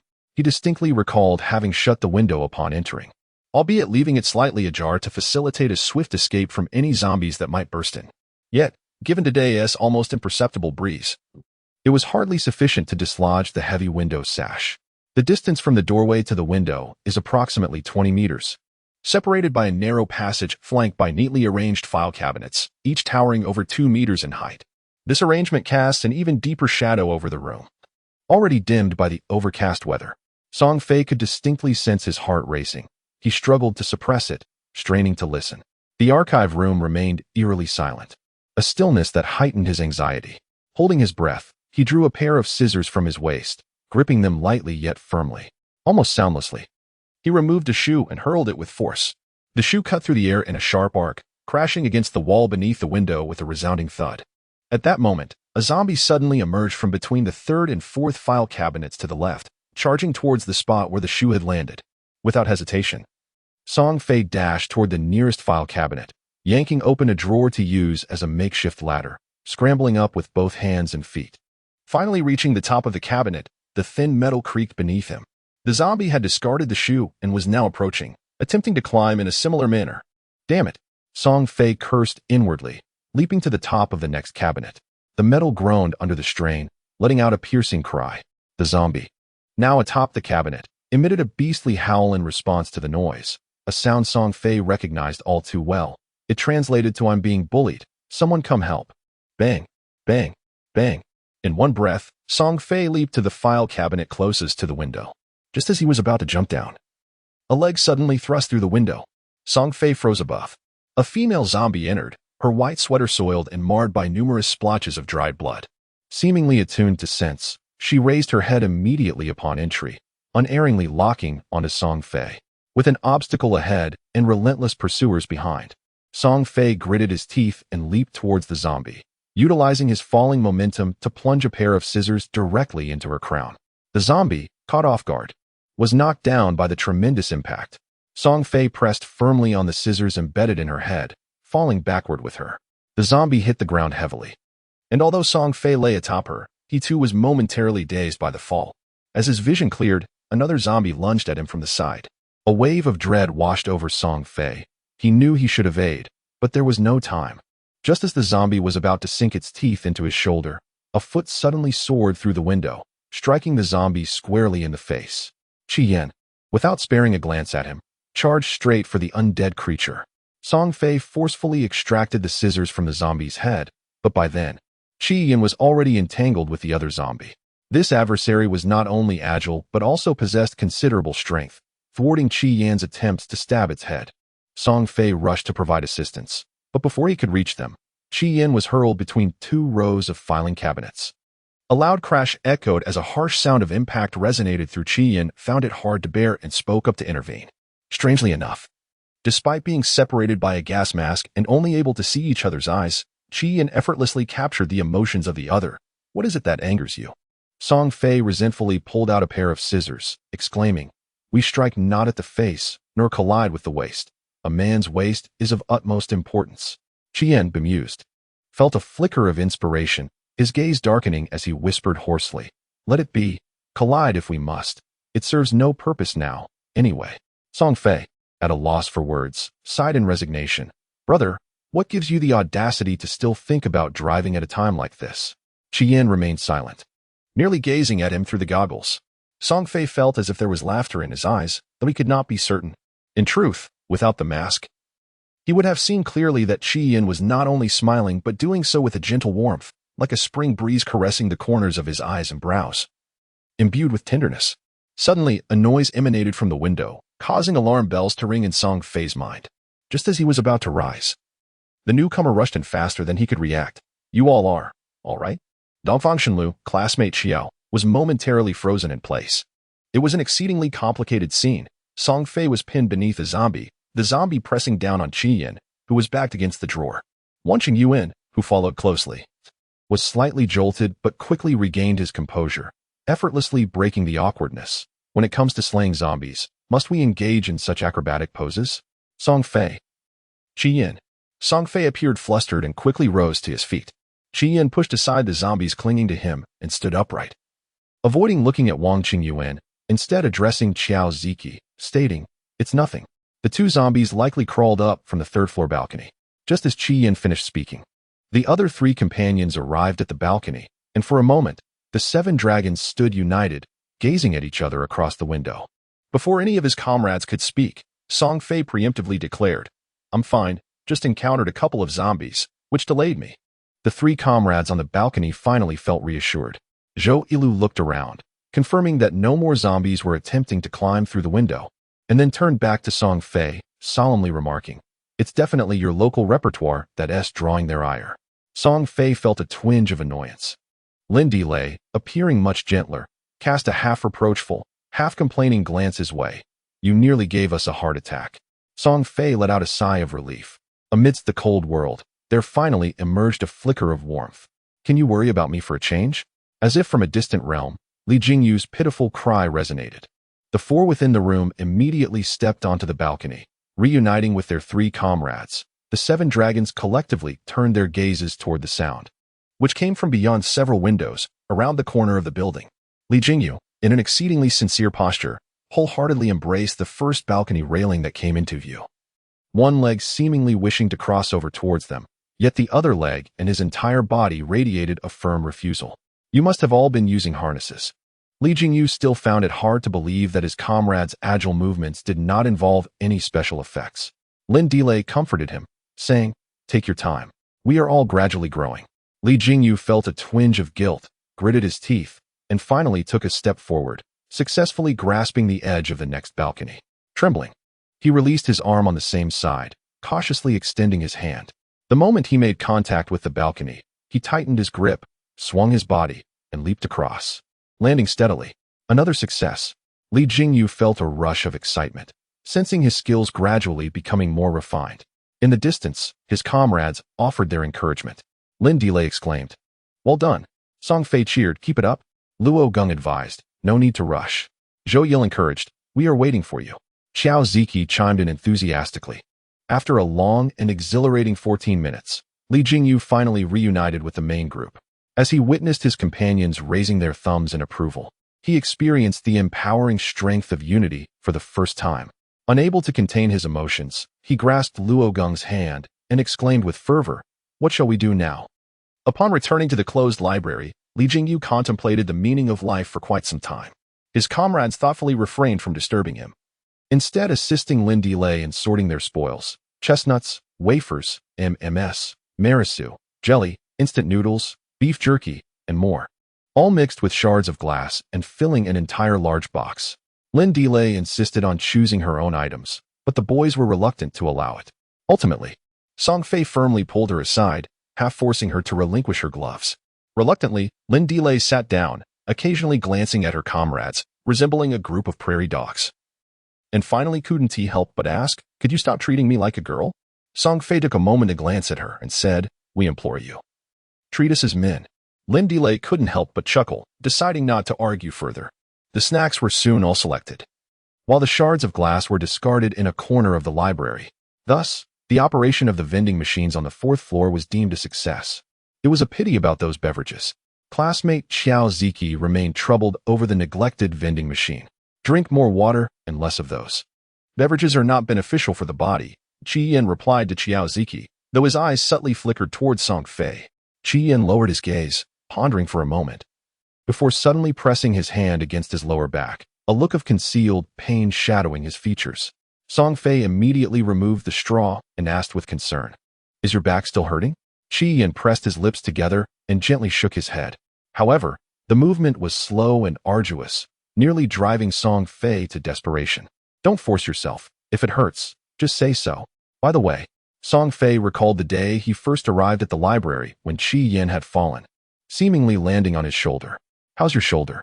Does it still hurt?" Chi Yin was momentarily taken aback, a glimmer of confusion flickering in his eyes. But it was quickly replaced by a resolute endurance. "Well, it's manageable." To Song Fei, manageable implied that it was still bothersome. "If it hurts, you need to speak up. Otherwise, how will it not worsen?" "Well, I am speaking now." Chi Yin gazed at him quietly. "What can you do about it?" Song Fei was momentarily speechless. He was not a doctor. What could he possibly do?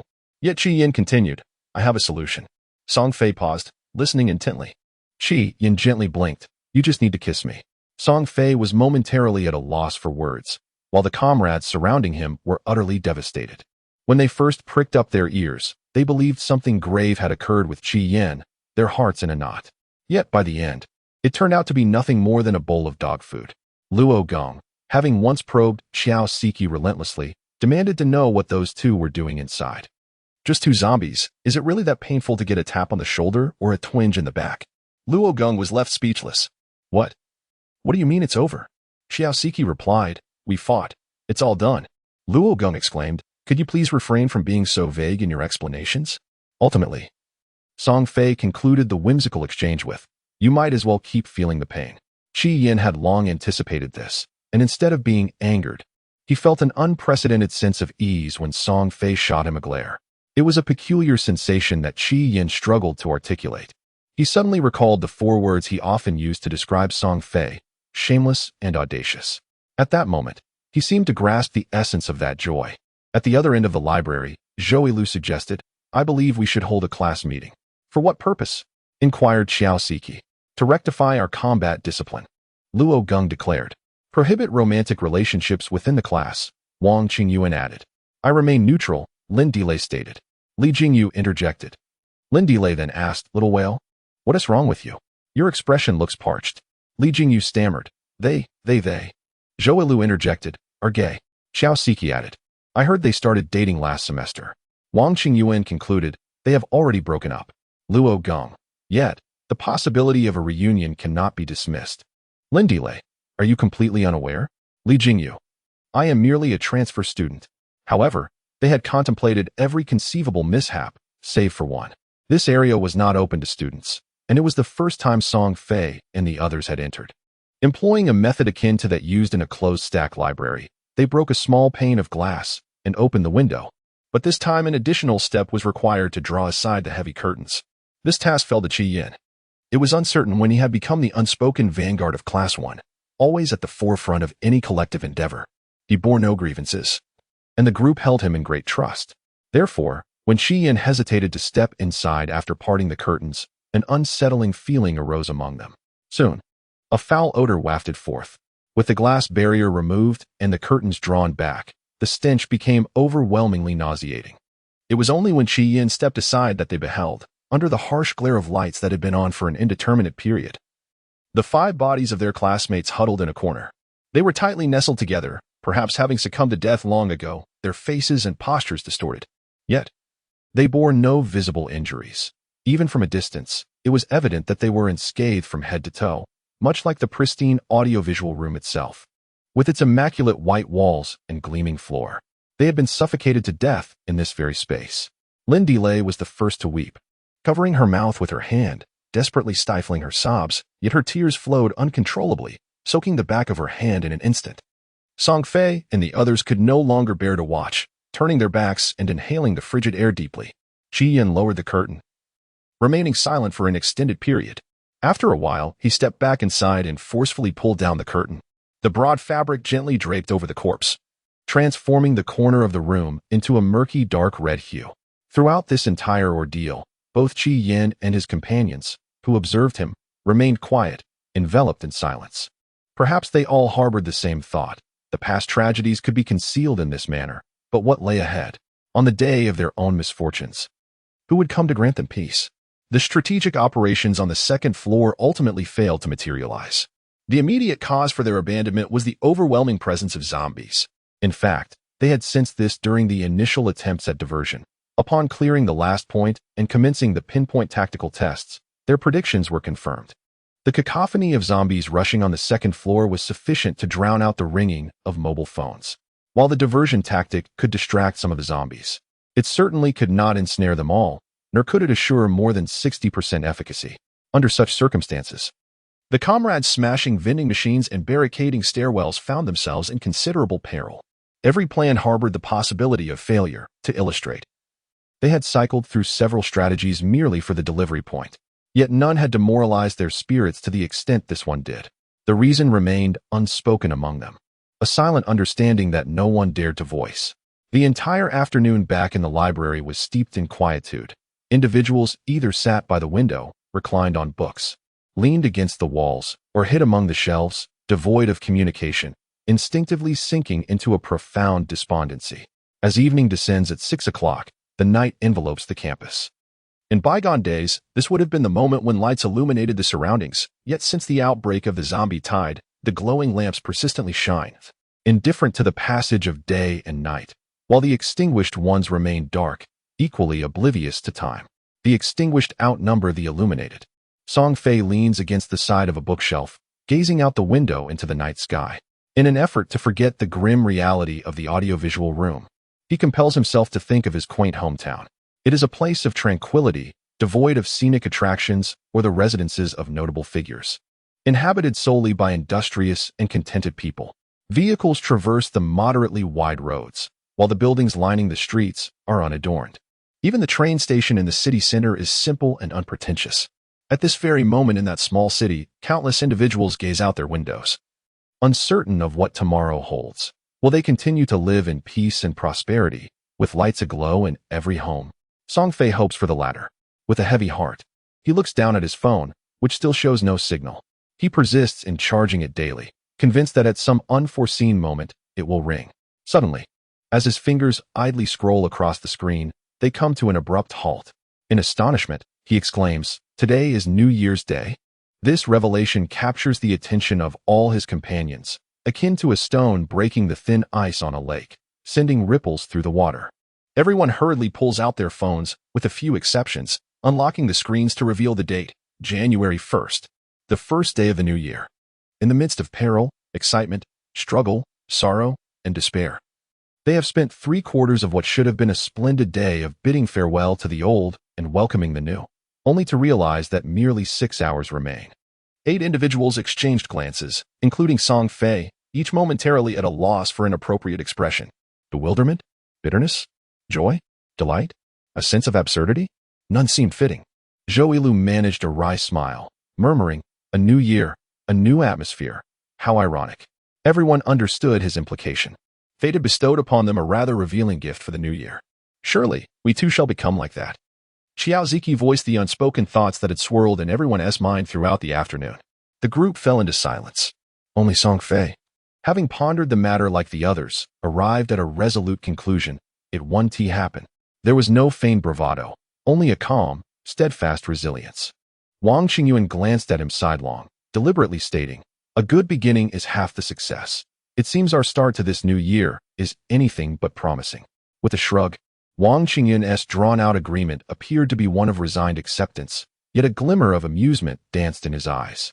Meanwhile, Qian, nimble and quick, had already piled their spoils onto the floor, now seated cross-legged, gazing at his comrades.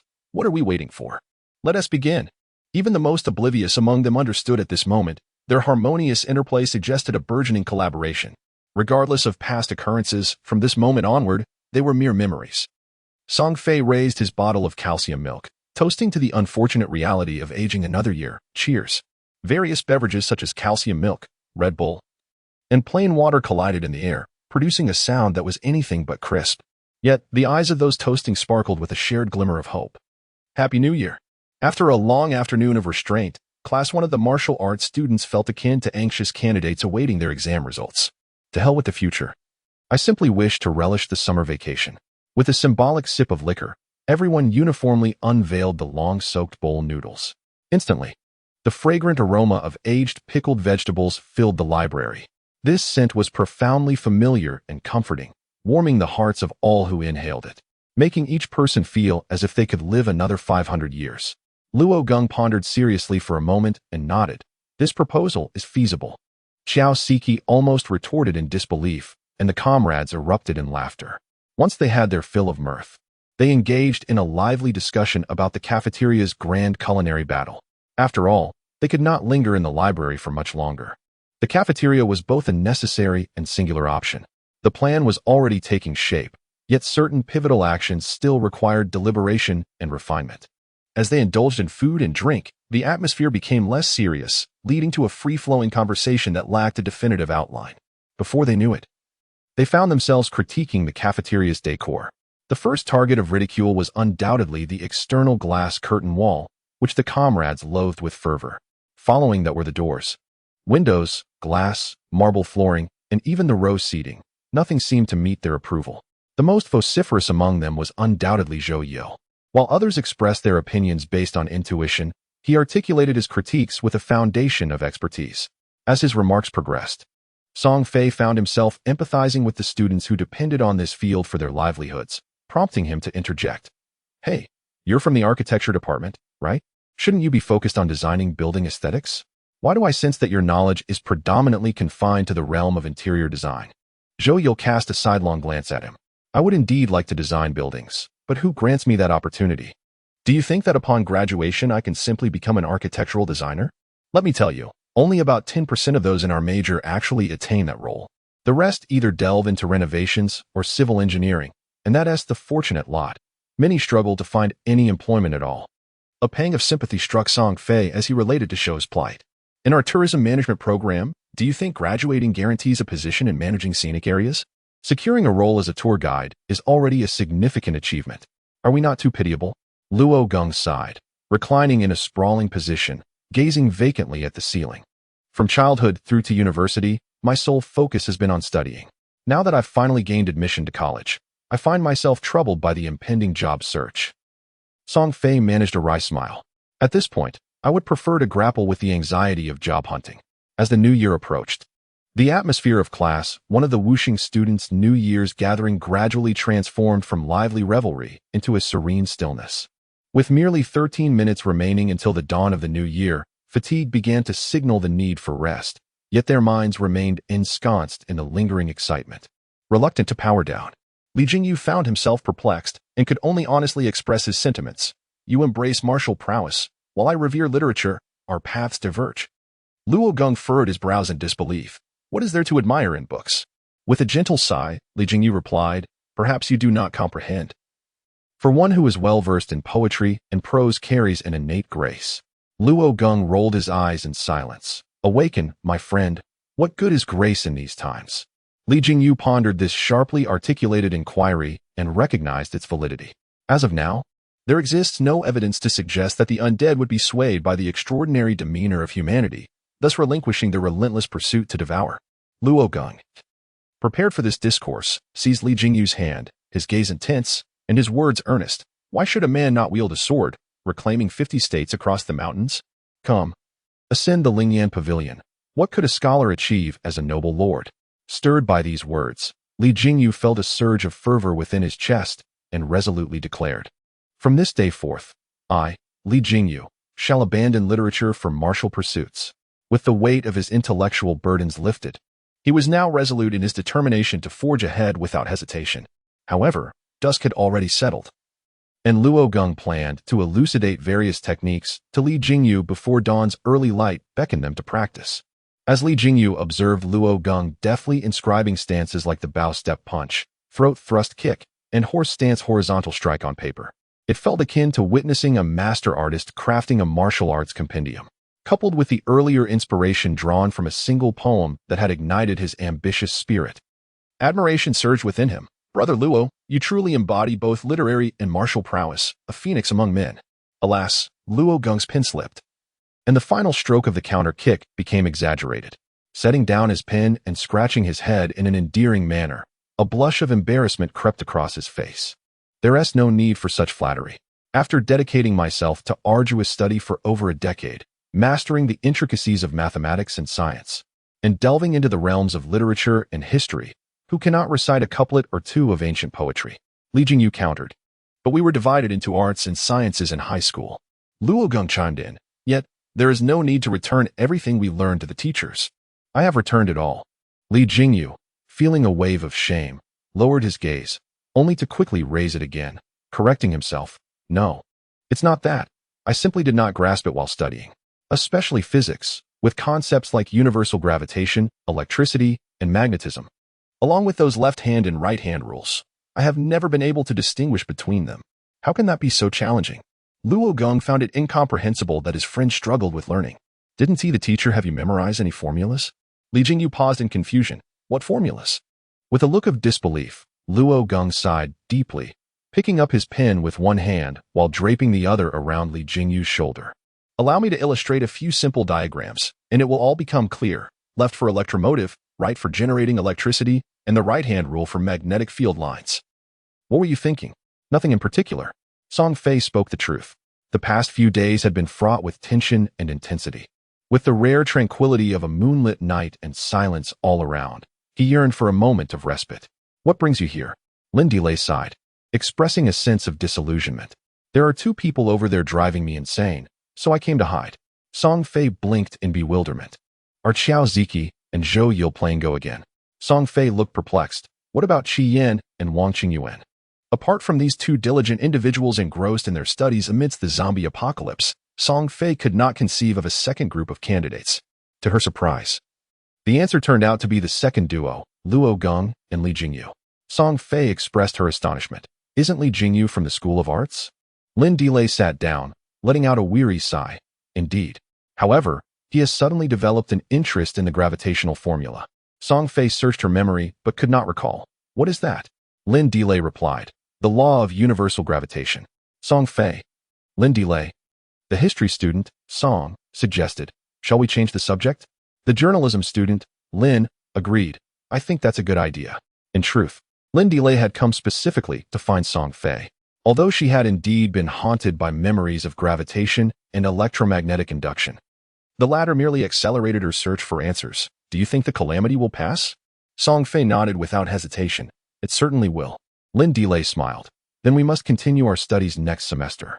Song Fei grinned at her, sincerely stating, I believe I might fall in love with learning. Suddenly, Lin Delay asked, and what about Qi Yan? Can he still come to love it? Song Fei was taken aback, her expression resembling that of a startled hamster.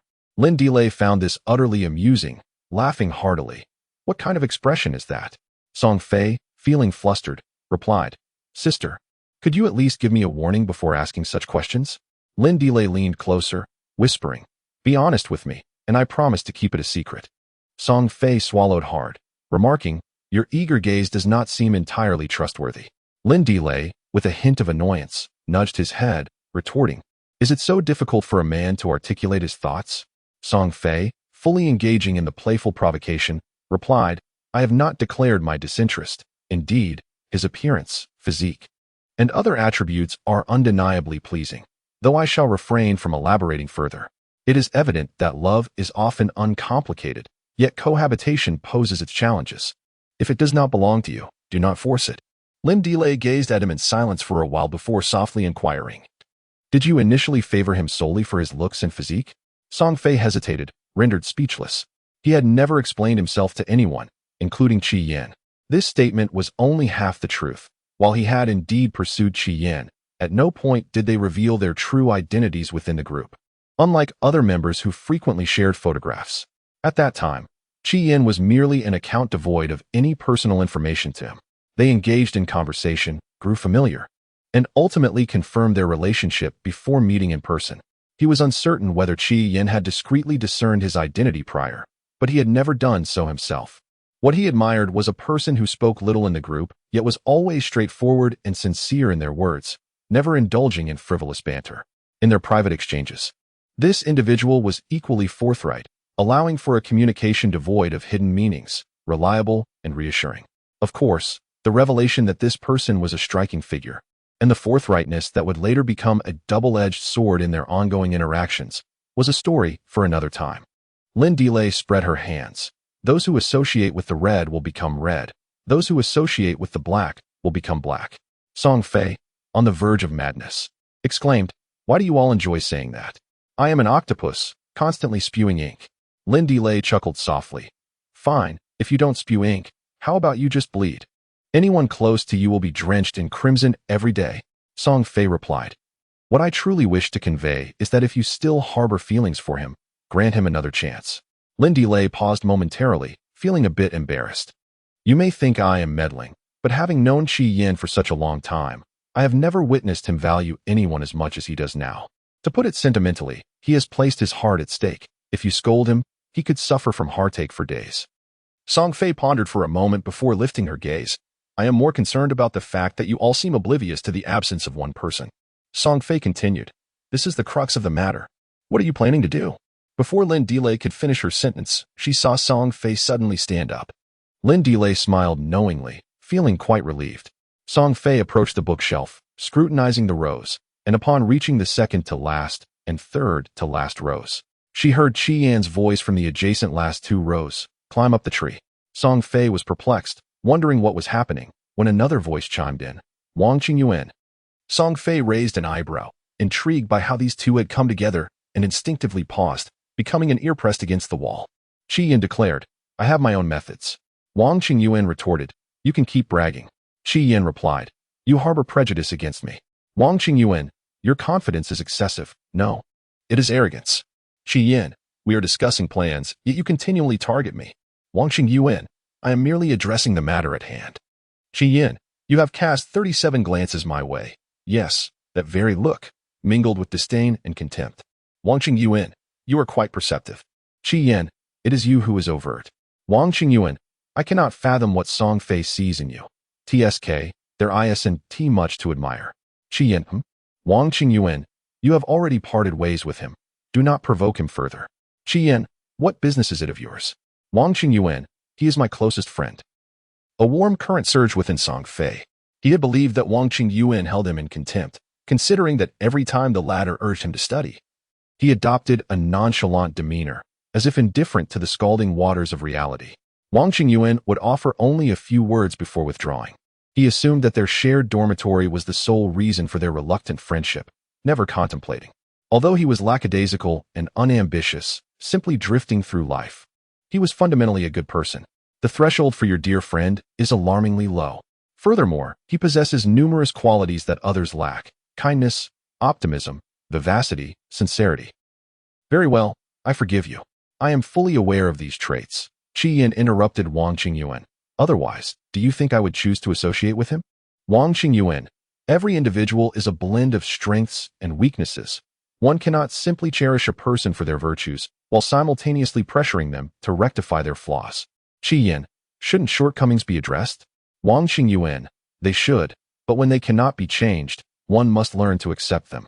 Qi Yin, "What if I refuse?" Wang Qingyuan, "Then you shall face rejection." Qi Yin, Wang Qingyuan, "Moreover, do you believe you are without flaws? Song Fei, for instance, lacks the ability to summarize and generalize. I shall speak on his behalf.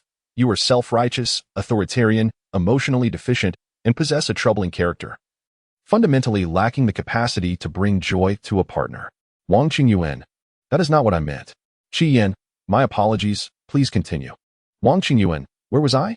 For a top student like Wang, who has yet to experience first love, it is exceedingly cruel to venture forth unguarded. Qi Yin, recognizing her own harshness, compassionately reminded him, "You said I inherently lack the ability to bring joy to a partner." Wang Qingyuan inhaled deeply, seeking to calm the turmoil within. "Indeed, to put it simply, you do not respect him." Qi Yin pressed her lips into a thin line, sitting upright and listening attentively. Wang Qingyuan continued, "You may point out his shortcomings, but you cannot impose your will upon him. Although I did not know you previously and may have only heard his side of the story, that manner of speaking, laden with imperatives, cannot be entirely fabricated." Wang Qingyuan shrugged. "That is the crux of the matter. In a relationship, equality is paramount. There is no absolute right or wrong. You must refrain from the mindset of wanting to reform him. You are a boyfriend, not a teacher. If you maintain a position of superiority, the balance in your relationship will inevitably falter, and you shall be cast aside." Qi Yin remained silent for a considerable time before suddenly inquiring, "Why are you sharing this with me?" Wang Qingyuan furrowed his brow, as if just realizing the question, and with a hint of annoyance replied, "I hadn't intended to speak of it. However, after spending more time with you, I find you are not as reprehensible as Song Fei described. You possess certain merits. For instance, your willingness to confront criticism is a rare and commendable quality." He hesitated, questioning whether commendable was indeed the term he sought. Qi Yin pondered, Why is it that every time Wang Qingyuan uses the word commendable, I struggle to grasp its meaning? He dismissed the thought. Wang Qingyuan shook his head. Regardless, I still believe you two are ill-suited. However, if you insist on clinging to the hope of reconciliation, you should at least reconsider your attitude. Qi Yin queried, "Are you bent?" Wang Qingyuan replied, "Huh?" Qi Yin pressed on, "Are you gay?" Wang Qingyuan responded incredulously, "Do I appear to be?" Qi Yin remarked, "Absolutely." Wang Qingyuan countered, "My mother thinks so too, but I assure you, I am not." Qi Yin concluded, "Then we can be friends. Also, please extend my regards to your mother." Wang Qingyuan retorted, "Who agreed to be your friend?" From a nearby bookshelf, Song Fei discreetly grinned. This is a realm unfamiliar to Qi Yin, a territory where Wang Qingyuan also remains a stranger. The former is endearing, while the latter radiates warmth. Wang Qingyuan accuses Qi Yin of disrespect. Yet has he ever truly empathized with Qi Yin? He constantly feels wronged, burdened to the brink of exhaustion. However, if one were to step outside and observe from afar, an entirely different vista unfolds. Lin Delay inquires, with the path ahead uncertain, what if one were to perish tomorrow? Wouldn't there be regret? He finds himself unable to articulate an answer. The only certainty is his desire to live. Never before has he yearned for life as he does now. He craves the spectrum of human emotions, joy, anger, sorrow, and love. He longs for the classroom, the thrill of being called upon by a teacher, and the innocent mischief of teasing the flora and fauna of the campus. This yearning is fervent and resplendent, capable of dispelling all fears and darkness. In a certain game of Go, Xiao Ziki remarks, "Do I hear someone speaking English?" Zhou Yil retorts, "Double alive 3, you're dead again." Xiao Ziki exclaims. In a physics class, Li Jingyu questions, "Is it really that simple?" Luo Geng replies, "Indeed, it is that simple." Li Jingyu muses, "My high school physics teacher might have transitioned from physical education." Atop a bookshelf, Lin Delay quietly observes from her elevated perch, occasionally glancing at Song Fei, who sits on the floor in the front aisle, eavesdropping and giggling foolishly. Then her gaze shifts to Qi Yin and Wang Qingyuan in the front row, despite their mutual disdain. They unexpectedly find themselves irresistibly drawn together, discussing the most effective learning methods, much like magnets from opposite poles, unable to part. Unconsciously, a smile graces her features. The north wind outside gradually grows more biting, heralding the arrival of overcast skies in the latter half of the night, and the first snow of early winter will greet the dawn. Yet, at this moment, the students of Class 1, Wu Sheng, remain blissfully unaware.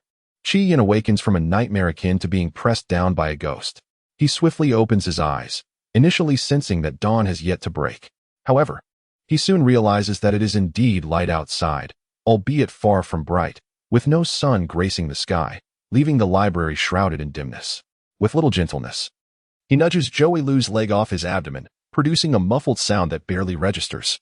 Zhou frowns and turns over, sinking back into slumber. Qi Yin sits up, and his down jacket slips down to his legs. The other companions remain asleep, their expressions varying from serene to sweet, tense, or greedy. He reaches for Zhou Yilu's phone and lights up the screen, revealing the time, 8:01 a.m. Beijing time. Since losing his phone, Qi Yin's routine has been utterly disrupted. Initially, his body still adhered to a biological clock, yet the very act of survival lacks any regularity. The constant tension in his nerves, coupled with the relatively isolated environment of the library, has gradually dulled his perception of time. An unexpected joy, akin to a chance encounter, ignites excitement among everyone. Considering their current supplies, while adequate, are not abundant, and the cafeteria presents significant competition, it is prudent to act sooner rather than later. Thus, a vote is called, resulting in 6 in favor, 1 against, and 1 abstention, leading to the resolution to embark on their journey the following night. Li Jingyu, lost in sorrow, remained silent for an extended period. Numbed, Johns comforted him by placing a hand on his shoulder, assuring him that neither he nor Zhou Yu would attempt to climb the tree. They could simply pull them down with a rope once they had learned to ascend. Zhou Yil, struck unexpectedly, tossed a shoe towards him, which Johns deftly evaded, causing the soul to gently kiss the forehead of a small landmine instead. Clad in a down jacket, Qi Yin rose and approached the window. Outside, the weather was dismal, shrouded in darkness akin to dusk, with delicate snowflakes dancing in the wind, some landing on the windowsill, others colliding with the glass, while most lingered in the air, uncertain of their descent. It was difficult to ascertain when this snowfall had commenced, for the flakes were so fine and small that upon touching any surface, they quickly melted into puddles. Rather than snow, it resembled rain, moistening the edges of the windowsill and embellishing the glass with droplets. "Is it raining?" Song Fei, who had sat up at some point, wore a disheveled hairstyle and bore a look of half-sleepy confusion on his face. He blinked vacantly, wiping his mouth with his hand, only to find it damp. Qi Yin could not suppress a chuckle. He had always been fond of Song Fei's appearance upon waking. Though his body was alert, his mind lagged behind, rendering him adorably dazed and wonderfully susceptible to teasing. After a great yawn, Song Fei finally roused to a state of clarity, casting another glance outside. His eyes now laced with concern. Thankfully, the snowfall was not heavy. He hoped it would cease by the time they needed to venture out in the evening. In the following hour, the students of Class 1 of the Martial Arts Academy gradually awakened. The snowy weather cast a pall over their spirits. Yet it was still early January, not yet the coldest part of winter. Such fine snow would not accumulate on the ground, but would most likely melt away. As long as the ground is not frozen into a half-melted state by nightfall, the journey is not considered arduous. The companions advanced the previously scheduled dinner call from 6 o'clock to 5. If the dreary weather persisted, darkness would have enveloped the surroundings by then. The entire day was devoted to preparations for departure, washing, tidying up, and verifying plans. The snowfall ceased by noon, earlier than expected, yet the sun remained hidden, casting a dull light that lingered until 5 in the evening when night fully descended. The 8 friends, clad in various forms of outerwear, cotton jackets or down coats, found themselves confined in the break room. Lynn DeLay had traded her woolen coat for a designer down jacket scavenged from a delivery point, while all donned masks and protective goggles, equipped their weapons, backpacks, and suitcases, and spritzed themselves with 6-God before setting out. On that wintry evening, the wind bit fiercely. The 8 figures gradually descended along the exterior wall of the library, its resplendent lights rendering them conspicuous, but soon they reached the base of the building and seamlessly blended into the encroaching night. Were it not for the faint sound of a suitcase wheel inadvertently scraping against the ground, the scene would have been eerily silent, as if nothing were amiss. They traversed the familiar pine and cypress path, gently sloping, moving forward with caution and order. They endeavored to tread as lightly as possible, akin to a procession of phantoms. Flanking the main road, broadleaf trees stood every 3 or 4 meters, towering and majestic, in contrast to the modest trees before the delivery point. In summer, these trees formed a verdant archway, their branches intertwining to create a shaded avenue. At this moment, the leaves have all fallen, and the withered branches can no longer provide shade, leaving each to stand alone in the cold wind. A group of individuals halted approximately 10 meters from the roadside. Gazing into the distance, there appeared to be around 4 or 5 dark figures wandering along the road, though the likelihood of them being former classmates seemed slim. "Are you ready? I will go over and lure them in," Qi Yin whispered, lowering his voice to a near hush. There was no need for pretentious debates over who would lead the charge. Qi Yin's speed and agility made him the unequivocal choice. The others could only advise him to exercise caution. Qi Yin nodded and advanced forward, while his companions discreetly dispersed to either side, concealing themselves. In merely half a minute, hurried and chaotic footsteps echoed in the air. The group held their breath, waiting for Qi Yin and the 5 zombies to enter the ambush zone. As soon as they did, they surged forward, adhering to their prearranged strategy, 2 against 1, while Qi Yin and Zhou Yil engaged in one-on-one combat, all in silence. Executing their plan with precision, Li Jingyu and Wang Qingyuan formed a pair, but before Li could restrain the fallen zombie, Wang had already mounted its abdomen. Plunging a knife into its skull, the zombie writhed in struggle, prompting Wang to strike repeatedly. 1 blow was insufficient, 2 blows were inadequate. 3 blows were necessary, until the creature lay still. Li Jingyu stiffly nodded, feeling as though his own head were akin to that of the zombie, bleeding profusely. Following their swift resolution, the group wasted no time in racing to the tree by the roadside. Luo Geng, Zhou Yil, and Xiao Siki headed directly for the first tree at the intersection, the one closest to the western gate, while Song Fei, Lin Delay, and Li Jingyu made their way to the second tree, just 3 to 4 meters away, preparing to be neighbors to the first group. Qi Yin and Wang Qingyuan trailed behind, but they were not the third, rather the fifth, having distanced themselves from the main group by a little over 10 meters. Song Fei and Luo Gong arrived at suitable landing spots almost simultaneously, deftly pulling out ropes to lower down, each hoisting up Li Jingyu and Zhou Yil. Lin Delay and Xiao Siki were slightly slower, yet they managed to ascend on their own. As the 8 took their respective positions, the wind suddenly ceased. As if foreseeing the impending peril, holding its breath in anticipation. Peering through the west door, the cafeteria hall lay in darkness, obscured from view. "Are we ready?" Xiao Siki asked, a hint of anxiety in his voice.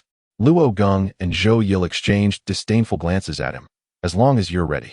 Xiao Siki took a moment to steady his breathing, feeling a semblance of calm, when suddenly he shouted, "Help!" "Oh!" His words caught in his throat. He remained bewildered until a second shout of "Open the door" reverberated through the air, and he realized it wasn't his voice. His companions were well aware it wasn't his cry, for such a desperate plea was absent from their tactics. The group perched in the trees strained to see the source of the sound. As the adage goes, those who stand high can see far. They beheld, at the supermarket entrance still illuminated, 5 or 6 individuals frantically pounding on the door. Faintly, they could discern the cotton curtains still barring the entrance, with no response forthcoming. "Please, open the door." The voices outside had begun to wail, each cry piercing the heart. Inside, there was utter silence, as if no one resided within. Yet the 8 individuals in the trees were acutely aware that someone was indeed inside, though the view was obscured. A dark mass near the doorknob inside was evidently the several bicycle locks they had hung there themselves. Before departing, Song Fei had entrusted them with all the keys. Even uttering a futile caution, should any classmates seek assistance, they ought to reflect on how they had gained entry. It now appeared they were truly reluctant to expend any effort on that matter. Zombies had emerged from the dormitory area in pursuit. Those knocking on the door were oblivious, while those in the trees witnessed the grim reality with clarity. "Be cautious of what's behind." Song Fei nearly exhausted all his strength, his voice erupting from his chest as if it might burst forth. In the vast square of the living area, there was no place to conceal oneself. The pursuing zombies swiftly caught up. With each one that fell, several more would surge forth to partake in the feast, until there was no one left to tackle. Beneath the moonless night, the bloodshed was obscured, the grotesque forms indistinguishable, and even the wailing was barely audible. Yet all the companions clenched their teeth, as though each bite was taken from their own flesh. Zombies from the cafeteria also emerged, drawn by the commotion. However, perhaps due to the brevity of the events, the numbers were insufficient to create a formidable attraction. Soon, the night gradually returned to a semblance of tranquility.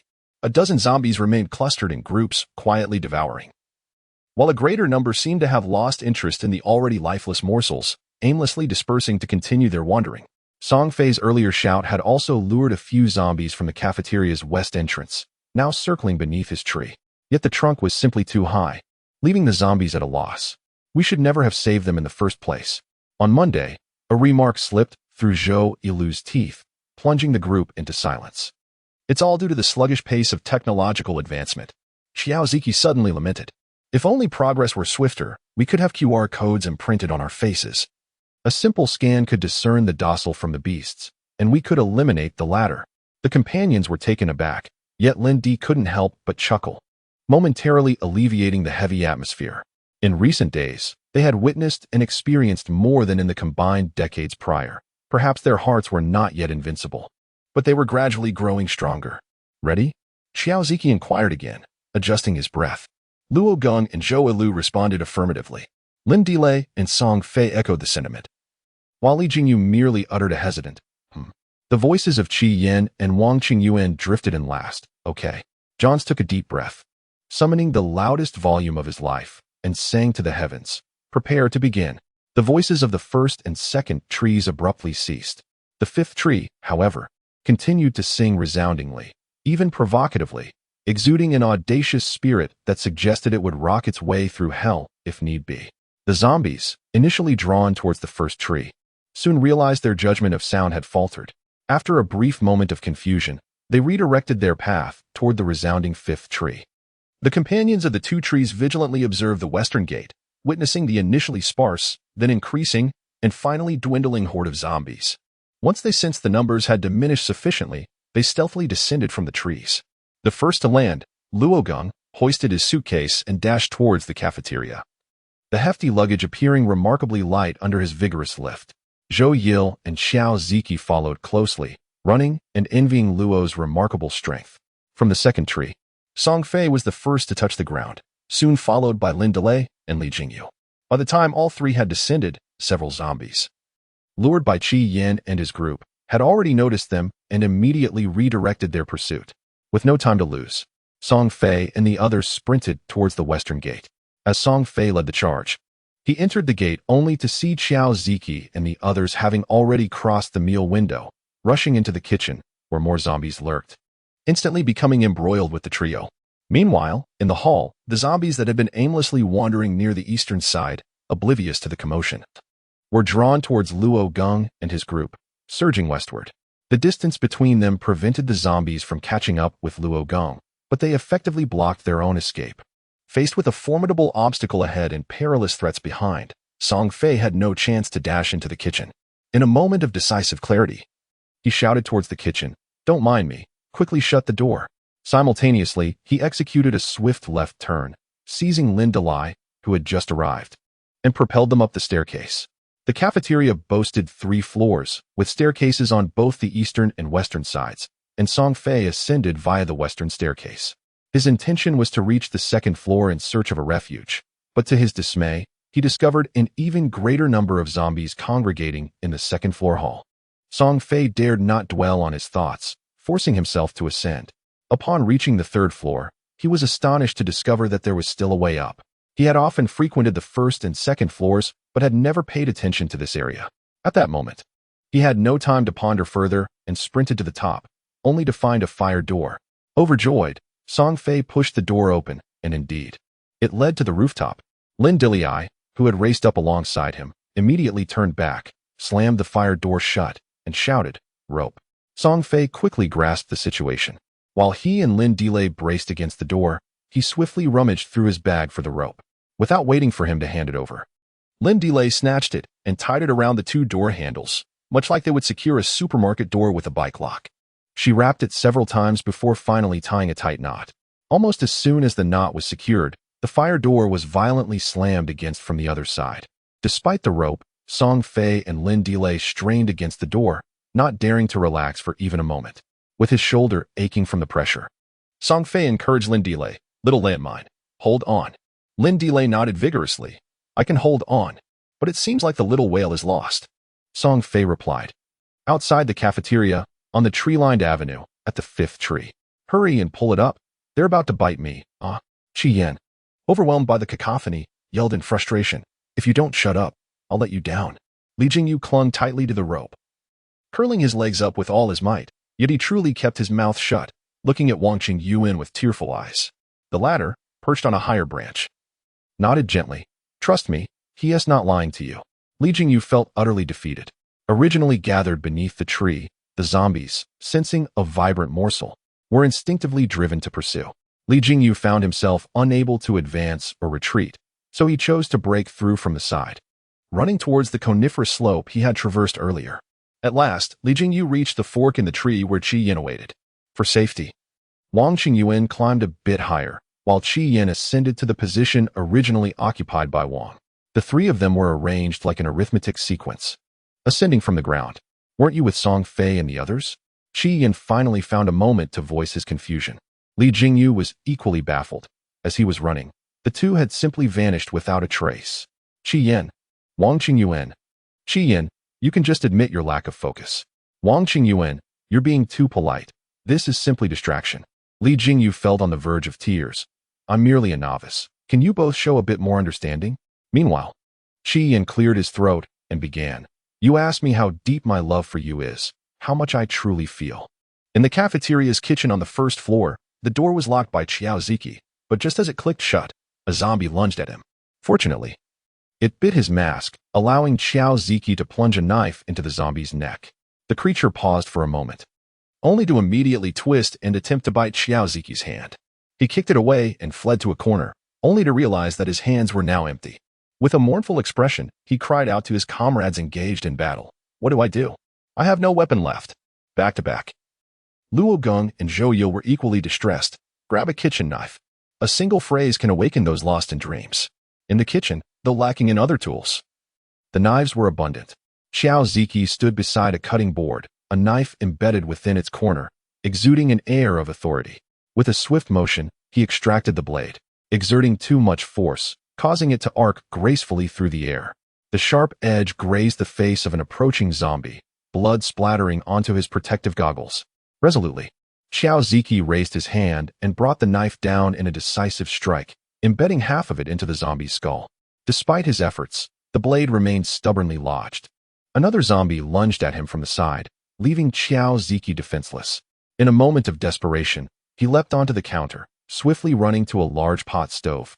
Retrieving a spatula without a second thought, and unleashed a flurry of blows upon the zombie's head. Inch by inch, he fought valiantly, preventing the creature from closing in. At that moment, Zhou Yu arrived, delivering a blow to the zombie's nape, while Luo Gong took down the last of their foes, signaling the end of the skirmish. Exhausted, Xiao Ziki collapsed beside the stove, his eyes slightly reddened. Zhou Yu initially intended to scold him, but, seeing his state, felt a pang of compassion and sighed. Take your time. You shall fear no more in the future. I am not afraid, Xiao Ziki replied, pointing at the fallen zombie, his voice wavering slightly. I recognize that lady from the cafeteria. She always smiled at me while serving. Zhou Yu and the newly arrived Luo Gong glanced down and were met with the sight of a middle-aged woman, approximately 40 years old. Though her features were obscured, her attire suggested she was indeed the cafeteria worker. A shared sense of melancholy settled over them. Do not dwell on it, Zhou Yu urged. Luo Gong, in truth, at the very moment she was infected by the virus, she had already met her demise. Zhou Lu, Luo Gong. So are you now overwhelmed with tears of joy? Wang Qingyuan, cultural anthropology and tourism is not significantly related to management. It primarily falls within the realm of anthropology. However, it focuses on human cultural activities related to tourism, thus establishing some connection with tourism management. Its practical implications outweigh its theoretical significance. 10 minutes later, Wang Qingyuan. Next, I invite Teacher Qi to speak. Qi Yan. Biological sciences encompass several branches, including botany, biochemistry, cytology, and molecular biology. During foundational studies at the university, one must touch upon all these areas. However, before delving into specifics, it is essential to clarify the distinctions between biological sciences and biotechnology. Another 10 minutes later. Qi Yan. Teacher Wang, it is your turn. Li Jingyu. Why switch from singing to lecturing? Wang Qingyuan. It is more efficient, enduring, and yields commendable results. Li Jingyu. I sense they have grown weary of listening. Qi Yan. If they could fall asleep, that would be preferable. Their exuberance is a burden upon us. Li Jingyu. Yet, despite the monotony, why do they linger here instead of venturing elsewhere? Wang Qingyuan. It is likely that the remnants of classroom memories lingering in their cerebral cortex compel them to stay until the bell rings. Li Jingyu. Why do I suddenly feel a tingling in my nose? Qi Yan. Hurry. Li Jingyu. The Crocodile Sacrifice, by Han Yu.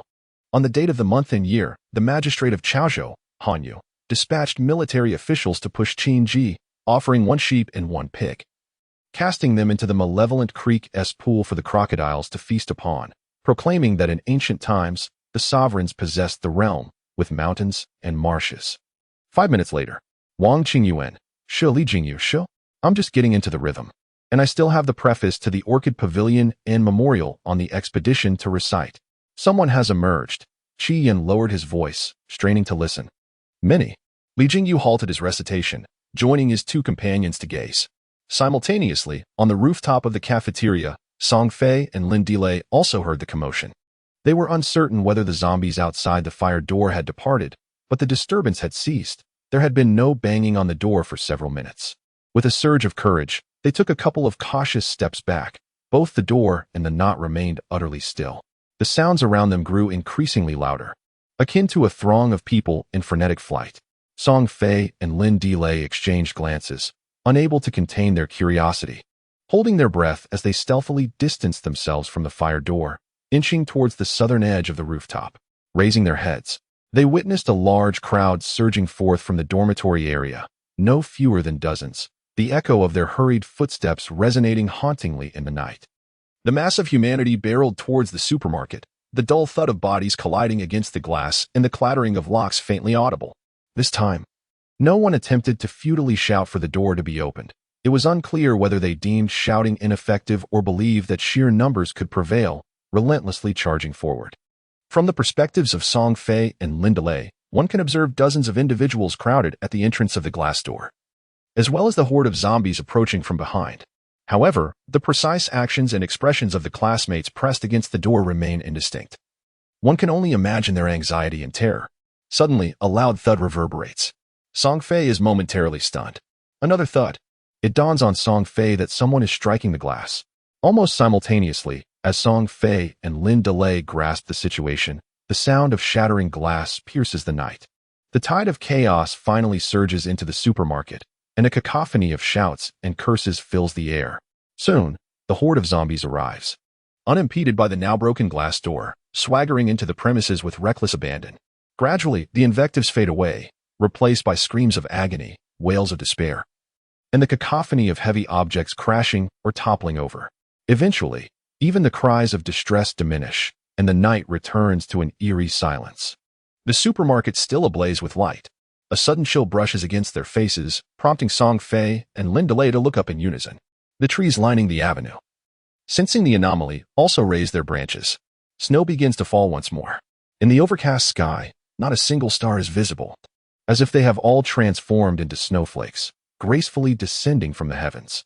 As the melody from the cafeteria window fills the air, some zombies begin to stagger out of the supermarket, aimlessly wandering once more, their faces, clothes, and hands marked by streaks of deep crimson and dark red. The old blood is dried, while the new remains warm. The kitchen window faces north, overlooking the back of the cafeteria, directly opposite to the front entrance of the supermarket. From this vantage point, one is utterly oblivious to the happenings outside. On Monday, the trio, following their initial plan, meticulously cleared the first floor of the kitchens, then sang to lure the zombies lurking beneath the tree, thereby rescuing their comrade who was tasked with seduction from above. "If you're happy, clap your hands," they chorused exuberantly. The three boys' harmonious rendition resonated with such vigor that it startled not only the zombies below the distant tree, but even the two on the rooftop, Song Fei and Lin Delay, who were mired in a melancholic atmosphere. Moreover, the parts of the song where clapping was originally intended were replaced by their thunderous roars. The repeated phrases, delivered with their strained voices, exuded a rhythmic dynamism reminiscent of avant-garde beatboxing. The two individuals who had initially been gazing southward at the supermarket sprang to their feet and rushed to the northern side, peering over the eaves to catch a glimpse below. The sound seemed to emanate from the easternmost window of the first floor. However, due to the inward opening structure of the window, they could see nothing from their elevated position. As a result, Song Fei and Lin Delay were unable to pinpoint the exact window from which the male trio's harmonious voices arose. Nevertheless, the piercing melody proved effective, as zombies from the west began to approach. In the blink of an eye, the swiftest three had reached the eastern side of the first floor, surveying the scene where dozens more zombies followed closely behind. With a resounding bang, the window was abruptly slammed shut. Shortly thereafter, the same clapping song echoed from a window in the center of the first floor, though this time, only two voices joined in the chorus. Yet for the horde of zombies that had congregated at the base of the building, this volume was more than sufficient. This is their strategy. To prevent the zombies from besieging the windows, they must attract them by sequentially replacing multiple points, starting from the easternmost, then the central area, and finally random replacements between these two locations. The ultimate aim is to firmly draw the zombies to the eastern part of the first floor, allowing the lure team approaching from the west to successfully leap through the westernmost window. Thus, after the initial sounds of clapping, one person must be stationed at the western window, ever vigilant, ready to open it upon sighting allies. While the plan sounds straightforward, the true danger becomes apparent only when put into action. It remains uncertain whether all the zombies beneath the tree can be drawn away, but the task of sequentially replacing multiple points is inherently fraught with difficulty.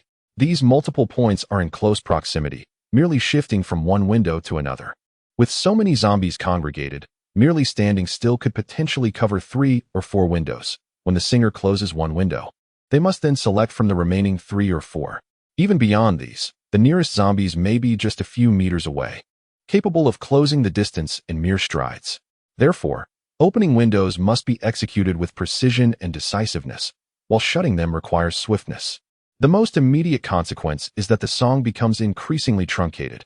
After several iterations, the melodious first half is omitted by comrades, reducing window openings to mere claps. This not only poses a danger, but also raises concerns of efficiency.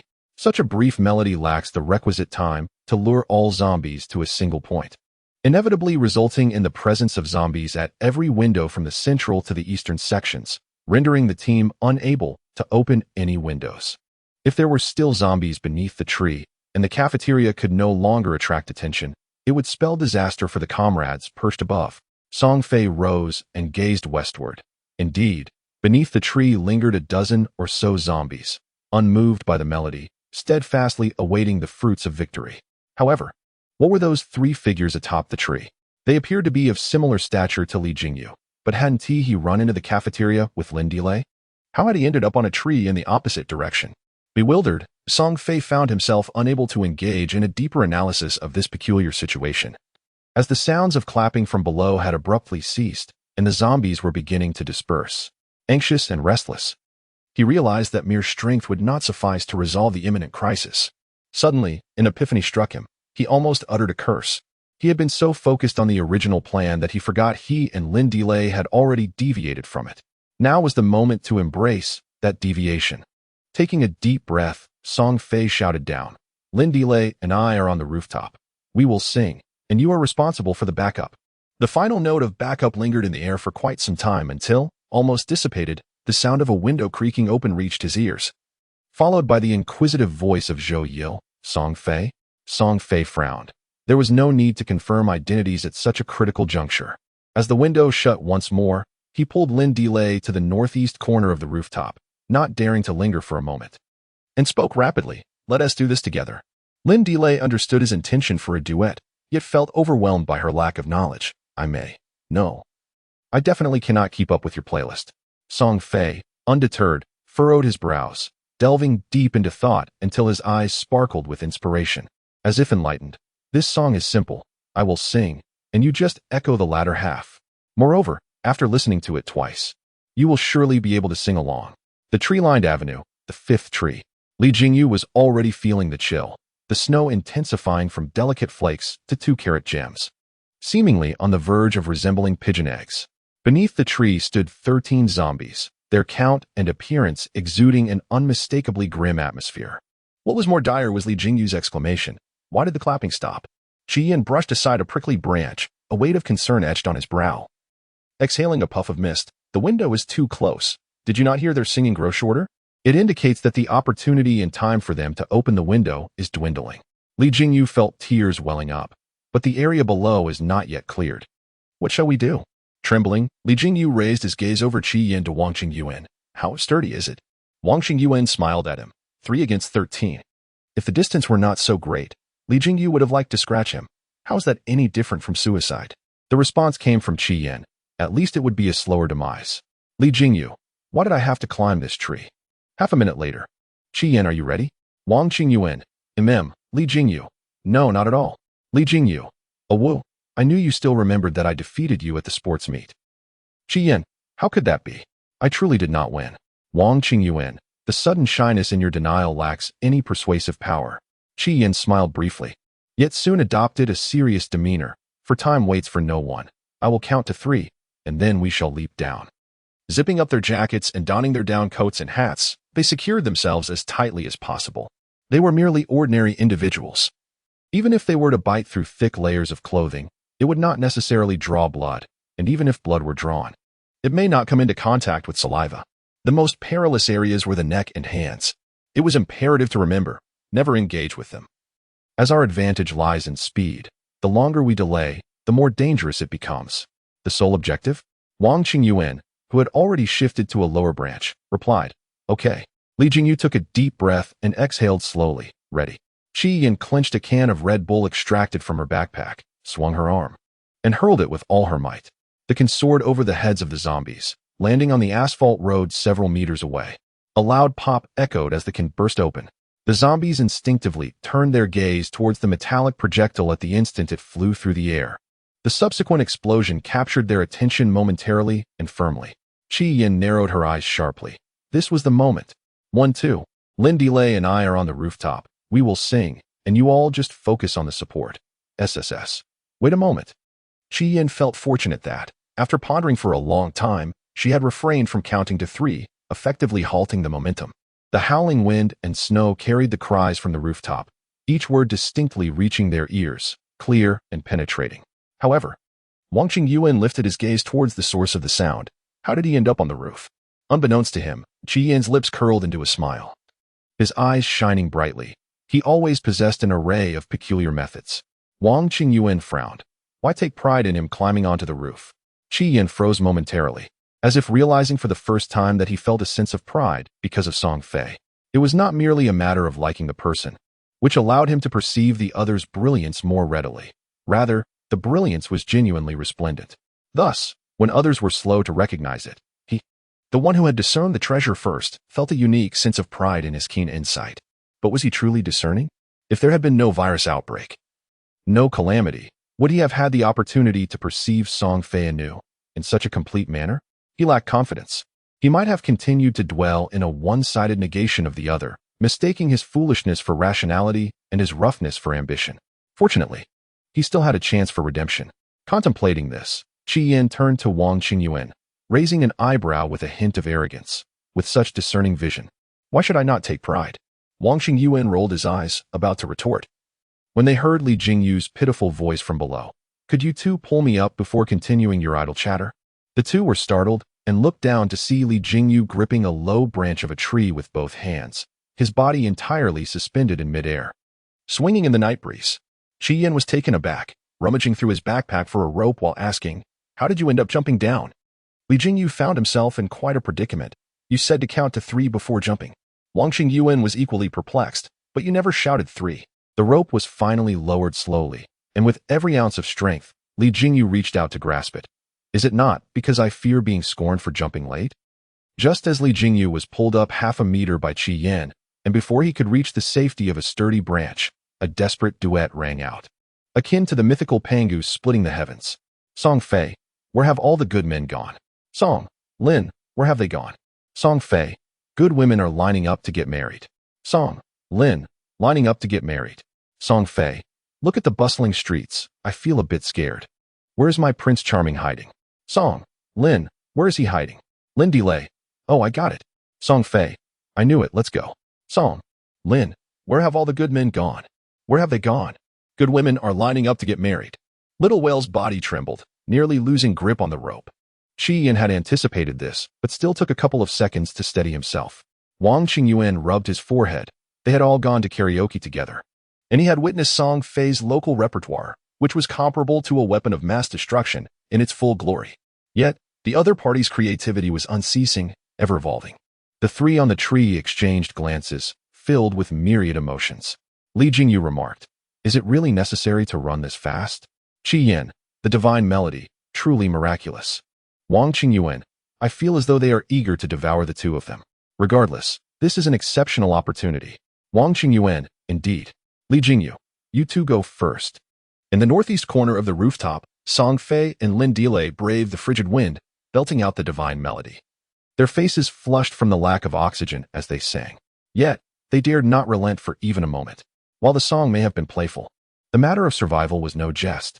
Almost all the zombies had congregated to the eastern side of the building and below. Their task was to endure, to persevere. At last, the figures of their 3 comrades emerged at the northwest corner of the rooftop, swiftly slipping through the westernmost windows in the blink of an eye. As the window shutters closed with a resounding thud, the song abruptly ceased, and the tension in Song Fei and Lin Delay's hearts finally eased. Unbeknownst to them, the rooftop had been blanketed in a thin layer of white, which, while not entirely obscuring the underlying colors, signaled a sudden drop in temperature. This was a stark contrast to the daytime snow, devoid of the gentle caress of rain, leaving only a biting chill. They were safe now, but how would they descend? Lin Delay sniffled, asking helplessly, surely, we can't just run down the stairs? Song Fei surveyed the surroundings, noting only the neatly arranged exhaust pipes on the cafeteria roof. Everything else was impeccably clean. After a moment's contemplation, he inquired of Lin Delay, Do you still have a rope in your bag? His own had become entangled around the door handle. Lin Delay, grasping his intention, promptly rummaged through her bag and produced a rope to hand to him. Having secured the rope to the welded iron rod, which was bolted to the ground nearest the northwest corner for the purpose of anchoring the pipes, Song Fei tugged at it twice to ensure its stability before casting the other end over the precipice. Lin Didi approached the edge of the rooftop and peered down, observing that the rope reached precisely 2/3 of the way down the second-story window. The rope, never intended for scaling buildings, was of limited length and already occupied a considerable amount of space within the backpack as it was tightly coiled. Yet, at that moment, Lin Didi yearned for it to be longer, much longer. There remained at least 5 meters to the ground. With a hint of trepidation, Lin Didi inquired of Song Fei, "Do you believe we can manage this?"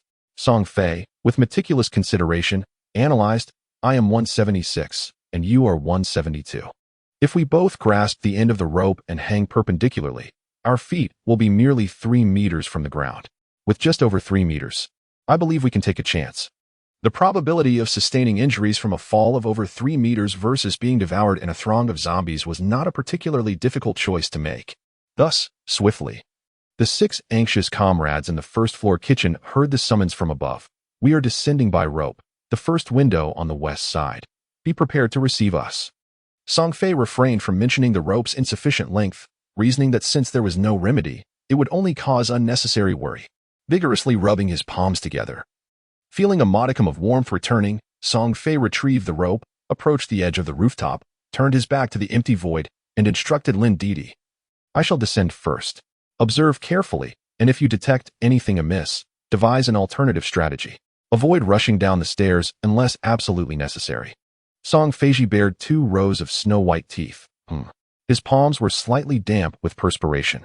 He relaxed his grip just a fraction, taking a moment to steady his breath before tightening his hold once more. Taking a step back, the rope instantly tautened. Upon reaching the midpoint of the 3rd layer of glass, he hardly needed a support point. He simply aligned his body vertically and, by alternating between tightening and loosening his grip, he slid down with determination. Despite the fiery pain in his palms, the speed of his vertical descent was markedly greater than before. Time slipped away, perhaps it was mere minutes, or maybe an eternity, until Song Fei finally reached the center of the 2nd layer. Below him, a small segment of rope remained, yet he dared not slide any further. A slip would yield a far graver consequence than a mere jump. Lin Delay's melodious voice echoed from the northeastern corner of the rooftop, reminding Song Fei that she was skillfully diverting the zombies below. At that moment, his position was approximately 30 to 40 meters away from the horde on the eastern side, and he had never felt such profound gratitude for the vast expanse of his alma mater's cafeteria, his eyes brimming with tears. Time was of the essence. He lowered his gaze to assess the distance, though the height made him uneasy and the ground beneath him was concrete. The greenery lay just beyond 1.5 meters away. If he angled himself correctly, he could avoid the merciless concrete and land safely on the earth below. Without hesitation, the rope began to sway outward, approaching its maximum angle. Song Fei was momentarily taken aback. Then came a subtle swaying back and forth, before ultimately coming to rest. Clinging steadfastly to the rope, Song Fei's countenance morphed from one of noble sacrifice to utter astonishment, his eyes bulging as if about to leap from their sockets. Crack! A nearby window swung open from within, revealing the youthful face that had previously peered at Song Fei through the glass, now rendered with striking clarity, every pore visible. The individual was a male student with a shaven head, either closely cropped or as smooth as an eggshell, yet possessed of a handsomeness that even such a hairstyle could not diminish. "A person?" the male student inquired, his voice a pleasant, slightly raspy timbre. Song Fei nodded in a daze. "I suppose." The male student surveyed his rope-bound predicament. "Where are you headed?" With a gratified nod, the male student responded, "Mind yourself." Song Fei reflexively replied, "Okay." Bang! Qian, who had been holding his breath and intently watching from within the first window on the northwest corner, was met not with the anticipated beauty, but with her furious roar. His assembled companions exchanged bewildered glances. "Zhou Lu, Luogang, Li Qingyu? Sounds like it's upstairs?" "Xiao Siki, Wang Qingyuan. Sounds like someone's two-timing." Qian. Song Fei had contemplated numerous scenarios for encountering fellow survivors, but dangling precariously in midair, swaying in the breeze, only to have a window slammed in his face, was certainly not among them. Despite the lesson learned from the supermarket incident, he remained unwilling to believe that all his schoolmates had transformed into such beings. Moreover, with a secure path to survival so close at hand, he was loath to abandon it without a fight and opt for the uncertain fate of leaping from the building. He was not ready to resign himself to such a fate. Separated by a mere window, the bald classmate remained, neither indicating a desire to open the window again nor showing any intention to leave, standing there calmly, locked in a gaze with him. Despite the barrier, their voices could still be heard close at hand. Reflecting on this, Song Fei lowered his eyes, striving to restore the composure of his features. When he finally lifted his gaze, the earlier fury that had led him to kick the window had dissipated. The corners of his eyes softened. His brows knit in subtle sorrow, and his eyes shimmered with a pitiful glimmer. My rope has reached its end. If you refuse me entry, I can only fall. Perhaps not to death, but to a state of half-ruin. Yet fear not, for my state of disability shall not last long. As soon the zombies will come to gnaw upon me until I am unrecognizable even to my own mother. Can you bear to watch as your classmate, whom you have shared countless days with, meets such a fate without a resting place? The bald classmate, seemingly as tranquil as still water, revealed a fleeting glimpse of turmoil and struggle within. How could this escape Song Fei's perceptive radar? He pressed on, his heart nearly breaking with his own words. Do you think it was the zombies that killed me? No, they merely devoured my flesh, while you have shattered my soul. No longer able to maintain his facade, the bald classmate allowed the tempest of his emotions to burst forth, ultimately culminating in a forceful opening of the window. If you continue to disgust me, do you believe I want to simply kick you out? The bald classmate finally felt a sense of satisfaction. In the future, let us get straight to the point. Song Fei pouted slightly. Indeed, there are ears on the other side. The 5 comrades hiding on either side of the window absorbed every word of the conversation. And when they heard the soft rustling sound of someone being pulled inside, the heavy stone that had weighed on their hearts finally fell away. It was then that they remembered the male classmate beside them, who also needed care and comfort. Zhou Yil gently patted him on the shoulder, reassuringly saying, regardless of the circumstances, what matters is that the person is safe. Xiao Ziki mimicked this gesture, coming over to give a couple of pats as well, adding, moreover, he is naturally quite flippant in his manner of speaking with others. It cannot be construed as flirtation, let alone infidelity, especially since you two have already parted ways. Strictly speaking, it does not constitute betrayal. Qi Yin exhaled softly, finally releasing his grip, and turned to Xiao Ziki with a polite smile, expressing gratitude for his summary of all the possibilities. Xiao Ziki swallowed hard, trembling slightly as he turned his head towards Zhou Yil, who averted his gaze, resolutely refusing to rescue a comrade bent on self-destruction. Can Class 1 of the Martial Arts Department hear me? I am currently safe, so please do not open the window. The zombies are already approaching. Suddenly, a reminder from Song Fei erupted overhead, indicating that someone had indeed entered but had not yet closed the window. As the voice was clear and resonant, peering outside to the east, it was evident that zombies were indeed heading in their direction. The 5 comrades exchanged glances, silently acknowledging that the essence of the situation was that someone had to come down. Song Fei, entirely uninterested in grasping the deeper implications, replied succinctly, understood. I am going to bring Little Mine down now. You all should draw the zombies further east. Upon finishing her words, she quickly shouted upwards, Little Mine, I'm on the 2nd floor. There are classmates here, so take your time climbing up the rope. I'll be here to catch you.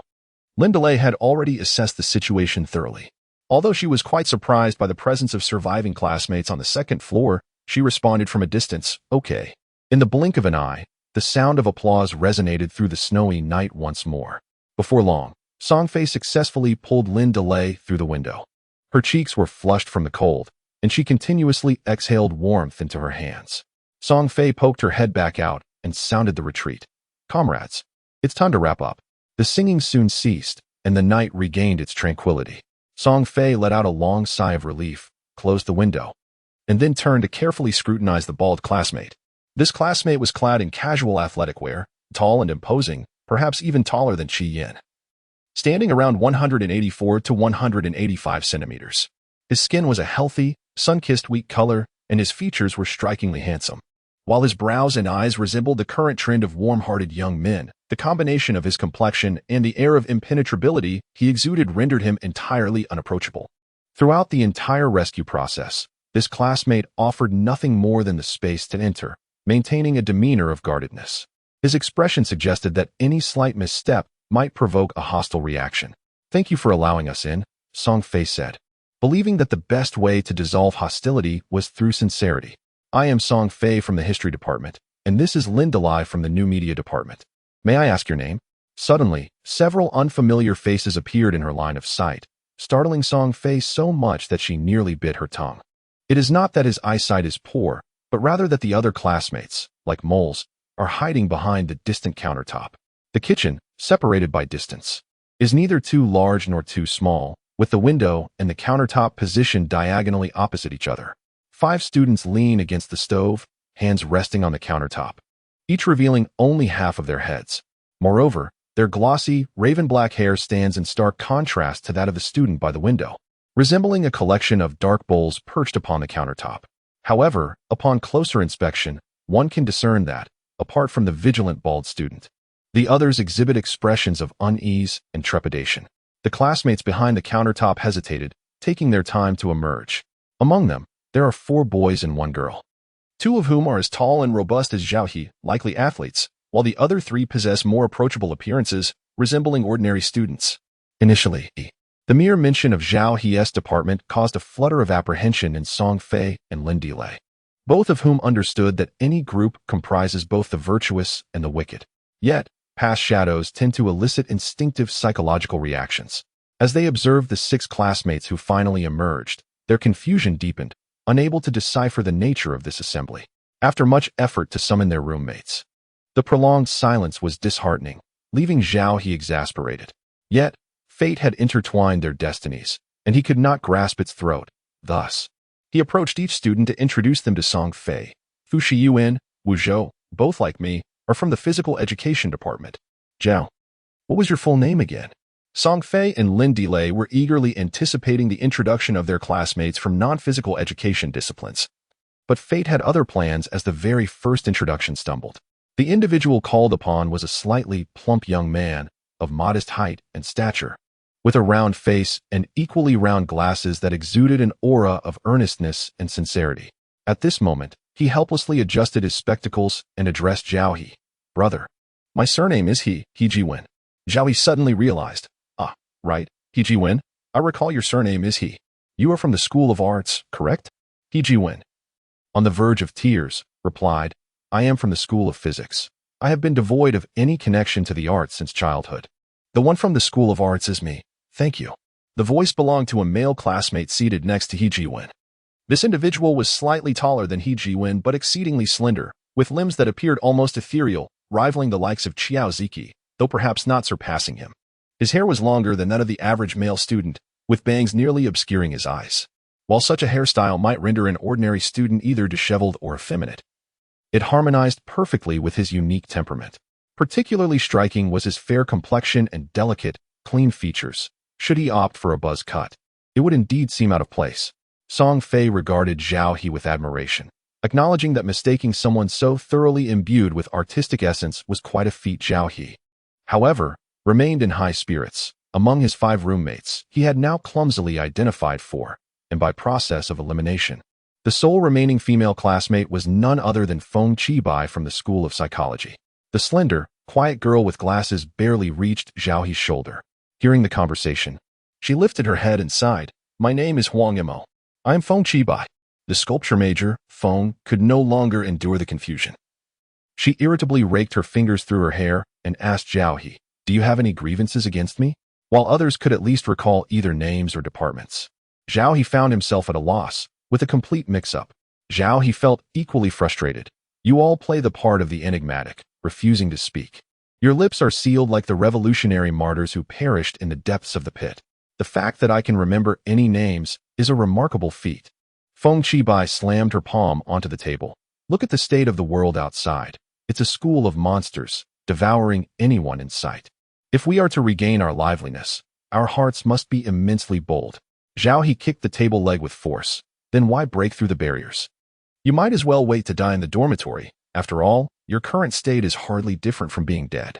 Feng Qibai retorted, "Say that again. Don't think just because you are burly, I want to dare to hit you." Zhao He replied, "I'm honestly not scared. Come on, strike me in the face." Whoever flinches is a coward. Feng Qibai exclaimed, "Damn it." Zhao He shot back, "Who are you cursing?" Feng Qibai responded, "I'm cursing you." Zhao He quipped, "Care to curse again?" Feng Qibai retorted, "I just did." Zhao He teased, "Are you feeling thirsty?" Feng Qibai admitted, "A bit." Zhao He added, "There is cold boiled water in the pot." Feng Qibai acknowledged, "I know." Song Fei observed, "Their psychological states seem rather unstable. Lin Delay, perhaps we should just jump down." "It's all right." The only female classmate, Huang Mo from the psychology department, had unknowingly approached them, her eyes behind the lenses radiating a friendly and harmless demeanor, calm and serene. "You both just ran out yesterday? It's quite normal to experience a stress reaction. We had just rushed out of the dormitory, and we still haven't quite settled down." At first, Huang Mo's voice seemed unremarkable, yet as one listened, it effortlessly induced a sense of relaxation. "Is this the first time you've seen a female classmate in so many days?" Lin Delay felt an instinctive desire to engage her in conversation. "We couldn't stay in the dormitory any longer. Our supplies were nearly depleted, and there were always classmates jumping off the building. Eventually, I heard someone from the boys' dorm calling out, urging everyone to rush outside. I went with a few classmates."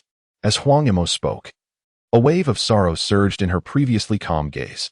She lowered her eyes to compose herself, taking a considerable moment before continuing. "In truth, there were about 30 to 40 students who rushed out from the male and female dorms. By the time we reached the supermarket, there were still more than half of us. However, we didn't manage to enter the supermarket, and when we attempted to head to the cafeteria, it was already too late. Only 6 of us remained." Huang Mo did not weep. Her ability to control her emotions surpassed that of the average girl, and even many boys. Yet, the sorrow and melancholy were unmistakable. There was also fear, a profound terror that, despite the temporary calm, sent shivers down her spine at the slightest disturbance. Even with her efforts to suppress it, the feeling was vividly palpable. Song Fei and Lin Delay could see and feel this clearly, for they had endured similar experiences. Even after enduring countless days of battle, they still felt a sense of trepidation when confronted by zombies.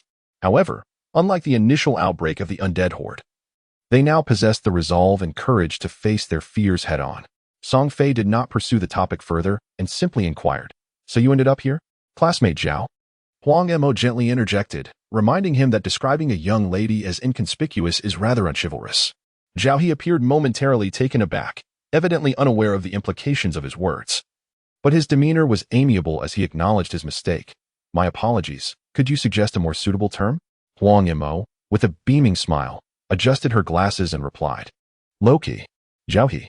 Song Fei and Lin Delay exchanged complex glances as they observed the towering young man, over 6 feet tall, being so readily subdued by a girl merely 5 feet tall. They were unsure whether to marvel at Huang Mo's exceptional social finesse or commend Zhao He for his respect towards women. Although only the 4 of them were engaged in conversation, the other classmates were also listening intently, particularly Fu Xiyuan and Wu Zhou, who were incensed upon hearing about the supermarket incident. Unlike Zhao He, who was from the sports competitive department, they belonged to the social sports department. Yet they shared the same college and year, having formed close bonds. It was disheartening to realize that, in a life-or-death situation, their camaraderie had been put to the test in such a manner. The thought that, had they not escaped to this location, they might very well have met their demise was a fury that could not be suppressed. Song Fei and Lin Delay exchanged a knowing glance, both hesitant to voice their thoughts. In fact, when Zhao He mentioned the supermarket earlier, Song Fei had the opportunity to speak up. But what would that accomplish? Would it truly bring them solace? Perhaps not. "Surely you have been to a supermarket as well?" Huang Mo suddenly spoke, causing the 2 to pause in surprise. Lin Delay instinctively questioned, "What do you mean by that?" Huang Mo observed them quietly for a moment before replying, "When we mentioned the supermarket twice, both of you exhibited an unnatural stiffness in your expressions. Either you have had some experiences there, or you possess knowledge that eludes us." Lin Delay was taken aback, astonished by Huang Mo's perceptiveness. Song Fei sighed and confessed, "In truth, we were the first to rush from the dormitory to the supermarket, just 5 days after the incident occurred. It was several days later that they managed to escape. We were the ones who brought them in. However, perhaps out of concern for the limited food supply in the supermarket, they chose to occupy the storage area, preventing us from entering. By then, the shelves were nearly bare, and if we stayed any longer, we would either go hungry or confront them directly. 6 against 17, a direct confrontation was futile, so we ultimately decided to leave." The three from the Physical Education Institute turned pale with anger, and even He Ji-wen, who typically appeared good-natured, could not suppress his indignation, exclaiming, "This is simply inhumane." Song Fei remained silent, and Lin Delay lowered her gaze. Huang Mo did not overlook any of their expressions. Sensing an opportunity, he half-insured, half-interrogated. "Did you see something while climbing down from the rooftop?" This time, Song Fei and Lin Delay were not merely surprised but utterly shocked. This was no longer Huang, but rather Huang the Oracle. With the conversation reaching this juncture, there was little left to conceal, and Song Fei proceeded to recount the events concerning the supermarket. The previously agitated group suddenly fell into a daze, as if their emotions had fractured, leaving them uncertain of how to proceed. This is precisely the reason why Song Fei and Lin Delay refrained from speaking. They're acutely aware of this feeling. Witnessing the supermarket doors being shattered and the zombies surging in, they cannot recall any grudges or animosities. All they comprehend is that lives are in peril. And numerous vibrant souls are destined to be consumed by the night, either about to fade or already lost. Among them may lie individuals who once inflicted harm upon them, or innocent classmates with whom they share no acquaintance. Yet, when these lives are extinguished, all that remains for the survivors is sorrow and grief. This reflects the inherent goodness within the human heart, a profound reverence and respect for life. The moon, unbeknownst to anyone, struggles to emerge from the thick, dark clouds, casting a subtle radiance. The swirling snowflakes are adorned with glimmers of light. Zhao He, in a fit of irritation, retrieves a pack of cigarettes from his pocket. He takes one out, but before he can light it, Song Fei snatches it away. Confused, Zhao furrows his brows in disbelief and asks, "Why? One must quit eventually. So why not sooner rather than later?" Song Fei responds. Zhao He, perplexed, retorts, "By what right do you dictate that?" After a moment of contemplation, Song Fei, with utmost seriousness, suggests, "Perhaps you should converse with Johns about this matter." The unexpected mention of a foreign name leaves Zhao momentarily bewildered. "Are there exchange students in your class?" he inquires. No, Song Fei hastily clarifies, he is a fellow countryman. Zhao He, exasperated, wonders where to begin his critique. Is it really necessary to be pretentious at a time like this? Song Fei, feeling unjustly accused, explains that he does not produce English names. He is merely a transporter of Zhou's ideas. As I observe the communication barrier between these two individuals, my classmate He Ji-wen from the physics department, who had been silently listening for quite some time without grasping any substantial content, could no longer contain himself. He spoke up. Song Fei? Song Fei decisively abandoned her entanglement with Zhao He and turned her attention to the amiable He. "What is it? I heard you shouting class whooshing one earlier. Are you from the Peking Opera major at the Arts Institute?" He Ji-wen's round eyes, framed by his circular glasses, sparkled with innocence. Song Fei replied. Feng Qihai facepalmed in exasperation, feeling utterly despondent. "I know our department has a rather eclectic array of specialties, but Peking Opera, we don't have that. We are not from the same institute." Lin Delay, amused yet exasperated, interjected to clarify for Song Fei, "There are 8 of us in total. Like you. We gathered together during a time of crisis. We represent various departments." He Ji-wen inquired, "So, class whooshing one?" Lin Delay explained, "It's a name we came up with ourselves. It gives us a sense of unity and safety. Strength lies in togetherness, after all." He Ji-wen nodded. Whooshin sounds powerful, quite impressive." Song Fei interjected, "Actually, our full name is Class Wu Buxu Qiuxing 1. He Ji-wen was momentarily taken aback. Lin Delay added, "We even have a class chant." He Ji-wen responded. Lin Delay called out, "Ready, set." Song Fei and Lin chanted in unison, "Unyielding and mighty, Class 1. May all malevolent spirits return to the void." He Ji-wen was left speechless. "Thank you. I have no further questions." In this moment of inquiry, while the classmates experience a temporary respite from their inner turmoil, the companions downstairs find themselves on edge, startled by the calls resonating through the class. Chi Yin exclaims, "What is happening?" In a state of distress, Chi Yin responds, "It's nothing. Why are you shouting aimlessly?" Song Fei retorts angrily, "I am merely showcasing the spirit of our class." Chi Yin, feeling exasperated, can only respond with silence.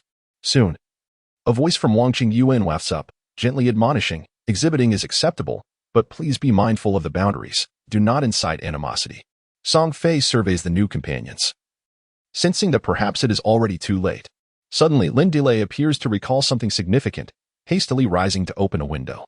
Startled, Song Fei is momentarily gripped by fear. imagining a horde of zombies scaling the building.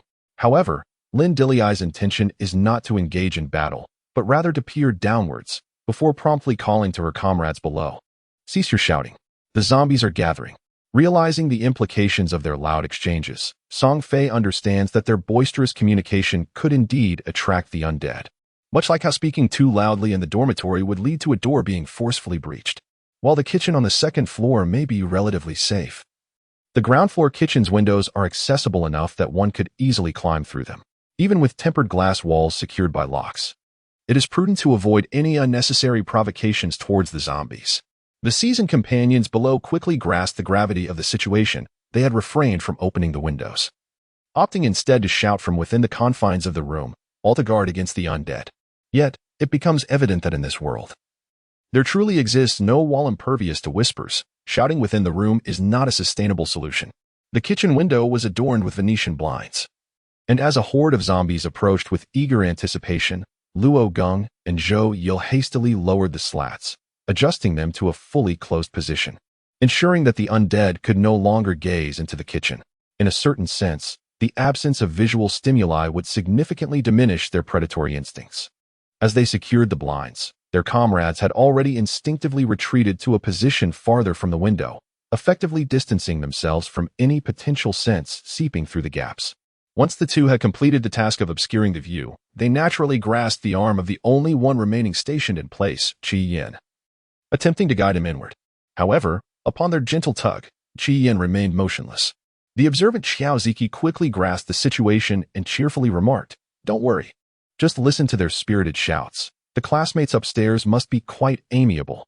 Qi Yan's thin lips moved slightly, as if to articulate a thought, but was preempted by Wang Qingyuan, who interjected, "I highly doubt that." Xiao Ziki was taken aback by Wang's contradictory response and retorted, "Well, what insightful perspective do you offer?" Wang Qingyuan replied coolly, "Anyone who can sincerely heed their rallying cries cannot simply be considered friendly. They ought to be labeled as naive and foolish." Xiao Ziki responded, "In the future, if our allies encounter trouble, could they please identify themselves first?" Qi Yin felt increasingly distressed by their banter and stated firmly, "Even if they are friendly, one must remain aware of the environment, the number of individuals present, and the security of doors and windows. After all, given the current circumstances, one can never predict what actions people might take."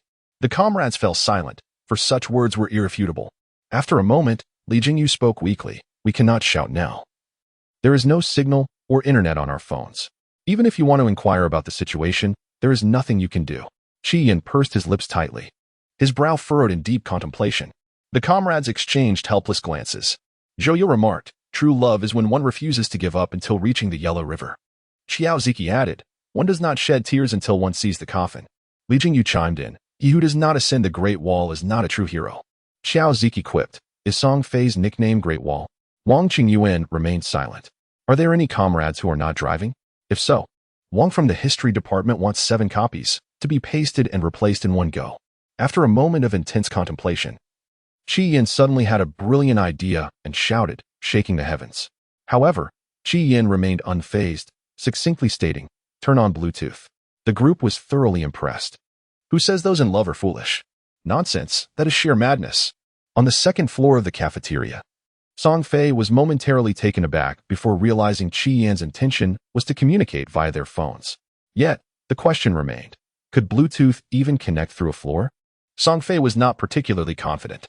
However, with the first floor taking the initiative, it was presumably a collective decision from the class, stemming from genuine concern for him and Lin Dilei. Thus, with a simple mindset, he took out his phone and activated Bluetooth. Alas, reality dealt a harsh blow to his aspirations. The search area was completely blank. Nothing appeared. Song Fei repeatedly refreshed the search, growing increasingly frustrated, almost ready to throw his phone in despair. Such is the situation. If one does not act, so be it. Rationality might suggest that success is unattainable. Yet clinging to a glimmer of possibility can lead one to attempt it, only to be left disheartened by failure. Song Fei rose abruptly, scouring the kitchen in search of a place where the floorboards might be thinner. His companions, unable to bear the sight, watched as Feng Chibai pulled out his phone. "Is it not merely Bluetooth? I'll connect. Just search for the name Northwest Michelangelo, Song Fei." The failure to pair was a grave blow for Qi Yin, yet the reality of the situation being separated by floorboards, rendered the attempt futile. As the moments passed, Song Fei fell silent, his demeanor subdued. With a resigned sigh, he rolled up his sleeves and began to tidy up the kitchen. At the time of the zombie outbreak, preparations for lunch were underway. Some dishes, resilient to the cold, had already been completed and arranged neatly on large square platters, while others remained simmering in pots. A lengthy kitchen counter housed several large burners, each topped with sizable pots containing remnants of once half-finished dishes. Cooking utensils lay haphazardly, some abandoned in pots, others strewn across the floor, and a few spatulas were inexplicably absent, perhaps repurposed as makeshift weapons by the chefs of yore. The heating in the kitchen relied on radiators, leaving the atmosphere cold and damp. Nonetheless, the dishes were in various states of decay, some rotting, others spoiled, and a few moldy, contributing to a nauseating aroma that mingled with the scattered corpses of the undead. Were it not for the generous expanse of the kitchen, they might have suffocated upon entry. Whether it was the previous skirmishes or the daring rescues of comrades stranded atop trees or rooftops, one's nerves remained taut, impervious to the sensations of fatigue and discomfort. However, as tranquility enveloped the scene, a wave of nausea washed over. Thus, upon witnessing Qian spring into action, the companions rallied, dragging large plastic buckets from the corner and hastily emptying the chaotic contents of the pot. Ultimately, they affixed lids upon several refuse bins, cloaking them in dark plastic bags and pushing them to the farthest corner. The dishes were washed and scrubbed, while mops were summoned to cleanse the blood-spattered floor. The sound of rushing water from the tap resonated continuously, creating a vibrant tableau of industriousness, reminiscent of a scene where labor could indeed transform the world. Meanwhile, as the companions on the first floor toiled earnestly, the second floor was enveloped in a peculiar silence.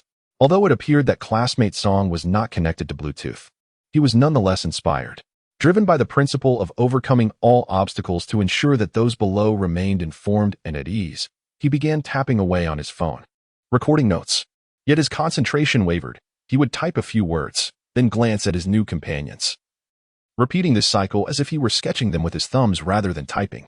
Eventually, the 6 individuals, feeling increasingly uneasy under his scrutiny, instinctively huddled together, drawing warmth from one another. Fu Shiyuan inquired, "What is he doing?" Wu Zhou replied, "It looks like he is typing." Zhou Yi chimed in, "If he is going to type, he should focus on that and not glance at us." Huang Imo speculated, "He must be intending to report our situation to those downstairs." Feng Qibai interjected, "But his phone isn't connected. How can he report?" He Jiwen remarked, "He must have devised a plan. Just look at his confident demeanor." "Hey!"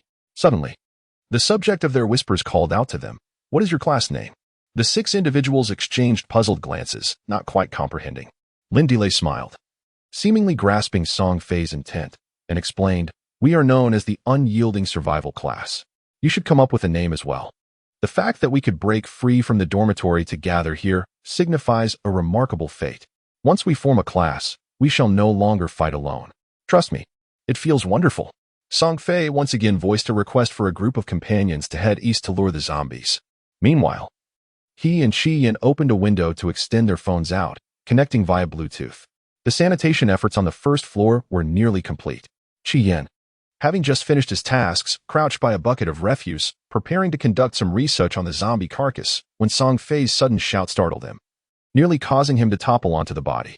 Xiao Ziki, Zhou Yil, and Luo Gong, feeling bored, volunteered to venture to the far east. Upon opening the window, they were greeted with a passionate cacophony. Qian patiently awaited the opportune moment, swiftly opening the window and extending his arm to pair with Song Fei at an astonishing speed.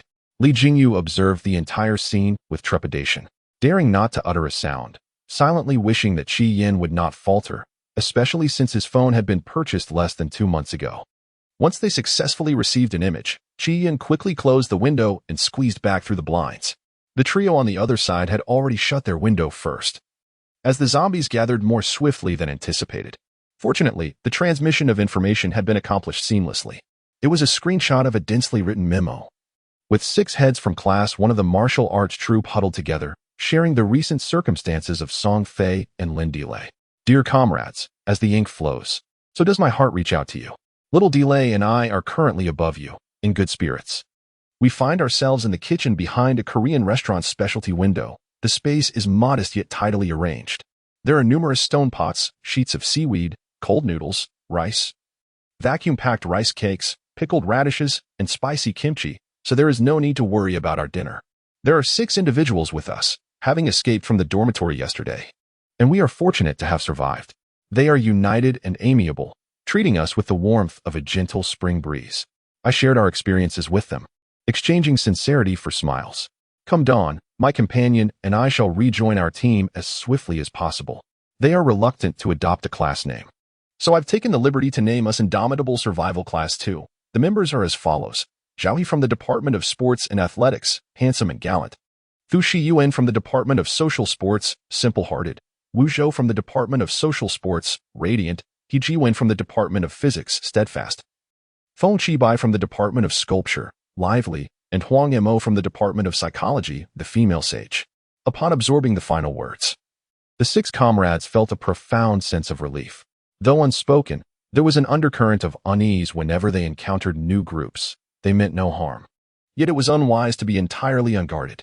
However, seeing Song Fei stayed in the screenshot, not only at ease but also feeling at home, they exhaled in relief. Even if, hypothetically, Song Fei misjudged character and these 6 were indeed nefarious, 8 against 6 still afforded them a fighting chance. Just Xiao Ziki. Have you noticed the 2 punctuation marks within the parentheses? Luo Gong. Indeed, they are quite noteworthy. Li Jingyu. A question mark signifies uncertainty. After all, how could there truly be a half-immortal? Zhou Yil. And what about the exclamation mark? Wang Qingyuan.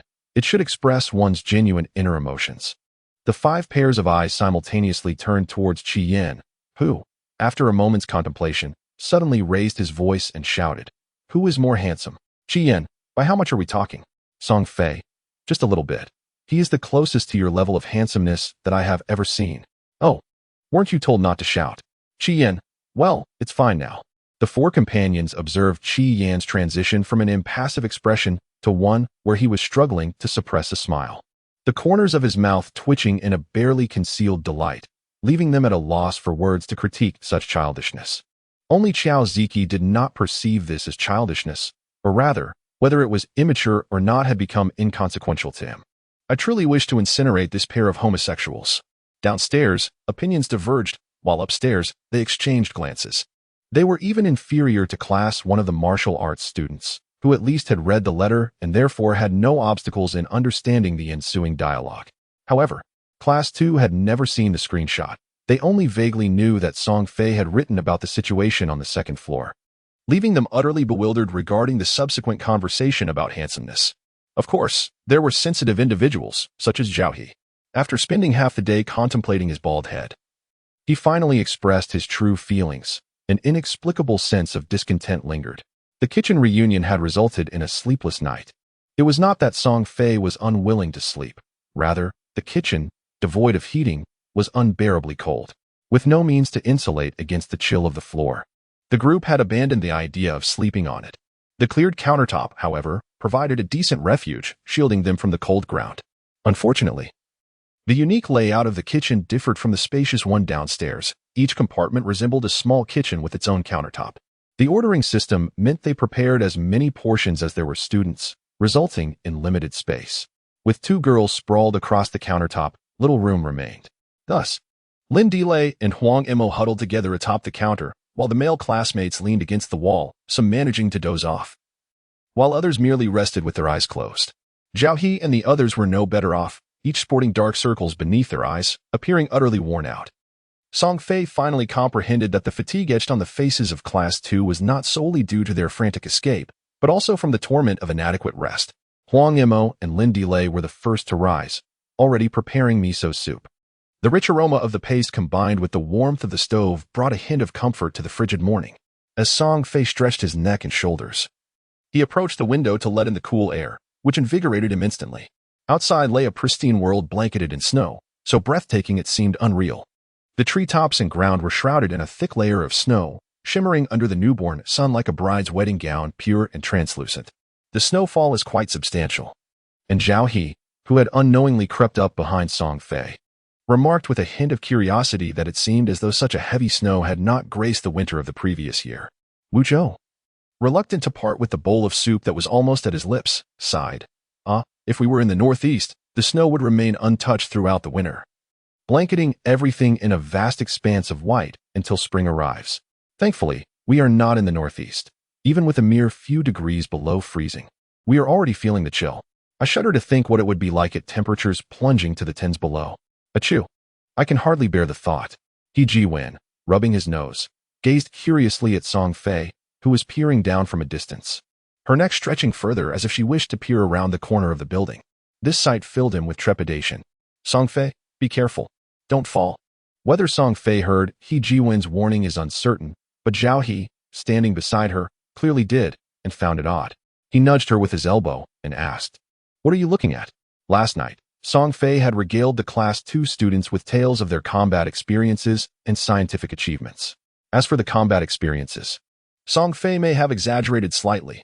Whether the others detected this embellishment, he could not say, but he certainly enjoyed himself. However, when it came to the scientific achievements, he dared not misrepresent any facts. He earnestly explained everything from the initial suspicion of a zombie virus to the characteristics of the zombies themselves. The students in Class 2 had varied reactions. Some fully embraced his accounts while others remained skeptical. Nevertheless, regardless of their beliefs, they at least accepted the terminology of zombies. It would be rather awkward to continuously refer to them as mad classmates or monstrous classmates. Zhao He scanned the surroundings in confusion. The world was a vast expanse of white, yet there was not a shadow of a ghost in sight. But there are no zombies here? The absence of the undead was indeed perplexing to Song Fei. In the past, regardless of the hour, be it day or night, zombies would wander aimlessly, drawn by the scent of the living or the sight of humanity. Their presence might wane when they could neither smell nor see, but a complete absence was utterly strange. Instinctively, Song Fei sought to counter this notion, pondering the absurdity of zombies, devoid of pain or sensation, yet still susceptible to the cold. However, upon further reflection, one might argue that while they could no longer be classified as human, they remained a form of life. If they retained certain behaviors from their former existence, it would not be unreasonable to assume that the fundamental instinct of self-preservation had also persisted. Dinner is served. Lin Delay arranged the stone pots neatly on the clean countertop. Seizing the moment while Huang Mo ladled soup into them, she called out to Song Fei and Zhao He, urging them to close the windows, for the cold was unbearable. "Come over and have some soup. Once you've eaten, you can discuss your grand plans."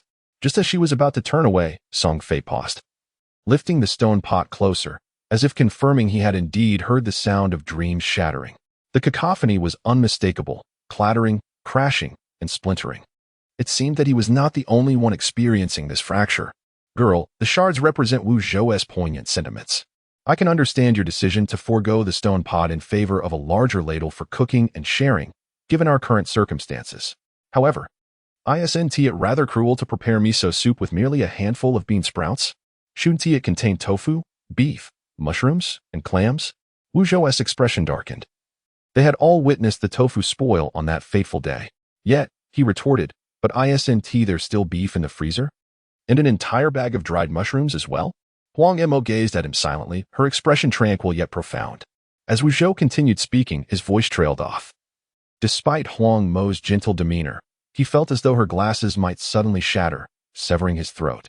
In truth, Huang Mo's presence was starkly contrasted with that of Lin Delay, who exuded an undeniable aura even in silence, standing there with an overwhelming force when she spoke.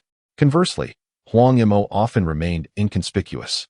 Her petite stature lacked any semblance of a commanding presence. Yet, curiously, when her gaze fixed upon you, it felt as though one could be drawn irrevocably into the depths of her eyes, unable to escape. This gaze seemed to possess an invisible power that either relaxed or intensified one's state of being. At last, Huang Mo broke the silence, calmly elucidating. "We can eat as we please. At worst, we indulge ourselves and face the consequences. However, if you perceive this as a prolonged endeavor, the distribution of food must follow a scientific plan to maximize efficiency with minimal waste. What are your thoughts?" Wu Zhou swallowed hard, quickly averting his gaze to diligently sip his soup. Meanwhile, Zhao He, who had been listening intently, expressed his admiration. "Women truly have a keen eye for detail. No wonder my father always claims my mother can bear half the sky." Huang Mo was momentarily taken aback, unsure of how to respond. Mistaking her silence for dissatisfaction, Zhao He quickly amended, "You can bear 3/4. Huang Mo, flustered, managed a hesitant thank you before lowering her gaze once more to her soup. The act of drinking soup consumed little time, and within 10 minutes, each person's pot was nearly empty, though the broth contained scant ingredients. The steaming stone pot provided a warmth that enveloped them. The outside remained eerily quiet, devoid of any signs of zombies. Song Fei and Lin Delay were eager to reunite with their companions, casting aside their apprehensions as they bid farewell to their classmates from Class 2. Huang Emo glanced down, a hint of concern in his eyes. Though we are on the second floor, it is still quite high. Are you sure you want to jump down like that? Fu Xiuyuan also peered over the edge, puzzled. It's not that high. Jumping down should be fine. Huang Emo looked up at Fu Xiuyuan, who, in turn, looked down at him. The disparity in their heights created a moment of awkwardness. Zhao He inquired, but you no longer have the rope. How do you plan to descend? Song Fei chuckled, surveying the surroundings. The students from Class 2 sensed an ominous chill in the air. 5 minutes later, they gathered together, and Zhao He, possessing the longest arms, raised his phone and captured a snapshot of their united and friendly faces with the front camera's beautifying effect. As Zhao He handed the phone back to Song Fei, the 5 male classmates from Class 2 began to loosen their garments. Huang Emo stepped aside, unable to contain his amusement as he openly observed. After all, they were merely removing their shirts, a sight not particularly objectionable. Before long, the window below was flung open, and Qi Yin leaned out to look up. Song Fei made an okay gesture, and Qi Yin, understanding the cue, nodded in acknowledgement. Everything transpired silently.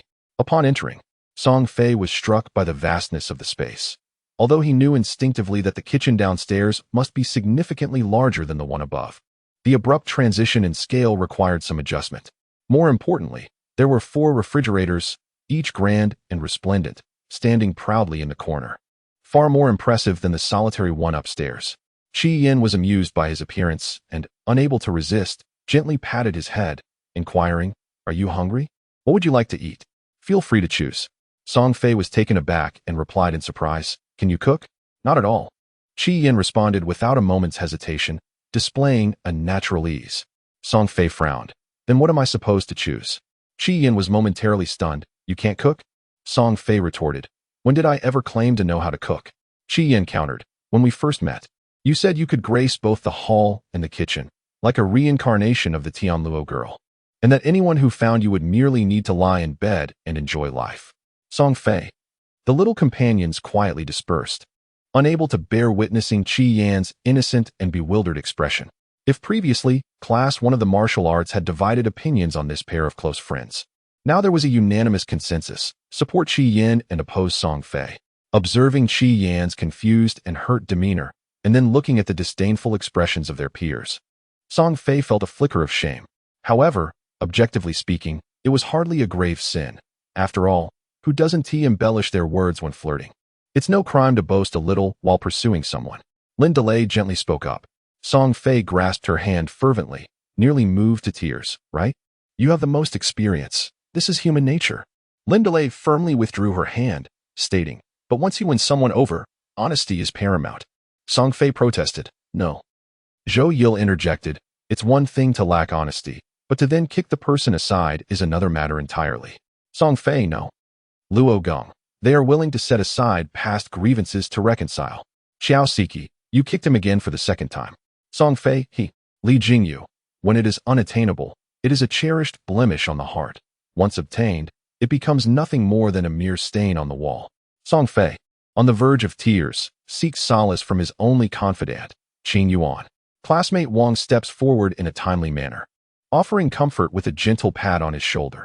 "Actually, after observing for these past few days, I found he isn't as terrible as you claim." All the companions, "Are you still speaking ill of him behind his back?" Song Fei, "I was wrong.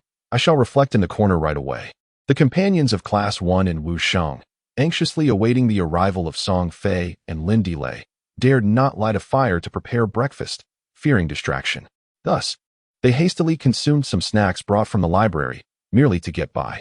Now that their friends have arrived, even though one has been sent to the corner for punishment, the companions generously shared their snacks. Lin and Song, both with full bellies of soup, accepted the treats with ease, relishing every bite. However, their friends watched with a pang of sorrow as Xiao Siki voiced a hint of complaint. "Did they not offer you anything to eat?" They did. Song Fei quickly defended the students of Class 2, exclaiming, "We had plenty of bean sprout soup." Xiao Siki slammed the table in indignation. "That is utterly inhumane. After sharing hardships together, they only offered you 2 bean sprouts." Xiao Sijiao was momentarily stunned. After a while, his expression shifted from anger to sympathy as he muttered, "That sounds so pitiful." Song Fei was about to say something further when Wang Qingyuan's voice interrupted. "Qian, what are you looking at?" The group instinctively huddled into the corner where Song Fei had drawn circles, drawing warmth from one another as they gazed at the chilling scene before them. The wound on the zombie's arm did not bleed, enhancing the visual impact, especially when Qi Yin, seemingly satisfied, set down his knife and began to pry open the wound for a closer inspection. The exposed flesh was enough to make their scalps tingle in horror. Qi Go. Luo Gong stuttered, addressing him with a tone of respect. "It's already dead. It hasn't truly harmed us. Is it really necessary to torment the corpse so mercilessly?" Li Jingyu, feeling utterly despondent as he looked at the oblivious zombie, found himself on the verge of tears. Overwhelmed by a sense of despair that he might share the same fate. "I shouldn't have won that 10,000-meter race." Qi Yin appeared to have entered a realm of indifference. Regardless of the chaos surrounding him, he remained oblivious, furrowing his brow in intense focus, as if expecting a snow lotus to blossom from the wound at any moment. Song Fei gathered his companions close, reassuringly patting each of their heads. Finally, he suddenly called out to Qi Yin, "Handsome." The word struck like a jolt of electricity, and without the slightest hesitation, Qi Yin lifted his head. The companions were taken aback. Evidently, this call-in response had become an instinctive reaction deeply ingrained in their very bones. It is easy to imagine how nauseating their relationship must be. What has been discovered? Song Fei did not find it inappropriate. This nickname had become so habitual that it was almost indistinguishable from addressing someone with the surname Qi. However, it was not yet certain. She felt the need to observe a few more instances. "Keep it up," Zhouyu remarked. "He said he needs to take a closer look." Song Fei retorted, "It's akin to slicing open a few more arms. There are heaps of corpses over there, and a mere couple of sample groups may prove insufficient." Xiao Ziki interjected, "Don't you find that revolting?" Song Fei replied, "Indeed, it is repulsive. Yet, if we can truly uncover something valuable, no matter how distasteful, it would be worth it." The companions were rendered speechless, genuinely admiring Song Fei's perspective for the first time. Song Fei added, "It's not me doing the cutting. Damn it." In order to facilitate the dissection and comparison, Qi Yin resolutely removed all the zombies' clothing and laid the corpses side by side on the ground. For safety's sake, he donned black leather gloves and began to cut into the areas of the zombies that piqued his curiosity, though the zombies' bodies, for reasons unknown, no longer bled. The sight was sufficient to induce profound physiological discomfort among the students of Class 1. Ultimately, they ceased to huddle in corners and all retreated to the far end of the kitchen, as far from their classmate Qi Yin as possible, turning their backs to him and taking deep breaths to alleviate the persistent waves of nausea. For a long while, Zhouyu remained troubled, pondering, "I am merely an ordinary university student. I truly cannot engage in this." His companions collectively retorted, "Who among us is not an ordinary university student?" This sentiment included Song Fei, prompting a sense of bewilderment among the group. "You two are unable to bear it?" He could comprehend Qi Yan's exploratory spirit from a professional standpoint, and might even entertain the notion of a brief incision to observe. Yet this did not imply acceptance of an endless dissection. In a romantic relationship, the couple engages in dining, studying, strolling, and intimacy, devoid of academic endeavors.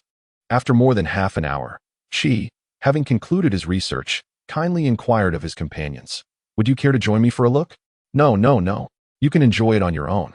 The companions vigorously shook their heads. Qi Yin, perplexed, remarked, "Then why not lend a hand? Let us dispose of the body through the window? I remain uneasy with it here. Even if it does not spread the zombie virus, it may foster other bacteria." Song Fei, covering her eyes, gently declined on behalf of her companions. "You can manage this on your own. The sight of intestines spilling all over is something we truly cannot endure." It was only then that Qi Yin realized why his comrades were so resistant. His expression darkening. "I did not perform an autopsy." Song Fei was taken aback, and the others wore expressions of utter confusion. Qi Yin found herself in a state of bewilderment. "I merely wish to examine their muscular tissue to validate my hypothesis. I am merely a biology student, not a medical one. You all overestimate my capabilities." The group approached cautiously, only to discover the body lying intact on the ground, entirely devoid of clothing. which rendered the details more apparent. Aside from various injuries of differing depths on the limbs, the body exhibited minimal signs of trauma. Of course, the head was a different matter, having already sustained significant damage during the earlier skirmish. Overall, however, it remained within an acceptable range. Song Fei finally exhaled in relief, but believed that Qian also bore some responsibility for the misunderstanding. If you're only studying the arms and legs, why undress them?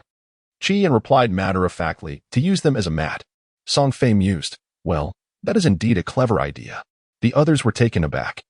They realized that in the presence of Qian, Song's assertiveness never lasted beyond 3 seconds. Seizing the opportunity while the outside was free of zombies. Class 1 of the martial arts students chose the easternmost window, working together to dispose of the body along with the refuse. The zombies were manageable, but the sound of the refuse being dumped was decidedly louder, leading to several zombie figures appearing in the corner as they closed the window. Reflecting on the earlier jokes in Class 2 about zombies being afraid of the cold, Song Fei found herself increasingly convinced of their validity. The meticulous Lin Dilei fetched a mop to clean up the mess left by the refuse bucket and the body. Then, seemingly out of nowhere, she produced an exquisitely crafted, oval-shaped perfume bottle, gently spraying the air twice. Just 2 sprays. The unpleasant odor has dissipated significantly due to the open window, now completely vanished, leaving only a lingering, subtle fragrance that endures. There is something delightful about having a girl around. The male classmates, enveloped in the faint aroma, feel their gloom lift, experiencing a refreshing sense of ease. Lin Dilei, however, is indifferent to their presence, clutching her cherished possession. Her heart aching with sadness as she reluctantly sprays it in the kitchen. Class 1 of Wuxing has laid out the clothing left behind by the zombies. The thick outer garments are spread out separately, while the thinner undergarments are layered 2 or 3 deep, ultimately forming a makeshift bedding that can barely accommodate 8 individuals lying side by side. This arrangement allows for some width, yet each person's head and feet must compromise. Shorter individuals can curl their legs, while taller ones find half of their legs resting on the ground. The garments, stained with a mix of red and dark hues, bear traces of dirt and blood, some bright, some dull, rendering it nearly impossible to distinguish between the blood of innocent classmates they attacked and their own.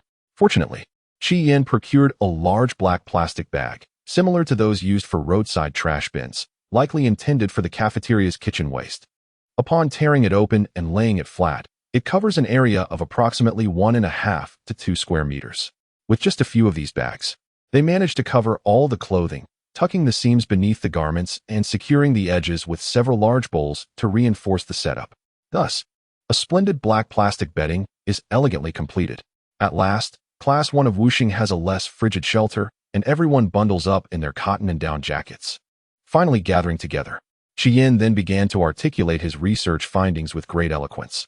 I have been contemplating that if zombies are indeed a form of life, they must require an energy source to sustain their existence. Through my observations over the past few days, it appears this energy can only come from the living, as we have yet to witness them consuming anything else. However, with the multitude of zombies outside and the absence of any living individuals, while the surviving classmates remain hidden, how is it that they have not perished from starvation?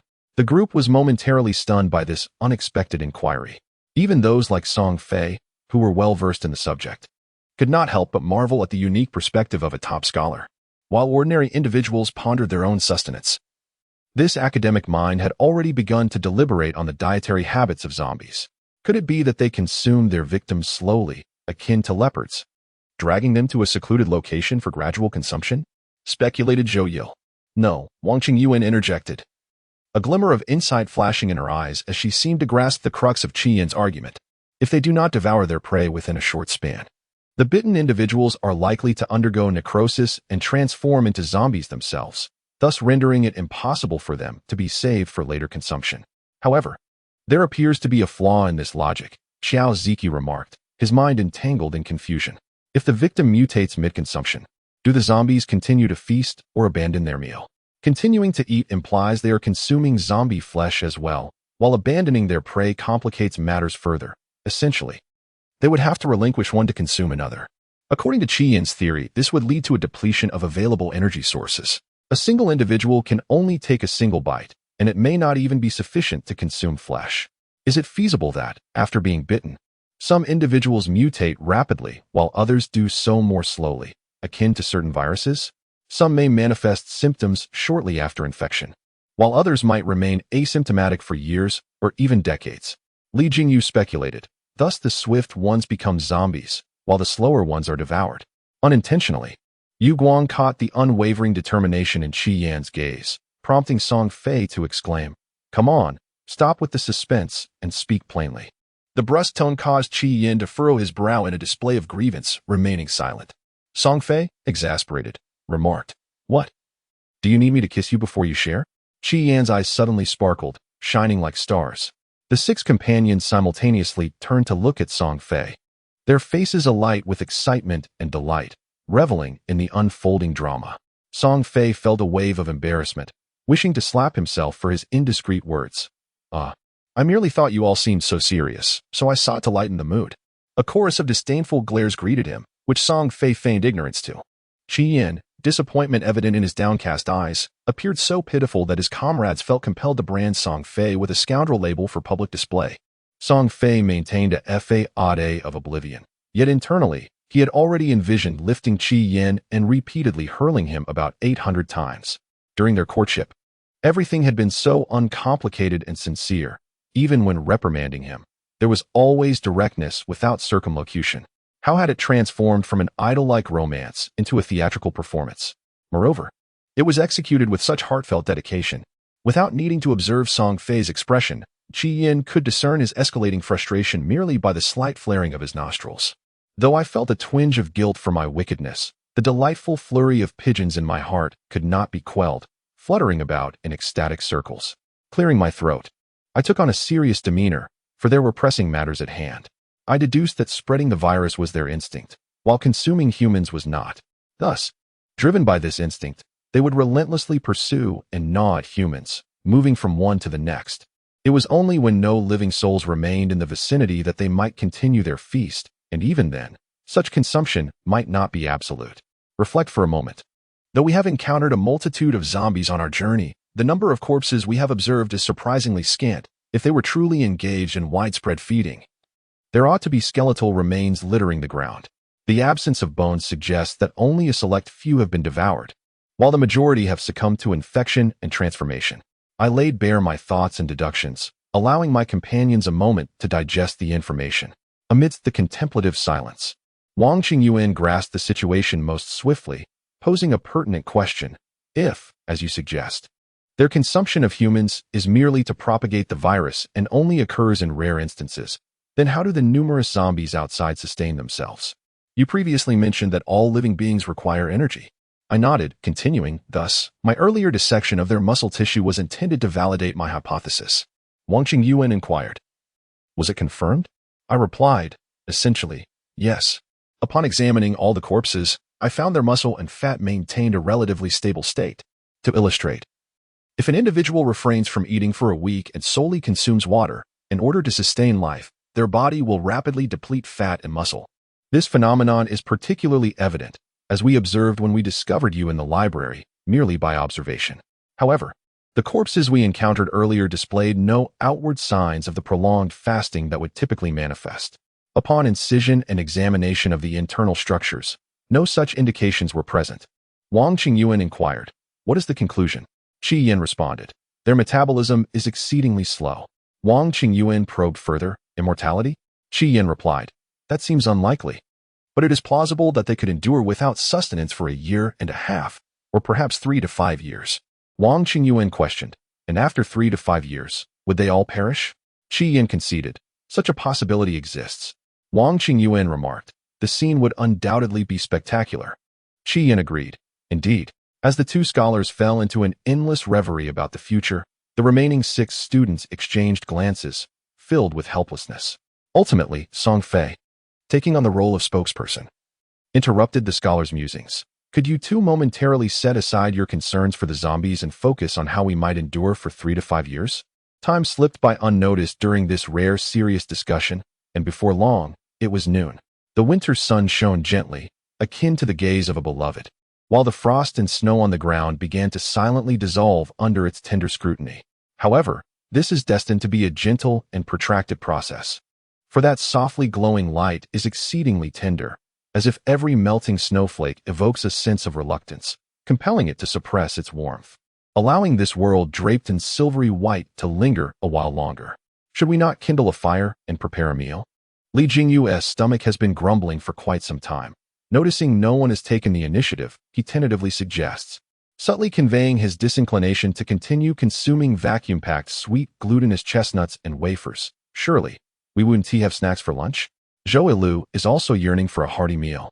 Yet he cannot agree with John's complaint. Are you craving meat? All those strips of squid and beef jerky have already found their way into the dog's belly. Xiao Ziki, slightly embarrassed, mutters after a long pause, but you ate them too. Zhou Lu can hardly muster the energy to roll his eyes. Yes. Thank you for bestowing upon me those 2 morsels. Lin Delay, unable to contain her amusement, rises to stretch her arms and legs. Tying her hair back with a scrunchie, what would you like to eat? I shall prepare it for you. Li Jingyu, rice. Luogang, steamed buns. John's, meat. Qi Yin, let us include some vegetables for a balanced nutrition. Wang Qingyuan, then let us add a soup. Zhou Lu, isn't there an oven over there? A baked rice dish or perhaps some lasagna with an exotic flair would also be delightful. Lin Delay lowered her head and took several deep breaths. When she finally raised her face again, a charming smile graced her features as she softly requested, you spoke rather quickly just now. I couldn't quite catch everything. Could you please repeat it? The group of martial artists collectively swallowed hard, and in that fleeting moment, an unprecedented harmony emerged among the 7 souls. The expansive kitchen on the first floor was ingeniously designed with a large, integrated stove featuring numerous burners, over a dozen in total, each supporting a colossal wok. The woks were so large that the spatulas resembled shovels, and a single batch filled an entire iron tray, clearly indicative of a grand feast. Within this spacious kitchen, there were 2 separate small rooms positioned on either side. One served as a storeroom for rice, flour, and oil, while the other was a dedicated gas room located several meters away at the end of the cooking area. Through the glass, 4 gas canisters stood prominently within. It was evident that these canisters provided the fuel for the numerous large stoves. These gas canisters were significantly larger than the typical household liquefied gas tanks. Appearing somewhat peculiar at first glance, however, they harmonized perfectly with the grand stoves and woks.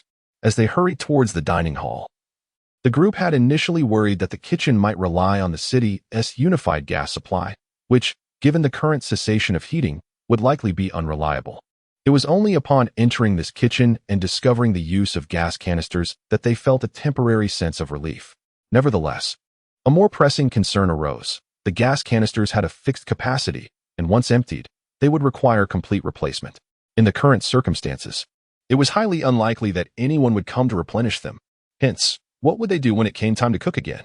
In the earlier stages, one might still find leftover gas canisters in the kitchens on the 2nd or 3rd floors. Of course, whether or not this would lead to a dispute with classmates from Class 2 presents yet another headache. Nevertheless, even if they manage to acquire them, there will inevitably come a day when they are exhausted. At that point, what then? The notion of creating an eternal flame akin to the Olympic torch is simply impractical. The combustible materials available in the entire cafeteria could be counted on one hand, namely, a few panels and rolling pins, and that would be the extent of it. Everything else consists of non-combustible pots, bowls, and the plastic stools and metal tables outside. Since a resolution seems unattainable for the moment, it is prudent to focus on the immediate needs. Lin Delay ventured into the gas room, meticulously inspecting the canisters, patting each one gently as if soothing a child, murmuring a wish for them to endure a few more days. As the last remaining kitchen hand among the men, Zhou Lu naturally lent his assistance and followed her into the gas room. Observing Lin Delay making wishes upon the gas canisters, he decided to embrace one, shaking it vigorously. After a brief moment, Zhou Lu carefully stood the last canister upright and declared his findings. 2 of them contained approximately half their original gas, while the other 2 held slightly less, at most a third. Lin Delay had never used a gas canister before, as her home was connected to the city's gas supply network. Even during her clandestine cooking endeavors at university, she had relied on electricity. Thus, she earnestly inquired, "How much longer can we use them? 8 months? Are you certain?" Theoretically, yes. Zhou Lu hesitated to be too definitive. If the classmates were preparing for an entire year, only to find the flames extinguished after 4 months, it would likely extinguish his own spark of life as well. Even if it was merely a theoretical possibility, it was enough to inspire hope. Under the guidance of Zoe Liu, Lin Delay almost hummed a little tune as she ignited the stove. Boom. The moment the enormous flames erupted, had Lin Delay not dodged swiftly, a few strands of hair cascading down her forehead would have been singed. Is your fire always this fierce? I'll give you another chance. With this combustion rate, maintaining it for 2 months will surely pose no issue. Has anyone informed you that acting cute when a woman is angry is akin to courting disaster? The cooking stove in the cafeteria is vastly different from that at home. It is specifically designed, and its ferocity is simply astonishing. Zoe Liu spent half a day adjusting the hydraulic valve in the gas chamber, all to no avail. When turned down too low, the flames extinguished completely. After much effort to stabilize the fire, it merely flickered at a level akin to that of home cooking. However, before she could revel in this small victory, she discovered that such a flame was far from adequate for a large pot. The ingredients remained cold even after being left inside for an eternity. Persisting with such a feeble flame may reduce the gas consumption rate per unit of time, but the overall cooking duration would extend considerably, resulting in a still substantial gas usage. This predicament left Lin Delay in a state of distress. She found herself in a frantic scramble while stir-frying the dish, longing for the quaint little stove on the second floor, where she could leisurely prepare bean sprout soup. Here, she was compelled to stir at a pace 4 times faster, lest the food burn. On one side, Lin Delay energetically wielded a shovel, while on the other, Zhou Yil engaged in a fierce contest with the rice steamer, struggling for an extended period before managing to place the pre-soaked rice into the steaming tray. With a heart full of hope, he wiped the sweat from his brow and pressed the start button. 6 companions observed the entire process from a distance, filled with mixed emotions. Xiao Ziki remarked, "They appear even more tense than when battling zombies." Li Jingyu added, "They are utterly absorbed in their task." Luo Geng noted, "And they're sweating, despite the cold weather." Xiao Ziki retorted, "You speak as if they're engaged in some illicit activity." Wang Qingyuan countered, "Only you think that." Song Fei and Qi Yin chimed in, My apologies, it seems I am the odd one out." Wang, the only one without a driver's license, decided to quietly retreat to a corner. The undercooked rice and the stir-fried cabbage that melted in the mouth were fortunately accompanied by generous portions of meat. Salvaging this disastrous lunch, Class 1 of Wuxing paid no heed to whether 8 individuals sharing a single dish was pitiable. After all, there was a large bowl of food. Thus, they ravenously indulged in the long-missed taste of home-cooked meals. Initially, some managed to exchange a few words, mumbling with their cheeks full, commenting on the food or engaging in casual banter. However, as time passed, silence enveloped them. A peculiar sentiment began to stir within them, coinciding with the warmth gradually spreading through their stomachs. In the past, no one would have considered an ordinary meal remarkable. However, after enduring days of instant noodles, 8 treasure porridge, and snacks, and having faced numerous perils and hardships, sitting down to such a meal again evokes a profound sense of nostalgia. What is most endearing in this world are those things we often overlook yet are intimately familiar with, such as the flora of our hometown, the gentle admonitions of our parents, and the warm, homely aroma wafting from the kitchen stove. No one seems to notice. The male classmates are not faring much better. Some long for home. Others yearn for their mothers, yet they simply refrain from shedding tears. Song Fei sniffled, finished the last bite of his meal, and sensed a heavy atmosphere. Glancing around, an idea suddenly struck him, and he quietly rose. "What are you doing with the spatula?" questioned Xiao Shiqi, who noticed Song Fei rummaging in an unused pot for a cooking spatula. "Nothing, just continue your meal," Song Fei replied dismissively, making his way toward the window. Xiao Shiqi shrugged, uninterested, and resumed eating. The other companions cast a glance at Song Fei, but given his penchant for unusual antics, they chose to let him be, except for Qi Yin. The moment Song Fei sought the spatula, Qi Yin instinctively sensed his intentions and remained vigilant throughout. Everything was prepared. All that was needed was an unsuspecting victim. Song Fei, feeling a bit awkward, quickly gestured for silence. A flicker of suspicion crossed Qi Yan's eyes, yet he remained silent. Stealthily, Song Fei approached Wang Qingyuan, who was still engrossed in his meal. With a swift motion, he hooked his finger around the back of Wang's collar, and in an instant, a snowball was hurled into the nape of his neck. As Wang Qingyuan realized something was amiss, the icy snowball had already rolled deep into his clothing, leaving behind a chilling sensation wherever it touched. Moments later, Wang Qingyuan's snowball was skillfully evaded by Song Feiling, ultimately striking the face of Xiao Ziki, who stood behind him. Naturally, Xiao Ziki would not suffer in silence. He promptly joined the fray. In this manner, within a few minutes, the entire class 1 of martial arts students had descended into a joyful snowball fight, though they dared not shout too exuberantly. Each face radiated a long-lost joy, except for Qi Yan. As the first to discern Song Fei's intentions, Qi Yan's emotional journey was rather intricate. Initially, he felt triumphant, thinking, "See, I have seen through you." This was soon followed by a sense of threat. "Dare you throw one at me?" However, upon observing the calmness on the other's face, he deduced that he was never the intended target. Ultimately, it was the classmate Wang who had been favored, a fact he still found impossible to appreciate. To be love-stricken was indeed a painful affair. In a corner of the kitchen, 2 students, Xiao Ziki and Zhou Yil, who had temporarily ceased their snowball fight due to fatigue, noticed an unusual silence from their distant comrade. Xiao Ziki, what is he pondering over there? Zhou Yil, I am not certain. Xiao Ziki, he appears quite troubled. Zhou Yil, his thoughts seem too burdensome. He tends to overthink. Xiao Ziki, if you were to develop feelings for someone like Song Fei, could you still remain carefree and blissfully ignorant? Zhou Yil, it depends on how one phrases it. Speak of Chao Chao, and Chao Chao shall indeed call from yonder. Qi Yan, why do you sit idly like an old man? Come now, indulge yourself. After all, Zhou Yil has proclaimed that we can at least remain here for 3 months. Xiao Ziki, what do you mean?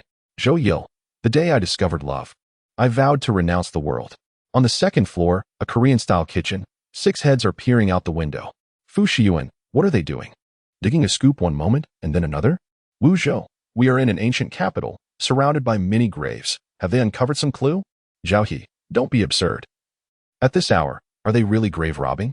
He Jiwen, perhaps they intend to burrow a side tunnel into the tomb to evade zombies. Feng Qibai, if they evade zombies, what shall they do when they encounter a corpse? He Jiwen, I must say, your insights are quite sharp. Huang Mo quietly leaves the window, seeking a corner to sit down and ponder seriously whether to transfer classes. By dinner time, the astute little D Lei had already mastered the art of cooking to a commendable degree, although still a bit chaotic. The final presentation of 2 dishes and a soup brought tears of joy to the male students of class Wusheng, perhaps motivated by this. The culinary skills of the rice group also advanced remarkably, no longer undercooked, but rather achieving a delightful, chewy, and fragrant consistency. The sweet and sour pork tenderloin was appetizing and invigorating. The savory and rich braised eggplant strips, complemented by the clear winter melon and shrimp soup, paired with a bowl of translucent white rice or the chewy steamed buns, were irresistibly enticing for Luo, a fervent lover of wheat-based dishes.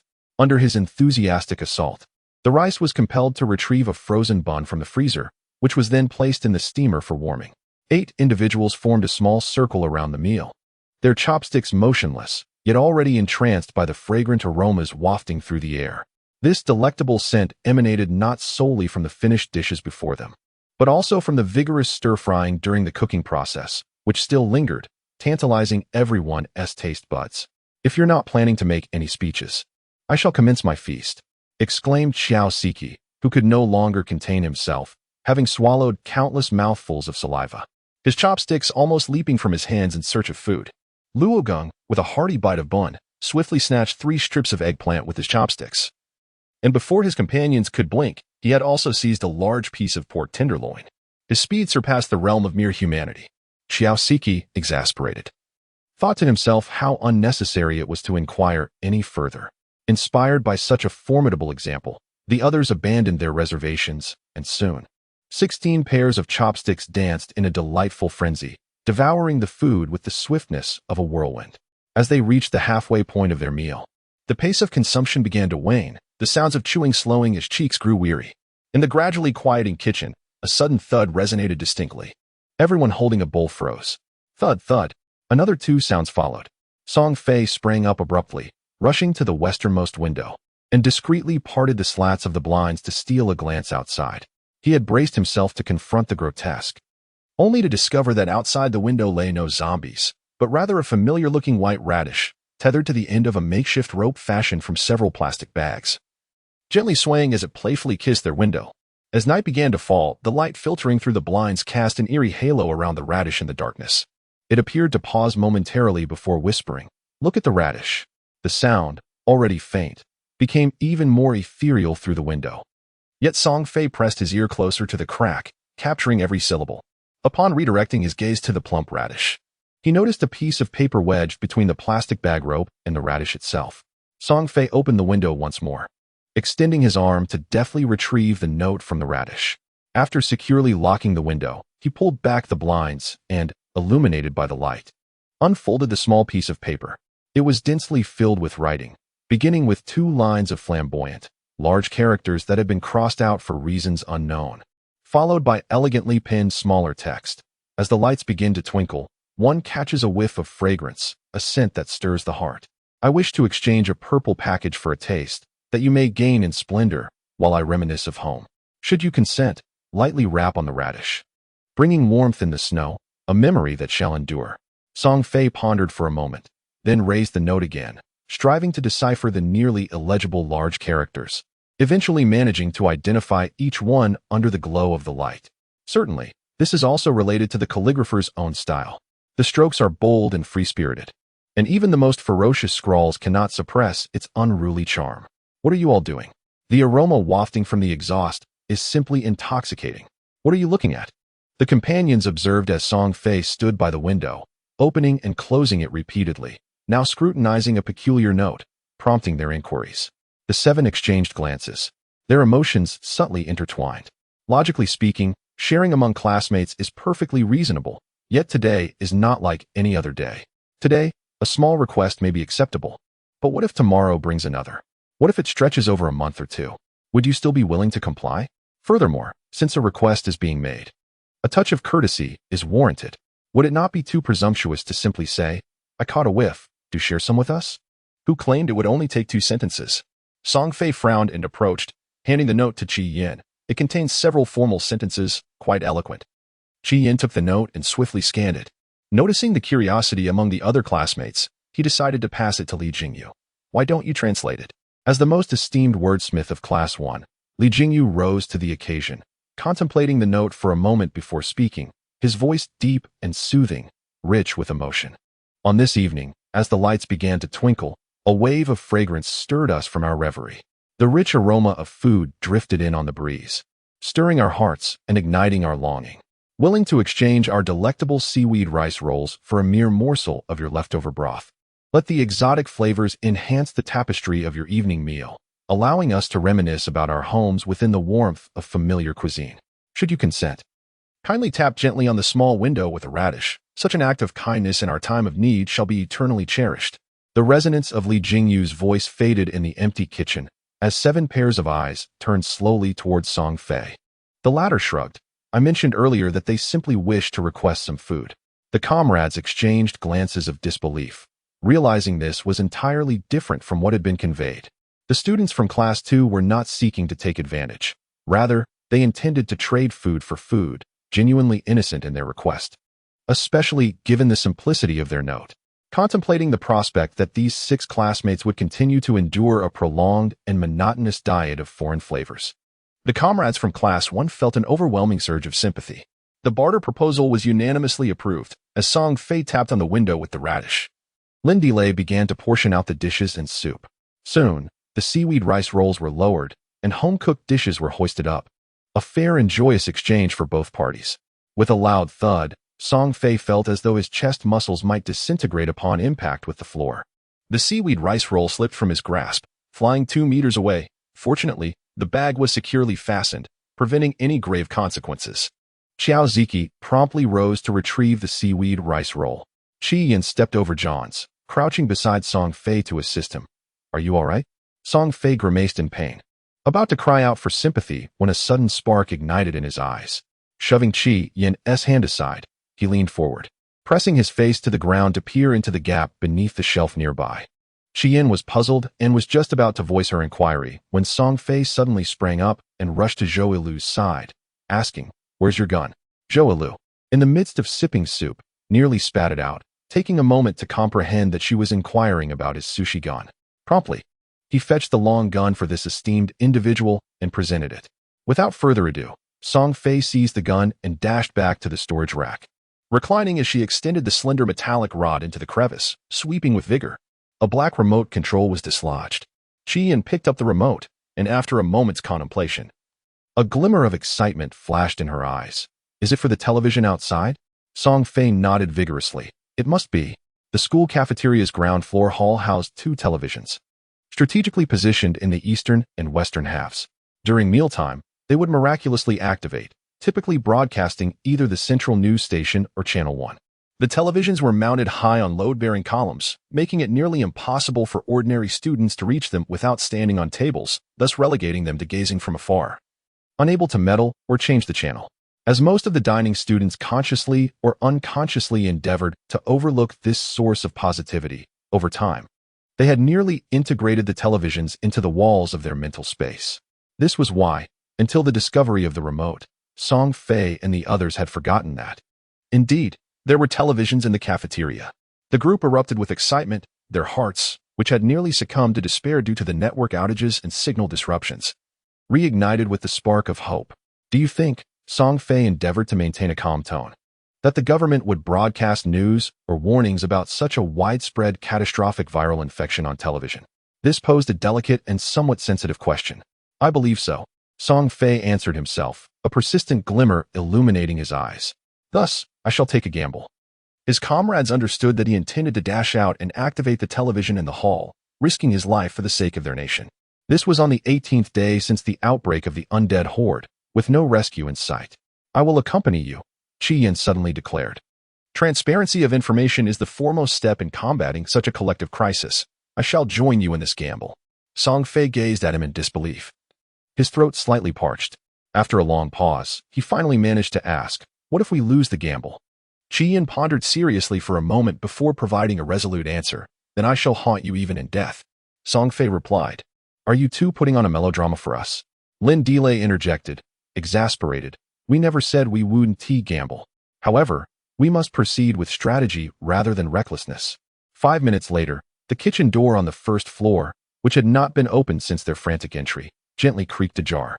The one who opened it moved with utmost caution and silence, producing almost no sound. Behind the narrow opening, a half-closed eye cautiously surveyed the hall. Moonlight streamed through the floor-to-ceiling windows, casting a dim, indistinct haze over the darkened room. The hall was eerily silent, yet it bore an undercurrent of palpable danger. The eye behind the crack blinked repeatedly, gradually acclimating to the darkness.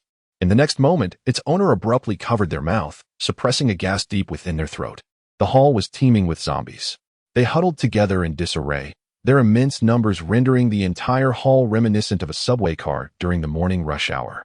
Expressionless faces glinted with a bluish pallor under the moonlight, their slightly parted lips seemingly poised to devour prey at any moment. The gaps gradually closed, locked tight. Song Fei slid down against the door to the ground, feeling his legs still trembling. While zombies themselves are not inherently terrifying, such a densely packed and horrific sight is undoubtedly jarring. Even those without a fear of crowded spaces might find themselves afflicted. In the hall, Song Fei struggled to articulate his thoughts. After a moment, he continued, haven't we seen no zombies outside these past couple of days? They've all congregated in the hall. Wang Xingyuan asked, the entire hall? Completely packed, Song Fei replied. His companions fell silent, without needing to glance. They conjured the memory of the bustling scene in the cafeteria on a Monday afternoon, where long queues for meals sometimes required waiting for a seat. Now reimagined in a zombie context. Can we proceed? Li Jingyu inquired. Yes, Song Fei affirmed, nodding. The old method, feinting to the east while striking to the west. Zhou Yo frowned. If there are that many zombies, we might not be able to lure even half of them out before we are compelled to close the windows. You still won't be able to break free. There must be a way to persistently attract the zombies. Song Fei murmured, lost in thought. On the second floor of the cafeteria, in the Korean cuisine kitchen, Fu Shiyuan exclaimed, Hey, how much have you eaten? Are you really snatching the last bite? Zhao He replied, in the realm of martial arts, speed is paramount. Fu Shiyuan retorted, get lost. Wu Zhou, how could there be such a beautiful and virtuous girl? Any man fortunate enough to marry her would undoubtedly live a blissful life. Feng Qibai, I believe Huang Mo is quite remarkable as well. He Jiwen, just her height alone puts us at a significant disadvantage. Huang Mo, could you please hand me the pen? I need to write another application to join the class. He1, my mistake. Class 2, pass the radishes. The sudden call shattered the harmonious dinner atmosphere on the second floor. The 6 of them exchanged bewildered glances for a while, until Zhao He and Huang Mo stood up. Zhao He, with his long arms, took charge of collecting the radish ropes, while Huang Yimou, with his keen intellect, swiftly assessed the situation. The radishes were quickly lowered and subsequently raised again, but with an additional note attached. Zhao He opened the note, which contained a few terse yet clear phrases. Upon reading it, his face turned pale. Noticing something was amiss, Huang Yimou reached for the note and, after reading the final lines, understood the gravity of the situation. The remaining 4 classmates awaited anxiously, and Huang Yimou revealed the content of the note without hesitation. Class 1 wishes to break into the hall to turn on the television, hoping to gather some news from the outside world, and they require our assistance. Everyone tensed up. How can we help? The plan is to sing from our second-floor window to draw the zombies in the hall outside. While there is a risk of zombies climbing up, our observations over the past few days indicate that the cafeteria's outer wall is quite slippery, minimizing this risk. In that case, let's proceed, Wu Zhou thought without hesitation. It would be wonderful to learn about the news from the outside world.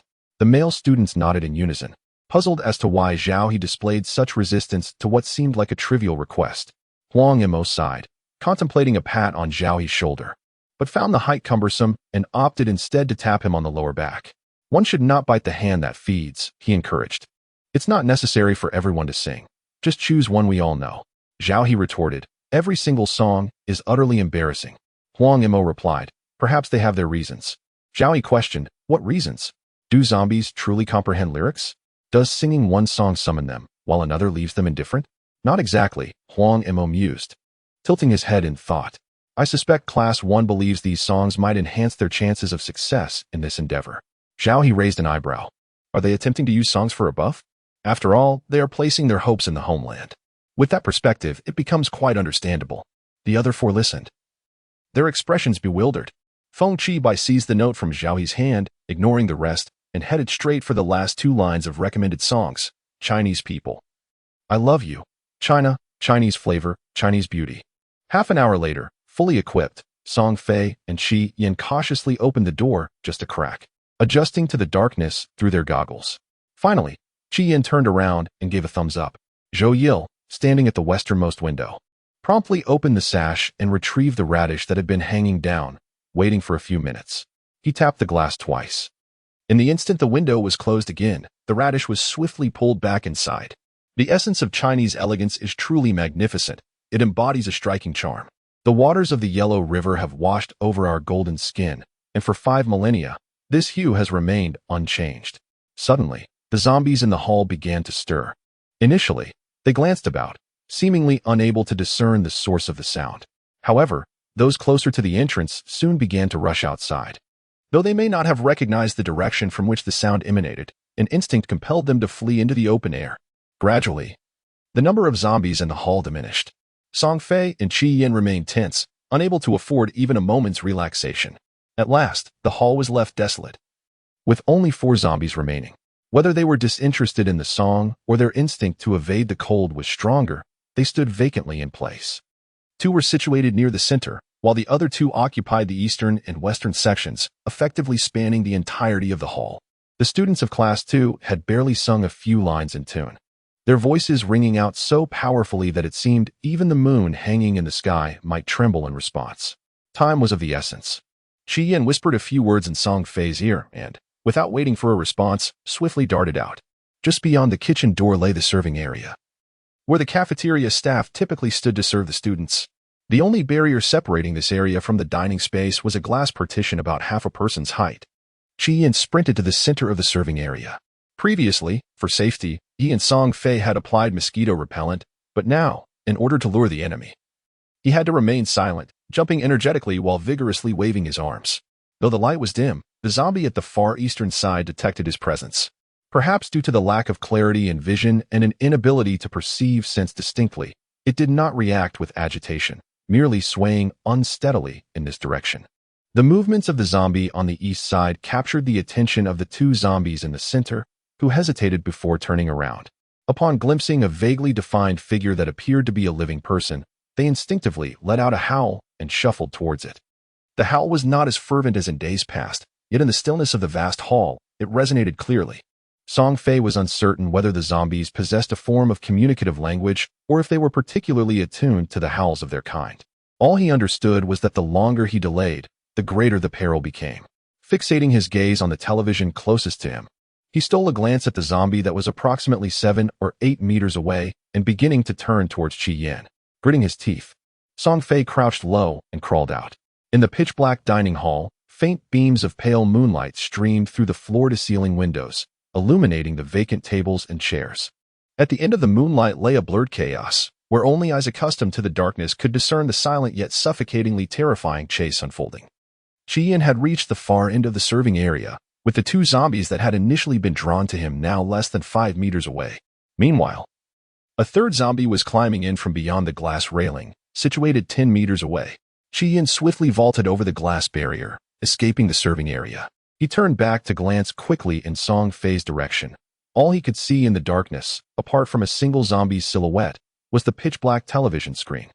Devoid of any signs of life, two zombies saw Qi Yin and immediately leaned against the railing, awkwardly attempting to flip themselves out. The third zombie, having just crawled in, mimicked their actions and began to crawl back out. Qi Yin did not dwell on the situation. Although he could not see, he was certain that Song Fei was hiding in the darkness, waiting for the opportune moment to strike. He was unaware of when this trust had developed. By the time he recognized it, it had become an instinctive certainty. The two zombies had managed to exit, and Qi Yin took a deep breath, following the original plan to run in the opposite direction of Song Fei. In the distance lay the area where Qi Yin had previously failed to find anyone. Crouched low, Song Fei had crawled under a table approximately 3 meters away from the television. Just a few steps more, and he could leap onto the table to switch on the television and gain control.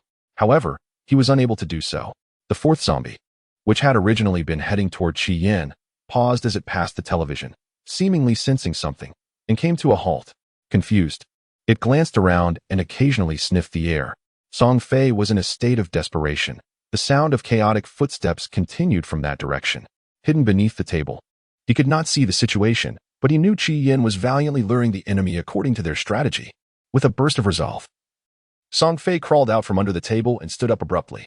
The bewildered zombie momentarily faltered before finally locking onto its target. Their gazes met, and Song Fei trembled, his hair standing on end. The eyes staring back were no longer human. The zombie lunged forward, yet a row of tables and chairs still separated it from Song Fei. With a loud thud, its waist collided heavily with the edge of the metal table. With a swift turn, he stepped onto the chair behind him, then pivoted to leap onto the table across from him. The entire sequence flowed seamlessly in an instant. In the blink of an eye, Song Fei had landed on the metallic surface, his gaze fixed upon the top of the zombie's head beside the table. Without mercy, he thrust the chopsticks in his hand downward. Unbeknownst to him, the zombie had just raised its head, and the chopsticks plunged mercilessly into its mouth, emerging from its jaw. Song Fei lacked the time to retract his force. The chopsticks were fully embedded, and his gripping hand collided directly with the zombie's teeth. The zombie sensed the obstruction of its bite, and in confusion, raised its hand to touch its mouth, eventually grasping the chopsticks. However, after several attempts, it still could not maintain a hold, much less pull them out. This was akin to their inability to grasp a rope. At least the majority of zombies had lost the capacity for fine motor control, requiring peripheral nerve engagement. Behind the zombie was a structural pillar adorned with a television, positioned directly above the creature's head, aligning perfectly with Song Fei's chest while he stood atop the table. Observing the zombie still entangled with the chopsticks, Song Fei steeled his resolve and lunged forward. As one hand slapped against the cold pillar, he supported himself with force, while the other hand swiftly traced along the television's side edge. Soon, he encountered a different texture in the lower right corner, and with a firm press, the television's right corner emitted a bright red light. A surge of joy filled Song Fei's heart, and just as he intended to retreat, he sensed something amiss. Lowering his gaze, he found the zombie fiercely gnawing at his thigh. At that height, the zombie was precisely aligned with that spot. Song Fei felt a sharp pain, but fortunately, it was not from a bite, but rather from the chopsticks pressing against him, serving as a barrier between the zombie's sharp teeth and his flesh. Yet the zombie was relentless, wrapping its arm tightly around his thigh. A chilling sensation surged from the soles of Song Fei's feet to the very tips of her hair, causing her scalp to feel as though it might burst. Instinctively, she struggled to kick her legs free. The zombie clung to her relentlessly, attempting to bite her time and again. One kick, one relentless grip. From a distance, it would appear as if we were the wind and the sand. entwined in an everlasting embrace until the ends of the earth. The resounding echoes of a distinctly Chinese essence reverberated through the skies. In the kitchen, Wang Qingyuan, Li Jingyu, and Lim Delay vigilantly guarded the windows in the front, middle, and rear areas, respectively, prepared to fend off the zombies that might surge towards the first floor in a frenzy if they managed to ascend to the second. The remaining three huddled at the doorway, peering through the cracks. Luo Geng remarked, "Qian has instructed us to be agile. This situation is exceedingly precarious." Xiao Ziki responded, "I believe this is indeed the moment to act. It seems the zombie has developed an obsession with Song Fei." Zhou Yil suggested, "How about this? I will venture out, while you two keep watch over the staircases, remaining vigilant for any zombies descending from above." However, at this moment, Song Fei had already activated her combat mode, and her companions could not remain idle. Zhou Yil tightened his grip on the sushi gun, his form darting forward silently. At that very instant, the television screen suddenly blazed to life. To ensure utmost safety, Song Fei hesitated to grasp the remote directly, opting instead to press the main switch first. Unexpectedly, after activating the main switch, she found herself entangled with the zombie, and in the midst of the struggle, she managed to extract the remote with great difficulty. Zhou Yil halted in his tracks, while Luo Geng and Xiao Ziki widened their eyes through the door's crack, their hearts racing in unison. The image finally stabilized and clarified. Rapidly flickering chaotic static resembled countless grayish-white bacteria densely packed within the confines of the television screen, akin to a petri dish. Song Fei exerted every ounce of his strength to deliver the most forceful kick he could muster, finally managing to push the zombie away. As the creature's back crashed violently against the column, he relentlessly pressed the remote control, cycling through numerous channels in rapid succession. Yet, the outcome remained unchanged. The densely flickering snowflakes mirrored the chaos that had erupted within this campus, imbued with confusion, frenzy, and despair. At last, Song Fei paused, momentarily lost in thought. He had considered this possibility, but repeatedly reassured himself that the television and mobile phone should not share the same signal. While his phone had lost connection, it did not necessarily mean the television would follow suit. Moreover, the cafeteria's television had yet to be equipped with a set-top box. There was no need for excessive concern, as the remote control seemed to reign supreme, making its discovery appear almost fated. By the end, he had nearly dispelled all doubts. This near-obsessive persuasion was less about optimism and more akin to self-hypnosis, as if believing that the straw in his hand could indeed be a lifeline. In dire circumstances, one always yearns for a glimmer of hope to cling to. However, that hope shattered all too swiftly, catching him off guard. Caution was thrown to the wind as a sudden shout from Zhou Yil rang out from a distance. Song Fei felt a shadow looming below and instinctively prepared to kick, only for the zombie to suddenly grasp his legs, yanking him down. He lost his balance and landed squarely on the table, the impact threatening to fracture him. A sharp pain shot through his tailbone, rendering him momentarily incapacitated, just as the zombie lunged forward to sink its teeth into his abdomen, fortunately clad in a padded coat. Song Fei found himself only met with a mouthful of fabric and cotton, yet this was sufficient to send a chill of fear coursing through Song Fei, for the zombie had somehow managed to wield chopsticks. Zhou Yilu's roar likewise startled Qi Yan, who was still running in circles with the zombie at the far end of the hall. Instinctively, he glanced over, only to find Song Fei engaged in a fierce struggle with the undead atop a table. At the stairway, a zombie had already poked its head through, drawn either by the shouts or the sounds of combat. With the television displaying nothing but static, Qi Yan decided against lingering and leaped onto the table, sprinting across it to reach Song Fei's side. By the time he arrived, Zhou Yilu had already plunged a knife into the zombie's skull. Naturally, before meeting its demise, the creature had already been thoroughly battered by Song Fei. The trio, without the need for words, instinctively made their escape, swiftly maneuvering past the serving counter and dashing towards the kitchen door. Awaiting them at the entrance were Xiao Ziki and Luo Geng, who promptly swung the door wide open, ushering in their comrades before securely locking it behind them.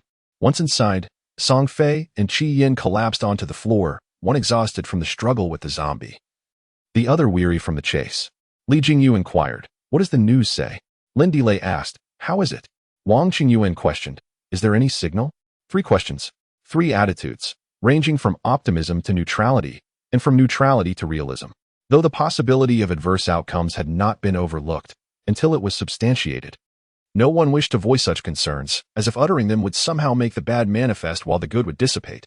Thus, only after the dust had settled could they speak so candidly. Reluctantly, Song Fei shook his head, attempting to offer his companions a smile that was less bitter. There's no signal. Li Jingyu was initially taken aback, soon overtaken by a wave of disappointment that was palpable. Lin Delay and Wang Qingyuan, however, remained composed, though they too felt a tinge of regret. It was not a devastating blow. Luo Gong and Xiao Ziki had already gleaned the outcome through the crack of the door and shrugged in resignation. "Oh, upstairs," Lin Delay suddenly exclaimed. It was only then that everyone realized Class 2 was still wailing, their voices nearly hoarse from the strain of heavy metal rock.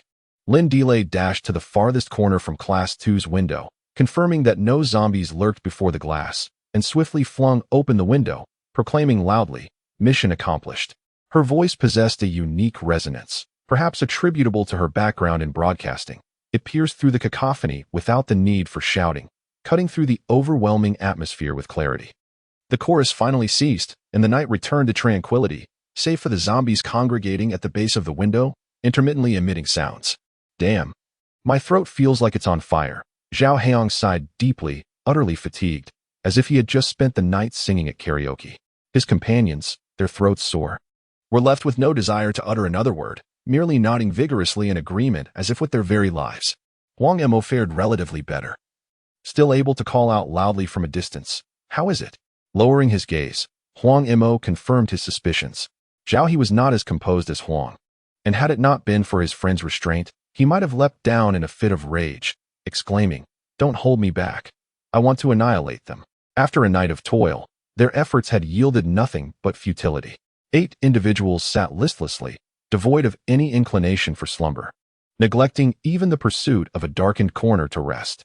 They casually settled upon the ground, heads drooping, some lost in thought, others steeped in melancholy, seemingly indifferent to the chill beneath them. The atmosphere in the kitchen was drawn into an interminable abyss of despair by these 8 dejected souls. It appeared that someone upstairs was preparing to unleash their wrath upon us. Xiao Ziki feebly reminded his companions, "If it were possible to leap down, let him strike. I would be equally disheartened." Zhou Yil sighed, using a tattered cloth he had scavenged from who knows where to silently wipe the blood from the blade.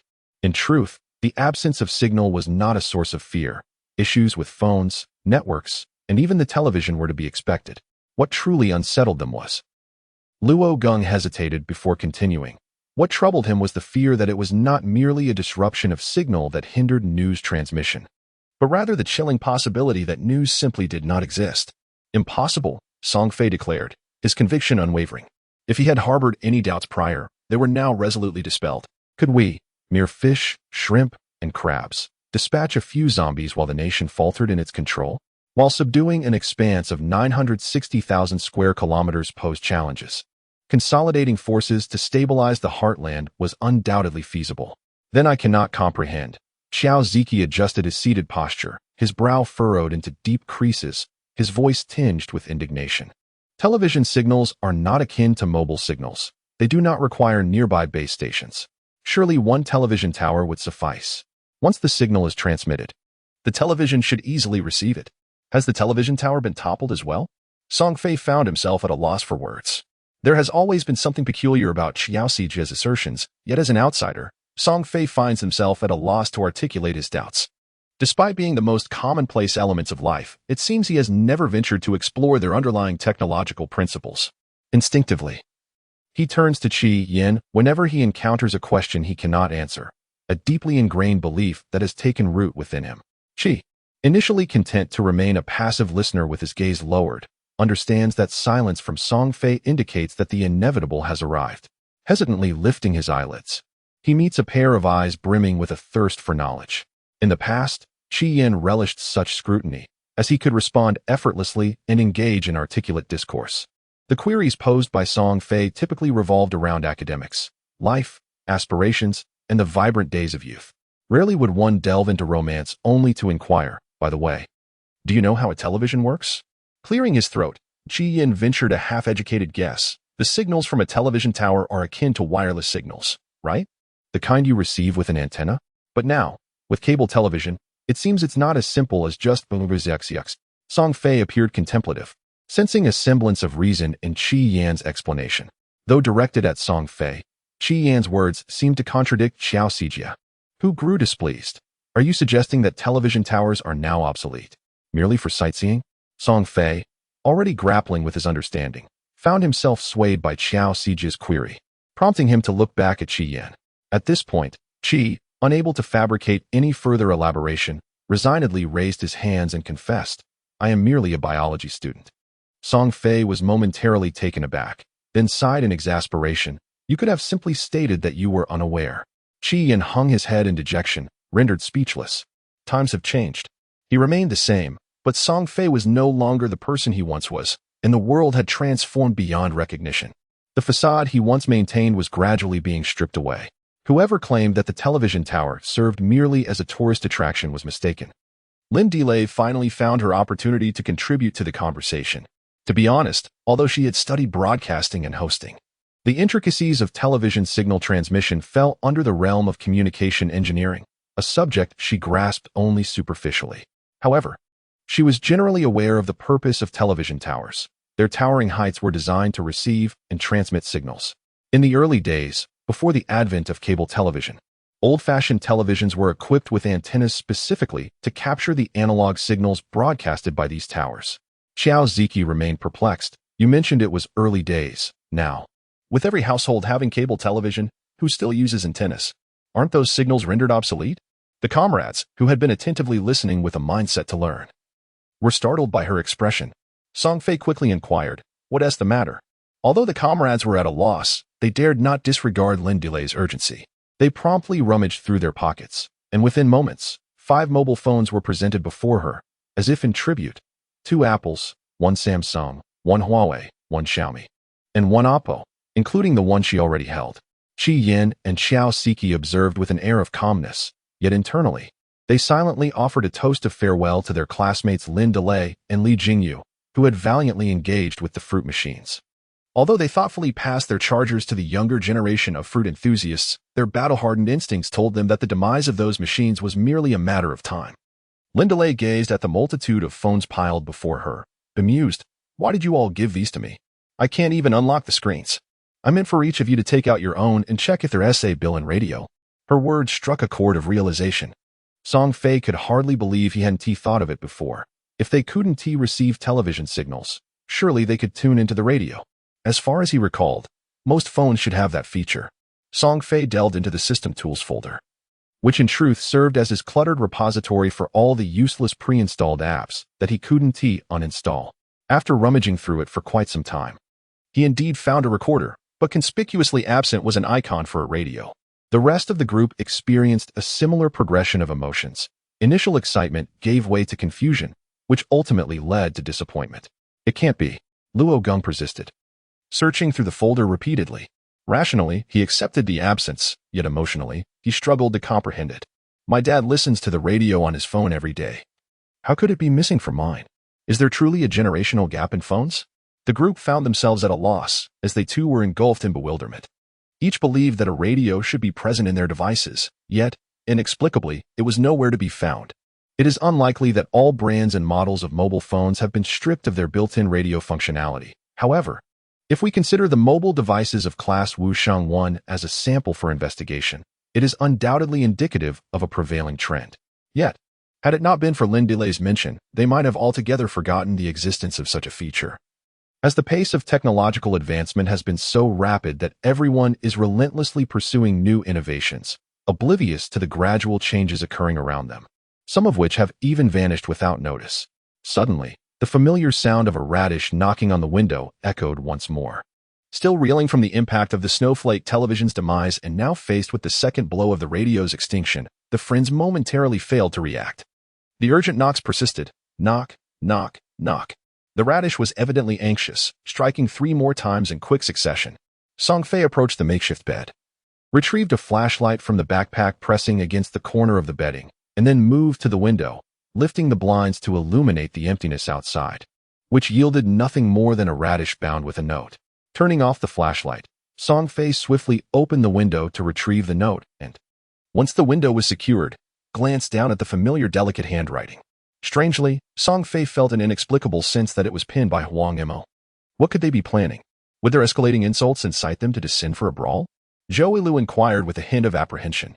Xiao Ziki jested. Did you not say that if they intended to beat you, you would let them? Perhaps they were moved by your sincerity and are now compelled to come down. Zhou Yilu, momentarily at a loss for words, was interrupted by Song Fei, who had finished reading the note. They said they wished to come down and discuss matters with us.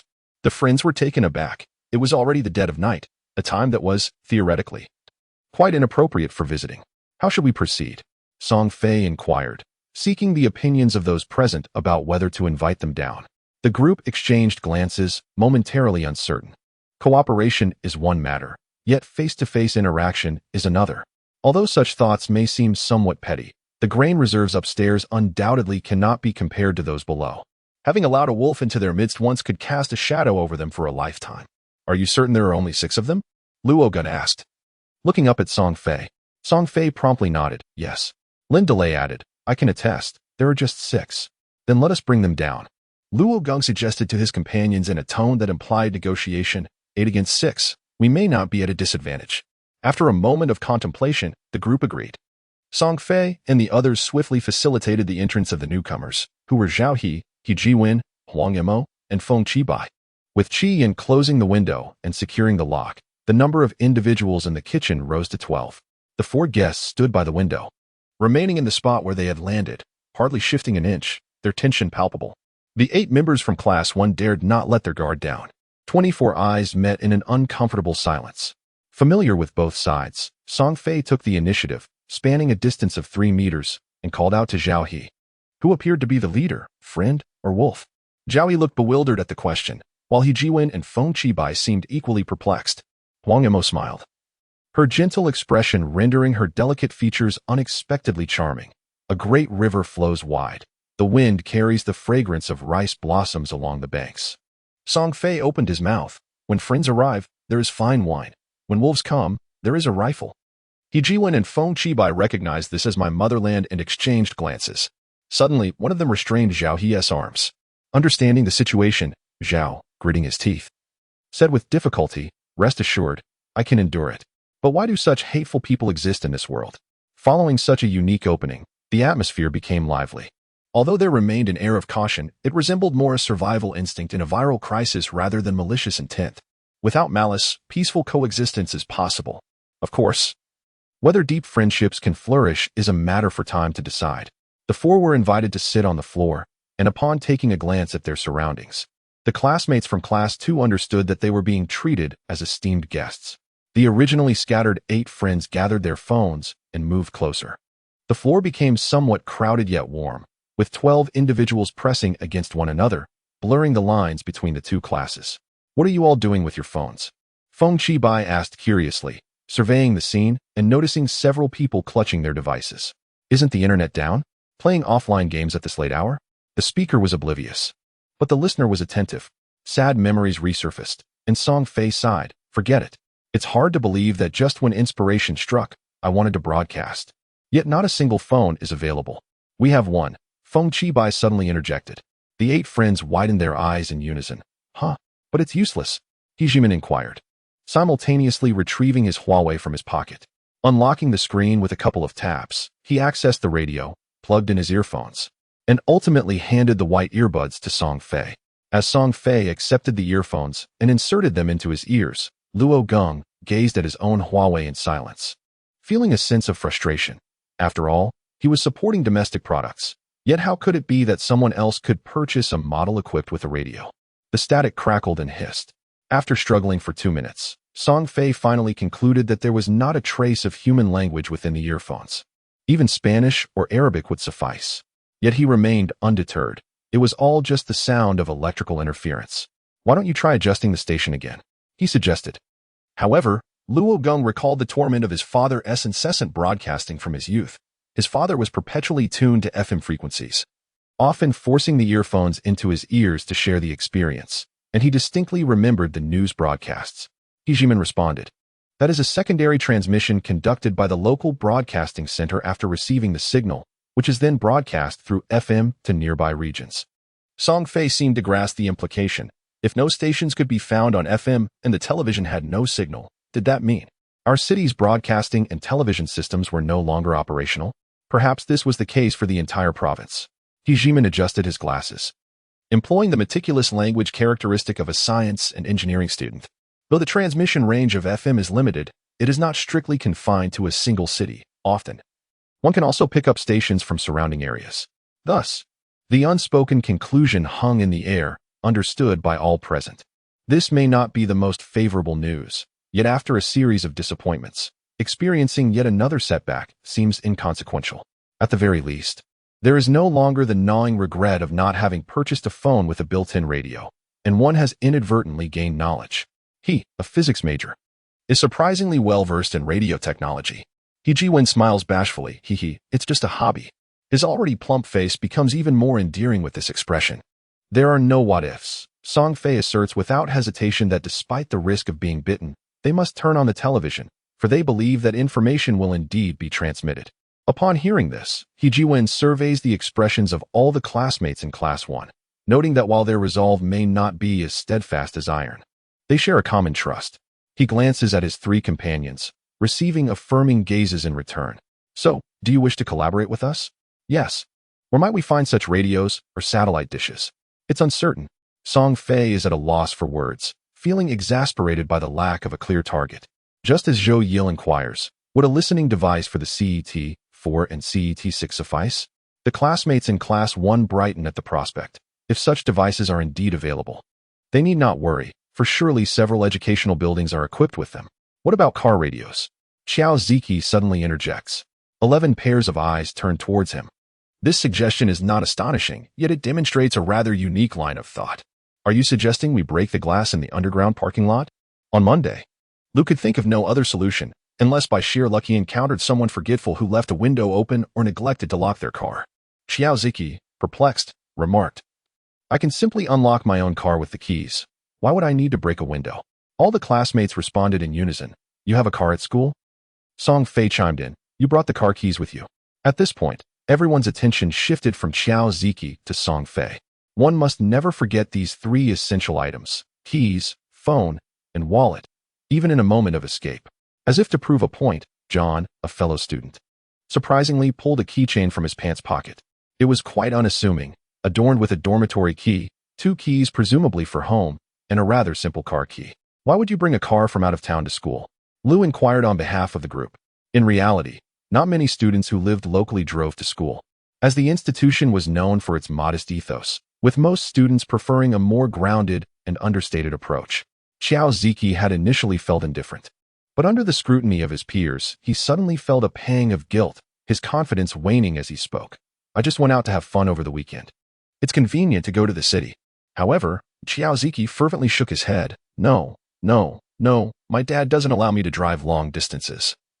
The car is only for local use. Lu pressed further. After all this talk, what car are we discussing? Xiao Ziki replied, it's a Wrangler. Lu retorted incredulously. You drive a 400,000 to 500,000 yuan off-road vehicle just around the city. Xiao Ziki, occasionally, I venture into the suburbs. Zhou Lu, the only remedy for my affliction lies in your company as we scramble for tickets before your winter break. Do not deceive me into believing you are indifferent. Xiao Ziki, my family directly assists me in booking flights. Zhou Lu, I find myself harboring resentment towards the affluent. I feel compelled to confront him. Is anyone else joining? All companions, count us in. In the midst of this raucous camaraderie, Xiao, fully aware of the proletariat's fighting spirit, finds himself burdened with unspoken woes. His father's wealth is not his fault, and he remains remarkably unpretentious. Yet, amidst the banter, serious matters must be addressed. Are we truly heading to the underground parking lot? Li Jingyu expressed his concerns, remarking on the considerable distance. Their school prohibits motor vehicles on campus, with exceptions made for delivery services, the cafeteria, and the supermarket due to the necessity for frequent supply circulation, allowing specific vehicles discreet access through a side entrance. All personal vehicles belonging to faculty and students must be parked in the underground lot, which is located at the entrance of the school, while the entrance and exit for pedestrians are situated near the academic building by the main gate. If one were to draw a line connecting the cafeteria in the innermost living area to the academic building near the main entrance, This line would essentially bisect the campus from north to south. It is indeed quite a distance. After a prolonged silence, Huang Imo suddenly inquired of Qiao Siki. I am not well versed in automobiles. Can you ascertain whether your vehicle can receive the shortwave broadcast mentioned by He Jiwen? Implicit in this question is the notion that if such a capability exists, the risk of traversing that distance would be worthwhile.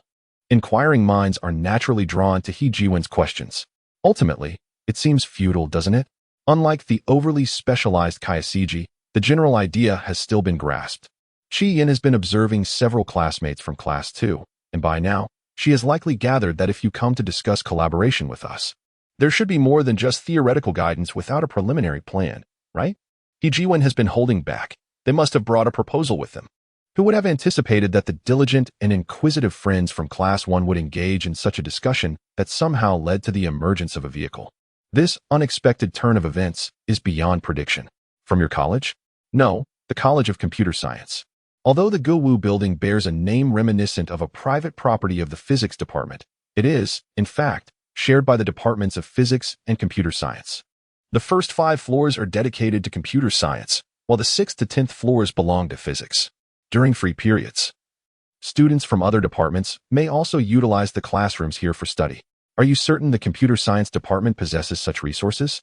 Song Fei felt a twinge of uncertainty.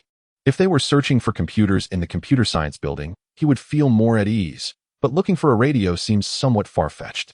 The divide between the realms of humanities and sciences resembles that of the cowherd and the weaver girl, separated by a vast galaxy.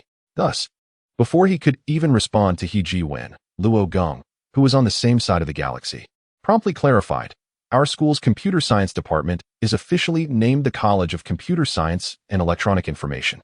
I believe the electronic information engineering major encompasses such radio signals. Does it not? Song Fei politely interrupted him. We are not particularly interested in the biography of this teacher. Could we please get straight to the point? The crux of the matter lies in the fact that he has placed an extraordinarily versatile radio in his office. Whenever there are no classes, he enjoys fiddling with it, secretly indicating that he listens to many intriguing stations. Zhao spoke in one breath, exhilarated to the point of feeling as if he might ascend. He could not comprehend why these people meandered around peripheral matters when 2 sentences could suffice. Even if they grasped the nuances here and there, ultimately, they would still have to consult the radio. Song Fei was taken aback by Zhao He's outburst, yet there exists a certain merit in straightforwardness, as it instantly clarified the situation. However, he glanced at He Jiwen and asked, since it is so clear, why did you not simply state where to find such a radio when I inquired earlier, instead opting for a vague response? You certainly have a sharp tongue. The Guwu building is situated in the eastern district of the campus, irregularly distributed alongside the buildings of other departments in this area. Although it is not particularly close to the canteen, it is still halved in distance compared to the underground parking lot at the southernmost end. There, the departmental buildings are clustered together. Feng Qibai traced a circle on the floor with his finger, then pointed to each building within the circle. Yisan Building, Luban Building, Qiushi Building, and finally, Guwu Building at the far end. These 4 buildings form a straight line, and if we veer off course, there are still the Wenba Building, the Marxism College, among others below. Each building is sure to harbor zombies, which means we are essentially heading straight into a horde of them. You all better think this through, lest you flee at the last moment and jeopardize your comrades. Song Fei shot him a disdainful glance. When we were tackling dungeons, you were still in the novice village. Moreover, the abundance of buildings signifies a plethora of hiding places. Chi Yin astutely analyzed that this journey would undoubtedly not unfold as seamlessly as a mere round trip, to say nothing of the limitations imposed by daylight, which would be sufficient to challenge us. It is highly probable that we will need to find a place to spend the night. This reasoning resonated with Huang Imo, whose admiration was both sincere and measured, striking a balance that elicited comfort.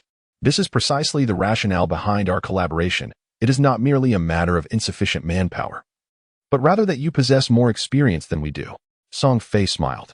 So, you are here to glean experience? Whether or not we are merely gleaning is inconsequential.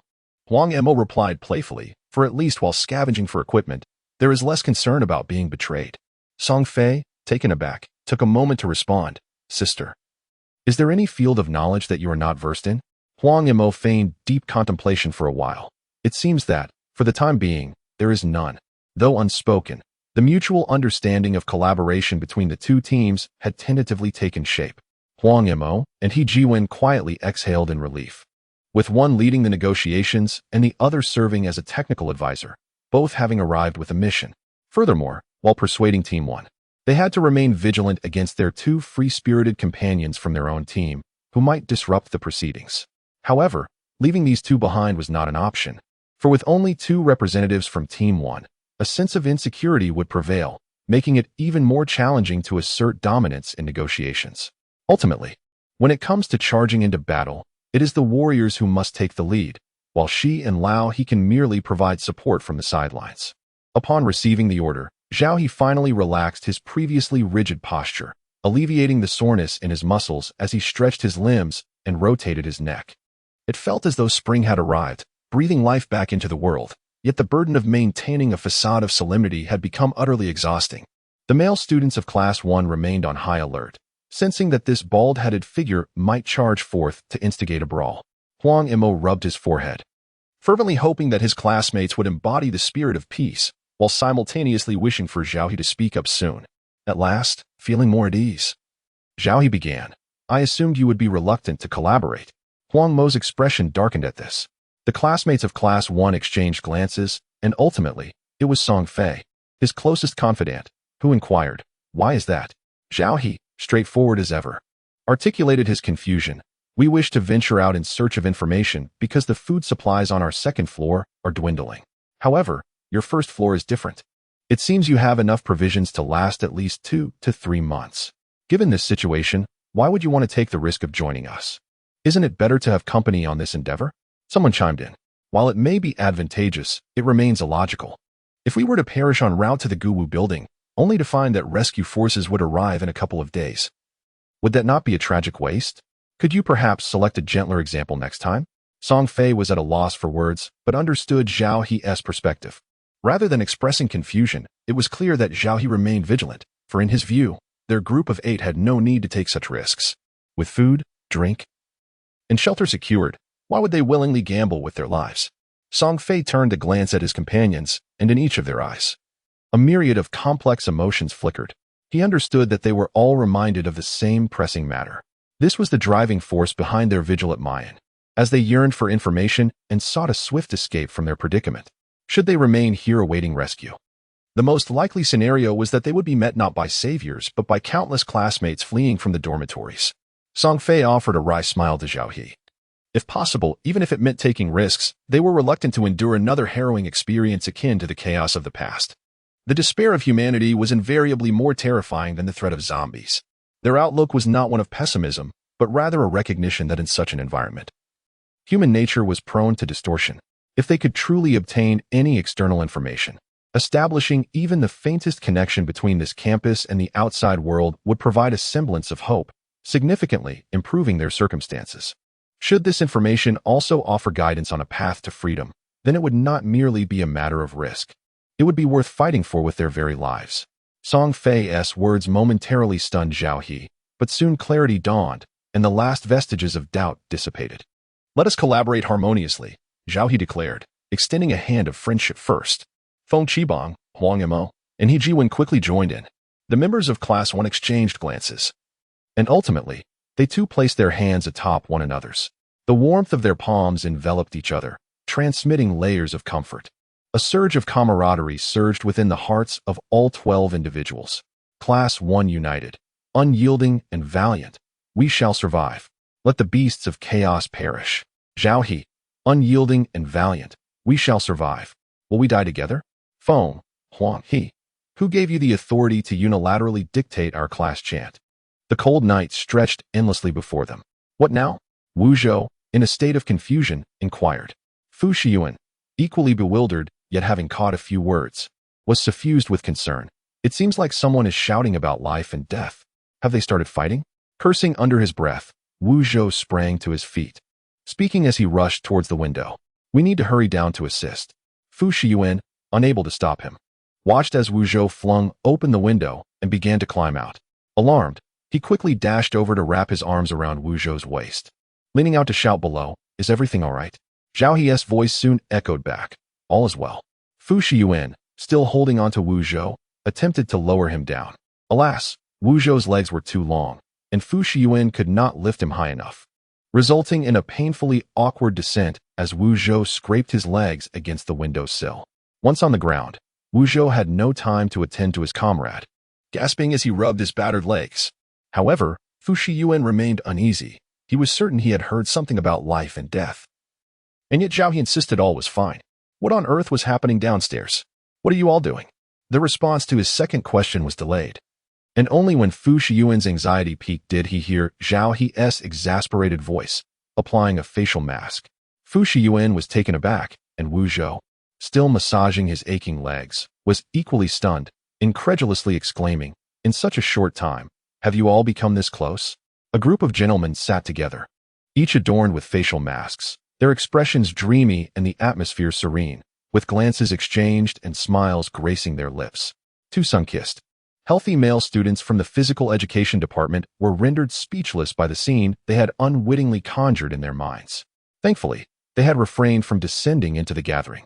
Fu Shiyuan felt a pang of empathy, and Wu Zhou wholeheartedly concurred. How is the discussion progressing? Wu Zhou, indifferent to the facial masks, was solely focused on the potential success of their collaboration. He would not mind if Zhao He and the others arrived at the class like a nudist beach. It settled then, Zhao He declared, ruffling his smooth, bald head to dispel the chill. Tomorrow evening, we shall form a team to head to the delivery point. Wu Zhou was taken aback. The delivery point? The Guwu building is too far. What about the dangers along the way? Our two classes have never truly collaborated before. So I thought we might first team up for a closer delivery point, primarily to foster some rapport. It would be even better if we could acquire something useful. Wu Zhou inquired. Was that their suggestion? He Jiwen remained silent, and alongside Feng Qibai and Zhao He, three pairs of eyes slowly turned towards Huang Mo, their gazes laden with silent reproach. Huang Mo felt somewhat embarrassed under their scrutiny and graciously admitted her fault. All right, it's all my fault. But you must understand. It is in a woman's nature to wish to apply a mask upon seeing one. Moreover, if it weren't for the mask, we wouldn't have even broached the topic of the delivery point. Who knows, we might have recklessly stormed the Guwu building tomorrow, which would be perilous. After all, it's not like that little landmine wasn't urging me on. I couldn't help myself. Let us just say it was indeed my mistake. Huang Mo suddenly sat down on the ground, legs crossed and head bowed, her voice imbued with both sincere remorse and a calm acceptance of responsibility. I should not have kept you waiting for 20 minutes due to my selfish desires. I apologize. The three men stood there, their faces flushed with embarrassment. Wu Zhou and Fu Shiyuan, unaware of the preceding events, did not perceive the gravity of the situation but felt compelled to intervene. What are you doing? Three grown men forcing a girl to admit her fault is disgraceful. I am profoundly disappointed in you three. Zhao He and the others were perplexed by how the situation had unfolded, yet upon witnessing the pitiable Huang Mo, they realized that the reprimands from the two remaining classmates were entirely justified. Were they not merely bullying her? It was simply inhumane. In truth, after such a tumultuous series of days, having the opportunity to sit quietly for a while was rather pleasant.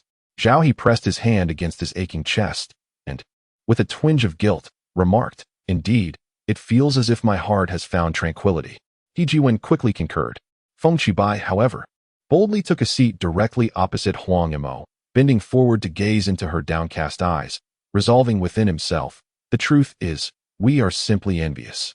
Why should the little landmine receive face masks solely for herself and not share with us?" Huang Mo couldn't help but giggle. Zhao He and He Jiwen exchanged glances, both silently giving Feng Qibai a thumbs up in admiration for his audacity, truly a man of courage. However, what puzzled them was how the dynamics had shifted to the point where they were now trying to cheer Huang Mo up. When had the balance of power reversed? Ultimately, Huang Mo inadvertently spotted a face mask peeking out from Lin Delay's backpack, which became the catalyst for a newfound collaboration. An unusual beginning, yet it led to a reliable outcome.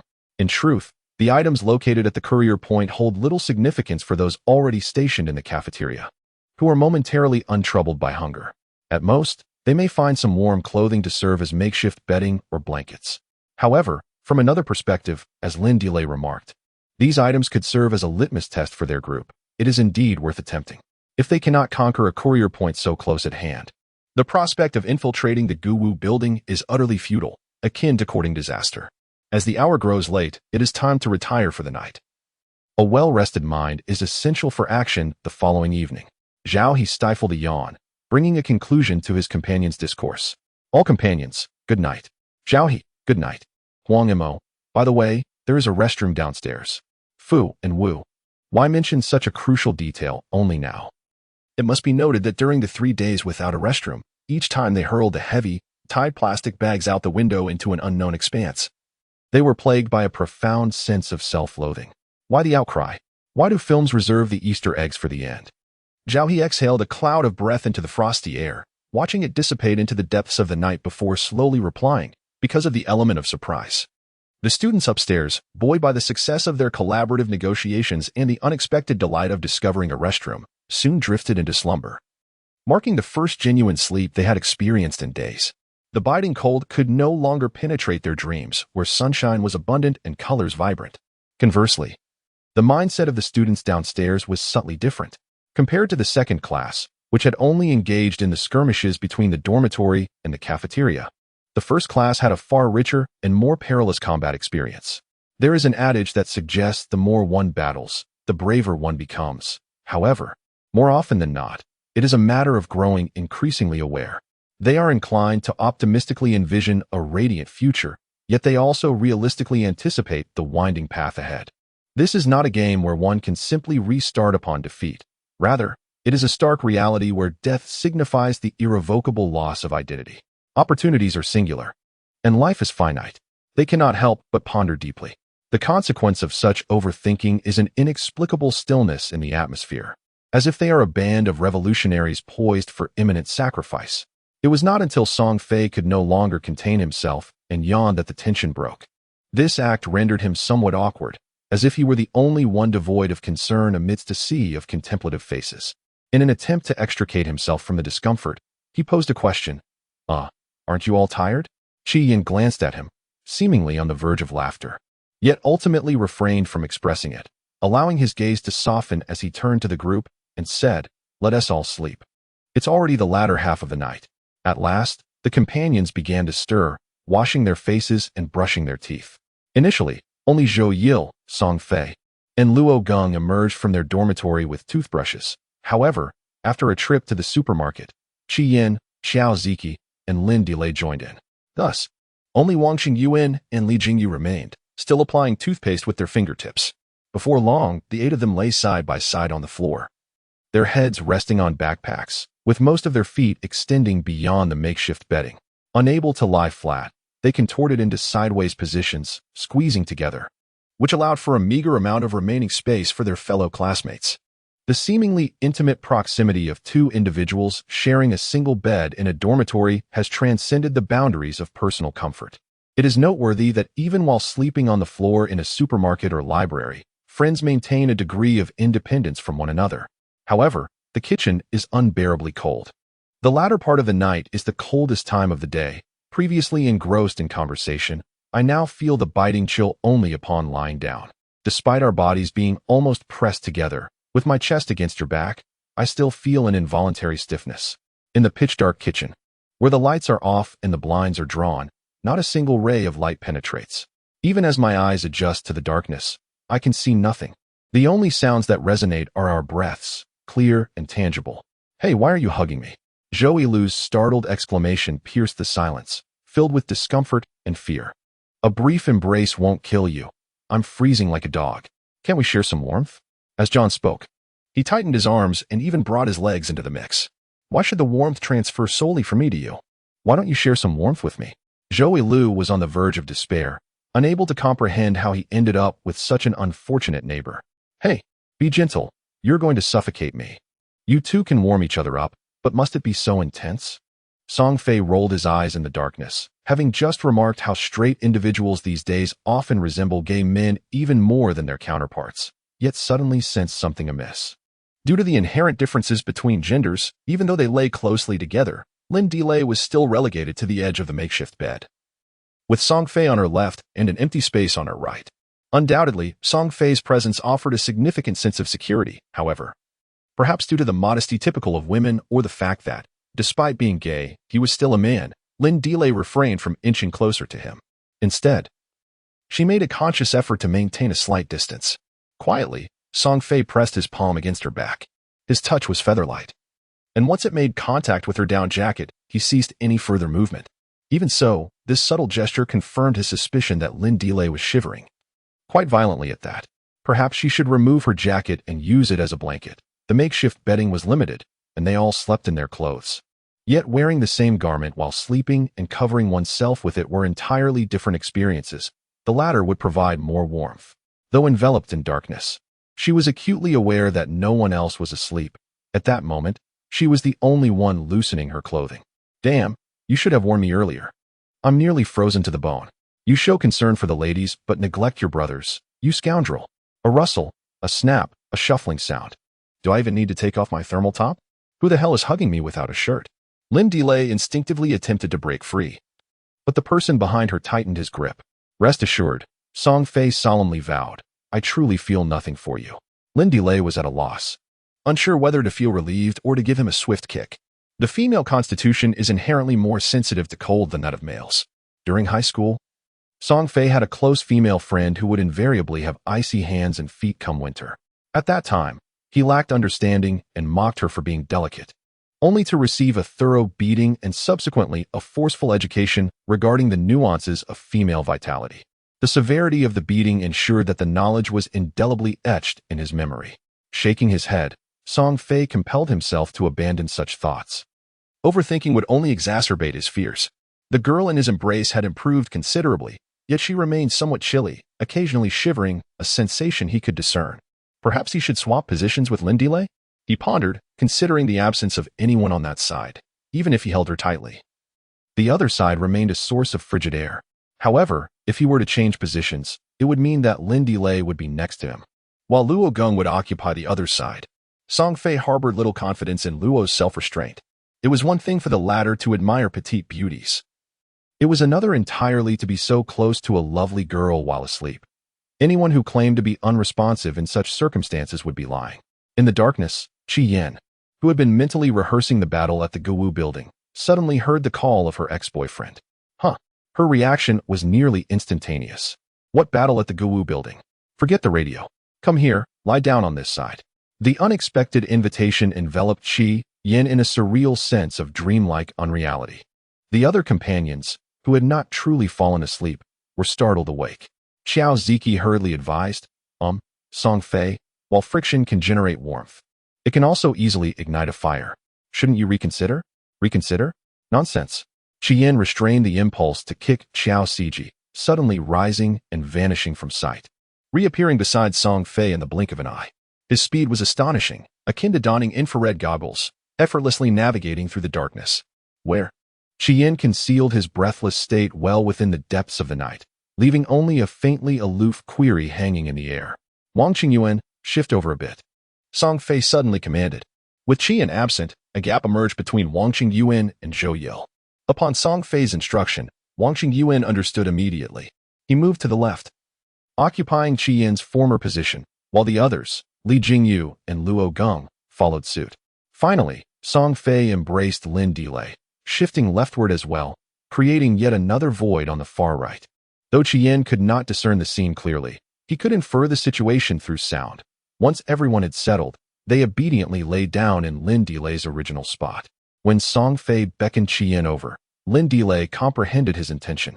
As Qi Yan reclined, the others slowly realized what had transpired, especially Luo, whose plaintive protest of why wasn't he called, echoed with a sense of lament, despite few believing his unwavering promise to never overstep boundaries. The chill of the wind dissipated. Lin Delay rested her head against Song Fei's chest, her tone shifting. I'm sorry, if only I were a man.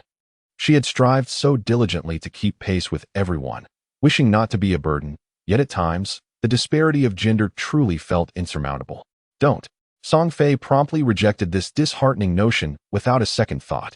Just the thought of a group of men fleeing for their lives, not waiting to be devoured by zombies, but rather succumbing to the foul stench, was unbearable. Just take a whiff of us now. We reek, and you alone still carry a hint of fragrance. Lin Delay felt a sense of admiration for the perspective from which this problem was approached. Moreover, Song Fei was undoubtedly sincere. Especially now that a beauty was in her embrace, the contrast was particularly striking. It was indeed peculiar. While we all ought to attend to our grooming, washing our hair, and refreshing ourselves, you seem to be the more diligent one. Yet what of our clothing? Neither of us has washed our garments, have we? How is it that we reek, while you not only remain odorless, but also rather fragrant? It defies logic. I have always been more aromatic than you. This minor point of contention must be upheld, though, of course, some assistance is also necessary. Perfume? The astute Xiao Ziki guessed it right away. Lin Delay graciously acknowledged this, though she refrained from elaborating that her choice was not a spray but rather a roll-on fragrance. Thus, Song Fei was correct, to allay Lin Delay's concerns. Xiao Ziki joined in the comforting efforts. The presence of a woman in the group was essential, much like the necessity of air fresheners in a restroom. Lin Delay remarked, I appreciate your affirmation, but I must admit I am not particularly fond of that analogy.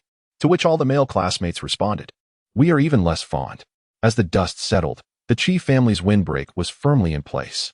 Although their midnight rendezvous had turned into a charitable endeavor, being separated by a lady was certainly preferable to being flanked by 3 gentlemen. Hearing the sounds, Song Fei assessed that Qi Yin had comfortably settled in, and thus he turned to Lin Delay, saying, trust me, he is absolutely. Before he could finish, the windbreak enveloped both him and Lin Delay in its embrace. To be precise, the windbreak wall embraced him with long arms, transforming the little mine into the white filling of an Oreo. Qi Yin, in a sudden fit of mischief, asked Lin Delay, are you absolutely safe? Song Fei replied. The courier departed. The students from both classes awoke naturally. Class 2 roused themselves a bit earlier, while Class 1 slept until noon, perhaps influenced by the compactness of their sleeping positions. As evening approached, it descended quietly in such a pleasant atmosphere. 8 fully armed young men stood in the center of the kitchen on the first floor, all sporting masks and goggles without exception. Among them, 3 exceeded a height of 180 centimeters, with one nearing 190 centimeters. Just their presence alone instilled a sense of optimism for the upcoming endeavor. Song Fei had always considered Qi Yin to possess a well-proportioned, healthy, and sunlit physique, yet in comparison to Zhao He, Qi Yin immediately appeared slender. Even Wu Zhou, who was of similar height, seemed more robust than Qi Yin. Perhaps due to their athletic training, both exhibited a sense of strength that was distinct from ordinary students, whether in appearance or actual muscular condition. Each class dispatched 4 male students for this venture. Class 1 comprised Song Fei, Qi Yin, Zhou Yil, and Xiao Ziki, while Class 2 included Zhao He, Wu Zhou, Feng Qibai, and He Jiwen.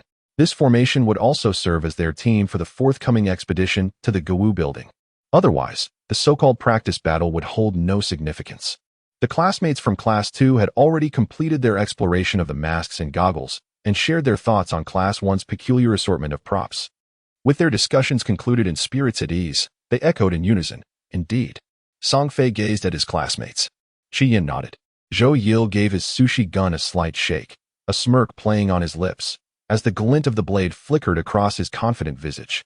Xiao Ziki was momentarily blinded by the blade's shimmer, instinctively blinking rapidly, his previously indignant expression now obscured, yet his protest remained robust.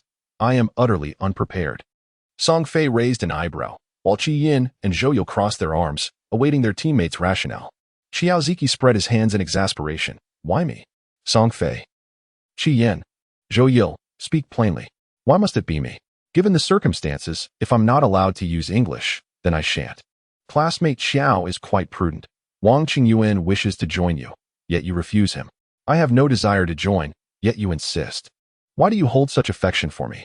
The sincerity of Xiao's lament was palpable, his resistance permeating every fiber of his being. Song Fei sighed. Let us be realistic. We need a few capable fighters in the cafeteria. Are you more adept than Luo Gong or Wang Qingyuan? Surely, I am stronger than Li Jingyu. But you drew the short straw. At this point, Song Fei felt utterly embarrassed in front of the classmates from Class 2. Xiao and Li had resorted to drawing lots to determine who would remain in the cafeteria, a disgrace for a martial artist. Qi Yin patted him on the shoulder. Luck is also a form of strength. In Haven Tea you always boasted about your thick attire rendering you impervious to bites. Zhou Yil interjected. Such exceptional gear is tailor-made for confronting zombies. With a sudden resolve, Xiao Ziki grasped the waistband of his trousers, exuding an air of determination to shed his attire. I can disarm myself right now. Zhou Yilu was left speechless, utterly defeated by his shamelessness. Song Fei intrigued. approached and fixated his gaze on Xiao's lower half. Go ahead, we'll keep watch. Xiao Siki. Beyond the mountains, there are more mountains. Shamelessness cannot rival lewdness. My aspiration is to safeguard the cafeteria. Luo, Lin, Wang, Li, we shall fulfill your dream. As they witnessed the despondent Xiao Siki being escorted to the window by his companions, the students of Class 2 exchanged glances. Sensing a shared sentiment, what a warm and cohesive collective this was. Under the gentle embrace of twilight, 8 shadowy figures stealthily emerged from a rear kitchen window. They first surveyed their surroundings and then swiftly advanced with grace and silence, soon vanishing into the depths of the night. The only evidence of their passage lay in the softened earth of the greenery, marked by footprints, deep and shallow, leading onward. Were those the trees?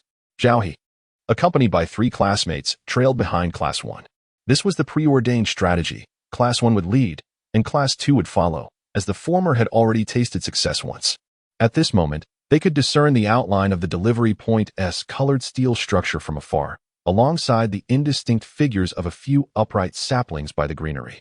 Zhao refrained from raising his voice, yet his height afforded him a clearer view, inevitably leading to his doubts. Aren't they a bit too small? Zhao spoke words from the heart. Compared to the towering broadleaf trees that are ubiquitous across the campus, these few saplings appear rather frail and vulnerable. The students of Class 1 express their understanding, for as warriors who have climbed trees along the tree-lined avenue, they are acutely aware of the stark contrast between the two. However, one must adopt a dialectical perspective. The grand trees, though secure, are lofty and pose a significant challenge for climbing. In contrast, while the smaller trees may be diminutive and delicate, they are easier to ascend, making them more manageable for ambush and tactical maneuvers. Furthermore, while they may be weak, they are not so feeble as to be incapable of supporting a person. You may offer suggestions to the logistics department. Classmate Chi kindly provided a channel for expression. Zhao shot him a glance at the back of his head. I will, thank you. The cold weather is indeed pleasant, bringing tranquility. Feng Qihua, who remained vigilant with his carving knife, spoke softly. Rather than a desire for conversation, it seemed he sought a means to alleviate his taut nerves.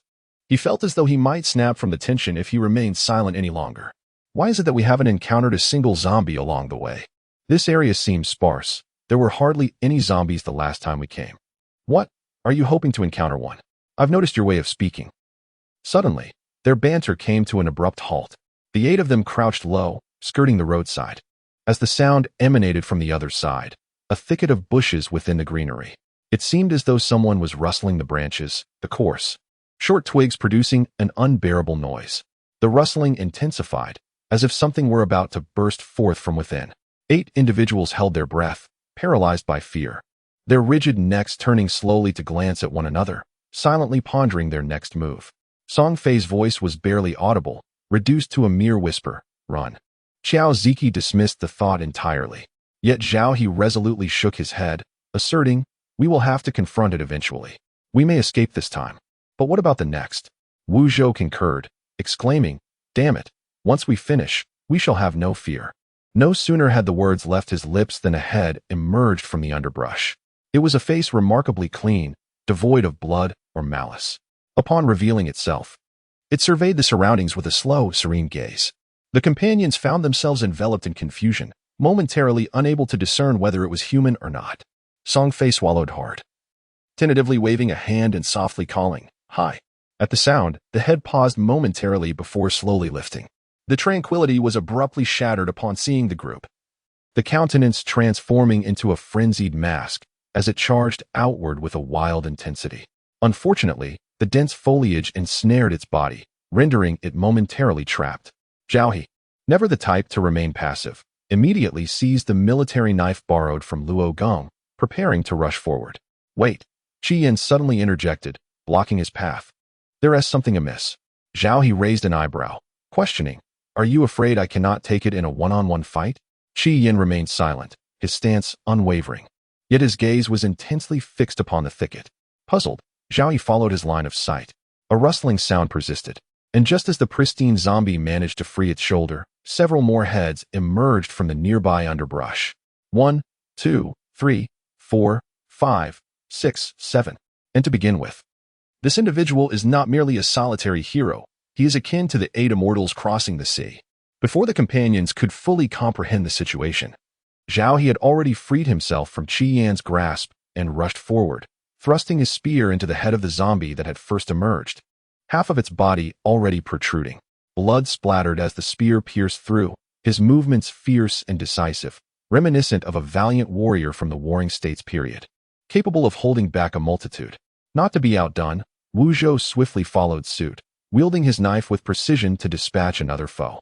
Thus, these two students engaged in a relentless game akin to whack-a-mole, systematically eliminating the undead. They managed to corner a zombie caught in the underbrush, allowing them to successfully join forces. The classmates from Martial Arts Class 1 were left in awe, not only at the duo's remarkable efficiency, but also at their reckless bravery. It is worth noting that they had always favored evasion, resorting to confrontation only when escape was impossible. This direct and aggressive approach was strikingly audacious. Conversely, the students from Martial Arts Class 2 found the situation rather acceptable, as they had charged out from their dormitory, fully embracing a path of slaughter. With that, Zhao He turned, displaying a hint of arrogance as he raised his chin towards his comrades, proclaiming that not only 8, but even 18 foes would be no match for them. He anticipated that his companions would respond with either applause or playful banter. However, what met his gaze were 6 faces etched with terror. What is this expression? Zhao He was taken aback, assuring them, rest assured, I reserve such ferocity solely for the enemies. I am always spring-like towards my comrades. At that moment, Wu Zhou unexpectedly tapped him on the shoulder, interrupting his discourse on camaraderie. What is it? Zhao He inquired, slightly annoyed. Wu Zhou was uncertain whether to extend his congratulations. What you desired has arrived. Indeed, it had come. One could hardly say there were merely 18, perhaps even 28. Zhao He felt a shiver run down his spine, his throat parched. Honestly, I was just speaking casually. You need not coordinate so fervently. Yet the zombies paid no heed to his explanation. The first few who stood up quickly locked onto their target, frantically lunging in this direction. Unlike those attempting to claw their way out from the thickets, perhaps they had entered a mode of upright running. 2 of them, propelled by their forward momentum, burst through the underbrush, while another, tall and imposing, leapt right over. What are you waiting for? Run. Xiao Siki's urgent reminders sliced through the night. The companions, jolted from their stupor, had not anticipated such a sudden surge of zombies. Just moments ago, this area had appeared utterly deserted. Xiao Siki, with remarkable speed, surged ahead. Though his endurance might be lacking, his explosive power was astonishing. As if he had a rocket strapped to his backside, darting away in the blink of an eye. Song Fei, Qi Yan, and Zhou Yil followed closely, only to be overtaken shortly by Wu Zhou and Zhao He, leaving the stragglers, Feng Qibai and He Jiwen, one an artist, the other a martial arts enthusiast, grumbling in their pursuit.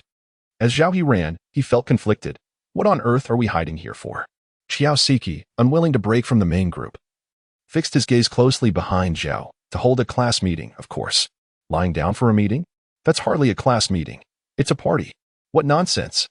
They're undoubtedly lurking there, waiting for us to take the bait. Upon mentioning this, I am filled with ire. If you had not provoked those 8, would any of this have transpired? Why did you not intervene when I was in the midst of it? Now, your hindsight is utterly futile. You were so consumed by rage. What if you were to strike me next? Did you not assert that zombies become frenzied at the slightest scent? I have been at it for quite some time, and only now do they rise. This is clearly a trap. Even after you have applied 6 God, they remain oblivious to any scent. I have long wished to point out that a plural should indeed taken at the end. As a student of physical education, you should refrain from fixating on such minutiae. I am thoroughly vexed by those who incessantly refer to me as merely a student of sports. I too have excelled in examinations.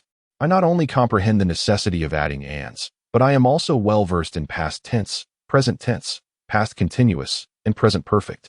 Bang, bang, damn it. The result of your incessant chatter while running is Zhao He colliding with a tree and Xiao Ziki crashing into Zhao He. The 6 companions who arrived afterward chose to disregard these 2 chatterboxes and, with remarkable synchronization, dispersed to climb trees. Xiao Ziki's impact was slightly less severe than Zhao He's, as he had something to cushion his fall. After a brief pause, he swiftly ascended and dashed to the base of Song Fei's tree, arms wide open, hug.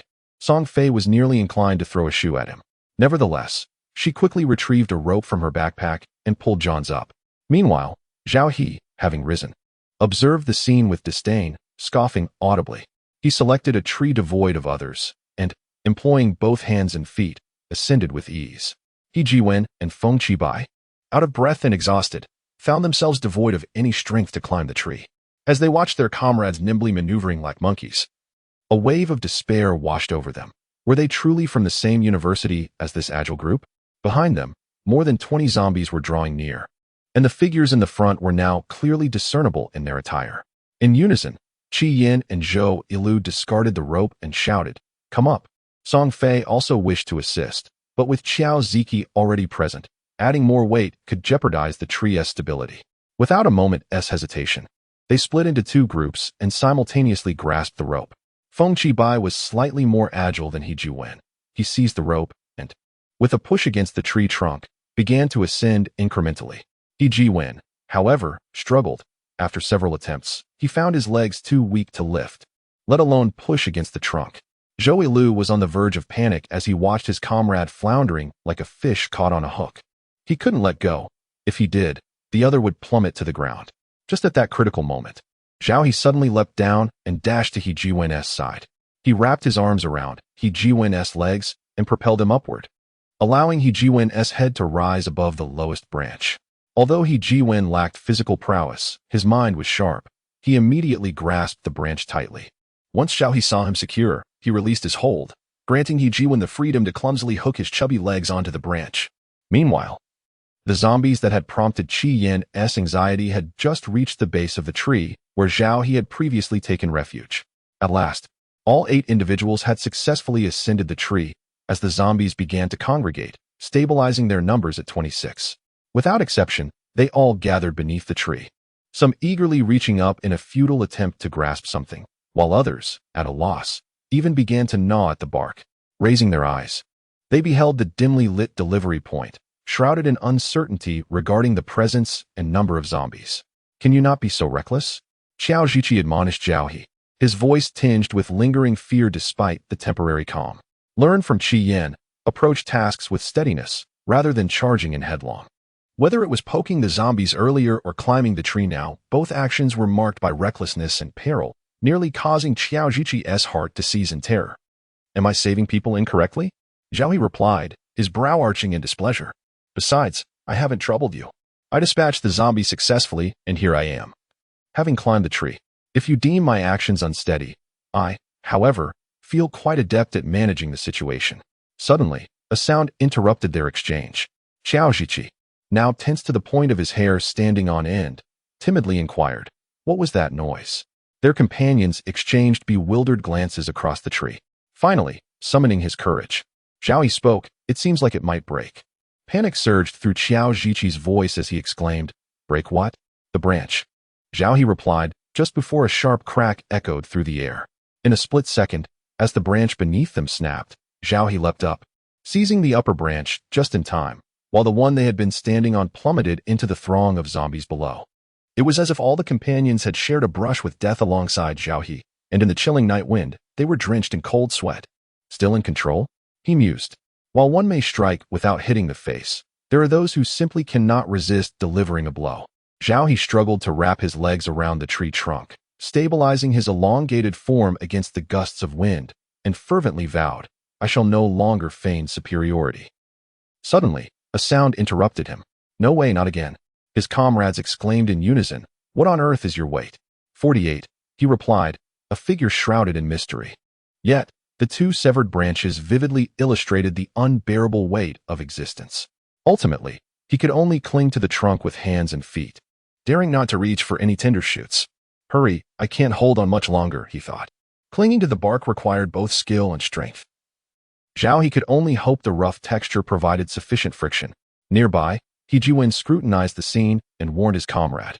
"It appears you are sliding down at a rate of 0.01 meters per second. Zhao He mustered a strained smile. "So your time is running short." "Indeed." Swift action was imperative.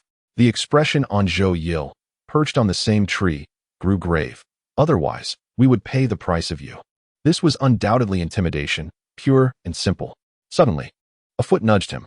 Zhao He jolted, his muscles tensing as he scrambled half a meter higher. Once stabilized, he peered down to find 6 or 7 zombies eagerly extending their arms, yearning to embrace him. Consider it a debt I owe you, he thought. For in the face of life and death, pride held no weight. He kept count, realizing that for every one he killed, 2 would remain. Today you provide me a drop. Tomorrow I shall repay you with a deluge. Just then, a loud crash interrupted his thoughts. Before he could finish speaking, Qi Yin had already felled one. On Monday, Liu's aim was slightly off, yet the blade pierced the zombie's neck. Simultaneously, Song Fei and Wu Zhou were diligently attempting to divert the zombie's attention, thereby reducing the peril surrounding Zhao Heshu before he could utter a word. The comrades had already commenced their actions. No one would truly stand idly by in such dire circumstances. However, if someone were to propose terms, they would not refuse. Qi Yin remarked, "You owe me 4. Zhou Ilu replied, "Consider it done. You owe me 2. Zhao He interjected, "Just keep track of the actual count. I can manage multiplication and division under 2. Song Fei noted, "Both of them wield long weapons. Naturally, they will be the ones to slay." Does that mean those of us who are merely aiding and distracting the zombies receive no credit? The sushi knife was Zhou Ilu's traditional tool, as was to be expected. As for Qi Yin, he had ingeniously combined a boning knife discovered in the kitchen with a hollow metal rod found alongside a mop. The handle of the boning knife fit snugly into the slightly flattened hollow metal rod, and the handle itself was marginally wider than the cross-section of the flattened rod, making insertion quite laborious. He pushed the blade into the gap of the warehouse door until only the handle remained visible. By leveraging the handle against the door, he gradually pushed the metal rod forward until the handle was entirely encased within it, resulting in a tight fit without any slack. Song Fei and the others had initially intended to imitate this method, but in their search, they found only 2 mops, one with a metal rod and the other with a wooden handle. The former was utilized by Qi Yin, while the latter proved unserviceable. They inquired about the second-floor classmates, only to discover their plight was even worse, possessing merely a single wooden mop, which had scant cloth strips remaining. It was hardly usable as a weapon, let alone in its original form as a cleaning tool. As the saying goes, when the wall collapses, everyone pushes it down. And when the drum breaks, a multitude strikes it. Zhao He acknowledged this truth. However, even among comrades, one must keep clear accounts. The number of zombies they had slain was known, but how should one quantify the distraction? If I divert 1, must I repay you with 2? That would surely lead to my own detriment. Song Fei, with unwavering integrity, stood tall and declared that singing a song would account for 3, regardless of how many zombies I attracted. Zhao He found it hard to believe. A song would take at least 2 or 3 minutes, ample time to lure all the zombies away. It was essentially a half-hearted transaction. He had even worried that the other party might take advantage of the chaos. How naive. With a sense of self-reflection and shame, Zhao He nodded solemnly. It's a deal. At this moment, the sturdy man's heart was filled solely with the warmth of friendship, gently rocking upon the azure waves. Happy birthday to you. Happy birthday to you. Happy birthday, dear. Xiao Ziki, 3. Xiao Ziki, 6. Twinkle, twinkle, little star, how I wonder what you are.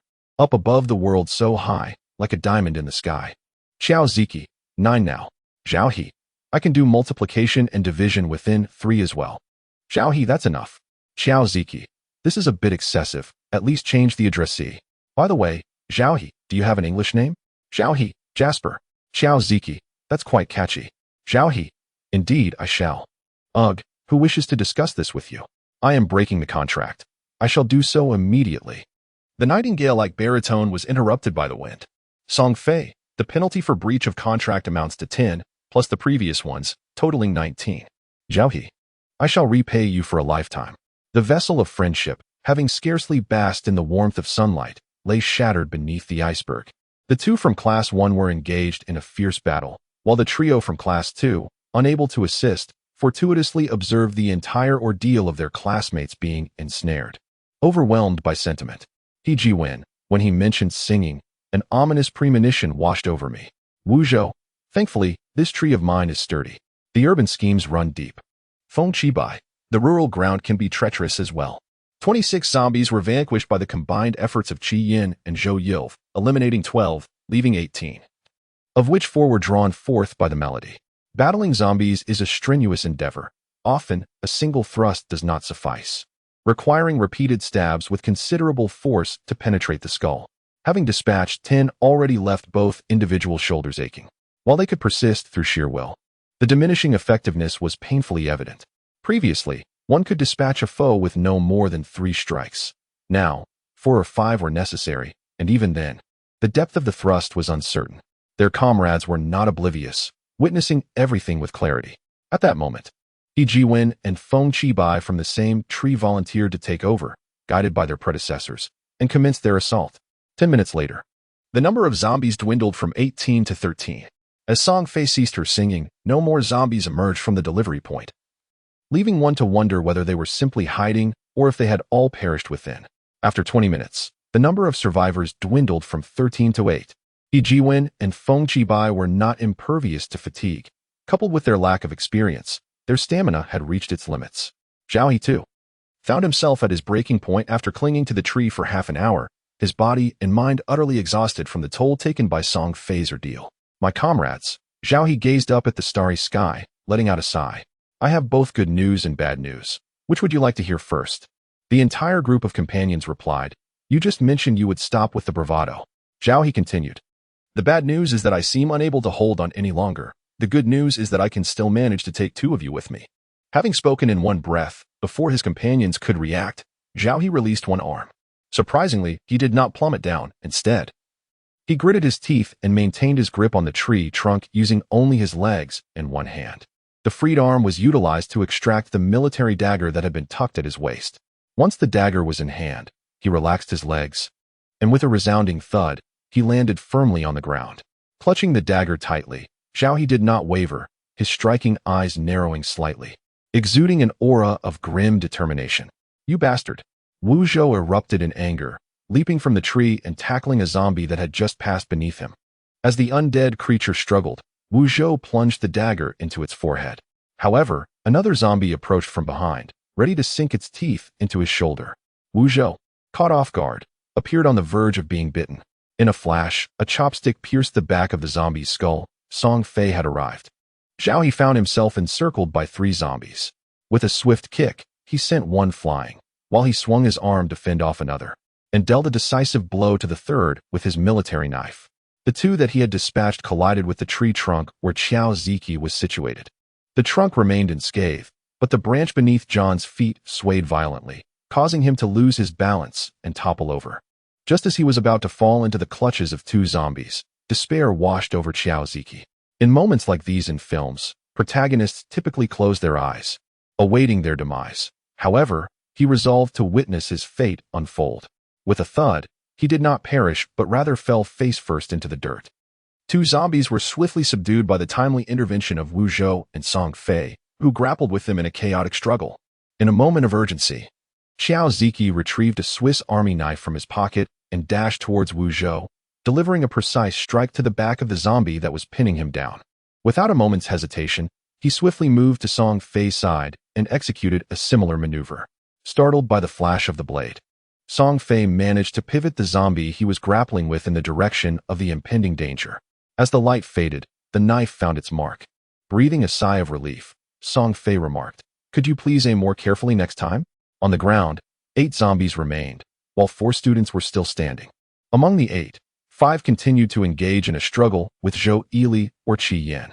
The remaining 3, slow to react, turned towards the living.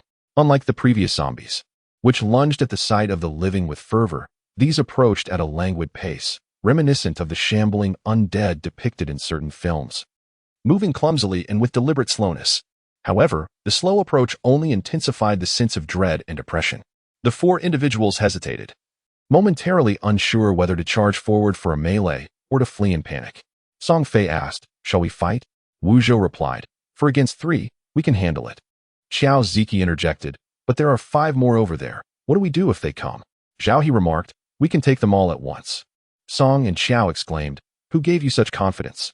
Wu and Zhao responded, The Olympic spirit. It was evident that Wu and Zhao embodied the values of higher, faster, stronger. Particularly Zhao He, who had previously endured the strain to the point of risking a fall from the tree.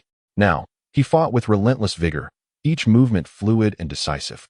Yet, sheer force could not overcome numbers. A single tiger cannot withstand a pack of wolves. 4 against 3 posed little challenge, but 4 against 8 was a dire predicament.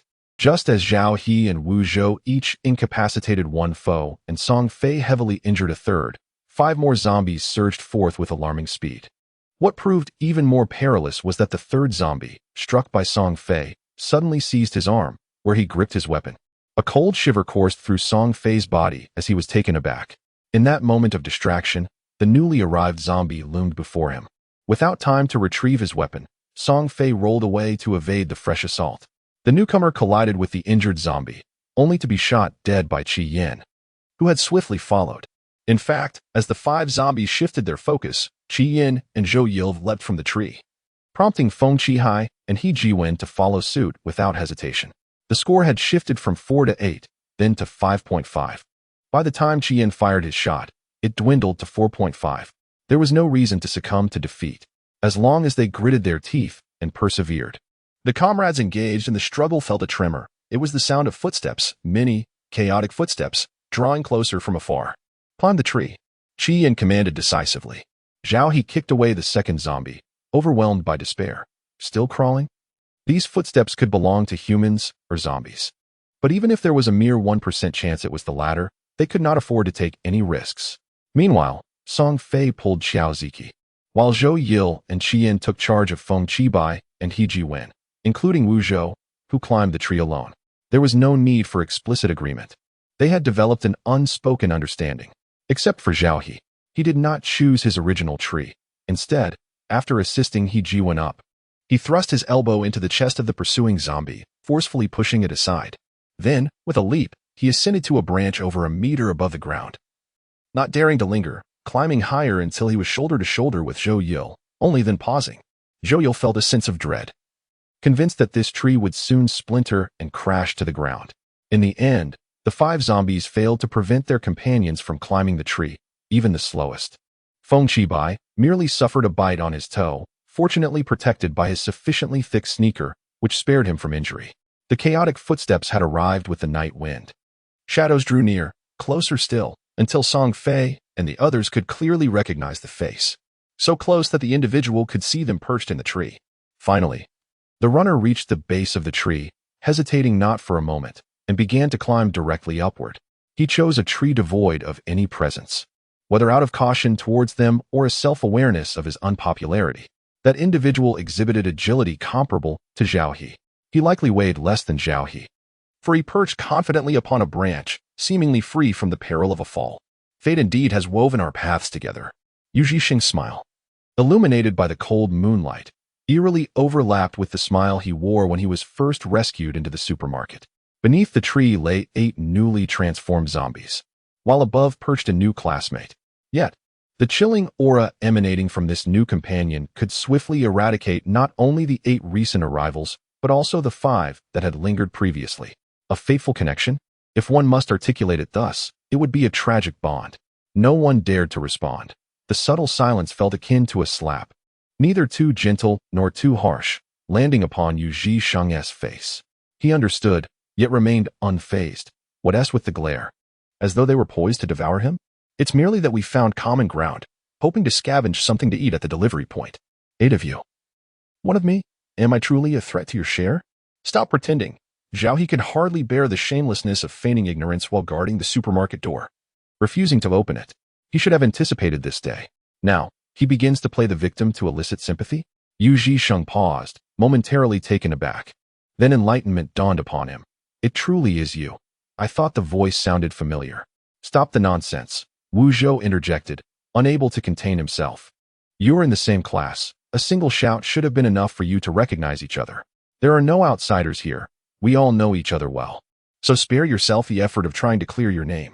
You have truly wronged me, Yu Zhixing responded unexpectedly with remarkable composure. If it were merely a matter of not opening the door for you two, it could be washed away, but with these individuals watching, I genuinely find myself at a loss for words. Song Fei, Zhou Yilv, and Xiao Ziki unanimously furrowed their brows. It was an exceedingly suffocating experience, akin to encountering someone with whom you had intended to engage in a fierce battle, only to have them suddenly embrace you and declare, "Yes, I am indeed the villain. Feel free to berate me." To scold him felt like a descent into the abyss alongside him, yet to refrain from doing so ignited a fire within, leaving one in discomfort. What about the others? Qi Yin suddenly posed this question. The companions were momentarily taken aback, their narrowed gazes converging upon Yu Zixing. A sense of dread enveloped Song Fei. You are lying. Yu Zixing was momentarily taken aback, despite his best efforts to conceal it. A flicker of astonishment escaped from his eyes. I was standing above in the cafeteria when the supermarket was breached. There was no one on the rooftop at all. There are two possibilities. Either you had already departed the rooftop by the time I emerged, or the distance was too great, and it was too dark for you to see clearly. Yu Zixing's demeanor was entirely natural, as if this were the undeniable truth, and if you did not believe him, there was nothing he could do. Typically, Song Fei was quite eloquent, but when it came to tearing into someone, he felt his words were woefully inadequate. Moreover, debating whether the other party had escaped on their own or had used a brother as a stepping stone seemed futile, even if it were the latter. Could they incite a people's tribunal and plunge a knife into this scoundrel? I was merely inquiring. Qi Yin observed Song Fei's momentary silence and took over the conversation, stating that, in truth, you are under no obligation to explain yourself to us. Qi Yin never anticipated that a single question could leave Yu Zixing utterly defenseless. His inquiry was more of a reminder to his comrade, urging him to remain acutely aware of the nature of this individual, or at least the potential danger he might embody, as it seemed they could not easily rid themselves of this presence. In fact, it was likely that this person had not merely stumbled upon them en route to the delivery point. Rather, he may have been drawn to them by the sound of their voices. Yu Zixing was taken aback by Qi Yan's leniency and half-jokingly remarked, I thought we would at least need to kneel and bow to achieve a peaceful coexistence. Zhao Yi scoffed, as if I wouldn't want to hit you. A zombie saved you. Were it not for the current predicament of the zombies encircling the tree, Zhao Yi was certain he would have already knocked Yu Zixing to the ground. Yu Zixing managed a sincere smile toward Zhao Yi, who, instead of reciprocating, turned his gaze to the heavens, avoiding eye contact. Complete forgiveness was out of the question, yet shouting threats at this attitude would be akin to striking cotton, utterly futile. With an exaggerated eye roll, he dismissed the scoundrel as irrelevant to him. Noticing Zhao's silent treatment, Yu Zixing offered a resigned smile before redirecting his focus to Qi Yan. In his demeanor towards Zhao Yi, there was an effortless familiarity and camaraderie, a typical ambience among classmates, but with Qi Yan, that familiarity was entirely retracted, leaving only solemnity and a hint of humility. To be honest, forcing you all to leave was not our intention. We were all somewhat unnerved in that situation. After a couple of days to reflect, it struck me how foolish that decision was. Why have you not opened the door for Zhao Yi and the others, now that you have recovered? This matter has only just transpired 3 days ago. Xiao Siki scoffed, suggesting that there is no need for explanations, as regardless of what is said, the outcome will only invite ridicule. It would be better to embrace the role of a true hero, knowing that if one does harm, they must accept the consequences thereof. The 6 comrades, either perched on tree branches or clinging to trunks, could hardly contain their admiration for Xiao Siki. No, mere applause would not suffice. He deserved a reward for delivering such a satisfying retort. Qi Yin did not dance around the topic, as the presence of this person could not be disregarded. He laid it all bare. We cannot afford to incorporate you. If you wish to join us, we can temporarily band together. However, let me be clear, our gathering is solely for survival. I do not concern myself with your intentions, but it would be prudent for you to contemplate the consequences of your actions before proceeding. In this precarious environment, one must either unite to survive or engage in infighting that leads to mutual destruction. There is no scenario wherein one party perishes while the other remains unscathed. Should such a situation arise, you possess but 1 life, while we have 8. You know who will ultimately endure. Yu Zixing listened quietly, his expression inscrutable. Only when Qi Yan concluded his discourse did he offer a grim smile. Is this a warning or a threat? Qi Yan shrugged nonchalantly. Interpret it as you wish. The 7 companions remained silent. Emotionally, they were reluctant to either integrate or ally. Yet, rationally, they understood that Qi Yan sought a swift resolution. It was clear he intended to attach himself to their group, and as long as they hesitated to take decisive action against him, they could never truly rid themselves of his presence. Since the outcome has already been predetermined, prolonging this further serves no purpose. The wind has begun to grow colder, signaling that evening has passed and true night is approaching. Yu Zixing, perched upon the branch, abruptly shifted from a standing to a seated position, wrapping his legs around the thickest part of the trunk. In an instant, he tilted backward. The 8 individuals below were taken aback, with Xiao Ziki nearly exclaiming in surprise. However, Yu Zixing did not fall. Instead, he found himself suspended upside down, his body swaying perilously close to the ground, just a man's height away. In one fluid motion, he executed 5 actions: inverting, drawing his blade, striking, retracting the weapon, and returning it to its sheath. All this transpired in the blink of an eye.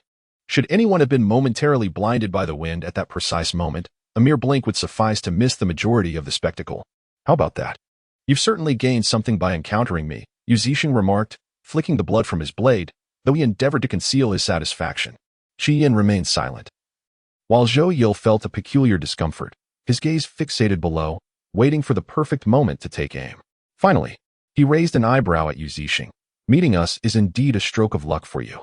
On the same tree, Zhou Yil stood in a tense standoff with another individual on the lower branch, while He Ji-wen, positioned above, discreetly nudged Zhao He, who was clutching the trunk. What's the matter? Zhao He had been intently observing Yu Zixing for quite some time, seemingly determined to continue, as if this would allow him to decipher his machinations. Thus, being interrupted, he felt quite displeased. It's nothing much, just a bit strange, He Ji-wen stammered. Zhao He, growing wary, inquired, have you discerned something? He Ji-wen pondered for a moment and revealed, I simply cannot comprehend how, given that Yu Zixing and you share similar physiques. When he was pulling the zombie's hair earlier, the branch should have borne the weight of both him and the force exerted on the zombie's hair. Yet, remarkably, the branch did not snap. Zhao He retorted, could you possibly contemplate something of actual significance? Setting aside all else, in terms of combat prowess, Yu Zixing undeniably excels. The companions of the martial arts class, if they wish to vanquish zombies from the trees, must rely solely on the long weapons wielded by Qi Yin and Zhou Yil. Originally, Zhao He's military dagger could have provided assistance, but at present, both of his arms are occupied clinging to the tree, rendering him a non-combatant. Conversely, Yu Zixing, armed only with a fruit knife, can inflict damage comparable to that of a spear while nimbly navigating the branches with grace and agility. As Zhao He began his descent once more, all 13 old and new zombies were efficiently dispatched. Song Fei surveyed the ground littered with corpses and then glanced at the pitch-black delivery point. Feeling an unsettling uncertainty, he wondered how many more lurked within. We cannot see them, and they cannot see us either. Qi Yin contemplated for a moment and sought the group's consensus. The old strategy? Class 2 might not understand, but the friends from Class 1 were fully aware of the plan. Under the cover of darkness and wind, at the base of the back wall of the delivery point, Zhao He, Feng Qihai, and Wu Zhou formed the foundation, while Qi Yin and Zhou Yil climbed upon their shoulders to create a second tier. As they collaborated to hoist Xiao Ziki upwards, do not rely solely on us. You must exert effort as well. On Monday, Zhou Yilu dared not raise his voice, his frustration only allowing him to squeeze words through clenched teeth. I exerted myself, even to the point of despair, while Xiao Ziki, indifferent to the formation of 3-2-1, did not volunteer to take the role of one.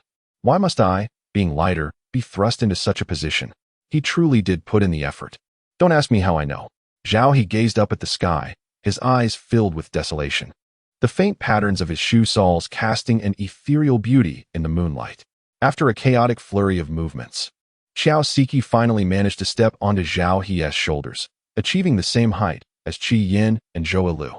From there, they could assist him, transitioning from pulling his arms to supporting his feet, thus making the ascent onto Zhou Yilu's shoulders significantly easier. Standing atop Zhou Yilu, the once insurmountable rooftop now seemed merely waist-high. With a firm push against his thighs, Xiao easily vaulted over. With someone at the pinnacle to assist, the efficiency of those following improved markedly. In no time, all 9 individuals reached the rooftop. This was a corrugated metal surface. Tread carefully in the center, avoiding the edges. Zhou Yilu cautioned. Zhao He paused mid-step, gathering his composure before cautiously sidestepping to place his foot directly in the center of a panel. As his full weight descended upon that foot, he distinctly felt the sole beginning to yield beneath him. Are you planning to crawl forward? Song Fei remarked, bewildered, as he observed Zhao He, who was using his elbows as leverage, attempting to inch forward as if a stronghold awaited his assault. I'm tired. This is less strenuous. Do you have a problem with that? Zhao He provocatively lifted his chin. Song Fei squatted down to pat his bald head. As long as you're happy. Zhao He shivered suddenly and raised his hand to strike. Song Fei, having anticipated the action, nimbly withdrew his hand. The sound of impact echoed as Zhao He, capable of grasping a basketball with one hand, slapped his own crown. Song Fei beamed with delight, but upon turning, he found Qi Yin frowning at him, displaying an expression of disappointment. Song Fei instinctively recoiled, aware that he had erred once again, and quickly lowered his head, adopting a demeanor of contrition, an ingrained reflex that he found rather distasteful. At such a perilous moment, could you not take things more seriously? Qi Yin rebuked smoothly.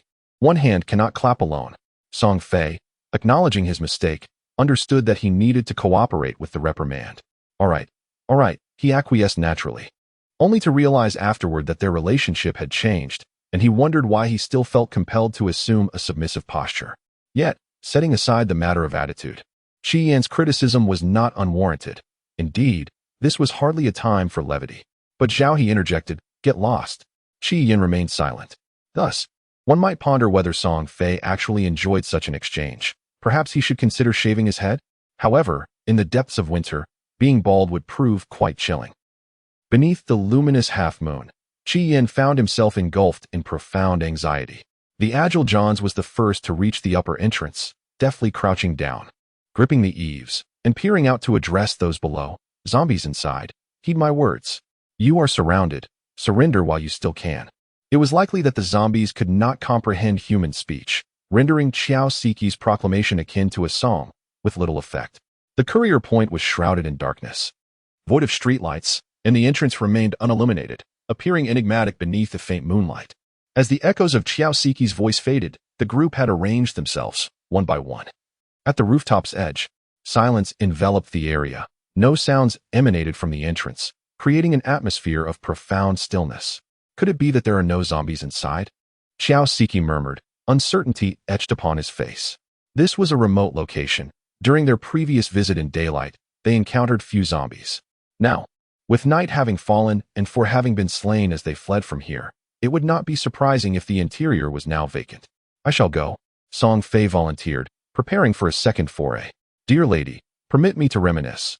Once, I too was a dashing young man, yet time has been merciless, ravaging my spirit.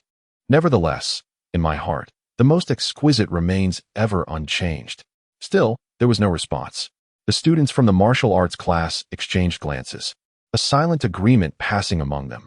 Indeed, it seemed there were none left. If there were but one thing in this world capable of assuaging the zombies' wrath, it would undoubtedly be Song Fei's song. Zhao He and Qi Yin were the first to descend, stealthily approaching the entrance from either side of the wall, while the remaining 7 held their positions atop the roof. Soon, the duo reached both sides of the main entrance, where Qi Yin exchanged a knowing glance with Zhao He. With a silent count of 1, 2, 3, they stepped aside simultaneously, swiftly turning to face the entrance, yet remaining a step away. In that instant, Qi Yin illuminated the scene with his flashlight. The brilliant beam flooded the entrance, and thanks to their protective goggles, neither Qi Yin nor Zhao He was blinded by the sudden glare, allowing them to discern the zombies within the doorway at once. However, the zombies moved with greater speed than they did. Almost as soon as the flashlight flickered to life, they lunged forward with ferocity. The zombies were pushed down, with the 2 at the back tumbling over in a chaotic heap. Without uttering a word, Song Fei leaped down, accompanied by Zhou Yil, Wu Zhou, Yu Zixing, and Feng Qibai. "You two stay put, and provide cover from the rooftop." Upon landing, Song Fei looked up and instructed He Jiwen and Qiao Siki. The 2, who had yet to act, nodded in unison. "That is precisely our intention."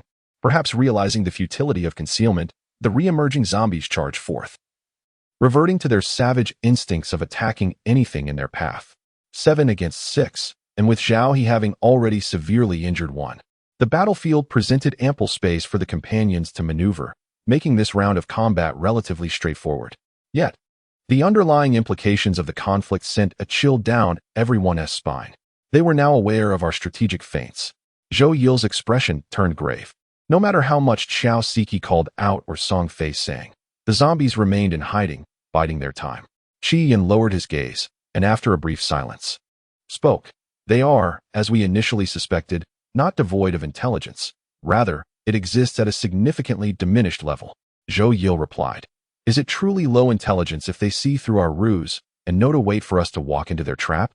Qi Yin offered an example. "Some cats and dogs, when committing mischief, are aware enough to feign innocence. If you consider that to be high intelligence." then let my previous statement be disregarded.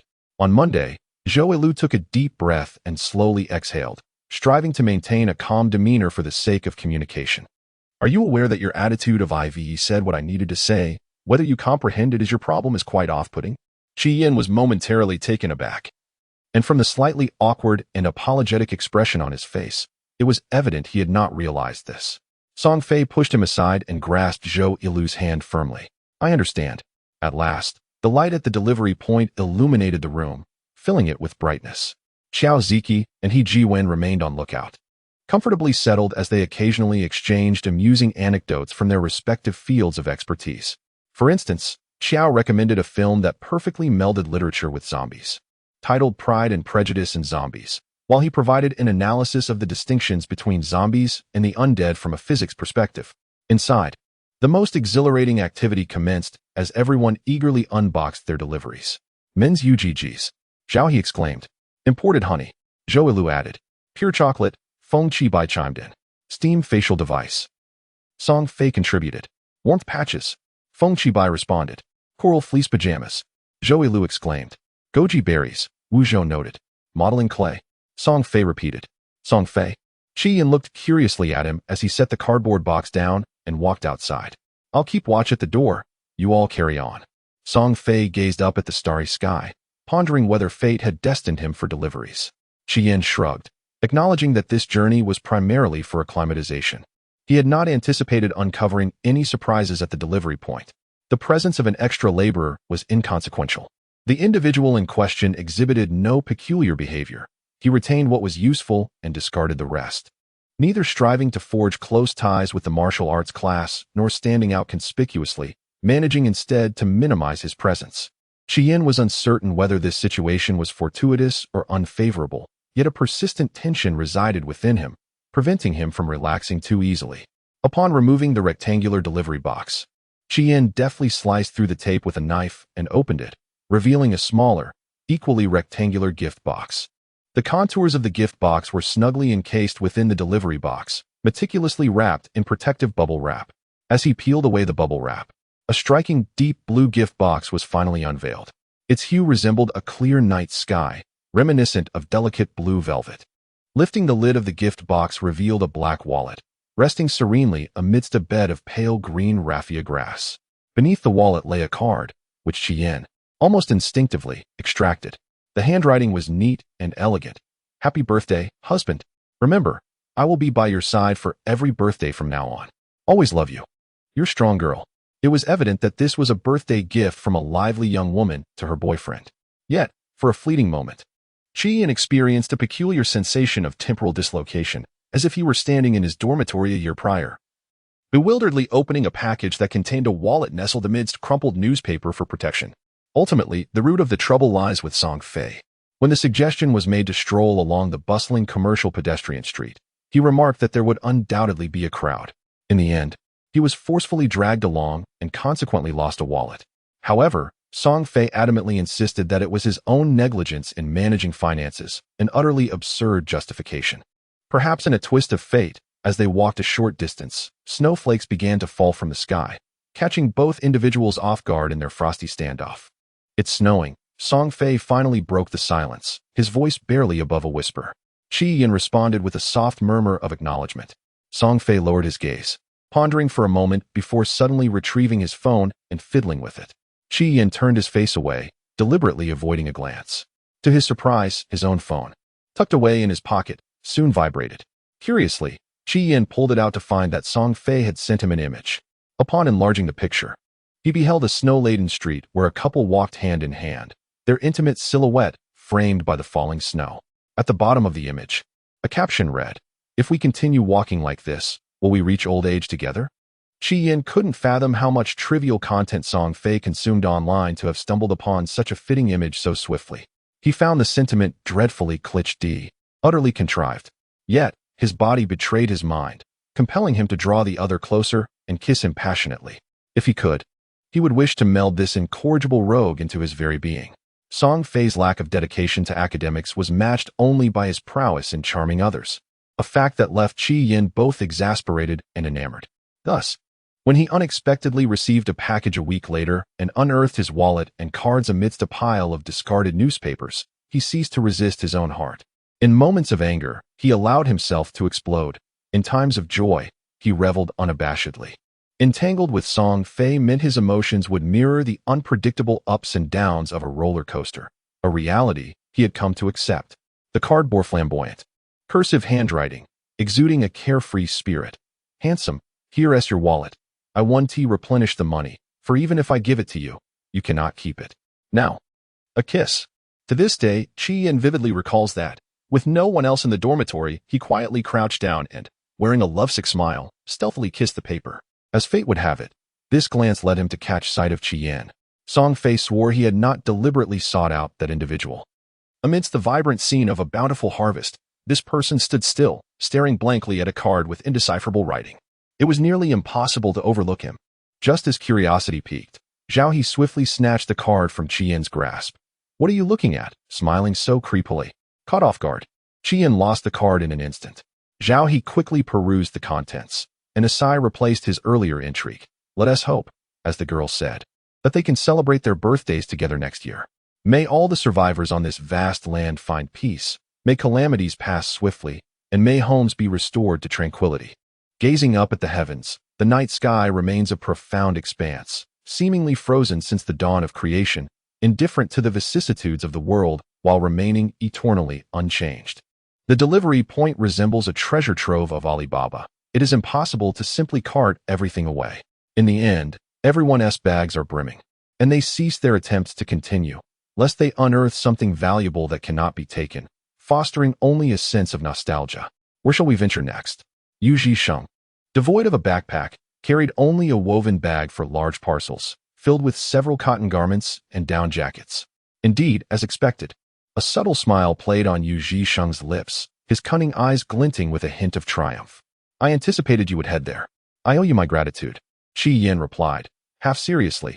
Had you not coerced us into action, we might not have mustered the courage to storm the cafeteria. Here we go again, Yu Sheng sighed. Feigning a sense of helplessness and pity, you need remind me constantly. I want to forget what I've done, nor do I dare to. Well, Yu Sheng grimaced, appearing as a soft and defenseless figure. Are you satisfied now? Zhou Yiliu frowned, realizing that despite aiming to retort, he only succeeded in stifling his own frustration. It seemed Yu was becoming rather astute. Despite Zhou Yiliu's vexation, Yu Sheng exhibited no sense of accomplishment. Seeming utterly oblivious, still wrapped in a cloak of regret for past misdeeds. If only we could discern the circumstances outside. He mused as the small team finally commenced their return journey. Perhaps there remains a safer haven beyond these walls. No need to worry about sustenance, it would be splendid. The small team fell into silence. In the tranquil night breeze, only the sound of deliberately softened footsteps could be heard. In this delicate atmosphere, Yu Sheng felt a sense of revelation. His gaze, fixed upon the path ahead, narrowed slightly in the darkness as he spoke in a low, resolute tone. You have already made plans. In truth, he was not certain. He was merely feigning confidence. The group continued to march in silence, as if no one had heard his words. A hint of a smile tugged at the corners of Yu Sheng's mouth. He had guessed correctly. Unfortunately, it was night, and the expressions of those around him were obscured. Otherwise, he could have gleaned more from them.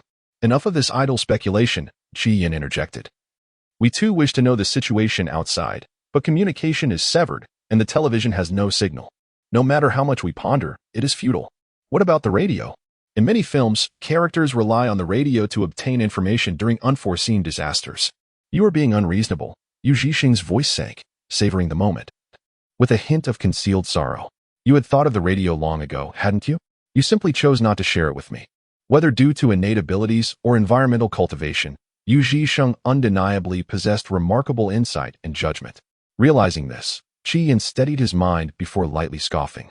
You demand fairness from us, but do you not find the very act of making such a demand rather unfair? Yu Sheng was taken aback, and after a pause, he lamented, You are being evasive. I tried using my phone as well, Yu Sheng confessed, but I suspect the signal strength is too weak. We truly need specialized equipment. Do you have a direction now? The broadcasting station, thought Yu Sheng, seemed to have been the answer brewing for quite some time. While the teaching building could also suffice, it was certainly filled with the cacophony of CET, 4 and CET-6 radios. However, the broadcasting station was closer and presumably better equipped. Yet it seemed futile. One must remain cautious. But withholding one's true intentions does not equate to passively witnessing another's demise. The thoughts he entertained had already been deliberated upon, and the specific theories need not be elaborated upon. In essence, if the mobile radio could not receive signals, neither would the radios utilized for the CET exams.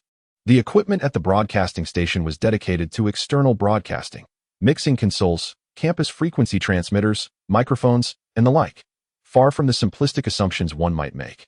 And certainly not mere radios. Where then could they search? That was a question they too wished to unravel. The moon had been obscured by clouds, and the last vestiges of its faint shadow vanished from the ground. The 9 individuals traversing the secluded path found their bodies closely huddled together, yet their hearts remained distant.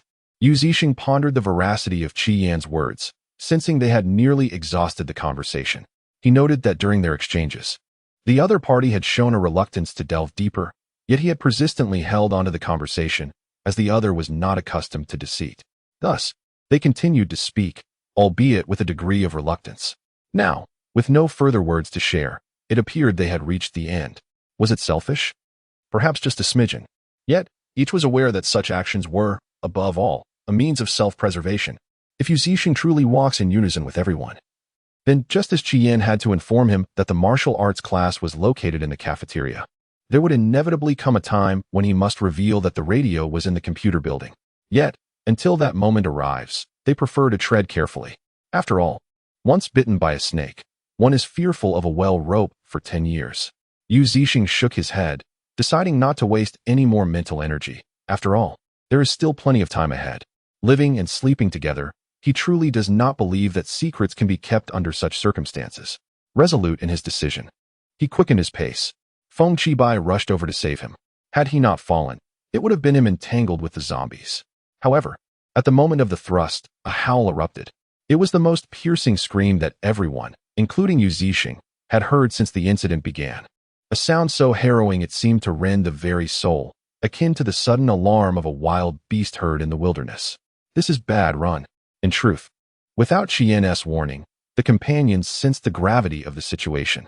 9 individuals and 18 legs instantly accelerated, disregarding the delicate grass beneath their feet, heedless of anything but the urgent necessity to flee.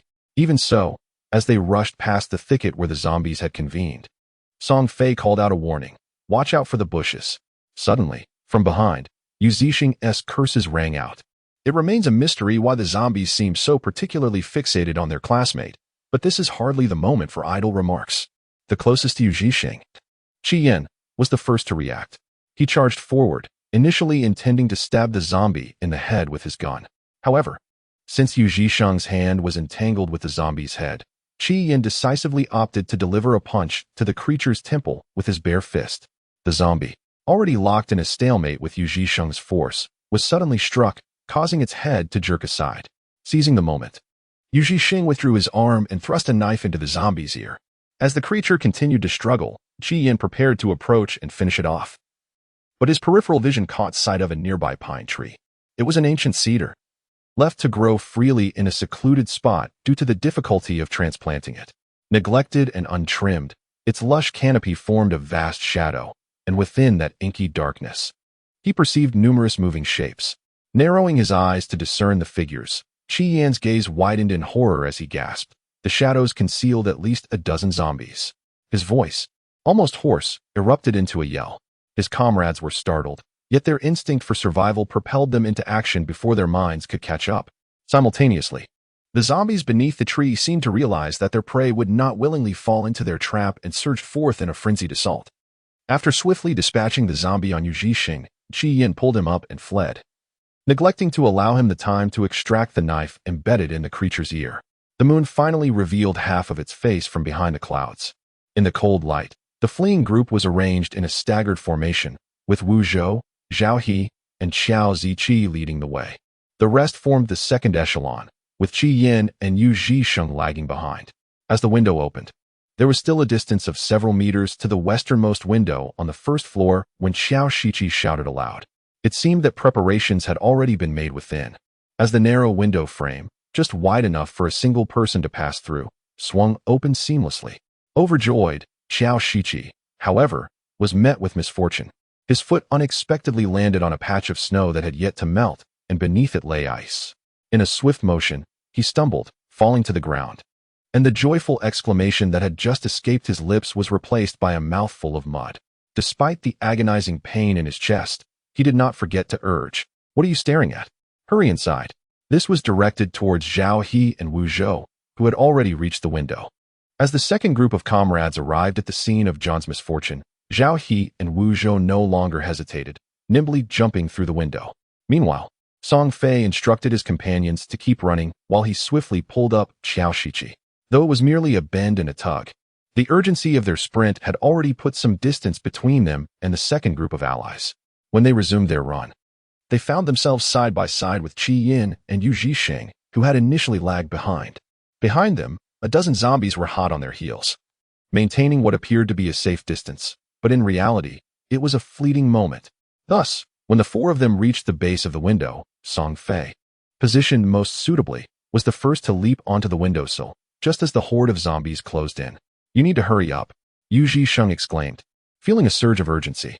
Considering certain factors, he refrained from competing with Song Fei for the first entry, resolving to take the second place. Yet now, it was clear that even second place was slipping away. With that thought, he dashed towards the western tree-lined avenue.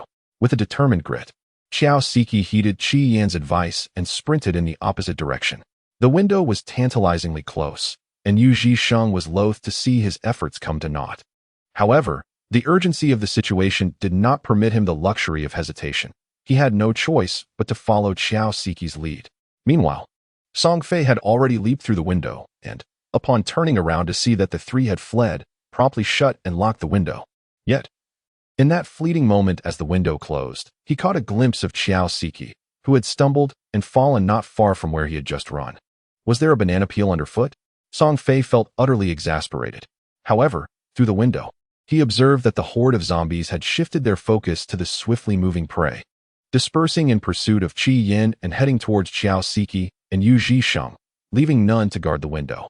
Xiao Shiqi appeared to have sustained a considerable fall, lying motionless on the ground. Yet, Yu Zhisheng showed no inclination to assist him, instead opting to circle back towards the window. Song Fei's eyes widened in disbelief, nearly crushing the window's handle in frustration. Gritting his teeth, he opened the window and leapt back outside.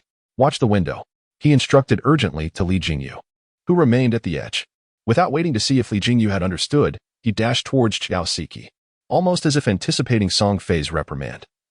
Yu Zhisheng interjected upon their encounter. He fell on his own. That's just fate.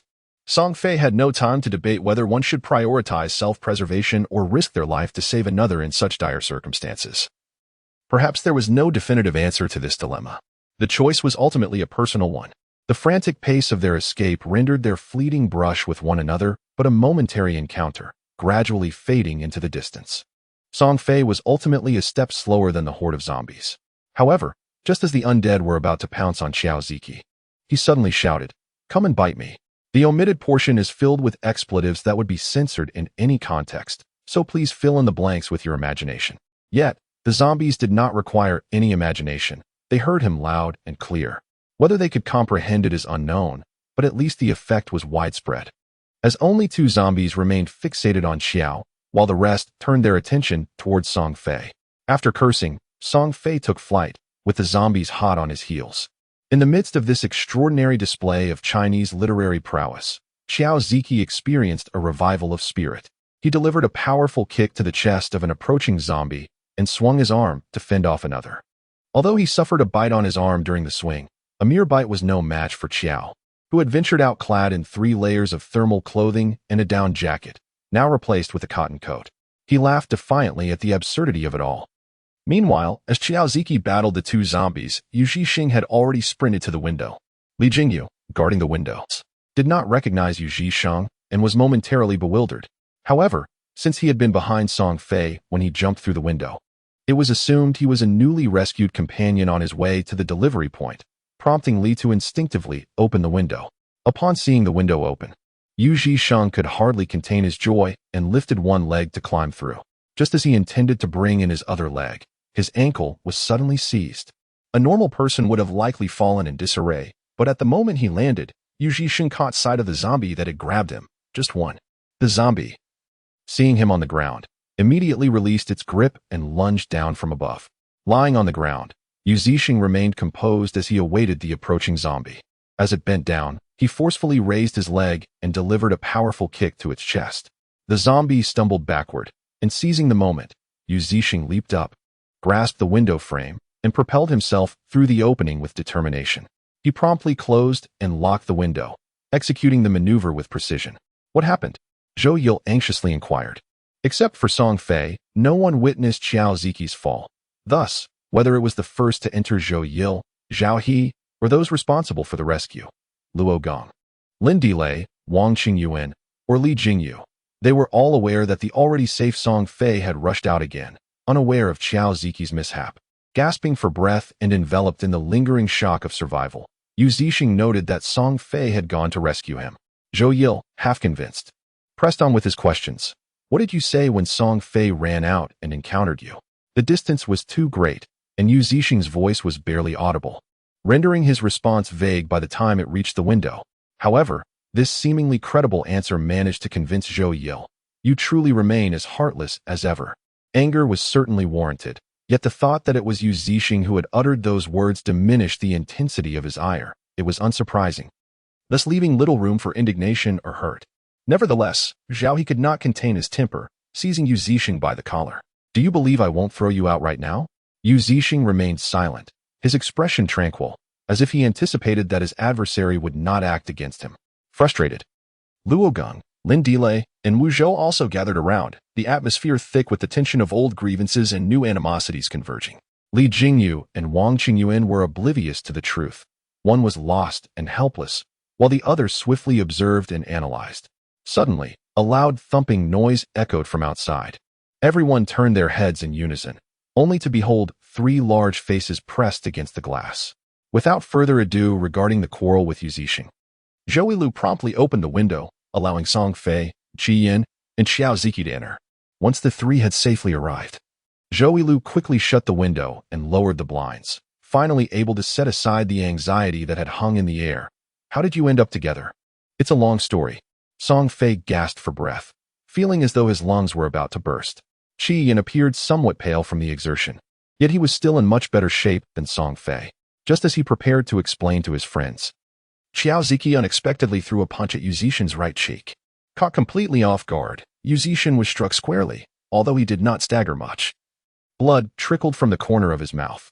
Spitting out a mouthful of bloodied saliva, Yu Zixing ran his tongue over his teeth to confirm they were intact, then adopted a conciliatory tone, saying, Yes, I did not save you, but when you suddenly fell, I panicked too. A mere step slower could have been fatal. I admit, I am not as noble as Song Fei, who would risk everything for a friend. Seeing that Xiao Ziqi was about to strike again, Song Fei restrained him. Enough. It is not worth losing our temper. I never expected him to be a savior. Xiao Ziqi forcefully shrugged off Song Fei's grip, his words tumbling out in frustration. No. I did not trip on my own. He was the one who caused me to fall. Everyone was taken aback, staring at Yu Zixing in disbelief. The latter wore an expression of shock. His bewildered demeanor would have been worthy of an Oscar had it been an act.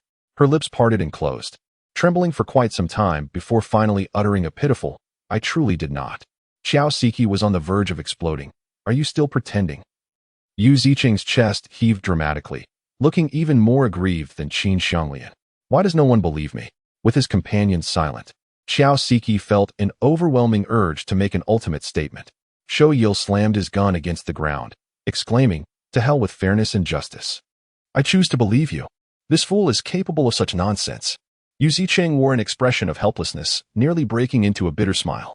So, it's a matter of loyalty over reason, is it? Zhou Yil candidly confessed. Indeed, I've long wanted to confront you. Yu Zixing narrowed his eyes dangerously. Zhou Yil remained steadfast, thinking, who fears whom? The atmosphere in the kitchen grew stagnant, enveloped in a suffocating tension. After a lengthy pause without an attack from his adversary, Zhou Yil tossed aside his sushi gun and assumed a combat stance. Fist against fist, don't say I bullied you. Yet, Yu Zixing remained still, not uttering a word. Time ticked away. Zhou Yil's combative posture began to feel a bit forced. Well, are you going to fight or not? Originally intending to intervene, The onlooking companions now sensed something was amiss. It appeared Yu Zicheng had no intention of engaging in a fight. But if he wasn't going to throw a punch? Why not say something? They had exchanged softer words before, so what was this stalemate intended to achieve? Suddenly, Yu Zicheng moved slightly. Zhou Yil was taken aback, his muscles tensing instinctively. However, the other did not strike. He merely raised his head slowly, locking his gaze onto Zhou Yil. When a person gazes at you with an expressionless face, the one being scrutinized often experiences a physiological aversion. In the case of Zhou Yil, it manifests as a chilling sensation, compelling him to diffuse the discomfort with words. What is the matter? Are you going to act out? Or are we engaging in a mental duel? Yu Zicheng, however, remained silent, yet all present could clearly observe his pupils gradually darkening until they appeared completely devoid of light. As if all emotional fluctuation had vanished, leaving only a stagnant pool of stillness. Zhou Yil. Xiao Ziki suddenly called out, trembling. Zhou Yil, startled, snapped. What is it? Xiao Ziki swallowed hard. Is he infected? Damn it. Why did he have to show off and throw it so far just now? Before either of them could fully relax, a discordant argument could be faintly heard from the tightly shut windows below. Are they fighting? Fu Shiyuan asked with confusion, his previously relaxed brow furrowing once more. Huang Yimou did not respond immediately. Instead, he listened intently for a few seconds before expressing his concern. It seems so. The mention of a specific name took Huang Yimou by surprise. You know him? He asked from our department, in the same class as Zhao He, and lives on the same floor as us. Damn it, he used to act like a decent person, but now, in times of crisis, his true nature has surfaced. Among those who refused to open the supermarket doors during the emergency, he is certainly one of them. After fleeing to the cafeteria, Zhao He had bitterly cursed, for he was the only one who had glimpsed those rascals through the curtain seams. Wu Zhou and Fu Shiyuan were naturally the primary listeners. For only those who share mutual acquaintances can truly empathize with the anguish of being wronged, thus fostering a stronger sense of unity against a common adversary. Upon Fu Shiyuan's reminder, Huang Yimou seemed to recall the name vaguely, yet this revelation only complicated matters further. The supermarket had been breached the night before last. If he had managed to escape at that time, it had already been a full 2 days and nights. Fu Shiyuan was not one who relished deep contemplation. But the necessity of survival had compelled him to adapt to a mindset of careful consideration. Consequently, although Huang Yimou had